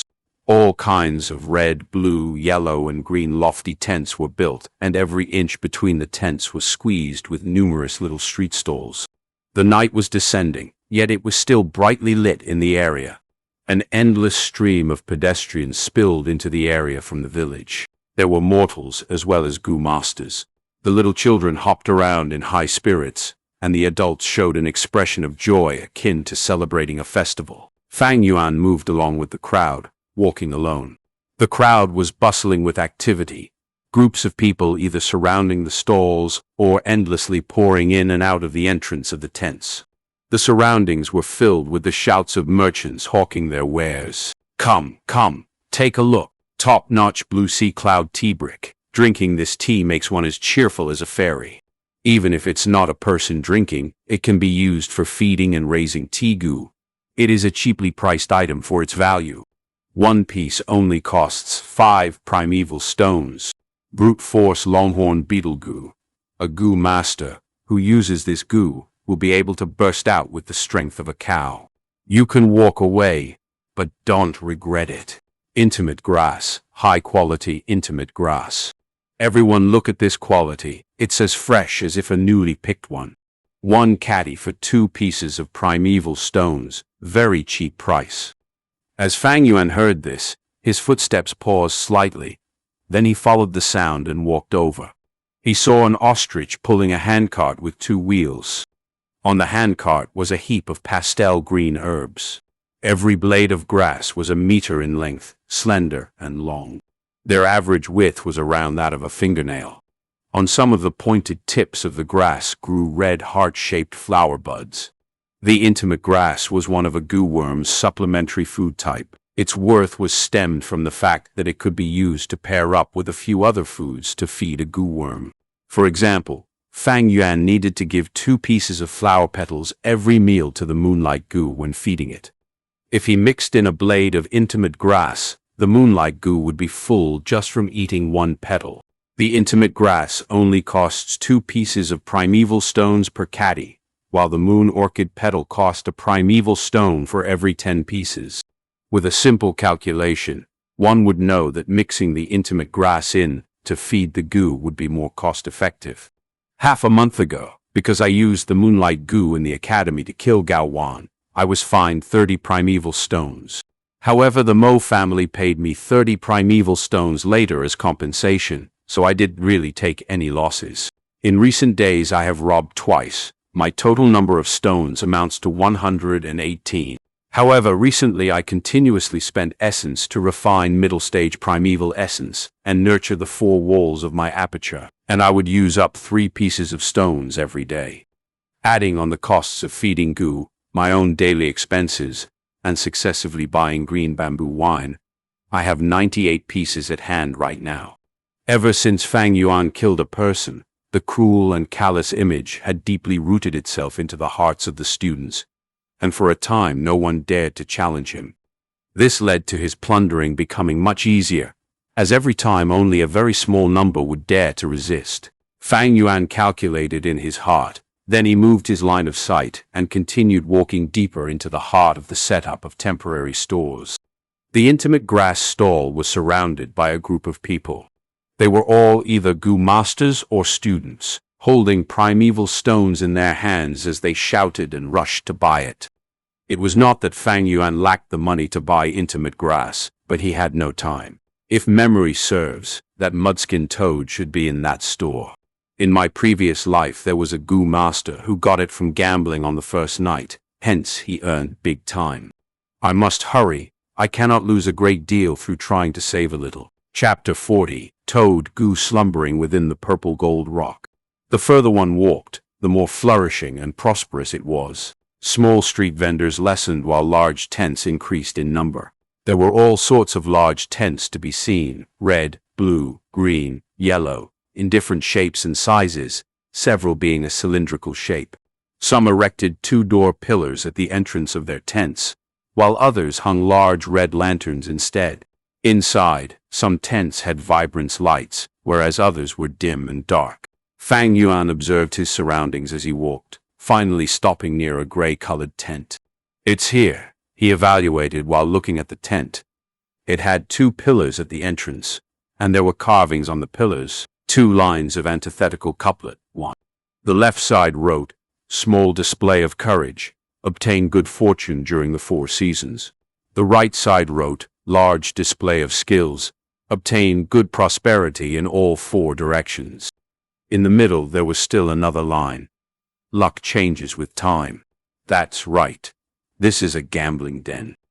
This gambling den took around 1 mu 2 of land. It was considered a large-sized tent. Fang Yuan walked inside. Inside of the tent, there was 3 rows of counters on a side. On the counter were pieces of amber or fossils. Some were as big as a palm, others were as big as a face. There were also others which were even bigger. Those were as tall as a person. It obviously could not fit on the counter, thus it was directly placed on the ground.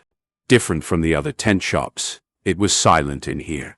Several Gu masters stood before the counters, some meticulously observing rocks on the display counter, while others took the fossils and rubbed it in their hand to get a feel of it. There were some that were discussing quietly with their companions, and some were discussing the price with their shop clerks. But no matter what they discussed, they spoke softly, doing their best not to disturb others. This was a rock gambling den.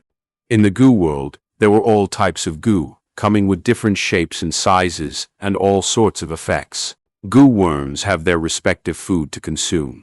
Without food, they can only last a short amount of time before dying. But nature, towards life forms, was both uncaring and benevolent. If they lacked food, the Gu worms still have a chance of survival. That was to hibernate, undergoing self-sealing. For example, if the moonlight Gu did not have moon orchid petals to consume, it may undergo self-sealing. It will try to maximize the conservation of its strength, like winter hibernation, falling into a deep slumber. At this time, not only would the blue glow on its body dissipate, it would also turn from a transparent crystal state into a gray rock, covered in a layer of rock shell. Eventually, the rock crust will get thicker and turn into a boulder. Or, for example, the liquor worm. If it underwent self-sealing, it would form a white cocoon around it, curling its body and falling into a deep sleep within the cocoon. Of course, this situation of sealing and hibernating may not happen to every Gu worm. It has a small chance of occurrence, and in most cases, the Gu worm will not fall into hibernation, but instead starve to death. Only a small number of Gu worms may, under specific situations, undergo self-sealing. A few Gu masters who accidentally obtain these sealed Gu worms' rocks or cocoons would awaken the Gu worms that were slumbering within. Thus they would have a stroke of fortune. Some of the Gu masters became successful due to this, it being a turning point in their lives. These situations happen frequently in the Gu master world, often being fake or real rumors, giving people hopes and dreams. The source of the idea behind this rock gambling den originated from these rumors. Of course, these rocks all looked alike on the outside. Only after opening them can one determine if there really is a Gu worm hidden inside. In a small-sized rock gambling den like this, 9 out of 10 rocks are solid core, having no Gu worms inside. Even if there are Gu worms inside the rock, they may not be living worms. Most of them are dead Gu. But once someone hits the jackpot of a live Gu, under most situations, one would be able to earn a huge fortune. If the Gu worm is a rare species, they either become a successful person in life or get murdered and robbed of their fortune. Fang Yuan was clear about this in his heart, being very familiar with the situation beyond these doors. In his past life, he had participated in a merchant caravan before, being a clerk in the rock gambling den. Sometime later, he even operated his own rock gambling den, even larger than this one. It was a medium-sized rock gambling den. He managed to con some gamblers, and also misjudged at times, allowing other gamblers to win a precious Gu worm. Fang Yuan stood at the door for a while, taking a glance around him before slowly walking to the counter on the left side. Behind the counter, there was a shop assistant every few meters, both males and females. On their waist hung a green-colored belt, showing that they were not ordinary people, but rank 1 Gu masters. Most were initial stages, while a selected few were middle stages. Seeing Fang Yuan before a counter, a female Gu master who was nearest by walked towards him and smiled, softly saying, "Young master, what Gu worm do you need?" Every rock on this counter is sold at 10 primeval stones each. If this is your first try, just for the sake of it, why don't you go to the right counter? The rocks there are sold at only 5 primeval stones. If you are seeking thrills, you can go to the high-end counter at the middle. The rocks sold there are at 20 primeval stones each. This was an experienced female Gu master, having worked at the rock gambling den for quite some time already. She looked at Fang Yuan, who entered, and determined that he was a student from his appearance, age and height, etc. Those that came to gamble were all Gu masters. Students were only considered second-rate Gu masters, just starting their cultivation. Because they were often tight on finance due to feeding their Gu worms, where would they find the money to come and gamble rock? Students like this, normally they just came to take a look and to get an eye-opening experience, satisfying their curiosity. Most were only window shoppers, though if some had well-to-do families, they might attempt to buy one to try. But most only bought the cheapest fossil. Thus, the female Gu master had no expectations towards how many rocks Fang Yuan could buy. Let me look around first. Fang Yuan nodded at her expressionlessly, then started to look seriously into the pile. In his memory, it should be at this counter in this particular rock gambling den. But it had been 500 years. It's been too long. Many things were vague to him already, especially when 500 years of memory was a huge capacity. So to be honest, Fang Yuan could not remember distinctly. He could only vaguely recall that during this year on the first night the caravan arrived, a lucky bird spent 10 primeval stones to buy a fossil with purple gold luster. After he opened it on the spot, he obtained a mudskin toad. Afterwards this toad Gu was bought by another person, thus causing him to earn a small fortune of primeval stones. Fang Yuan frowned after observing for a while. On this counter, fossils with a purple gold glow numbered up to 20. In which rock was there a hidden mudskin toad? Every rock here was sold at 10 primeval stones each. Right now Fang Yuan had 98 primeval stones with him, and he could buy up to a maximum of 9 pieces. But realistically, he could not count like this. In any sort of risk and gamble, one had to consider the consequences. Fang Yuan was no longer a greenhorn, like those gamblers who thought they were blessed by heaven. Those who thought they were blessed by fate were usually those who fell under the mischief of fate itself. I am alone, with no relatives or friends that can help me. I have to save some primeval stones to survive, as well as to buy food for my Gu worms. He counted, and under the most basic reservation, he could buy at most 7 pieces of fossils. This rock, the purple gold, is dotted like the stars, but it's flat as a pancake. There's definitely no mudskin toad inside. This piece has striking purple gold color, but it is only fist-sized. If there really is a mudskin toad inside, the rock should be at least 30% larger. This purple gold fossil, well, it's big, but the surface is extremely smooth, while the mudskin toad's skin is supposed to be rough and uneven. This is evidently not the one. Fang Yuan continued to observe and evaluate, using the method of cancellation. When Gu worms hibernate after self-sealing, they would form into a natural fossil, being undetectable from most of the world's detection methods. The remaining detecting methods were too rough, and once used, it would instantly kill the Gu worm within that is barely alive. Thus, when Gu masters choose rocks, they could only rely on their guessing, experience, and luck, sometimes relying on a little bit of instinct. Otherwise, this would not be called gambling. Of course, in this wide world, there are countless wonders, and one cannot exclude the fact that a detection method which is extremely gentle exists, allowing a Gu master to know if the rock contains a Gu worm. Fang Yuan had heard of such rumors in his past life, but after experimenting, found that it was all lies. Fang Yuan assumed privately, if such a method really exists, it has to be a hidden legacy, controlled in the hands of a small number of mysterious people, having no impact on the gambling business. It was still tame around the Qingmao mountain region, but the more one moves east, the more prosperous gambling dens become. At the Bai 2, 3 mountain region, every family village had its own gambling den. In some large-sized forts, There were even large-sized gambling dens built. The 3 villages that were famous for their rock gambling were Panxi, 4 village, Gumu, 5 village, and Kangjing, 6 village, where there were even mega-sized gambling dens. These 3 mega-sized gambling dens each had 1,000 years of history. Currently, their business was still blooming, with an endless number of gamblers. There had never been a situation of clean sweep by anyone. Currently, the tent that Fang Yuan was in can only be barely qualified as a small-sized gambling den.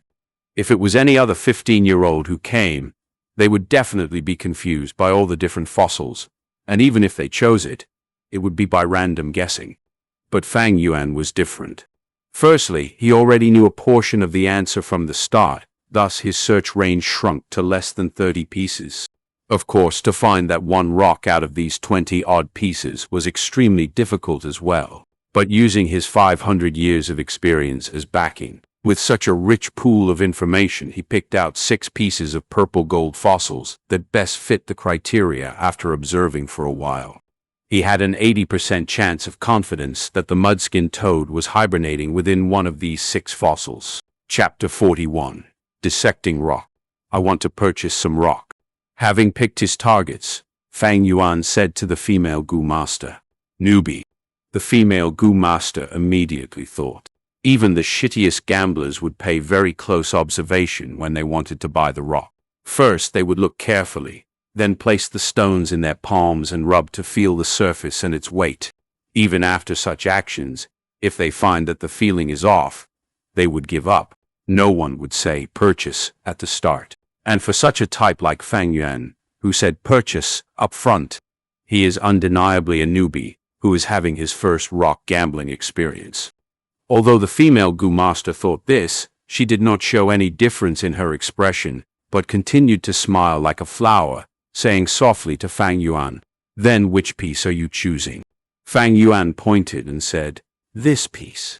She immediately retrieved it. Fang Yuan pointed again and said, "This piece." She felt perplexed, not expecting this youngster to buy 2 pieces. It seems like this youngster is the type to gamble heavily, she evaluated mentally. But next, Fang Yuan pointed yet again. "And this piece, that piece, I'm buying them all."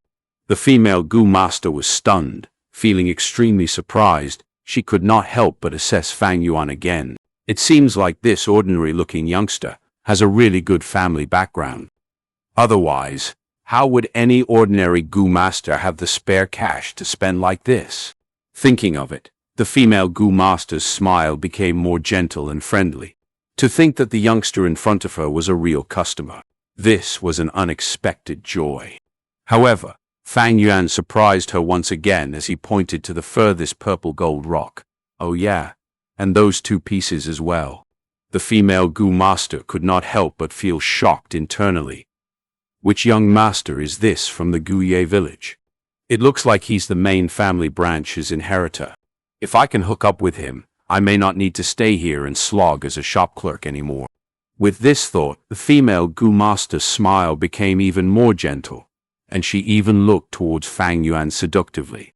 6 rocks were placed in front of Fang Yuan. Fang Yuan took out 60 primeval stones and passed it to the female Gu Master. His act of payment attracted the attention of all the other Gu Masters in the tent. "Oh? Someone is going to rock gamble.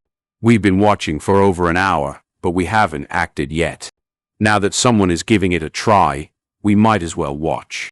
It's a student. He actually took out 60 primeval rocks at once. His family must be affluent. He looks like a greenhorn. Humph, gambling rocks isn't so easy. He's gonna get hurt real bad. The Gu Masters stood on the spot, discussing softly, all directing their gaze towards Fang Yuan. "Young master, do you want to open the rocks on the spot? Our gambling den provides free service to open the rocks."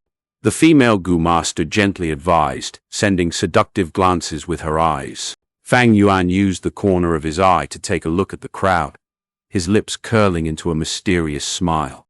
He waved his hand, rejecting the female Gu Master. "Purple gold is my lucky color, and this is my first time betting. It is very meaningful. I'll open the rocks myself."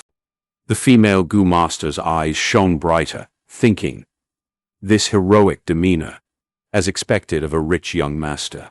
Never in her dreams would she be able to imagine that Fang Yuan could be said to be kinless in Guye village, a drifter with no backing, having to rely on himself for everything. Tisk, so what if you have money? I wonder which rich kid this is, coming here to waste his parents' hard-earned money. Ignorant young lad, how can one choose the rocks based on lucky color? Sigh. This act is simply akin to throw primeval stones into the water, and waiting to see the ripples for fun. The Goo Masters in the tent lost their excitement at once. After thinking that Fang Yuan was a prodigal son, their already low expectations vanished into thin air. Some Goo Masters even retracted their gaze and turned around to continue inspecting the fossils on the counter.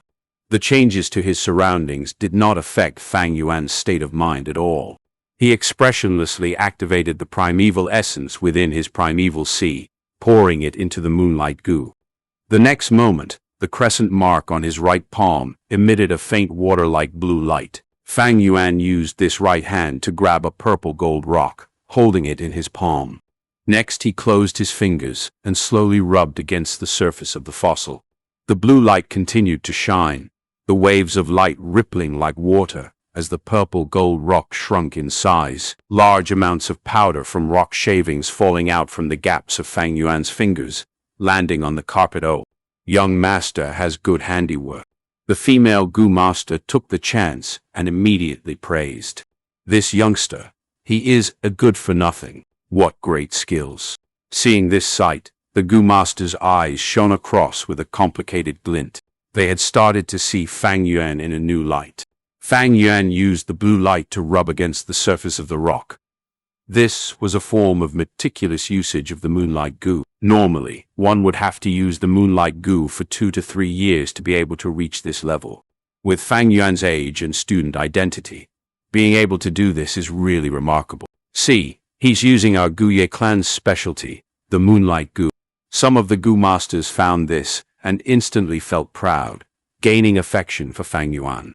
But opening the rocks with this method, it's still too rough. Some of the older and more experienced Goo Masters shook their heads. The purple gold rock got smaller and smaller, from being slightly larger than a palm into the size of a fist, being gripped tightly by Fang Yuan's fingers. The blue light intensified as the fossil became pearl-sized, until finally what was left was a pile of rock powder, falling on the carpet to form a small hill. This was a solid rock. There was no goo worm inside. As expected, he's unreliable. The Goo Masters shook their heads. Young master, there's still 5 pieces left, the female Goo Master encouraged. Fang Yuan's expression was calm, being completely unaffected. He grabbed the second piece of purple gold rock and continued to grind. But the result of this piece was still a solid rock. There was no goo worm inside. The third piece was still the same. The Goo Masters grew impatient. Stop looking. By relying on color to pick the rocks, there's no point in this gamble. If he can get a good goo from this, I'll eat the pile of rock powder on the floor. Someone laughed insultingly. Don't lose heart, young master. Isn't there 3 pieces left? You're only halfway through. The female Goo Master continued to edge Fang Yuan on. Fang Yuan grabbed the 4th piece, and when he got it to palm size, he suddenly stopped all action. Oh? There's something. The rock composition changed. It is not purple gold sediments, but a kind of ink black color. Don't tell me he really got super lucky from blinding guessing. The surrounding Goo Masters exclaimed lightly, Young master, you have to be careful from here onwards. Don't make sudden movements. Hibernating goo worms are very fragile. If you use too much strength, you will kill the goo worm inside. The female Goo Master did not expect such a situation to occur. After getting stunned for a moment, she immediately advised carefully. Fang Yuan's movements slowed, his fingers slowly rubbing as small powder slowly fell, continuously repeating the action with many intervals. He was no longer as fluid as earlier. The black-colored rock powder slowly fell off, and as the rock got smaller, Fang Yuan's movements became slower and gentler. On the carpet, The rock powder continued to gather as Fang Yuan's black-colored rock was finally scrapped clean. Sigh, what a pity, it's a rock in a rock.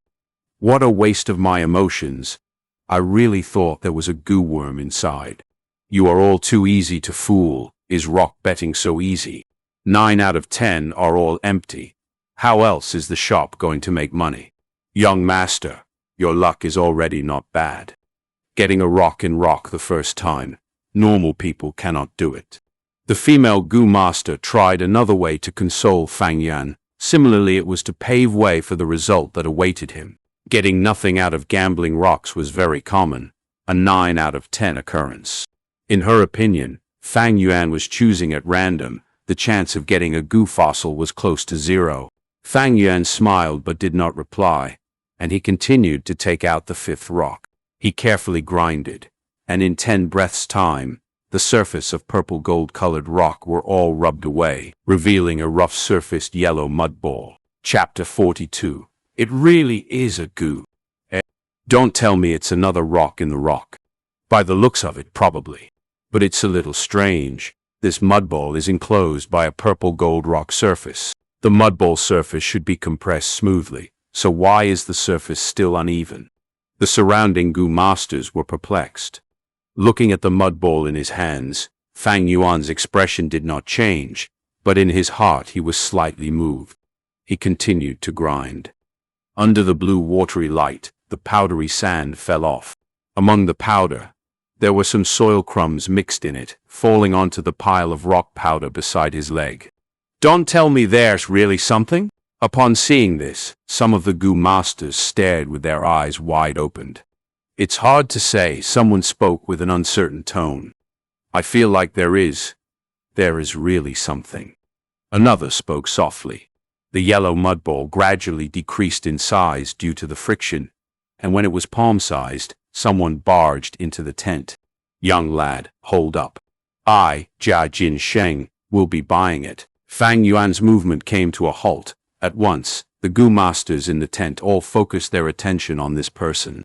He looked young on the outside, his appearance around 20 to 25 years old. He wore a golden-colored robe with a lace belt on his waist, and on the belt there was a square-shaped jade piece. There was a word across the piece of jade, showing the letter 1. Evidently, this was a rank 1 goo master. To still be a rank 1 goo master at 20 years old, it seems that his talent isn't good. But the status of this person was rather unique. Seeing him, the goo masters in the tent all bowed and greeted him, saying together, "Your subordinate greets you, second young master." Second young master. He called himself Sheng earlier. Is he the half-brother of the merchant caravan leader, Jia Fu? This means to say this rock gambling den is opened by him. But now that he appeared to interfere, it seems that he's breaking the gambling den's rules. The goo masters softly conversed. That's right, I am this shop's shopkeeper. Little brother 1, coming out to gamble at such a young age, aren't you afraid of your family's scolding? I will offer 40 primeval stones now to buy that mud ball in your hand. What do you think? 40 primeval stones is a lot already, and there may not be a goo inside. But today, I am in a good mood. Thus, seeing that this is your first time gambling, I don't want you to lose everything, so I'll give you a portion of your capital back. Sheng quickly walked in front of Fang Yuan and said, 40 primeval stones. Fang Yuan raised his eyebrows slightly and took a look at Sheng with the corner of his eye, coldly laughing. It seems you want to forcefully buy the mudball fossil in my possession. Forceful purchase is spoiling the gambling den's rules. Furthermore, you are now on Qingmao Mountain. You want to bully a Guye clansman like me in front of everyone? Oh? On hearing Fang Yuan's last sentence, all the other goo masters could not take it, and animosity grew uncontrollably in them as they looked towards Fang Yuan's direction. Their expression towards Sheng also became unfriendly. Sheng had thought a 15-year-old like Fang Yuan would be easy to deal with, easily persuaded with a few words. But to think this Fang Yuan had such capabilities, and with a single sentence, he caused Sheng to be in such a predicament. Seeing the goo masters getting ready to interfere, Sheng's expression changed immediately as he changed his tone, quickly waving his hands. Little brother, you were mistaken. I am the shopkeeper of this gambling den. How could I ruin my own reputation by breaking my own rules? How would I be able to conduct business in the future? Hey, I just found your mud ball a little interesting, thus I wanted to buy it. If you do not wish to sell it, that's fine. But if there's nothing inside later, don't blame me for not reminding you. Fang Yuan paid no more attention to him. He turned around and continued to focus on grinding the mud ball in his hands. His movements were very slow and very meticulous. Often, there was only a hint of dry soil powder falling off after a moment or so. Following his movement, a hibernating goo worm gradually appeared in front of everyone's eyes. My God, there really is a goo worm. He really opened a goo. What the hell? This sort of method of gambling can also work. This young man's luck is off the charts.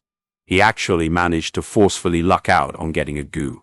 Immediately, the goo master's exasperation filled the tent. The female goo master subconsciously covered her mouth, being unable to believe the scene before her. As shop clerk, along the way she had been to many mountain villages, seen all sorts of people and all kinds of customers. But she had never seen such a comedic scene. There is really a goo. Cold light flashed across Sheng's eyes as he hated and regretted in his heart. The thing he hated most was to be taken advantage of. This gambling den that he opened, he had placed many surveillance methods. Once a customer was about to open a goo, he'd receive the news and would normally forcefully buy it. But now Fang Yuan was inside his gambling den, getting a goo under his very eyes. Sheng could feel his heart bleeding. What he obtained was a toad goo. Its entire body was yellow from head to foot. The belly was light yellow, and its back was brownish yellow, covered with many pimply boils, full of nodules and warts, which were a distinctive characteristic of the toad species. At one glance, it looked slightly horrifying. It was not big, being only palm-sized. Holding it in the palm was akin to holding 2 to 3 eggs. Fang Yuan's expression was calm under all sorts of admiration, envy, and exasperation, carefully deploying his primeval essence and injecting it into the toad's body. At this moment, the goo was being refined by Fang Yuan. Goo worms obtained from within fossils are normally extremely weak. Not only do they have little to no strength left, their consciousness is also lazy, leaving them defenseless and unable to resist. Thus, they can be easily refined by the goo masters. Upon being awakened by Fang Yuan, the toad goo opened its eyes slowly, and its belly slightly vibrated, softly calling out, "Croak." Its voice was soft, but it made everyone's expression very interesting. The difference in value between a goo that was alive against one that was dead was huge. It's a live goo. He really opened a live goo. Someone rubbed his eyes, unable to believe this. This is the mudskin toad. Damn it, it really is the mudskin toad. Someone recognized the toad goo's identity and screamed agitatedly. This young man really has got luck. Why don't I have such luck on my side? Someone sighed, filled with complicated emotions such as envy, jealousy, and hatred. Young master, congratulations. This is to date my first time seeing such a precious goo worm. The female goo master was shocked beyond words, her eyes glistening with life. It's actually the mudskin toad. This is a rare rank 2 goo worm. Its value worth 500 primeval stones. Damn it, damn. Someone actually managed to open such a goo worm in my shop. I've lost big time, big time. Sheng's face was pale as he stared daggers at the toad, his heart having a strong urge to just snatch the goo away. But he knew he couldn't, for if he really did that, it would be asking for trouble. This was not his family's village, but the Guye clan's territory. Maybe I should have paid a bit more primeval stones. Maybe he might have given it to me. That's right, he's just a student. If I offered 100 primeval stones, there's no way he'd not be moved. Why didn't I do that? Sheng was full of regret. No, maybe this young lad does not know his stuff. Even though he opened a mudskin toad, I should be able to suppress the price and buy it. Sheng's heart had renewed hope.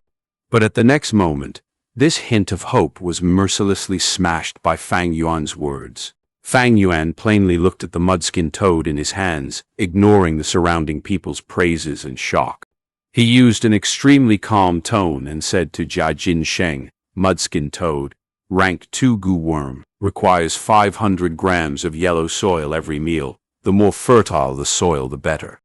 Its species is few in number, and it is the necessary main goo in refining the treasure brass toad. The market price is 500 primeval stones." Sheng, "Do you want to buy this?" "You actually know so clearly," Sheng mumbled. After such a shock, he could not say a word. Fang Yuan laughed lightly and continued, "If you're unwilling, that's fine. I'll sell it to someone else. I'm sure someone will be interested." "Hold it. Wait. I'll buy it. I'll buy it." "But can't this price be cheaper?" Sheng's smile turned bitter. Fang Yuan turned around and walked away. Sheng hurriedly chased after him. Don't go. I'll buy. I buy it." Fang Yuan had no plans to nurture this mudskin toad. It was a rank 2 goo, but Fang Yuan was still a rank 1 initial stage. Although it ate yellow soil, Qingmao Mountain was full of green soil, hence finding food for it would be troublesome. Moreover, if he does not sell this goo worm, Fang Yuan would have to feed 3 goo worms himself. Putting aside the increased primeval stone expenditure, even the current amount of primeval stones in his possession would not be enough to feed them. Thus, Fang Yuan's plan was to immediately sell away the mudskin toad, get the 500 primeval stones, and earn a fortune. To a rank 1 initial stage like Fang Yuan, 500 primeval stones was considered a large amount already.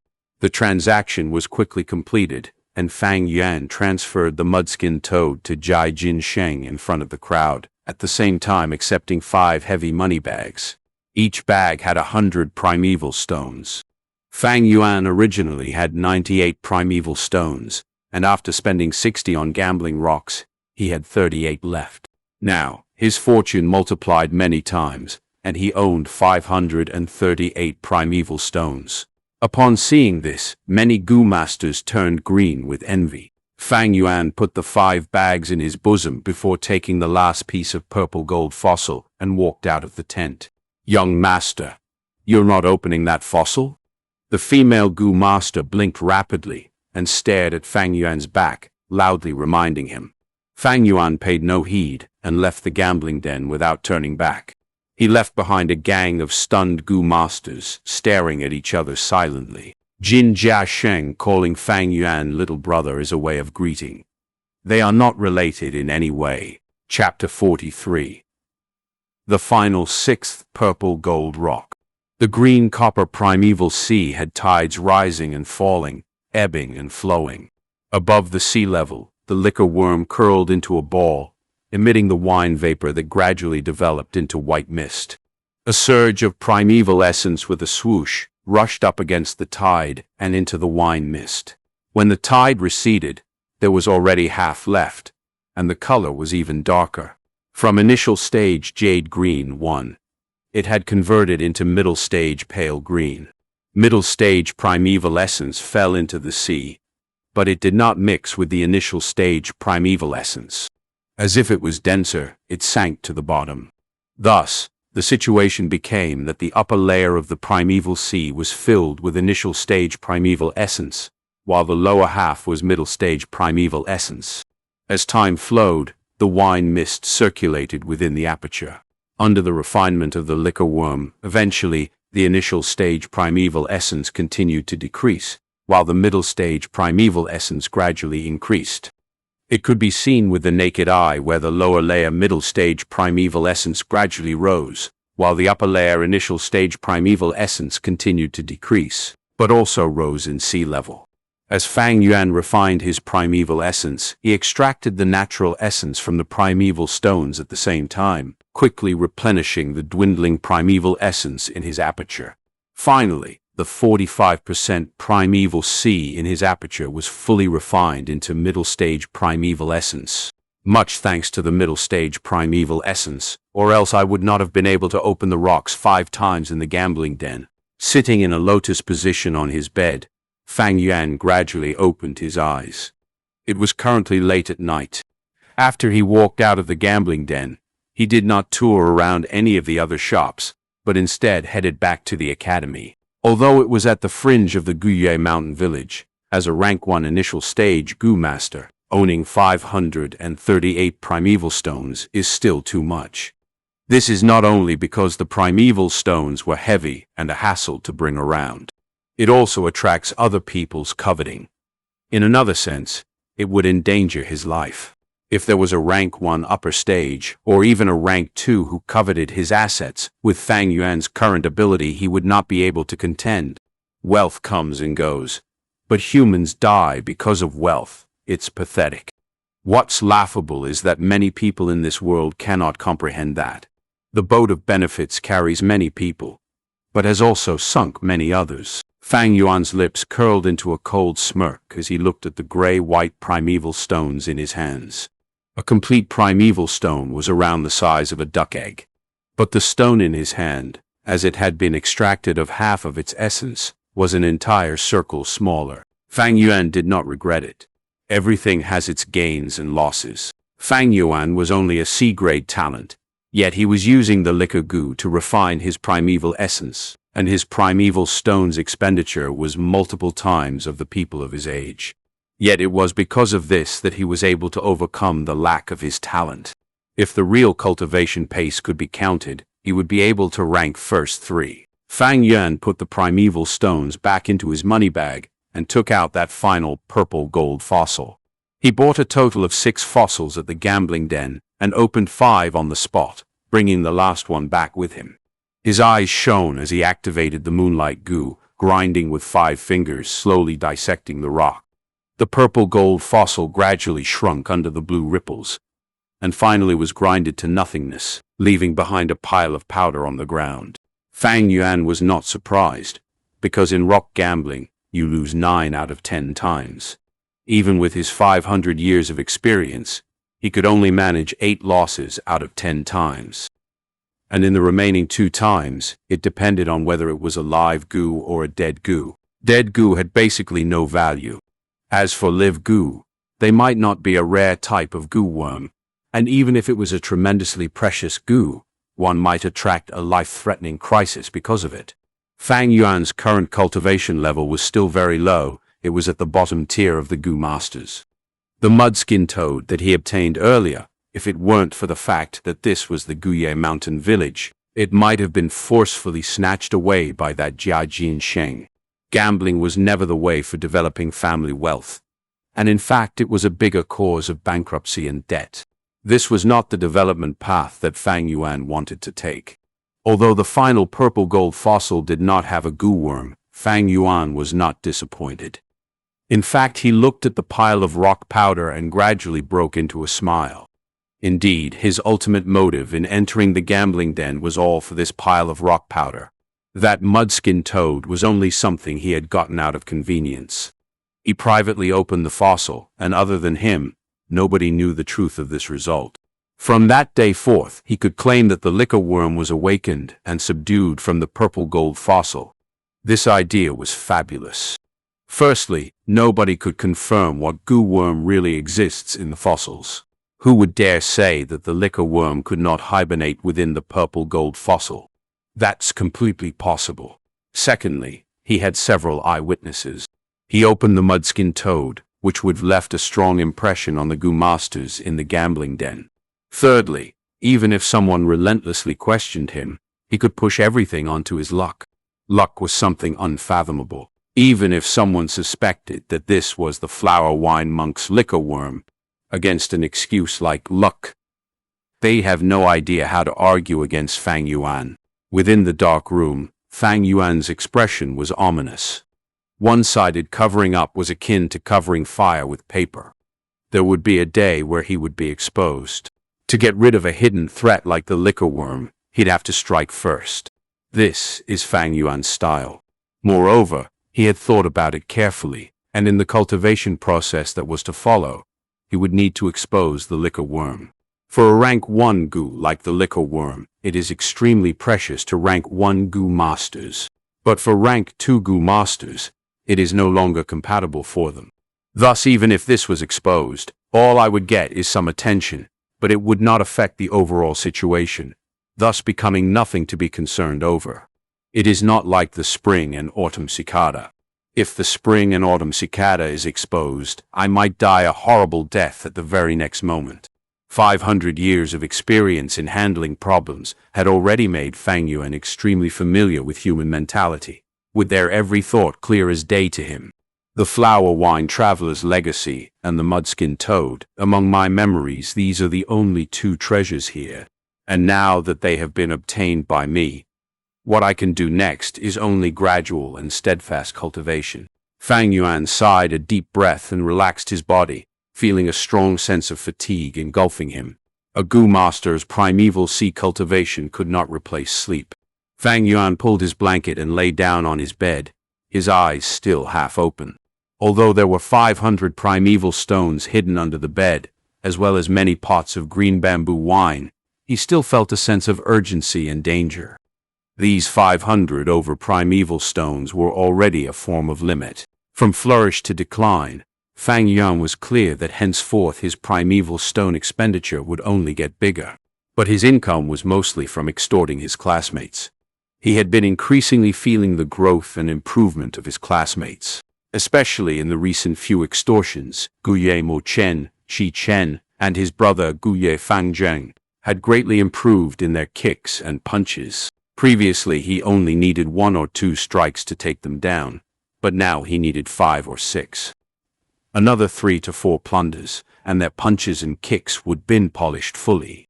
If they challenged me 1 by 1, with my current stamina, I cannot endure that kind of round-robin battle.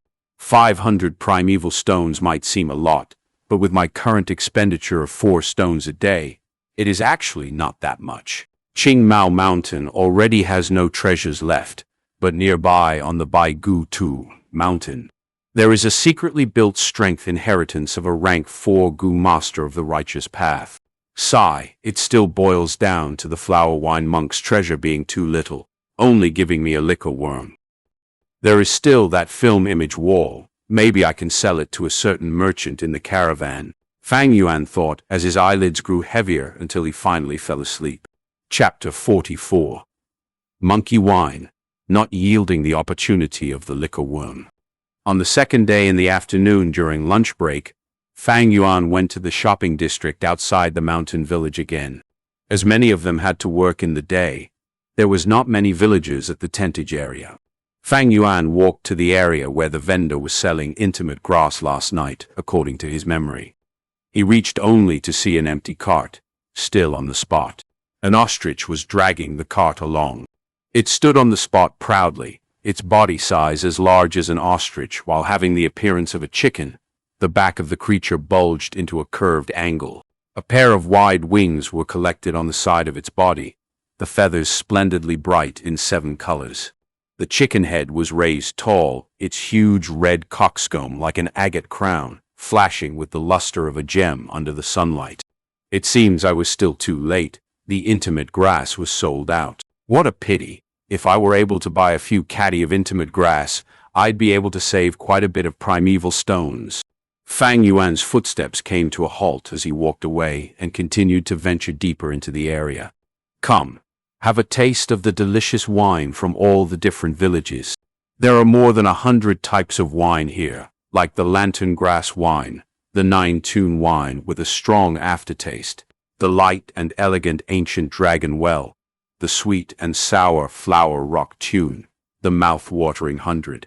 In front of a blue round bucket before the tent, a shop assistant was hawking with gusto. A light flashed through Fang Yuan's gaze as he immediately grew interested. With a turn, he entered the wine shop. The decor in the wine shop was very unique. At the most inner part of the tent, there was a long counter. A Gu master was stationed there, with tens of crystal ladybugs around the size of wicker baskets behind him, sticking onto the tent's cloth walls. On the floor there was no carpet, but rather the uncovered mountain rocks and soil. Among the soil, vibrant colored mushrooms grew. These mushrooms had all sorts of colors, looking round and slightly cute. Some were as large as tables, while others were short like benches. They were often distributed where a large table mushroom was surrounded by a few shorter bench mushrooms. This is the innocent mushroom, purposely grown by a goo master. It has the ability to absorb dust and particles in the air to purify it, and it's a type of grass goo. Fang Yuan could recognize the mushroom's origins immediately upon seeing them. He chose one of the short mushrooms and sat down. The mushroom's surface immediately sank down a little, making Fang Yuan feel like he was sitting on a sofa like those on Earth. "Young master, this is the wine catalog. Would you like to take a look?" A shop assistant walked over. Fang Yuan glanced at the wine catalog and realized that the wine here was more expensive than the green bamboo wine. "I'll have a cup of monkey wine." Fang Yuan put down the catalog. "A cup of monkey wine." The shop assistant turned around and shouted. At the counter, the rank 1 goo master heard and immediately bent down to take out a bamboo wine cup. Next he took the wine cup and turned around, facing the tentage. On the blue tent walls were the tens of crystal ladybugs, head facing downwards and tail facing upwards, quietly latched onto the walls, as if they were merely decorations for the tent. These crystal ladybugs were also a type of goo. Its stomach was empty, as they were often used by goo masters to carry precious liquids. Their bodies were transparent, as if they were made of crystals. From the outside, one could see that within the ladybug's stomach, different kinds of liquor could be found. The goo master quickly found the crystal ladybug that contained the monkey wine among them. He placed the bamboo wine cup at the mouthpiece of the ladybug, and gently stroked the exoskeleton of the ladybug with his other hand. A small amount of primeval essence entered the crystal ladybug's body, and afterwards it opened its mouth and a gush of liquor flowed into the bamboo wine cup. The liquor splattered around in the cup until it was full. The goo master placed the bamboo wine cup, which was filled with monkey wine, on the counter. The shop assistant, who had already been waiting for a while, quickly held up the cup meticulously and walked a few steps to deliver it to Fang Yuan. Fang Yuan only took a tiny sip. The monkey wine was indeed a fruit liquor, being sweet and refreshing and delicate on the palate. He stopped drinking, but instead, with a thought, Fang Yuan summoned the liquor worm. The white and fat liquor worm turned into a flash of white light and curved an arc in the air. With a plop, it landed in the wine cup. The wine splattered everywhere, sprinkling onto the mushroom table. The liquor worm joyfully beat about in the wine cup, and the monkey wine could be seen decreasing with the naked eye. In a few breaths' time, the cup had dried out, with not a single drop left. "It's the liquor worm."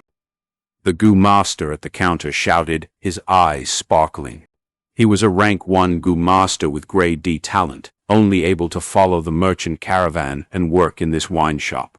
His objective was to sightsee while finding his chances. The liquor worm can refine primeval essence and raise it by an entire realm. To a rank 1 goo master, it can be said to be an extremely precious goo worm. Isn't the chance he's been painstakingly searching for? "This young master, do you have any plans to sell this liquor worm?" he excitedly approached, a look of sincerity in his eyes. Fang Yuan shook his head, rejecting him with a determined attitude, getting up to leave after that. His motive this time was to reveal the liquor worm in his possession. He had never thought of selling it. Young master, please hold on. I am really sincere about this. Maybe we can sit down and have a discussion." The goo master reluctantly followed Fang Yuan to the tentage entrance, but Fang Yuan did not show any response to him.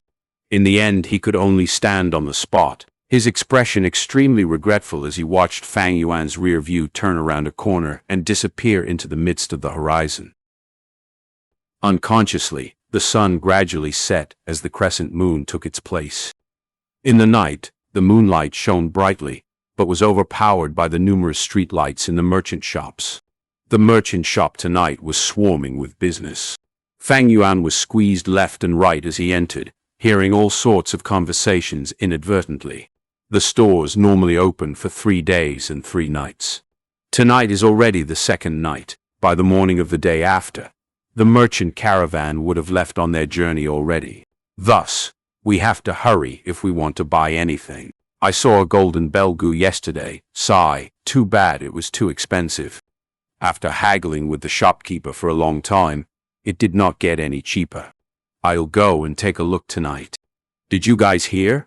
Last night, a young man opened a mudskin toad and earned a profit of 500 primeval stones. Fang Yuan listened attentively, feeling disappointment in his heart as he did not hear anything about the liquor worm. The liquor worm is only a rank 1 goo worm, but it is extremely meaningful to a rank 1 goo master. Yet it's useless to a rank 2 or rank 3 goo master, as they are unable to refine their primeval essence any further with it. Thus, it is normal that no one paid attention to this. However, taking the initiative to expose the matter of the liquor worm cannot be rushed for a period of time. If I overdo it, it might end up letting the cat out of the bag. As Fang Yuan walked, he pondered silently in his heart. At this point, there was a hustle in front of him. Next, Fang Yuan heard someone shout, "Quickly come and see. There's a dishonest merchant here selling fake goo to our clansmen." Anger stirred among the crowd. Oh? There's something like that happening. Go and see quickly which shop dares to cheat our clansmen. Fang Yuan followed the crowd and moved towards the commotion as well.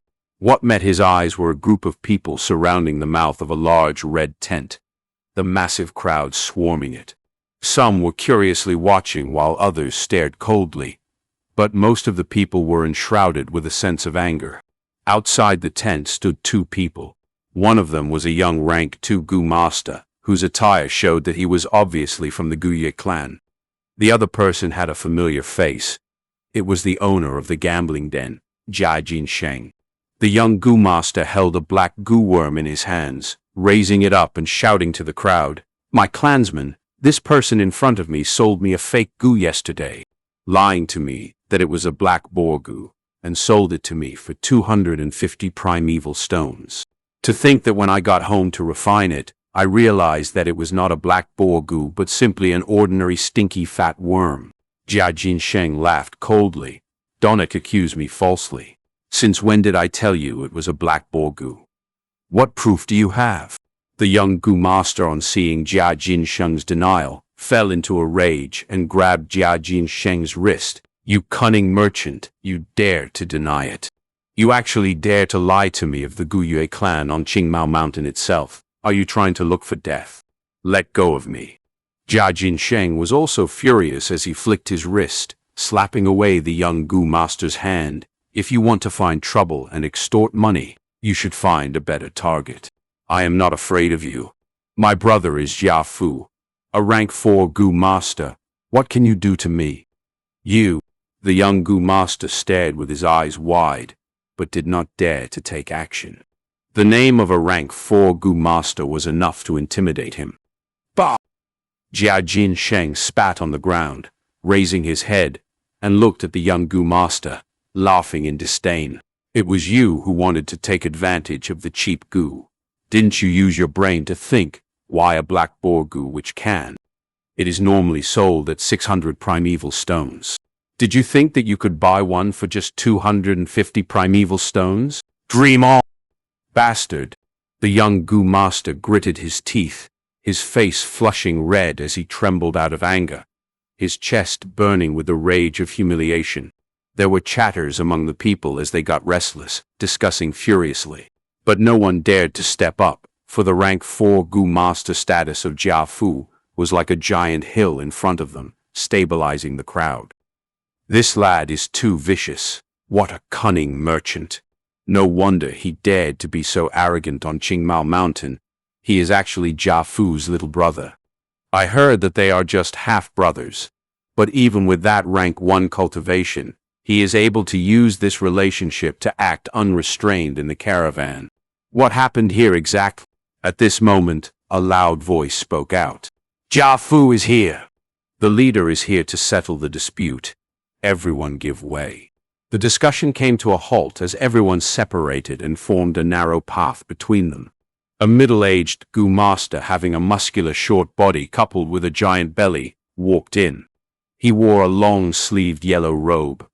Being the leader of the merchant caravan, Jia Fu. Sir Jia Fu, my regards. The young Gu master was furious, but did not dare to say anything.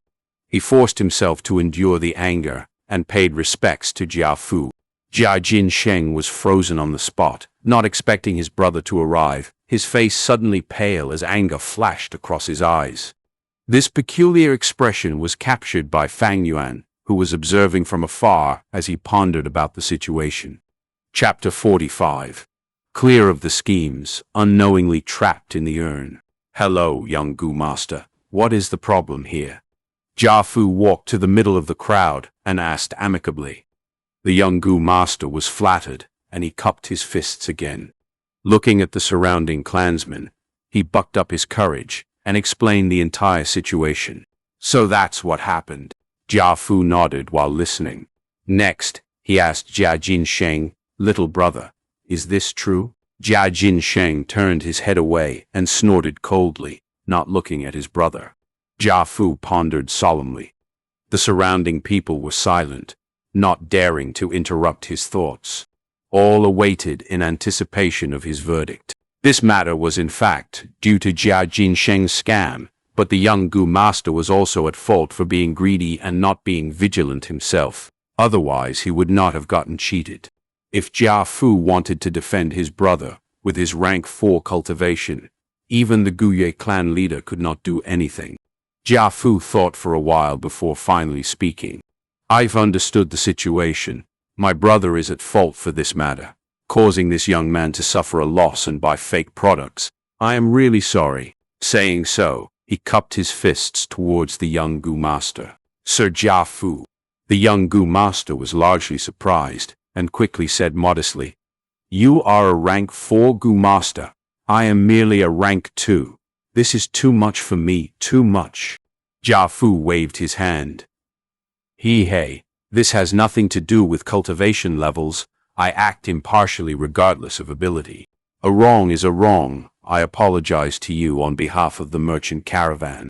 As for compensation, how about this? You lost 250 primeval stones, so I will compensate double that amount to you on behalf of the Jia family. He executed his promise immediately, as a follower took out 5 money bags and handed it to the young Gu master in public. Every money bag was filled to the brim, each containing 100 primeval stones. The young Gu master took over the money bag, so overwhelmed that he could not say anything. However, I have a word of advice to you. Jia Fu continued and reminded. A black boar Gu is very rare, for it is able to raise a Gu master's strength permanently. Although it is only rank 1, it is very hard to find on the market. Every time one appears in the market, it would be bought immediately. The pricing is around 600 primeval stones. Trying to get one with 250 primeval stones is impractical. Junior has learnt his lesson. The young Gu master bowed deeply to Jia Fu in gratitude. Cheers erupted from the crowd. Sir Jia Fu is brilliant, magnificent, as expected of Sir Jia Fu. As a rank 4 Gu master, he did not make use of his status to bully the weaker party. Sir Jia Fu really is the role model of the righteous path. No. Jia Fu smiled, cupping his fists towards the crowd, modestly saying, Our Jia family business bases our principles on trust and honesty. Everyone, my brother is young and foolish, liking to play pranks on others. He is actually very kind. I hope everyone can be more bearing of him. Don't take it to heart. The crowd's cheers became even louder. Sheng's expression was ugly as he stomped on the ground and walked into the tent. Next, he walked out from the back of the tent. Fang Yuan looked at this silently, thinking in his heart. It seems that the image wall at the Flower Wine Monk's place can be sold. The Flower Wine Monk had used a photo audio Gu to record the ugly acts of the 4th generation Guye clan leader. Before he died, with indignance in his heart, used the photo audio Gu and slapped it on the wall, creating an image wall. The image wall's images continued to loop, showing the truth to the people. With the intention of maximizing his profits, Fang Yuan had wanted to sell this image wall long ago. He believed that the other two clan families on Qingmao Mountain, the Bai family and Zhong family, would be very interested in this image wall. But to sell this personally would be very inappropriate. His cultivation was too weak, and if he brought this image wall to the other villages, he could easily be silenced. Even if the transaction was successful and he managed to return safely, there was no secret that would stay a secret forever, and once it was revealed to the Guye's higher-ups, he would be kicked out of the clan family at best. In accordance to Fang Yuan's plans, he still needed to make use of the Guye clan. Thus, the safest way was to sell it to a certain merchant in the caravan. All of them were outsiders and were not involved in the disputes among the villages, thus it was the best choice for him. In just one day, this caravan would leave the Guye mountain village and lead towards either the Zhong family or the Bai family. Fang Yuan could reduce his risks to the minimum by selling to them. It was the safest method. One more cup. Wine. Where's the wine? Quickly get me the wine. Are you afraid that I am unable to pay? Jia Sheng slammed the mushroom table as he howled. Young Master Jia, here's your wine. The clerk quickly brought him his wine. Jia Sheng grabbed the bamboo cup and tilted his head and gulped the liquor. Good wine. He laughed loudly, sounding coarse and bleak. With a bang, he placed the cup on the table and howled again. Get me another glass. I want as many as you can supply. The clerks did not dare to offend him and could only do as he said. Luckily, this wine house was already full of people. Not only were the mushroom tables packed with people, even the surrounding streets were packed with people. Jia Sheng's drunkard temperament was not very peculiar in this bustling street. Jia Sheng drank cup by cup, wanting to drown his sorrows. With his back facing the crowd, no one observed that as he drank, 2 clear lines of tears flowed down his cheeks. Who would know of his pain, his sorrow? A hateful person has to have his pitiful side. Conversely, everybody had their own stories. Amongst his brothers, he was the youngest, being the most handsome and resembling his father the most, thus being the most doted by his father. But heaven made fun of him by giving him only D-grade talent. As he grew up, he lived under the pressure of his brothers. He was indignant and wanted to resist, but with that talent, there was nothing he could do. His father felt death approaching and wanted to split his assets. 2 people were to lead a merchant caravan. They pledged to break up the family property in accordance to the results. Jia Sheng wanted to rely on his own method to acquire the family assets and the recognition of his clan. But to think that he became his brother's stepping stone once again. When Jia Fu appeared, he knew he fell into a trap. This was a scheme right from the beginning. But what could he do? Once he entered this caravan, he was doomed to be Jia Fu's fodder. Rank 4 and rank 1 was such a huge gap that he was powerless to fight again. Jia Fu.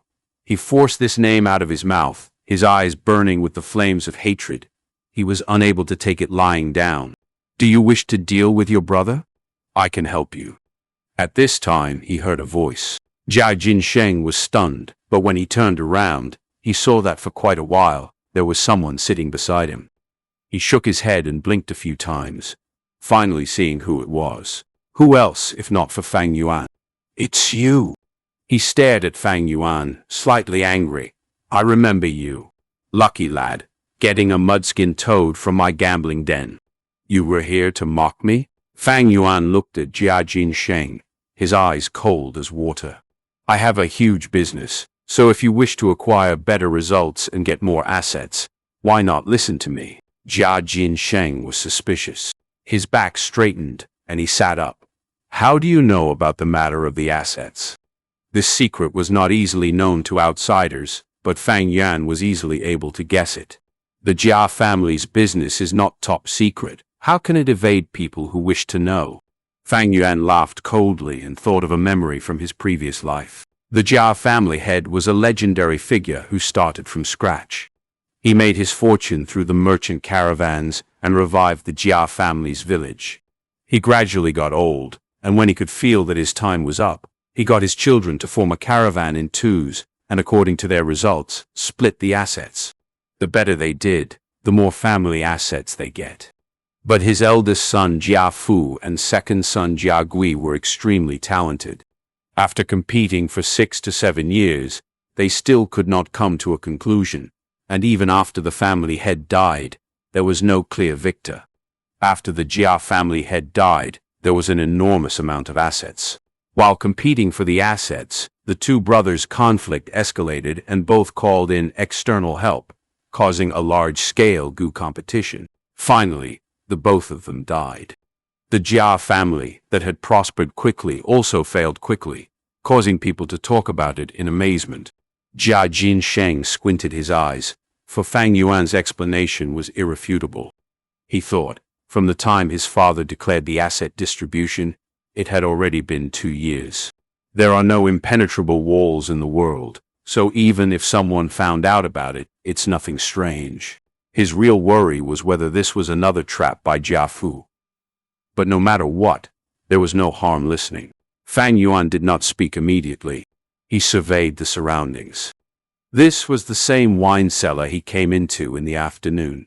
The shopkeeper operated independently, and at night, the shop was bustling with business. Discussing here was a far safer place than a quiet environment, as it could avoid the eavesdropping of certain Gu worms. He hooked his fingers at Sheng. "Lend me your ear." Sheng unhappily snorted, but still slanted his head forward. After hearing Fang Yuan's description, he frowned and looked at Fang Yuan coldly. "This business involves the 3 families on Qingmao Mountain, and we merchants detest getting involved in other people's disputes. Humph, you were sent here by Jia Fu to harm me, right?" Fang Yuan had long expected for him to be suspicious. He did not bother to explain, but got up and left. Hey, in that case, I go talk to your brother." Sheng squinted his eyes, staring at Fang Yuan. Only until Fang Yuan had left the wine shop did he lose his patience. He chased out of the tent and caught up to Fang Yuan. "Don't go, we can have a talk." Fang Yuan placed both hands behind his back, staring at him from the side, coldly saying, "I know you are suspicious of me, but now that your brother has you firmly caught, you are almost close to finished. If you choose to believe in me, there's still hope. If not, you are doomed. Are you daring enough to take this bet?" Sheng's expression changed as he corrected and said, "Jia Fu is but only a little older. I have never acknowledged him as my brother. But you were right, I'm taking this bet." Fang Yuan said solemnly, 2,000 primeval stones, no haggling." Sheng laughed bitterly. "Too expensive. This trade involves high risk.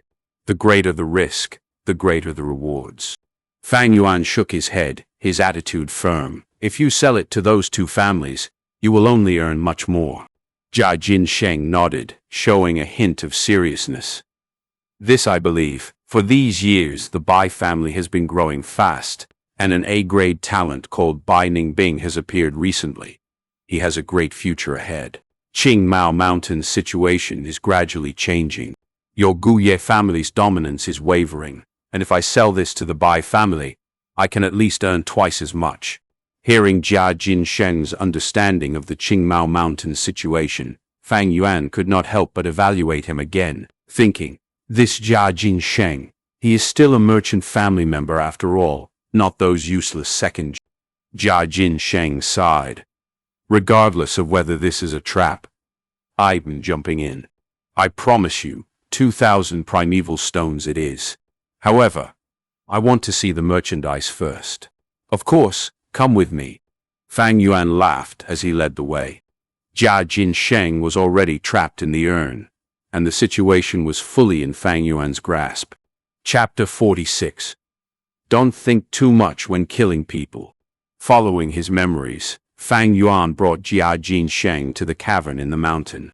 The 2 entered the crack in the stone, and the path became more narrow as their vision was dyed in darkness. Sheng grew more vigilant as he was in an unfamiliar environment. Finally, he could not hold it in any further. "I have a question. Jia Fu always treats people with honesty, and is amicable with a good reputation. On the other hand, I lied and cheated, forcing transactions through coercion. Why did you choose to deal with me and not him? Fang Yuan's voice traveled through the stone crack. Because his cultivation is too high, so if he sees the image wall, he can choose to deal with me, or abandon the deal, and just give the image wall to the Guye clan head. I do not like giving the decision-making to others. Furthermore, I do not believe in integrity. The so-called prestigious reputation is just because the profits are small and are unable to incur his greed. More importantly, it was because Jia Sheng's position was special, for his cultivation was weak, and he was easy to manipulate. Fang Yuan was naturally not going to mention this, of course. Jia Sheng laughed dryly, his suspicions mostly gone immediately. That last sentence really resonated within me. The two finally got into the secret cave. Jia Sheng saw the image wall at once, and could not help but laugh loudly. Ha! I guessed right. You didn't lie to me. Fang Yuan stood behind him, laughing lightly, not saying anything. Jia Sheng looked at the wall, seeing the changing images and the animosity between the flower wine monk and the fourth-generation clan leader. He looked at it once and retracted his gaze, looking at Fang Yuan, mocking. Your fourth-generation ancestor does look that strong, huh? Fang Yuan replied. This is nothing. The Guye clan needed a hero, thus the fourth generation became a hero. Not long after, the Bai family needs a despicable scum, so the fourth generation will become a degenerate. Hero, scum, all these are just people's opinions. Well said. Jia Sheng laughed as he surveyed the cave. His sight was set on the corpse of the flower wine monk, and he stopped for a while before saying, What a pity, a rank 5 powerhouse. You've gotten much benefits from him, huh? A rank 5 Gu master's inheritance was significant. Jia Sheng's heart beat faster upon thinking of this, and he could not help but ask. Fang Yuan shook his head. It's been so long, most of the Gu are dead, I only got a liquor worm. Jia Sheng did not believe him. Don't lie to me, brother. As long as this deal goes through, we are accomplices. I won't reveal any information. Tell me honestly, what did you gain from this? Fang Yuan laughed coldly and did not bother replying him. Jia Sheng's response was anticipated, and this was also why Fang Yuan chose him over Jia Fu. Jia Sheng continued to say, At the very least, I know the flower wine monk has 1,000 Li Earthwolf Spider 1. That is a rank 5 steed-type Gu, with a large body, and is proficient in burrowing underground. The flower wine monk was a demonic cultivator, and his ability to get about freely was mostly due to this 1,000 Li Earthwolf Spider, allowing him to escape from the righteous cultivators. Oh, there's something like that? Fang Yuan frowned. Regarding the flower wine monk, he did not have much information. Jia Sheng smugly said, I came to your village last year and heard this legend, and I found it interesting, so I went home and researched about it. The 1,000 Li Earthwolf Spider and flower wine monk were inseparable, and in my opinion, this cave should have been dug out by the spider. Otherwise, with the Qingmao Mountains' rich and heavy soil, how can a cave like this form? Brother, you don't have to conceal it anymore. The flower wine monk died here, so there's definitely his 1,000 Li Earthwolf Spider here. Fang Yuan frowned even more deeply, feeling a sense of discomfort, his gaze grim. Yes, there are no other exits here. The 1,000 Li Earthwolf Spider is massive. He would not have been able to squeeze out from the crack we just walked through. However, there is a possibility that the 1,000 Li Earthwolf was plotted against and killed by the fourth generation. Seeing that image wall, even when the flower wine monk was fighting, he did not summon the 1,000 Li Earthwolf Spider. That makes the situation even more peculiar. This cave is not formed naturally, thus it has to be created by the flower wine monk. Without the 1,000 Li Earthwolf Spider, could there be any other methods? Jia Sheng looked at Fang Yuan suspiciously. Fang Yuan's frown swelled into a knot as he felt more and more uncertain. From Jia Sheng's information, he found out something. It appears as if there was a crucial point that he had missed out. He could not help but fall into deep thoughts. Jia Sheng was thinking too, The image wall was no longer enough for him. Once he confirmed that the situation was real, he wanted to dig out the flower wine monk's inheritance from Fang Yuan. But at this time, something unexpected to the two of them happened. The image wall, which was playing endlessly, suddenly changed its image. A gravely injured, pale, bald Gu Master replaced the original video and appeared on the wall. He weakly sprawled on the ground, his back facing the wall. His chest and limbs were deeply cut, but the strange thing was that his wounds did not bleed, as if his entire body's blood had been drained out. "I am the flower wine monk." The bold Gu Master laughed, his expression distorted with madness. "Future person, no matter who you are, to endure this video and let it play for nearly 100 days, it proves that you have no goodwill towards the Guye fam. Very well, you shall be my successor. My entire inheritance is yours, but I have a condition. You must exterminate the Guye clan for me, murder the entire clan and leave no one alive." Jiajin Sheng was stunned on the spot, his face frozen with shock. A rank 5 powerhouse, the flower wine monk's inheritance. He was stunned, and for a moment his brains were churning and thinking. My God, a rank 5 powerhouse. What does that mean? Rank 3 is a family elder, rank 4 is a village lord, and a rank 5 is a mountain lord, able to rule over a mountain and do as he pleases. To think that in this tiny place, there is a rank 5 Gu Master's power inheritance. Wait, flower wine monk is a demonic cultivator, so if I inherit his powers, is it inappropriate? No, strength has nothing to do with good or evil. The flower wine monk wants his successor to destroy the Guye clan, but do I really have to? He's already dead. I just have to take his inheritance and ignore those issues. This is a godsend opportunity. Even with my D-grade talent, if I inherit the flower wine monk's inheritance, I might be able to improve my talent. Those rare talent-raising goo worms, they might be part of the inheritance. If I inherit this fortune and become a rank 4 or 5 Gu Master, I'd be able to contest with Jia Fu.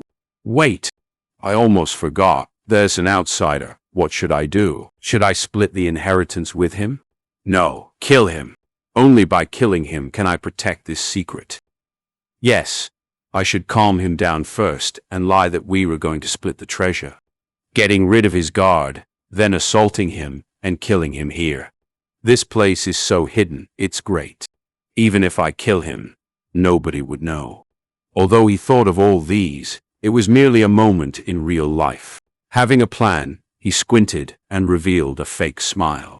He slowly turned around and faced Fang Yuan, but just as he was about to speak, he saw 2 blue moonblades flying towards him.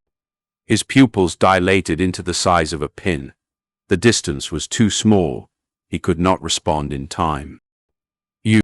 His voice came to a halt. The moonblade aimed accurately for his neck, and in an instant, his skull flew into the air, fresh blood pouring out like a fountain. After 2 seconds, his corpse plopped on the ground. The scalding blood poured on the mountain walls, dyeing the withering vines red. "Don't think so much when killing people." Fang Yuan looked at the corpse plainly, and then shifted his gaze towards the image wall. To think there was such a twist here. How interesting, he muttered as his eyes emitted an eerie glow. Chapter 47. Jiajin Sheng. I actually did not want to kill you. The rain crashed down heavily.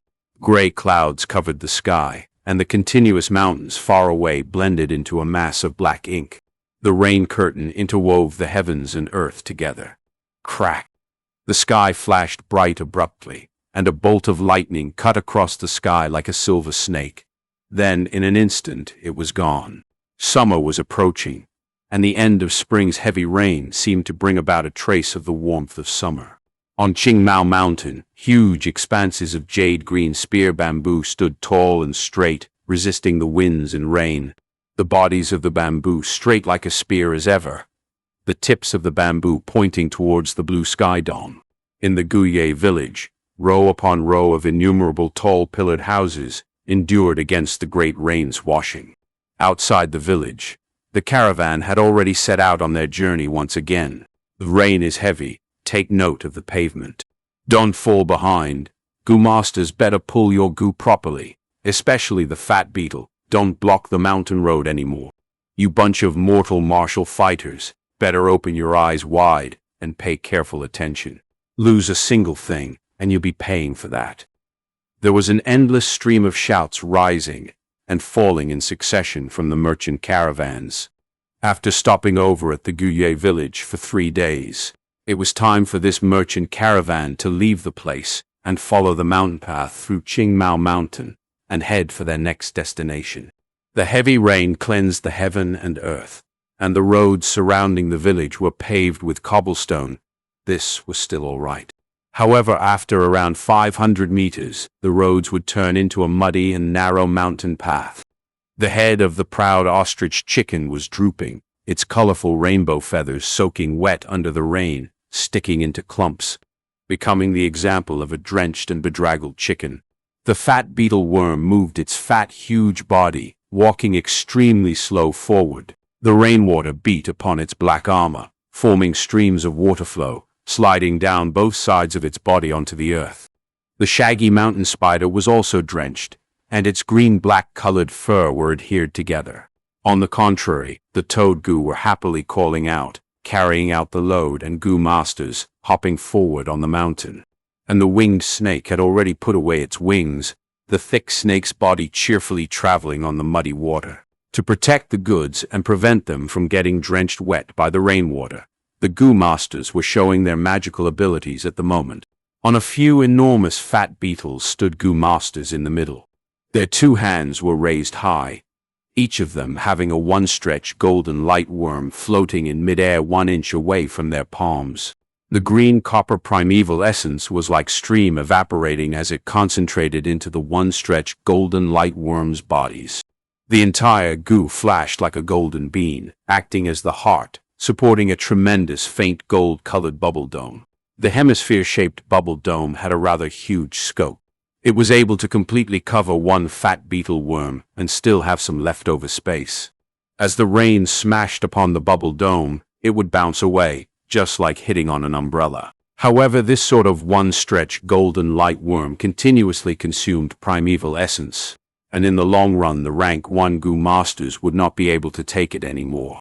As expected, after a while, a goo master shouted, "No more, my primeval essence is almost exhausted. Who can take over?" "I can." Almost simultaneously, a goo master rushed forward and replaced his position. A few goo masters pulling the carriages or riding the mountain spiders activated the green silk goo in their bodies.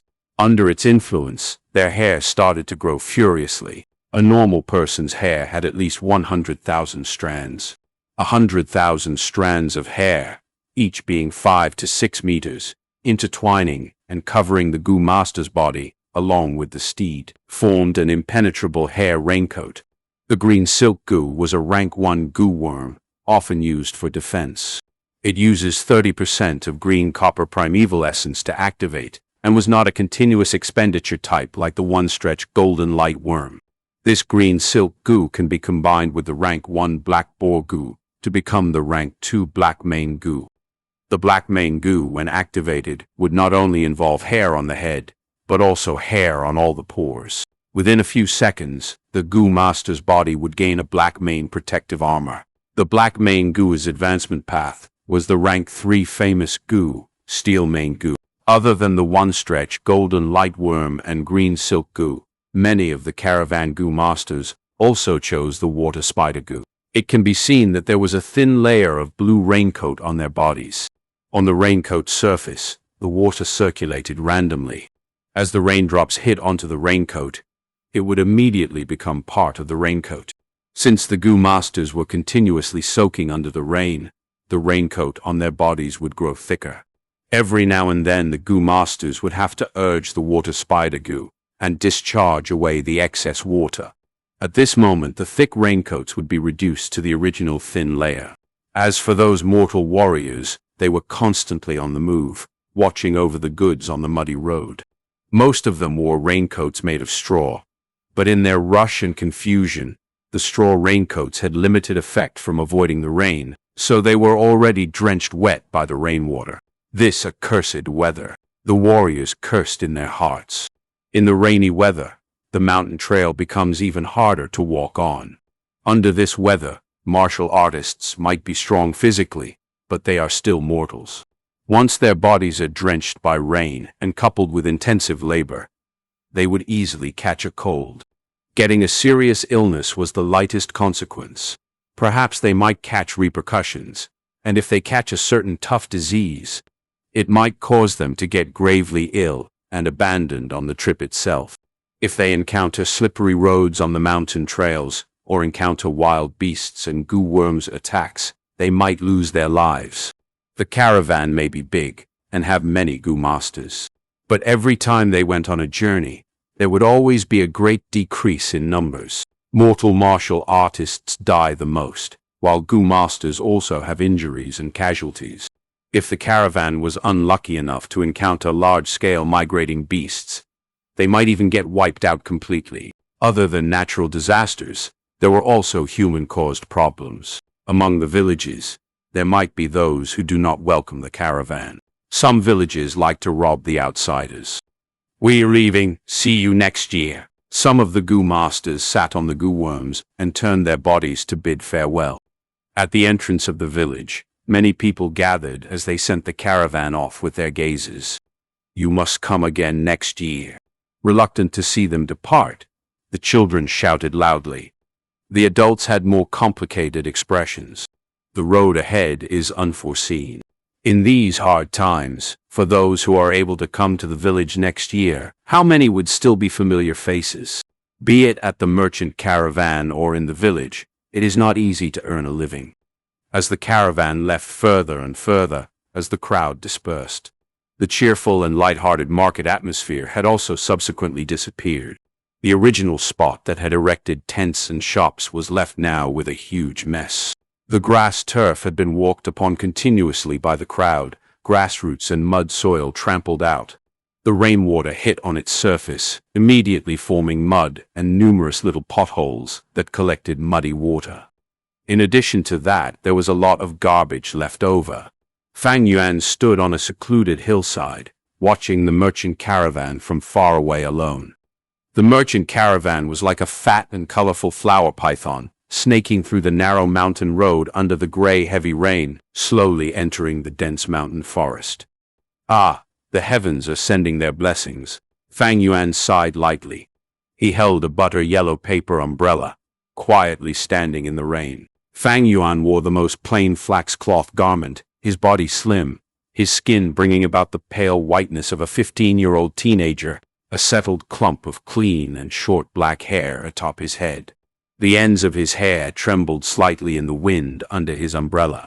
While others cursed the weather, he was lamenting the timely appearance of the rain.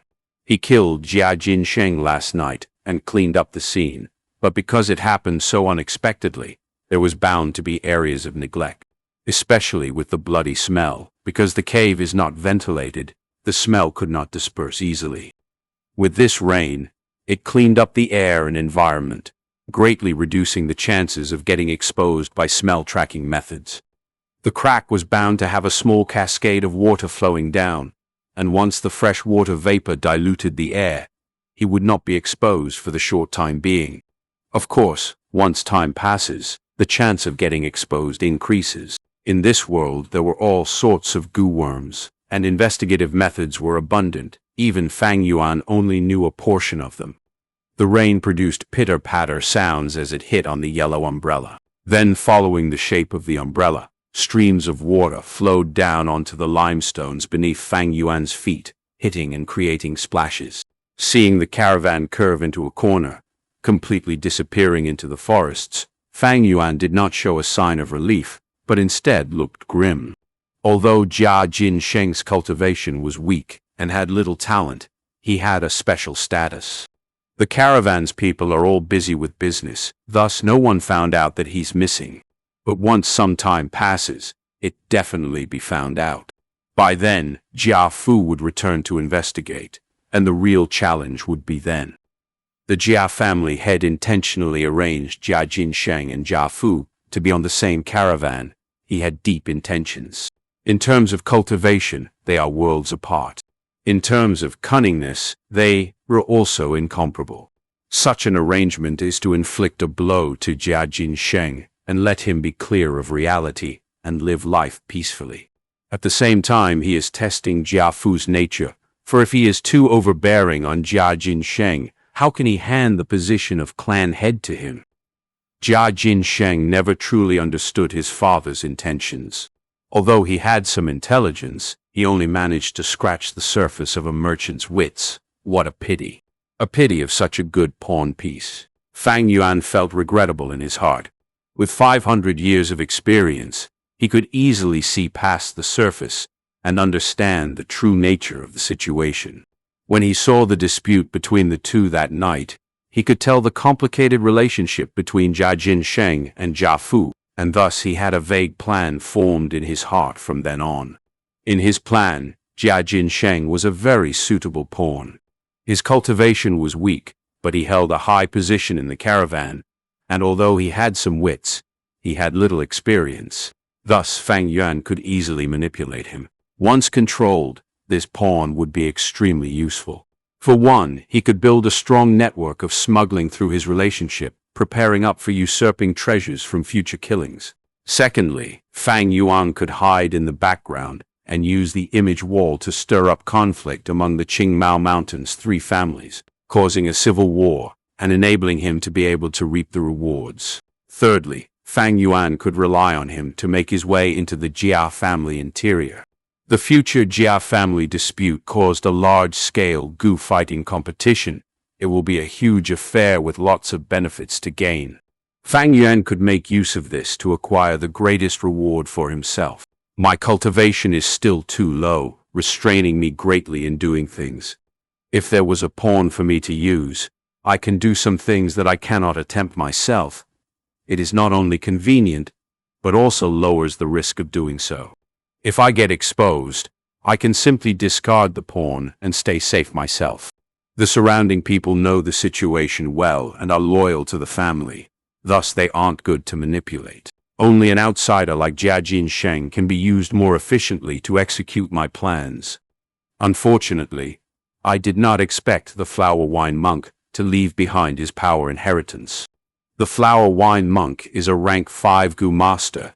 His inheritance is definitely more valuable than this pawn. Of course, it'd be good if he could get the best of both worlds. But in face of such treasure, Sheng could not longer be controlled. Thus, he had to be discarded. Nothing will go smoothly forever in this world. Fang Yuan sighed and shook his head. The Flower Wine Monk's inheritance appeared and disrupted Fang Yuan's original plans. In addition, after the changes to the image wall, the videos and images were all gone, only showing a line written in blood, telling Fang Yuan to destroy the image wall and reveal a cavern entrance. Following the trail, he would be able to get the inheritance. The blood writing only appeared for a few breaths before vanishing, and the image wall also turned back into the most ordinary mountain wall. Fang Yuan spent the entire night cleaning up the murder scene and had no time to break the wall. Killing Sheng in a hurry, this would leave many problems for me in the future, and I am but only temporarily safe. Although I succeeded in getting rid of the evidence, there is bound to be trouble coming for me in the future. In this case, I would have to change my way of exposing the liquor worm. I cannot go to the secret cave behind the wall crack either. I have to stay in the mountain village for some time to anticipate investigation in the near future. Fang Yuan turned around and held his umbrella, walking in the rain towards the village. But this is fine too. I can spend a large amount of primeval stones during this period to refine to middle stage primeval essence. Using it, I can nurture my aperture and break through into the middle stage. Once I reach the middle stage, my power will double, allowing me to get the inheritance more easily and with greater confidence. A demonic cultivator's inheritance was not as mild and gentle as a righteous cultivator's, for there was often dangerous tests and tasks, and if one cannot get through, they have to pay the price with their life. The world is hard to predict, but it is precisely this that makes it interesting. Fang Yuan smiled coldly. The green mountain beneath the heavy rain extended continuously and unending, its green mixed with gray, appearing stifling and heavy. A gust of wind blew, and the raindrops inclined a little, hitting onto Fang Yuan's shoulder and attacking him with a burst of chilliness. He thought about Jiajin Sheng again. Sighing in his heart, he thought, Jiajin Sheng, actually I did not want to kill you. What a waste of a good pawn. Chapter 48. A little cute. It rained for 4 days before stopping. The sun rose high into the sky, tearing away the rain curtain, seemingly like it was unveiling summer itself. The breath of summer had faintly started to come around. The weather became increasingly sunny and cloudless, sweeping away the sentimental breath of spring, and the temperatures slowly rose. In the night of spring, the lively dragonpill crickets had retreated, cowering away into the deep ground to lay eggs. The green spear bamboo specially found on Qingmao Mountain had started to grow wildly, and nearly every day it would show an obvious increase in height. The grass and the trees began to change from emerald green into a dark green color. The never-ending green mountains started to look even more verdant and lush. The weather was clear for thousands of miles, blue like a crystal. Bang! Bang! At the training grounds in the academy, sounds of punches and kicks could be heard. After exchanging over 10 blows, Guillermo Bay was kicked in the abdomen by Fang Yuan, taking 5 to 6 steps backwards, leaving the designated circle drawn in the arena. The martial arts instructor stood before the stage and evaluated the situation. Seeing this, he immediately declared, Guillermo Bay has exited the stage. Fang Yuan wins for the 33rd consecutive time. I lost to you again. Guillermo Bay gritted his teeth, his eyes staring right at Fang Yuan. But don't be arrogant. One day, I will defeat you. I can already feel it. That day is nearing. Fang Yuan looked at him expressionlessly, and then his eyelids drooped downwards. That kick earlier caused you to have internal bleeding. I'd advise you to treat that injury first. This small injury is nothing.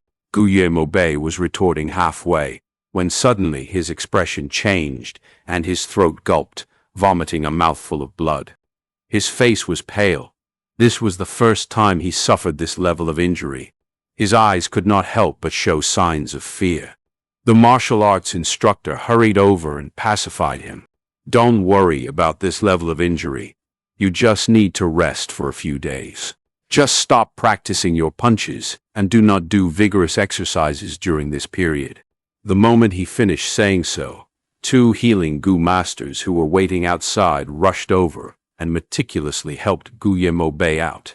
Guillermo Bay did not dare to say anything else, but he looked at Fang Yuan deeply in his eyes, filled with anger, hatred, regret, and indignance.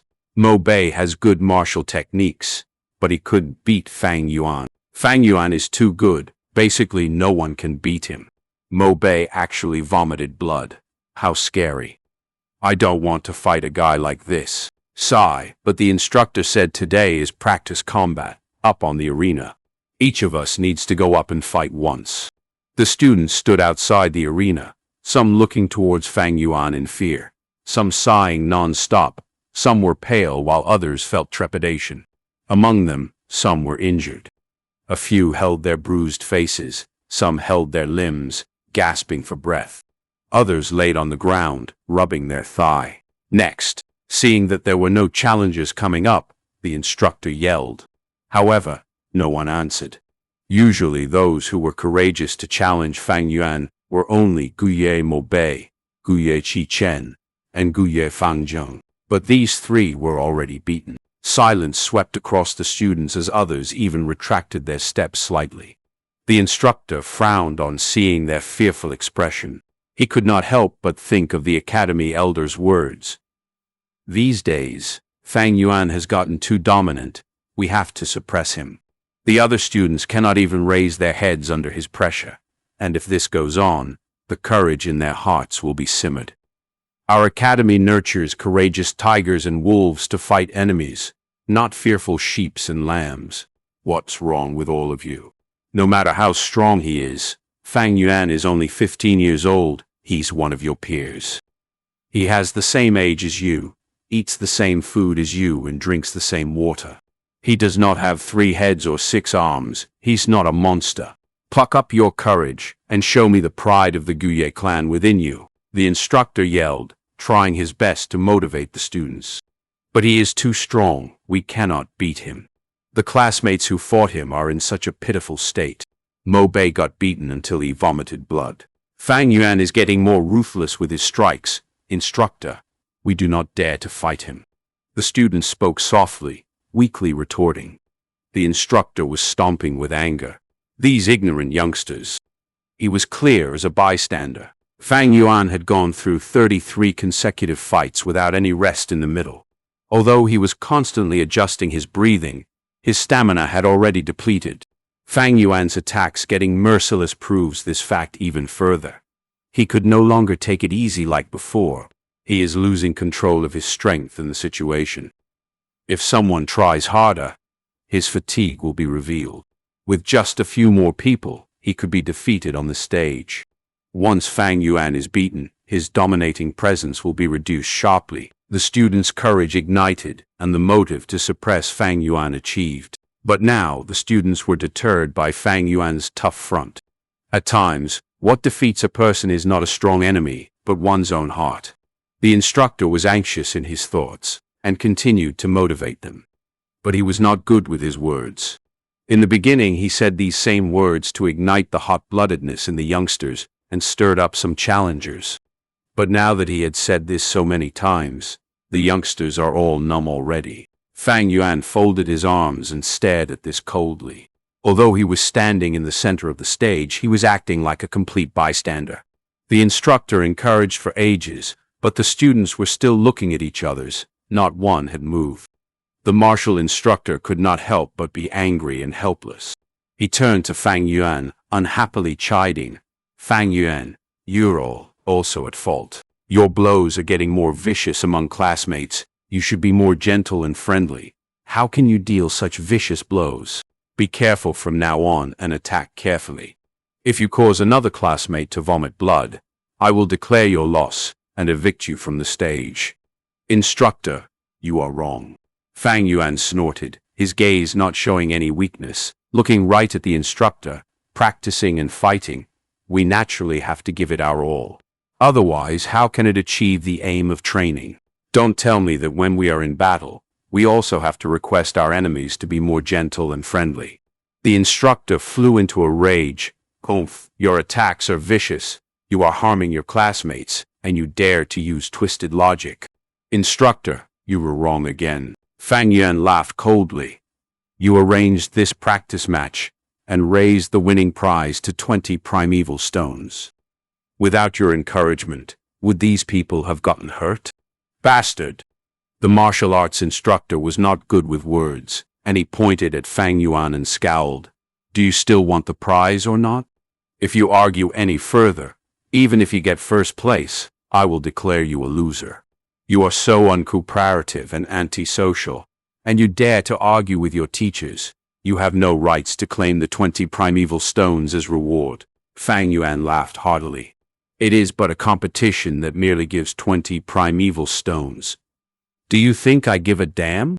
Saying so, he turned around and left. Under the class' distraught gaze, he walked out of the center of arena. Although he did not manage to sell the image wall, Fang Yuan still had several hundreds of primeval stones in his possession. Furthermore, his aim this time was not primeval stones. Seeing Fang Yuan really walking down the stage, the instructor was stunned without words, showing an expression of shock and confusion. A 15-year-old teenager, shouldn't he be competitive and full of vigor? Fang Yuan having such fighting talents, shouldn't his character be even more so? How could he just back out of the competition like this? Furthermore, Fang Yuan has no background. He should be tight on primeval stones. Why was the 20 primeval stones unable to attract him? At this point, the martial arts instructor stood on the spot, unsure of what to do. Fang Yuan did not step into the trap, but left the stage immediately. The instructor suddenly realized there was nothing he could do to Fang Yuan. With his status, he could not find problems with Fang Yuan directly and force him onto the stage, right? The surrounding students retreated, maintaining a distance away from Fang Yuan. Fang Yuan stood on the grounds, with no one around him. With him as the center, the radius of 5 steps around him became a vacuum. What a pity. If they were beside Fang Yuan, they would hear Fang Yuan's panting sound. My stamina is depleted, Fang Yuan sighed. Although he showed an energetic outward appearance under his clothes, his body was slightly shivering. After all, he was only 15 years old and had no relevant goo worm as support. After 33 matches, he was close to his limits. Although he had his rich fighting experience from his past life, during this time, the other youngsters' combat abilities had improved significantly. From them, Fang Yuan could already feel a strengthening sense of pressure. This kind of pressure reflected in Fang Yuan's attacks. His attacks got tougher as he gradually lost control of his strength. Compared to the past, when they were still too weak and he could defeat them easily, the youngsters would only end up in minor injuries. But now, his control over the arena was getting weaker. Thus, he had to strike harder to maintain his image. Experience is, after all, not omnipotent. Any thoughts or technique require a body with sufficient foundation before the value can be apparent. Fang Yuan narrowed his eyes. In actuality, he had long seen through the martial instructor's thoughts. Fang Yuan was not surprised, as if he had expected this from the start, the academy elder's pressure on him. After he killed Gao Wan, the people who dared to challenge him diminished. When he extorted them, even more people oppressed by Fang Yuan's dominance did not dare resist, and they obediently handed over their primeval stones. After a long period, Fang Yuan's unbeatable image would be formed. This would leave some psychological trauma in the youngsters and make them unconfident in their martial arts techniques. This was what the academy elder did not want to see. He needed Fang Yuan to motivate and force the students to improve, not to completely extinguish their passion for battle. He wanted to see Fang Yuan's defeat. Once Fang Yuan was defeated, the image of invincibility that he had erected would be instantly destroyed. At the same time, it would awaken the students' fighting spirit. After some setbacks, it would mold their wills to be indomitable. But to Fang Yuan, he needed this form of pressure so that he could extort primeval stones with greater ease. If he was defeated, the youngsters would realize his weakness and attack together at once. Although Fang Yuan had ample of primeval stones in his hands, extortion was his main source of income. Without this source, he would be digging into his reserves. Thus, Fang Yuan's appearance in the arena and 33 consecutive victories was merely to maintain his deterrence towards the students, and not for the 20 primeval stones reward. If he avoided combat from the start, it would show his weakness, and if it raged on, he would expose his weakness. What are you all waiting for? Why is nobody getting up on the stage? Go on! The first prize is 20 primeval stones. You all don't want it anymore. The instructor yelled after snapping out of his thoughts. The rest of the students began to get motivated. Fang Yuan had already left the stage, and to them, it was a huge rock off their minds. I come! 2 youngsters squeezed their way up the stage and began to spar. Sigh, if I had known this, I would have waited and not rushed up the stage. Then I would not have been thrown off the stage by Fang Yuan. What a pity to think Fang Yuan left. He's really daring. See, even the instructor is at a loss for what to do with him. Hearing their whispers, the instructor felt his reputation crumbling. He was extremely agitated in his heart and wanted to punish Fang Yuan thoroughly. However, Fang Yuan had done nothing wrong, and leaving the stage on his own accord was allowed. The instructor was both helpless and moody. Finally, he looked at Fang Yuan and stared angrily at the latter. Fang Yuan's lips slightly curled up into an angle as he thought, "Such boorish methods. This instructor is a little cute." Chapter 49. Not afraid of Fang Yuan breaking out of their grasp, a pair of solemn eyes were staring at the faraway training grounds.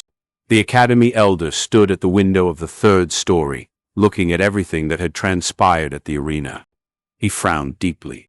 The instant Fang Yuan left the stage, he felt a sense of peculiarity in his heart, not expecting Fang Yuan to do this. This lad, he is rather hard to catch. He is proficient in the academy's rules, and normally will not commit any wrongdoings. Although he sleeps in class, once he is asked a question he can answer properly, leaving others with no flaws to pick on. Trying to get a hold of a weakness of his to suppress his dominance is going to be difficult. The Academy Elder could not help but develop a faint sense of loathing towards Fang Yuan. As a teacher, he naturally liked obedient and smart students, and hated those naughty students who did not obey the rules.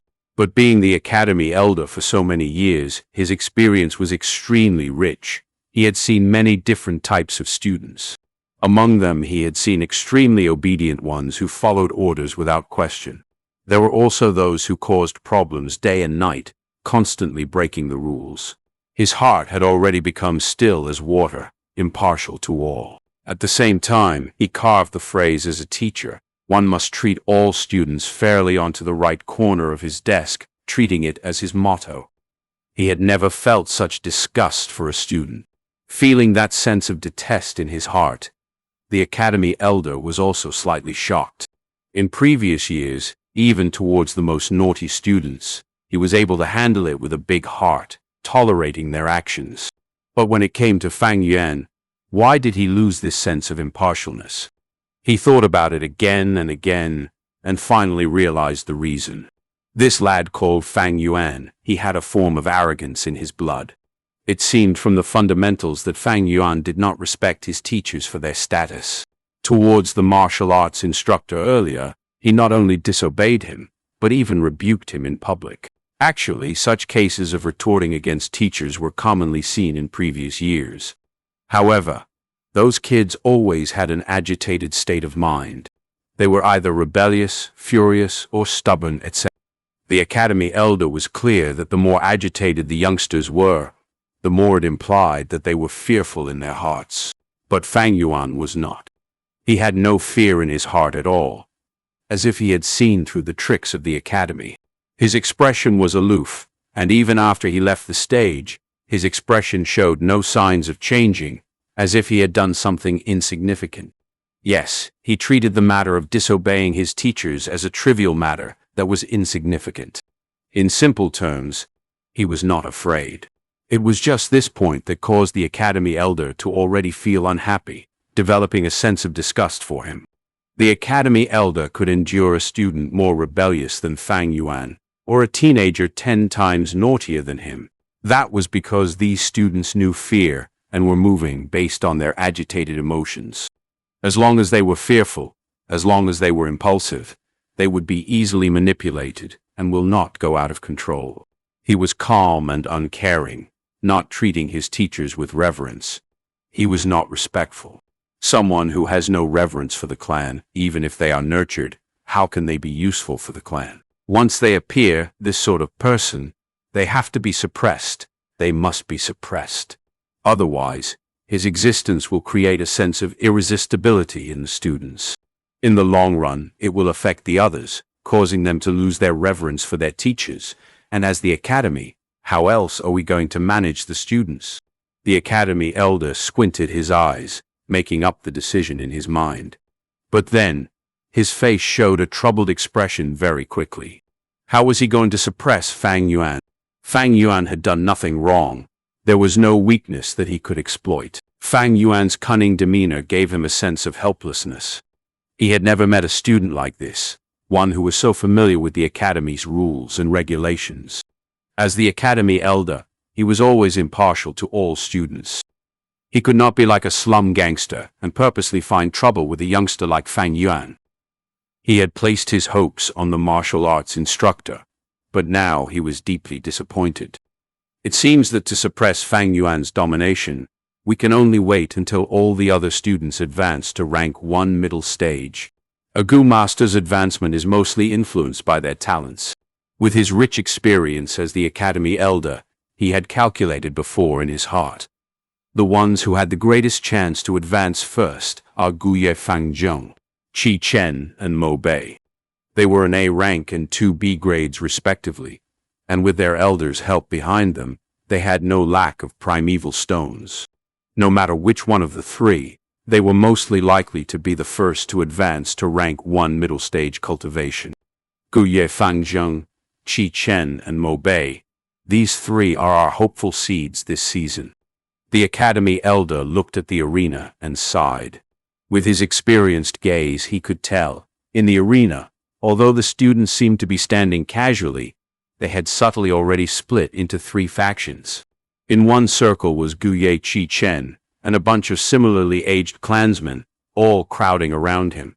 The second circle's core was Guye Fang Yuan, and the clan leader's faction's younger generation were subtly supporting this A-grade talent genius.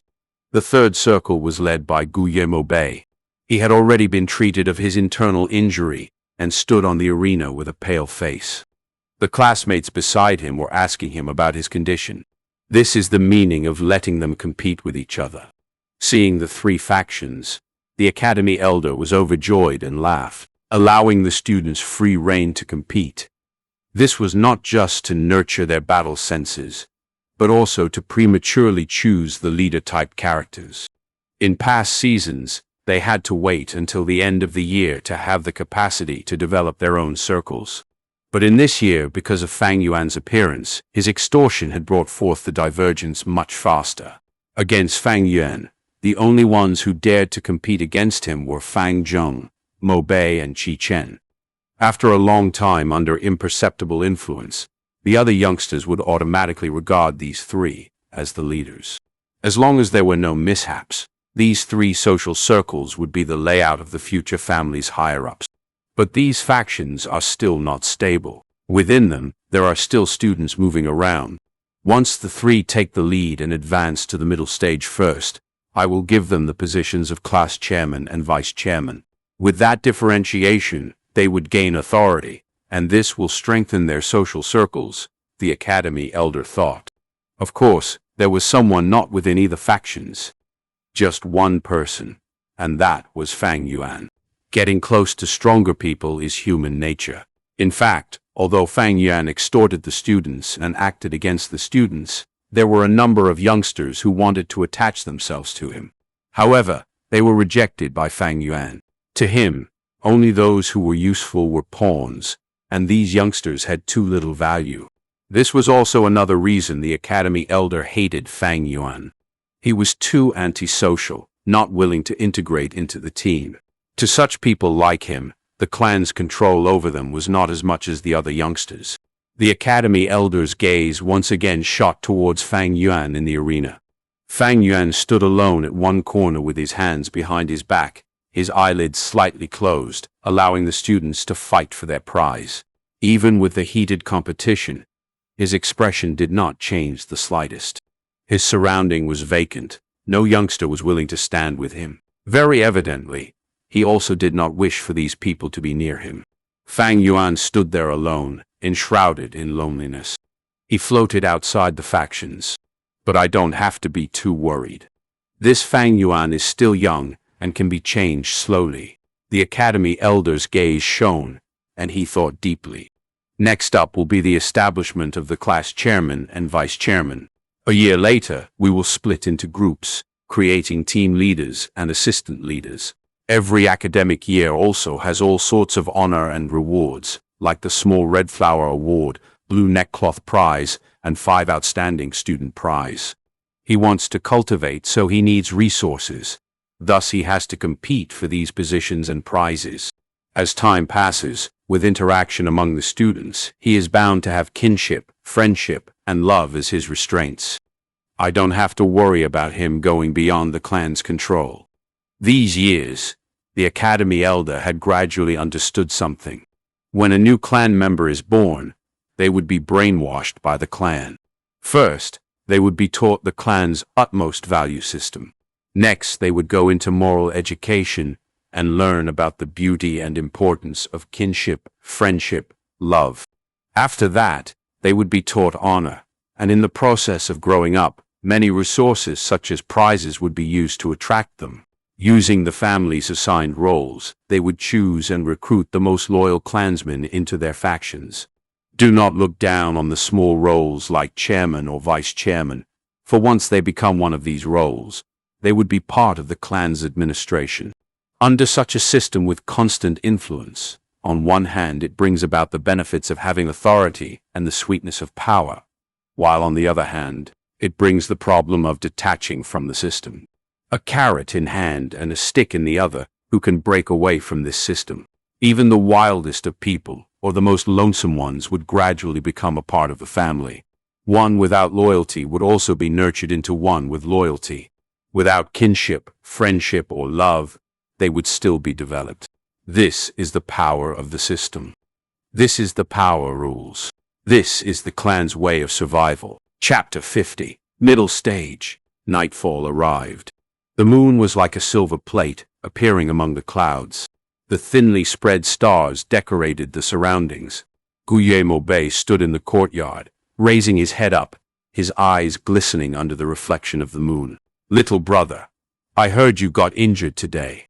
Behind him, his sister Guillermo Yan's voice resounded. "Sister, you are worried that after being beaten till I vomited blood today, I would have long-lasting trauma?"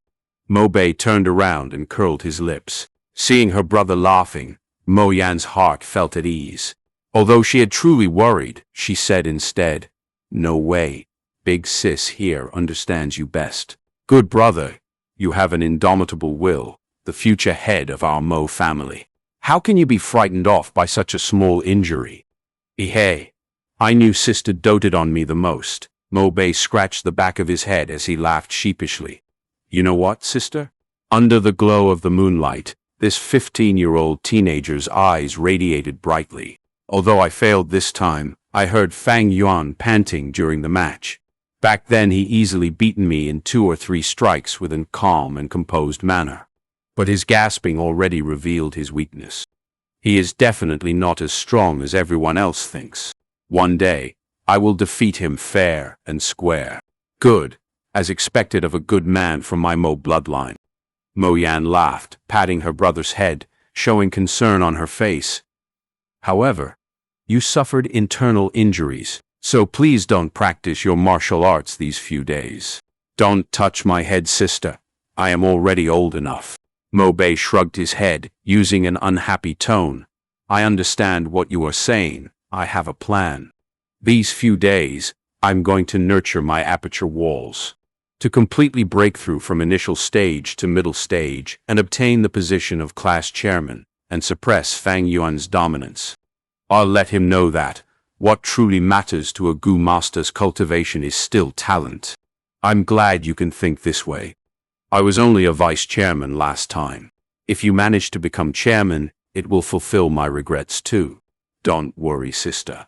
The position of chairman, I certainly must obtain it." At the same time, in the Qi family, inside the secret room, there was only one torch, attached to an opening in the limestone walls. The flame burned on, illuminating this small room. One of the 2 elders in power, Guye Qilian, was sitting facing his grandson, Guye Qi Cheng. The 2 sat on a praying mat with their shadows projected on the ground, wavering with the flickering of the flame. Guye Qilian stretched out his hand, using his palm to touch Qi Cheng's abdomen area. Guye Qi Chen's face was full of anxiety, his mind entering his aperture, suppressing the ripples in his primeval sea with all his concentration. In this world, there are no 2 identical tree leaves. Similarly to Gu masters, there is no identical primeval essence as well. Once primeval essence from an external source enters the aperture, it will result in the natural resistance of the original primeval essence in the aperture. If Guye Qi Cheng does not suppress it, and instead allows his primeval essence to resist, it will result in a clash between the essences. Such intensive reaction can cause great damage to the aperture. The aperture's primeval sea is the foundation and roots of a Gu master's cultivation, and is of utmost importance. Once the aperture is damaged, at the very least one's cultivation may lower, but if it is severe, their latent talent may be lowered as well. Once the aperture is completely shattered, the Gu master would die immediately. After a while, Guye Qilian gradually stopped transmitting his primeval essence, slowly taking back his hand. Guye Qi Cheng took a deep breath of relief, his tense body relaxing. "Thank you, grandfather, for nurturing my aperture and transfusing primeval essence to me every 3 days. It has been hard on you. Guye Lian's forehead was full of sweat, and he sighed and said, "This is inevitable. Your talent is only C grade, so if we rely on your ability alone to rise to middle stage, it'll take a long time. The time will usually be twice of a B grade and 4 times of an A grade. In such a situation, your talent will be exposed. Thus, even if this method is dangerous, we have to use it. Grandson understands grandfather's intentions, as long as you understand." The old man sighed. "This method also has another sequela. After your aperture has been nurtured by my silver primeval essence, although the silver primeval essence has a greater effect, it is still an external source of primeval essence to you. Henceforth, even if your aperture walls change from a light wall to a water wall, it would still be mixed with my energy. The more external energy there is, the more impure your aperture will be, and this will stifle your talent, limiting your development in the future." Guye Chi-chung bit his lips. "Grandfather, for the future of the Chi family, I am willing to sacrifice my future prospects." Guye Chi-lian was pleased, stroking his beard. "It is good that you have such thoughts. But the heavens always leave a glimmer of hope for you are not hopeless yet. If we can find the cleansing water goo, it will be able to cleanse your aperture walls and flush out all the external energies in your aperture C, removing this sequela. In addition, I have also used my relationships to search for a liquor worm for you. This worm is able to help a rank 1 goo master refine their primeval essence and raise it by 1 small realm. In this way, the primeval essence that is refined will be your body's own primeval essence and not an external one. Using this way to nurture your aperture leaves no repercussions and risks. It is a much better nurturing effect." Guye Lian was overjoyed. "Thank you, grandfather. However, the liquor worm is hard to find. Among the rank 1 goo worms, the liquor worm, boar goo, and bookworm, etc., are all extremely rare goo. Once they appear in the market, they would be snatched up immediately. Of course, there are also some goo in this world that are rumored to change a goo master's talent. But at this age, grandfather has never seen one, only hearing occasional rumors about them." The old man explained. The night winds blew in gently from the windows and into the room. Guye Fangjung sat on his bed with his eyes shut, holding a primeval stone in both hands. The green copper primeval sea was raging without any winds, the waves crashing towards the white aperture walls. He has a grade rank talent, and his primeval essence occupied 80% of the aperture. His natural rate of recovery was twice of Fang Yuan. With such God-blessed advantage, he is already close to rank 1 middle stage. Phew. A while later, Guye Fangjung puffed out a breath of air and opened his eyes. The moon was bright and stars sparse outside the window, the bluish-green bamboo houses arranged in a line, a scene of peace and harmony. Time always flies when cultivating. In the blink of an eye, it is already late into the night, Fangjung muttered softly. He slowly opened his hands, and 2 piles of rock powder fell onto the floor in front of his bed. After a primeval stone's essence had been fully retrieved, it would turn into a pile of powder. Looking at the powder pile, Fangjung frowned. He took out his money bag. It was already close to empty. Opening it, he saw 3 primeval stones left inside. Fangjung would retrieve 3 pieces every 7 days from the academy as resources, but since Fang Yuan would snatch a piece from him, he only had 2 left every week. Uncle and aunt would also give him living expenses, but it was also 3 stones every 7 days. Just with these primeval stones, how is it enough? Fangjung was determined to surpass his brother Fang Yuan. Thus he took the initiative to approach his uncle and aunt multiple times to beg for some primeval stones. After many times, his aunt would look for him to have a heart-to-heart chat, telling him about how poor the family was, and how they had cash flow difficulties, having no spare money left. Since then, Fangjung did not have the desire to continue asking. Father and mother are already doing all they can to support my cultivation. I cannot make things difficult for them and ask for more primeval stones. I only have 3 left. I can only be more thrifty.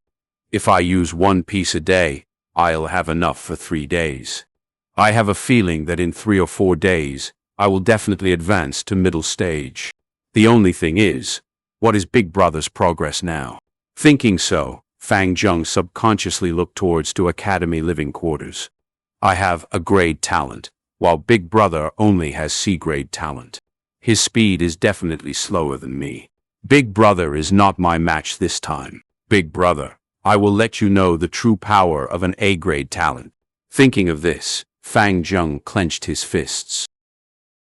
Academy dormitory. Fang Yuan's door was shut tight. In the darkness, he was not asleep, but sitting on his bed. A Gu master's cultivation cannot replace sleep. Normally at this time, Fang Yuan would already have fallen asleep. But in cultivating earlier today, he already felt that he was just one step away from middle stage. I might as well not sleep tonight. I rushed straight for middle stage. His eyes shone with determination. Soon after, he shut his eyes, and his mind went into the aperture. 44% of green copper primeval C. Just a moment ago, they were all refined into pale green-colored middle-stage primeval essence by the liquor worm. Rise. With a thought, the peaceful green copper primeval sea began to stir. The commotion got larger and larger, until waves were formed. Splash, splash. The tides raced against each other, rushing towards the surrounding aperture walls. Like crashing on a reef, most of the primeval essence would break into emerald ripples and fuse back into the sea. A small amount of primeval essence was expended, turning into a small hint of invisible energy, penetrating into the white-colored light aperture wall. Rise again, Fang Yuan thought as the emerald ripples became larger in scale. The waves earlier were like rabbits and dogs, but now they were like troops of horses, marching towards the aperture walls. A horse-like dragon, the waves like the heavens. The primeval essence was expended quickly, and the water level fell sharply. The waves struck relentlessly, finally resulting in a change. The white-colored wall shook suddenly, the originally mild white color radiating an eye-piercing brilliance. Seeing this scene, Fang Yuan was overjoyed as he knew that the crucial part had arrived, and he quickly activated all of his primeval essence to rush at the walls. The white light grew brighter, the light rays distorted and tangling together, giving people a feeling of thickness. After more than 10 breaths, white strips of light bands appeared on the light wall, and the strips collided with each other like water flowing nonstop. In the process of collision, they continued to combine and merge, forming a white flowing light. Finally, the flowing light gathered into one piece and completely covered the light wall. The white light dimmed, and the original white light wall of the aperture was gone, replaced by a layer of spherical-shaped white water wall. The light wall's surface was smooth with no impurities. The water wall, however, was thicker than the light wall, the ripples of light flowing and flickering on it.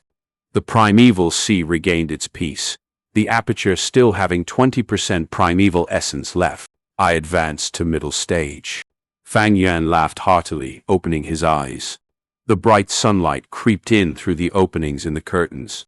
Unknowingly, the night had passed, and it was already morning. The story pauses here. But Fang Yuan's journey is far from over. If this reached you, leave a like. It helps more listeners find their way to EtherealArcs. Subscribe so the next chapter finds you. We'll see you in the next arc.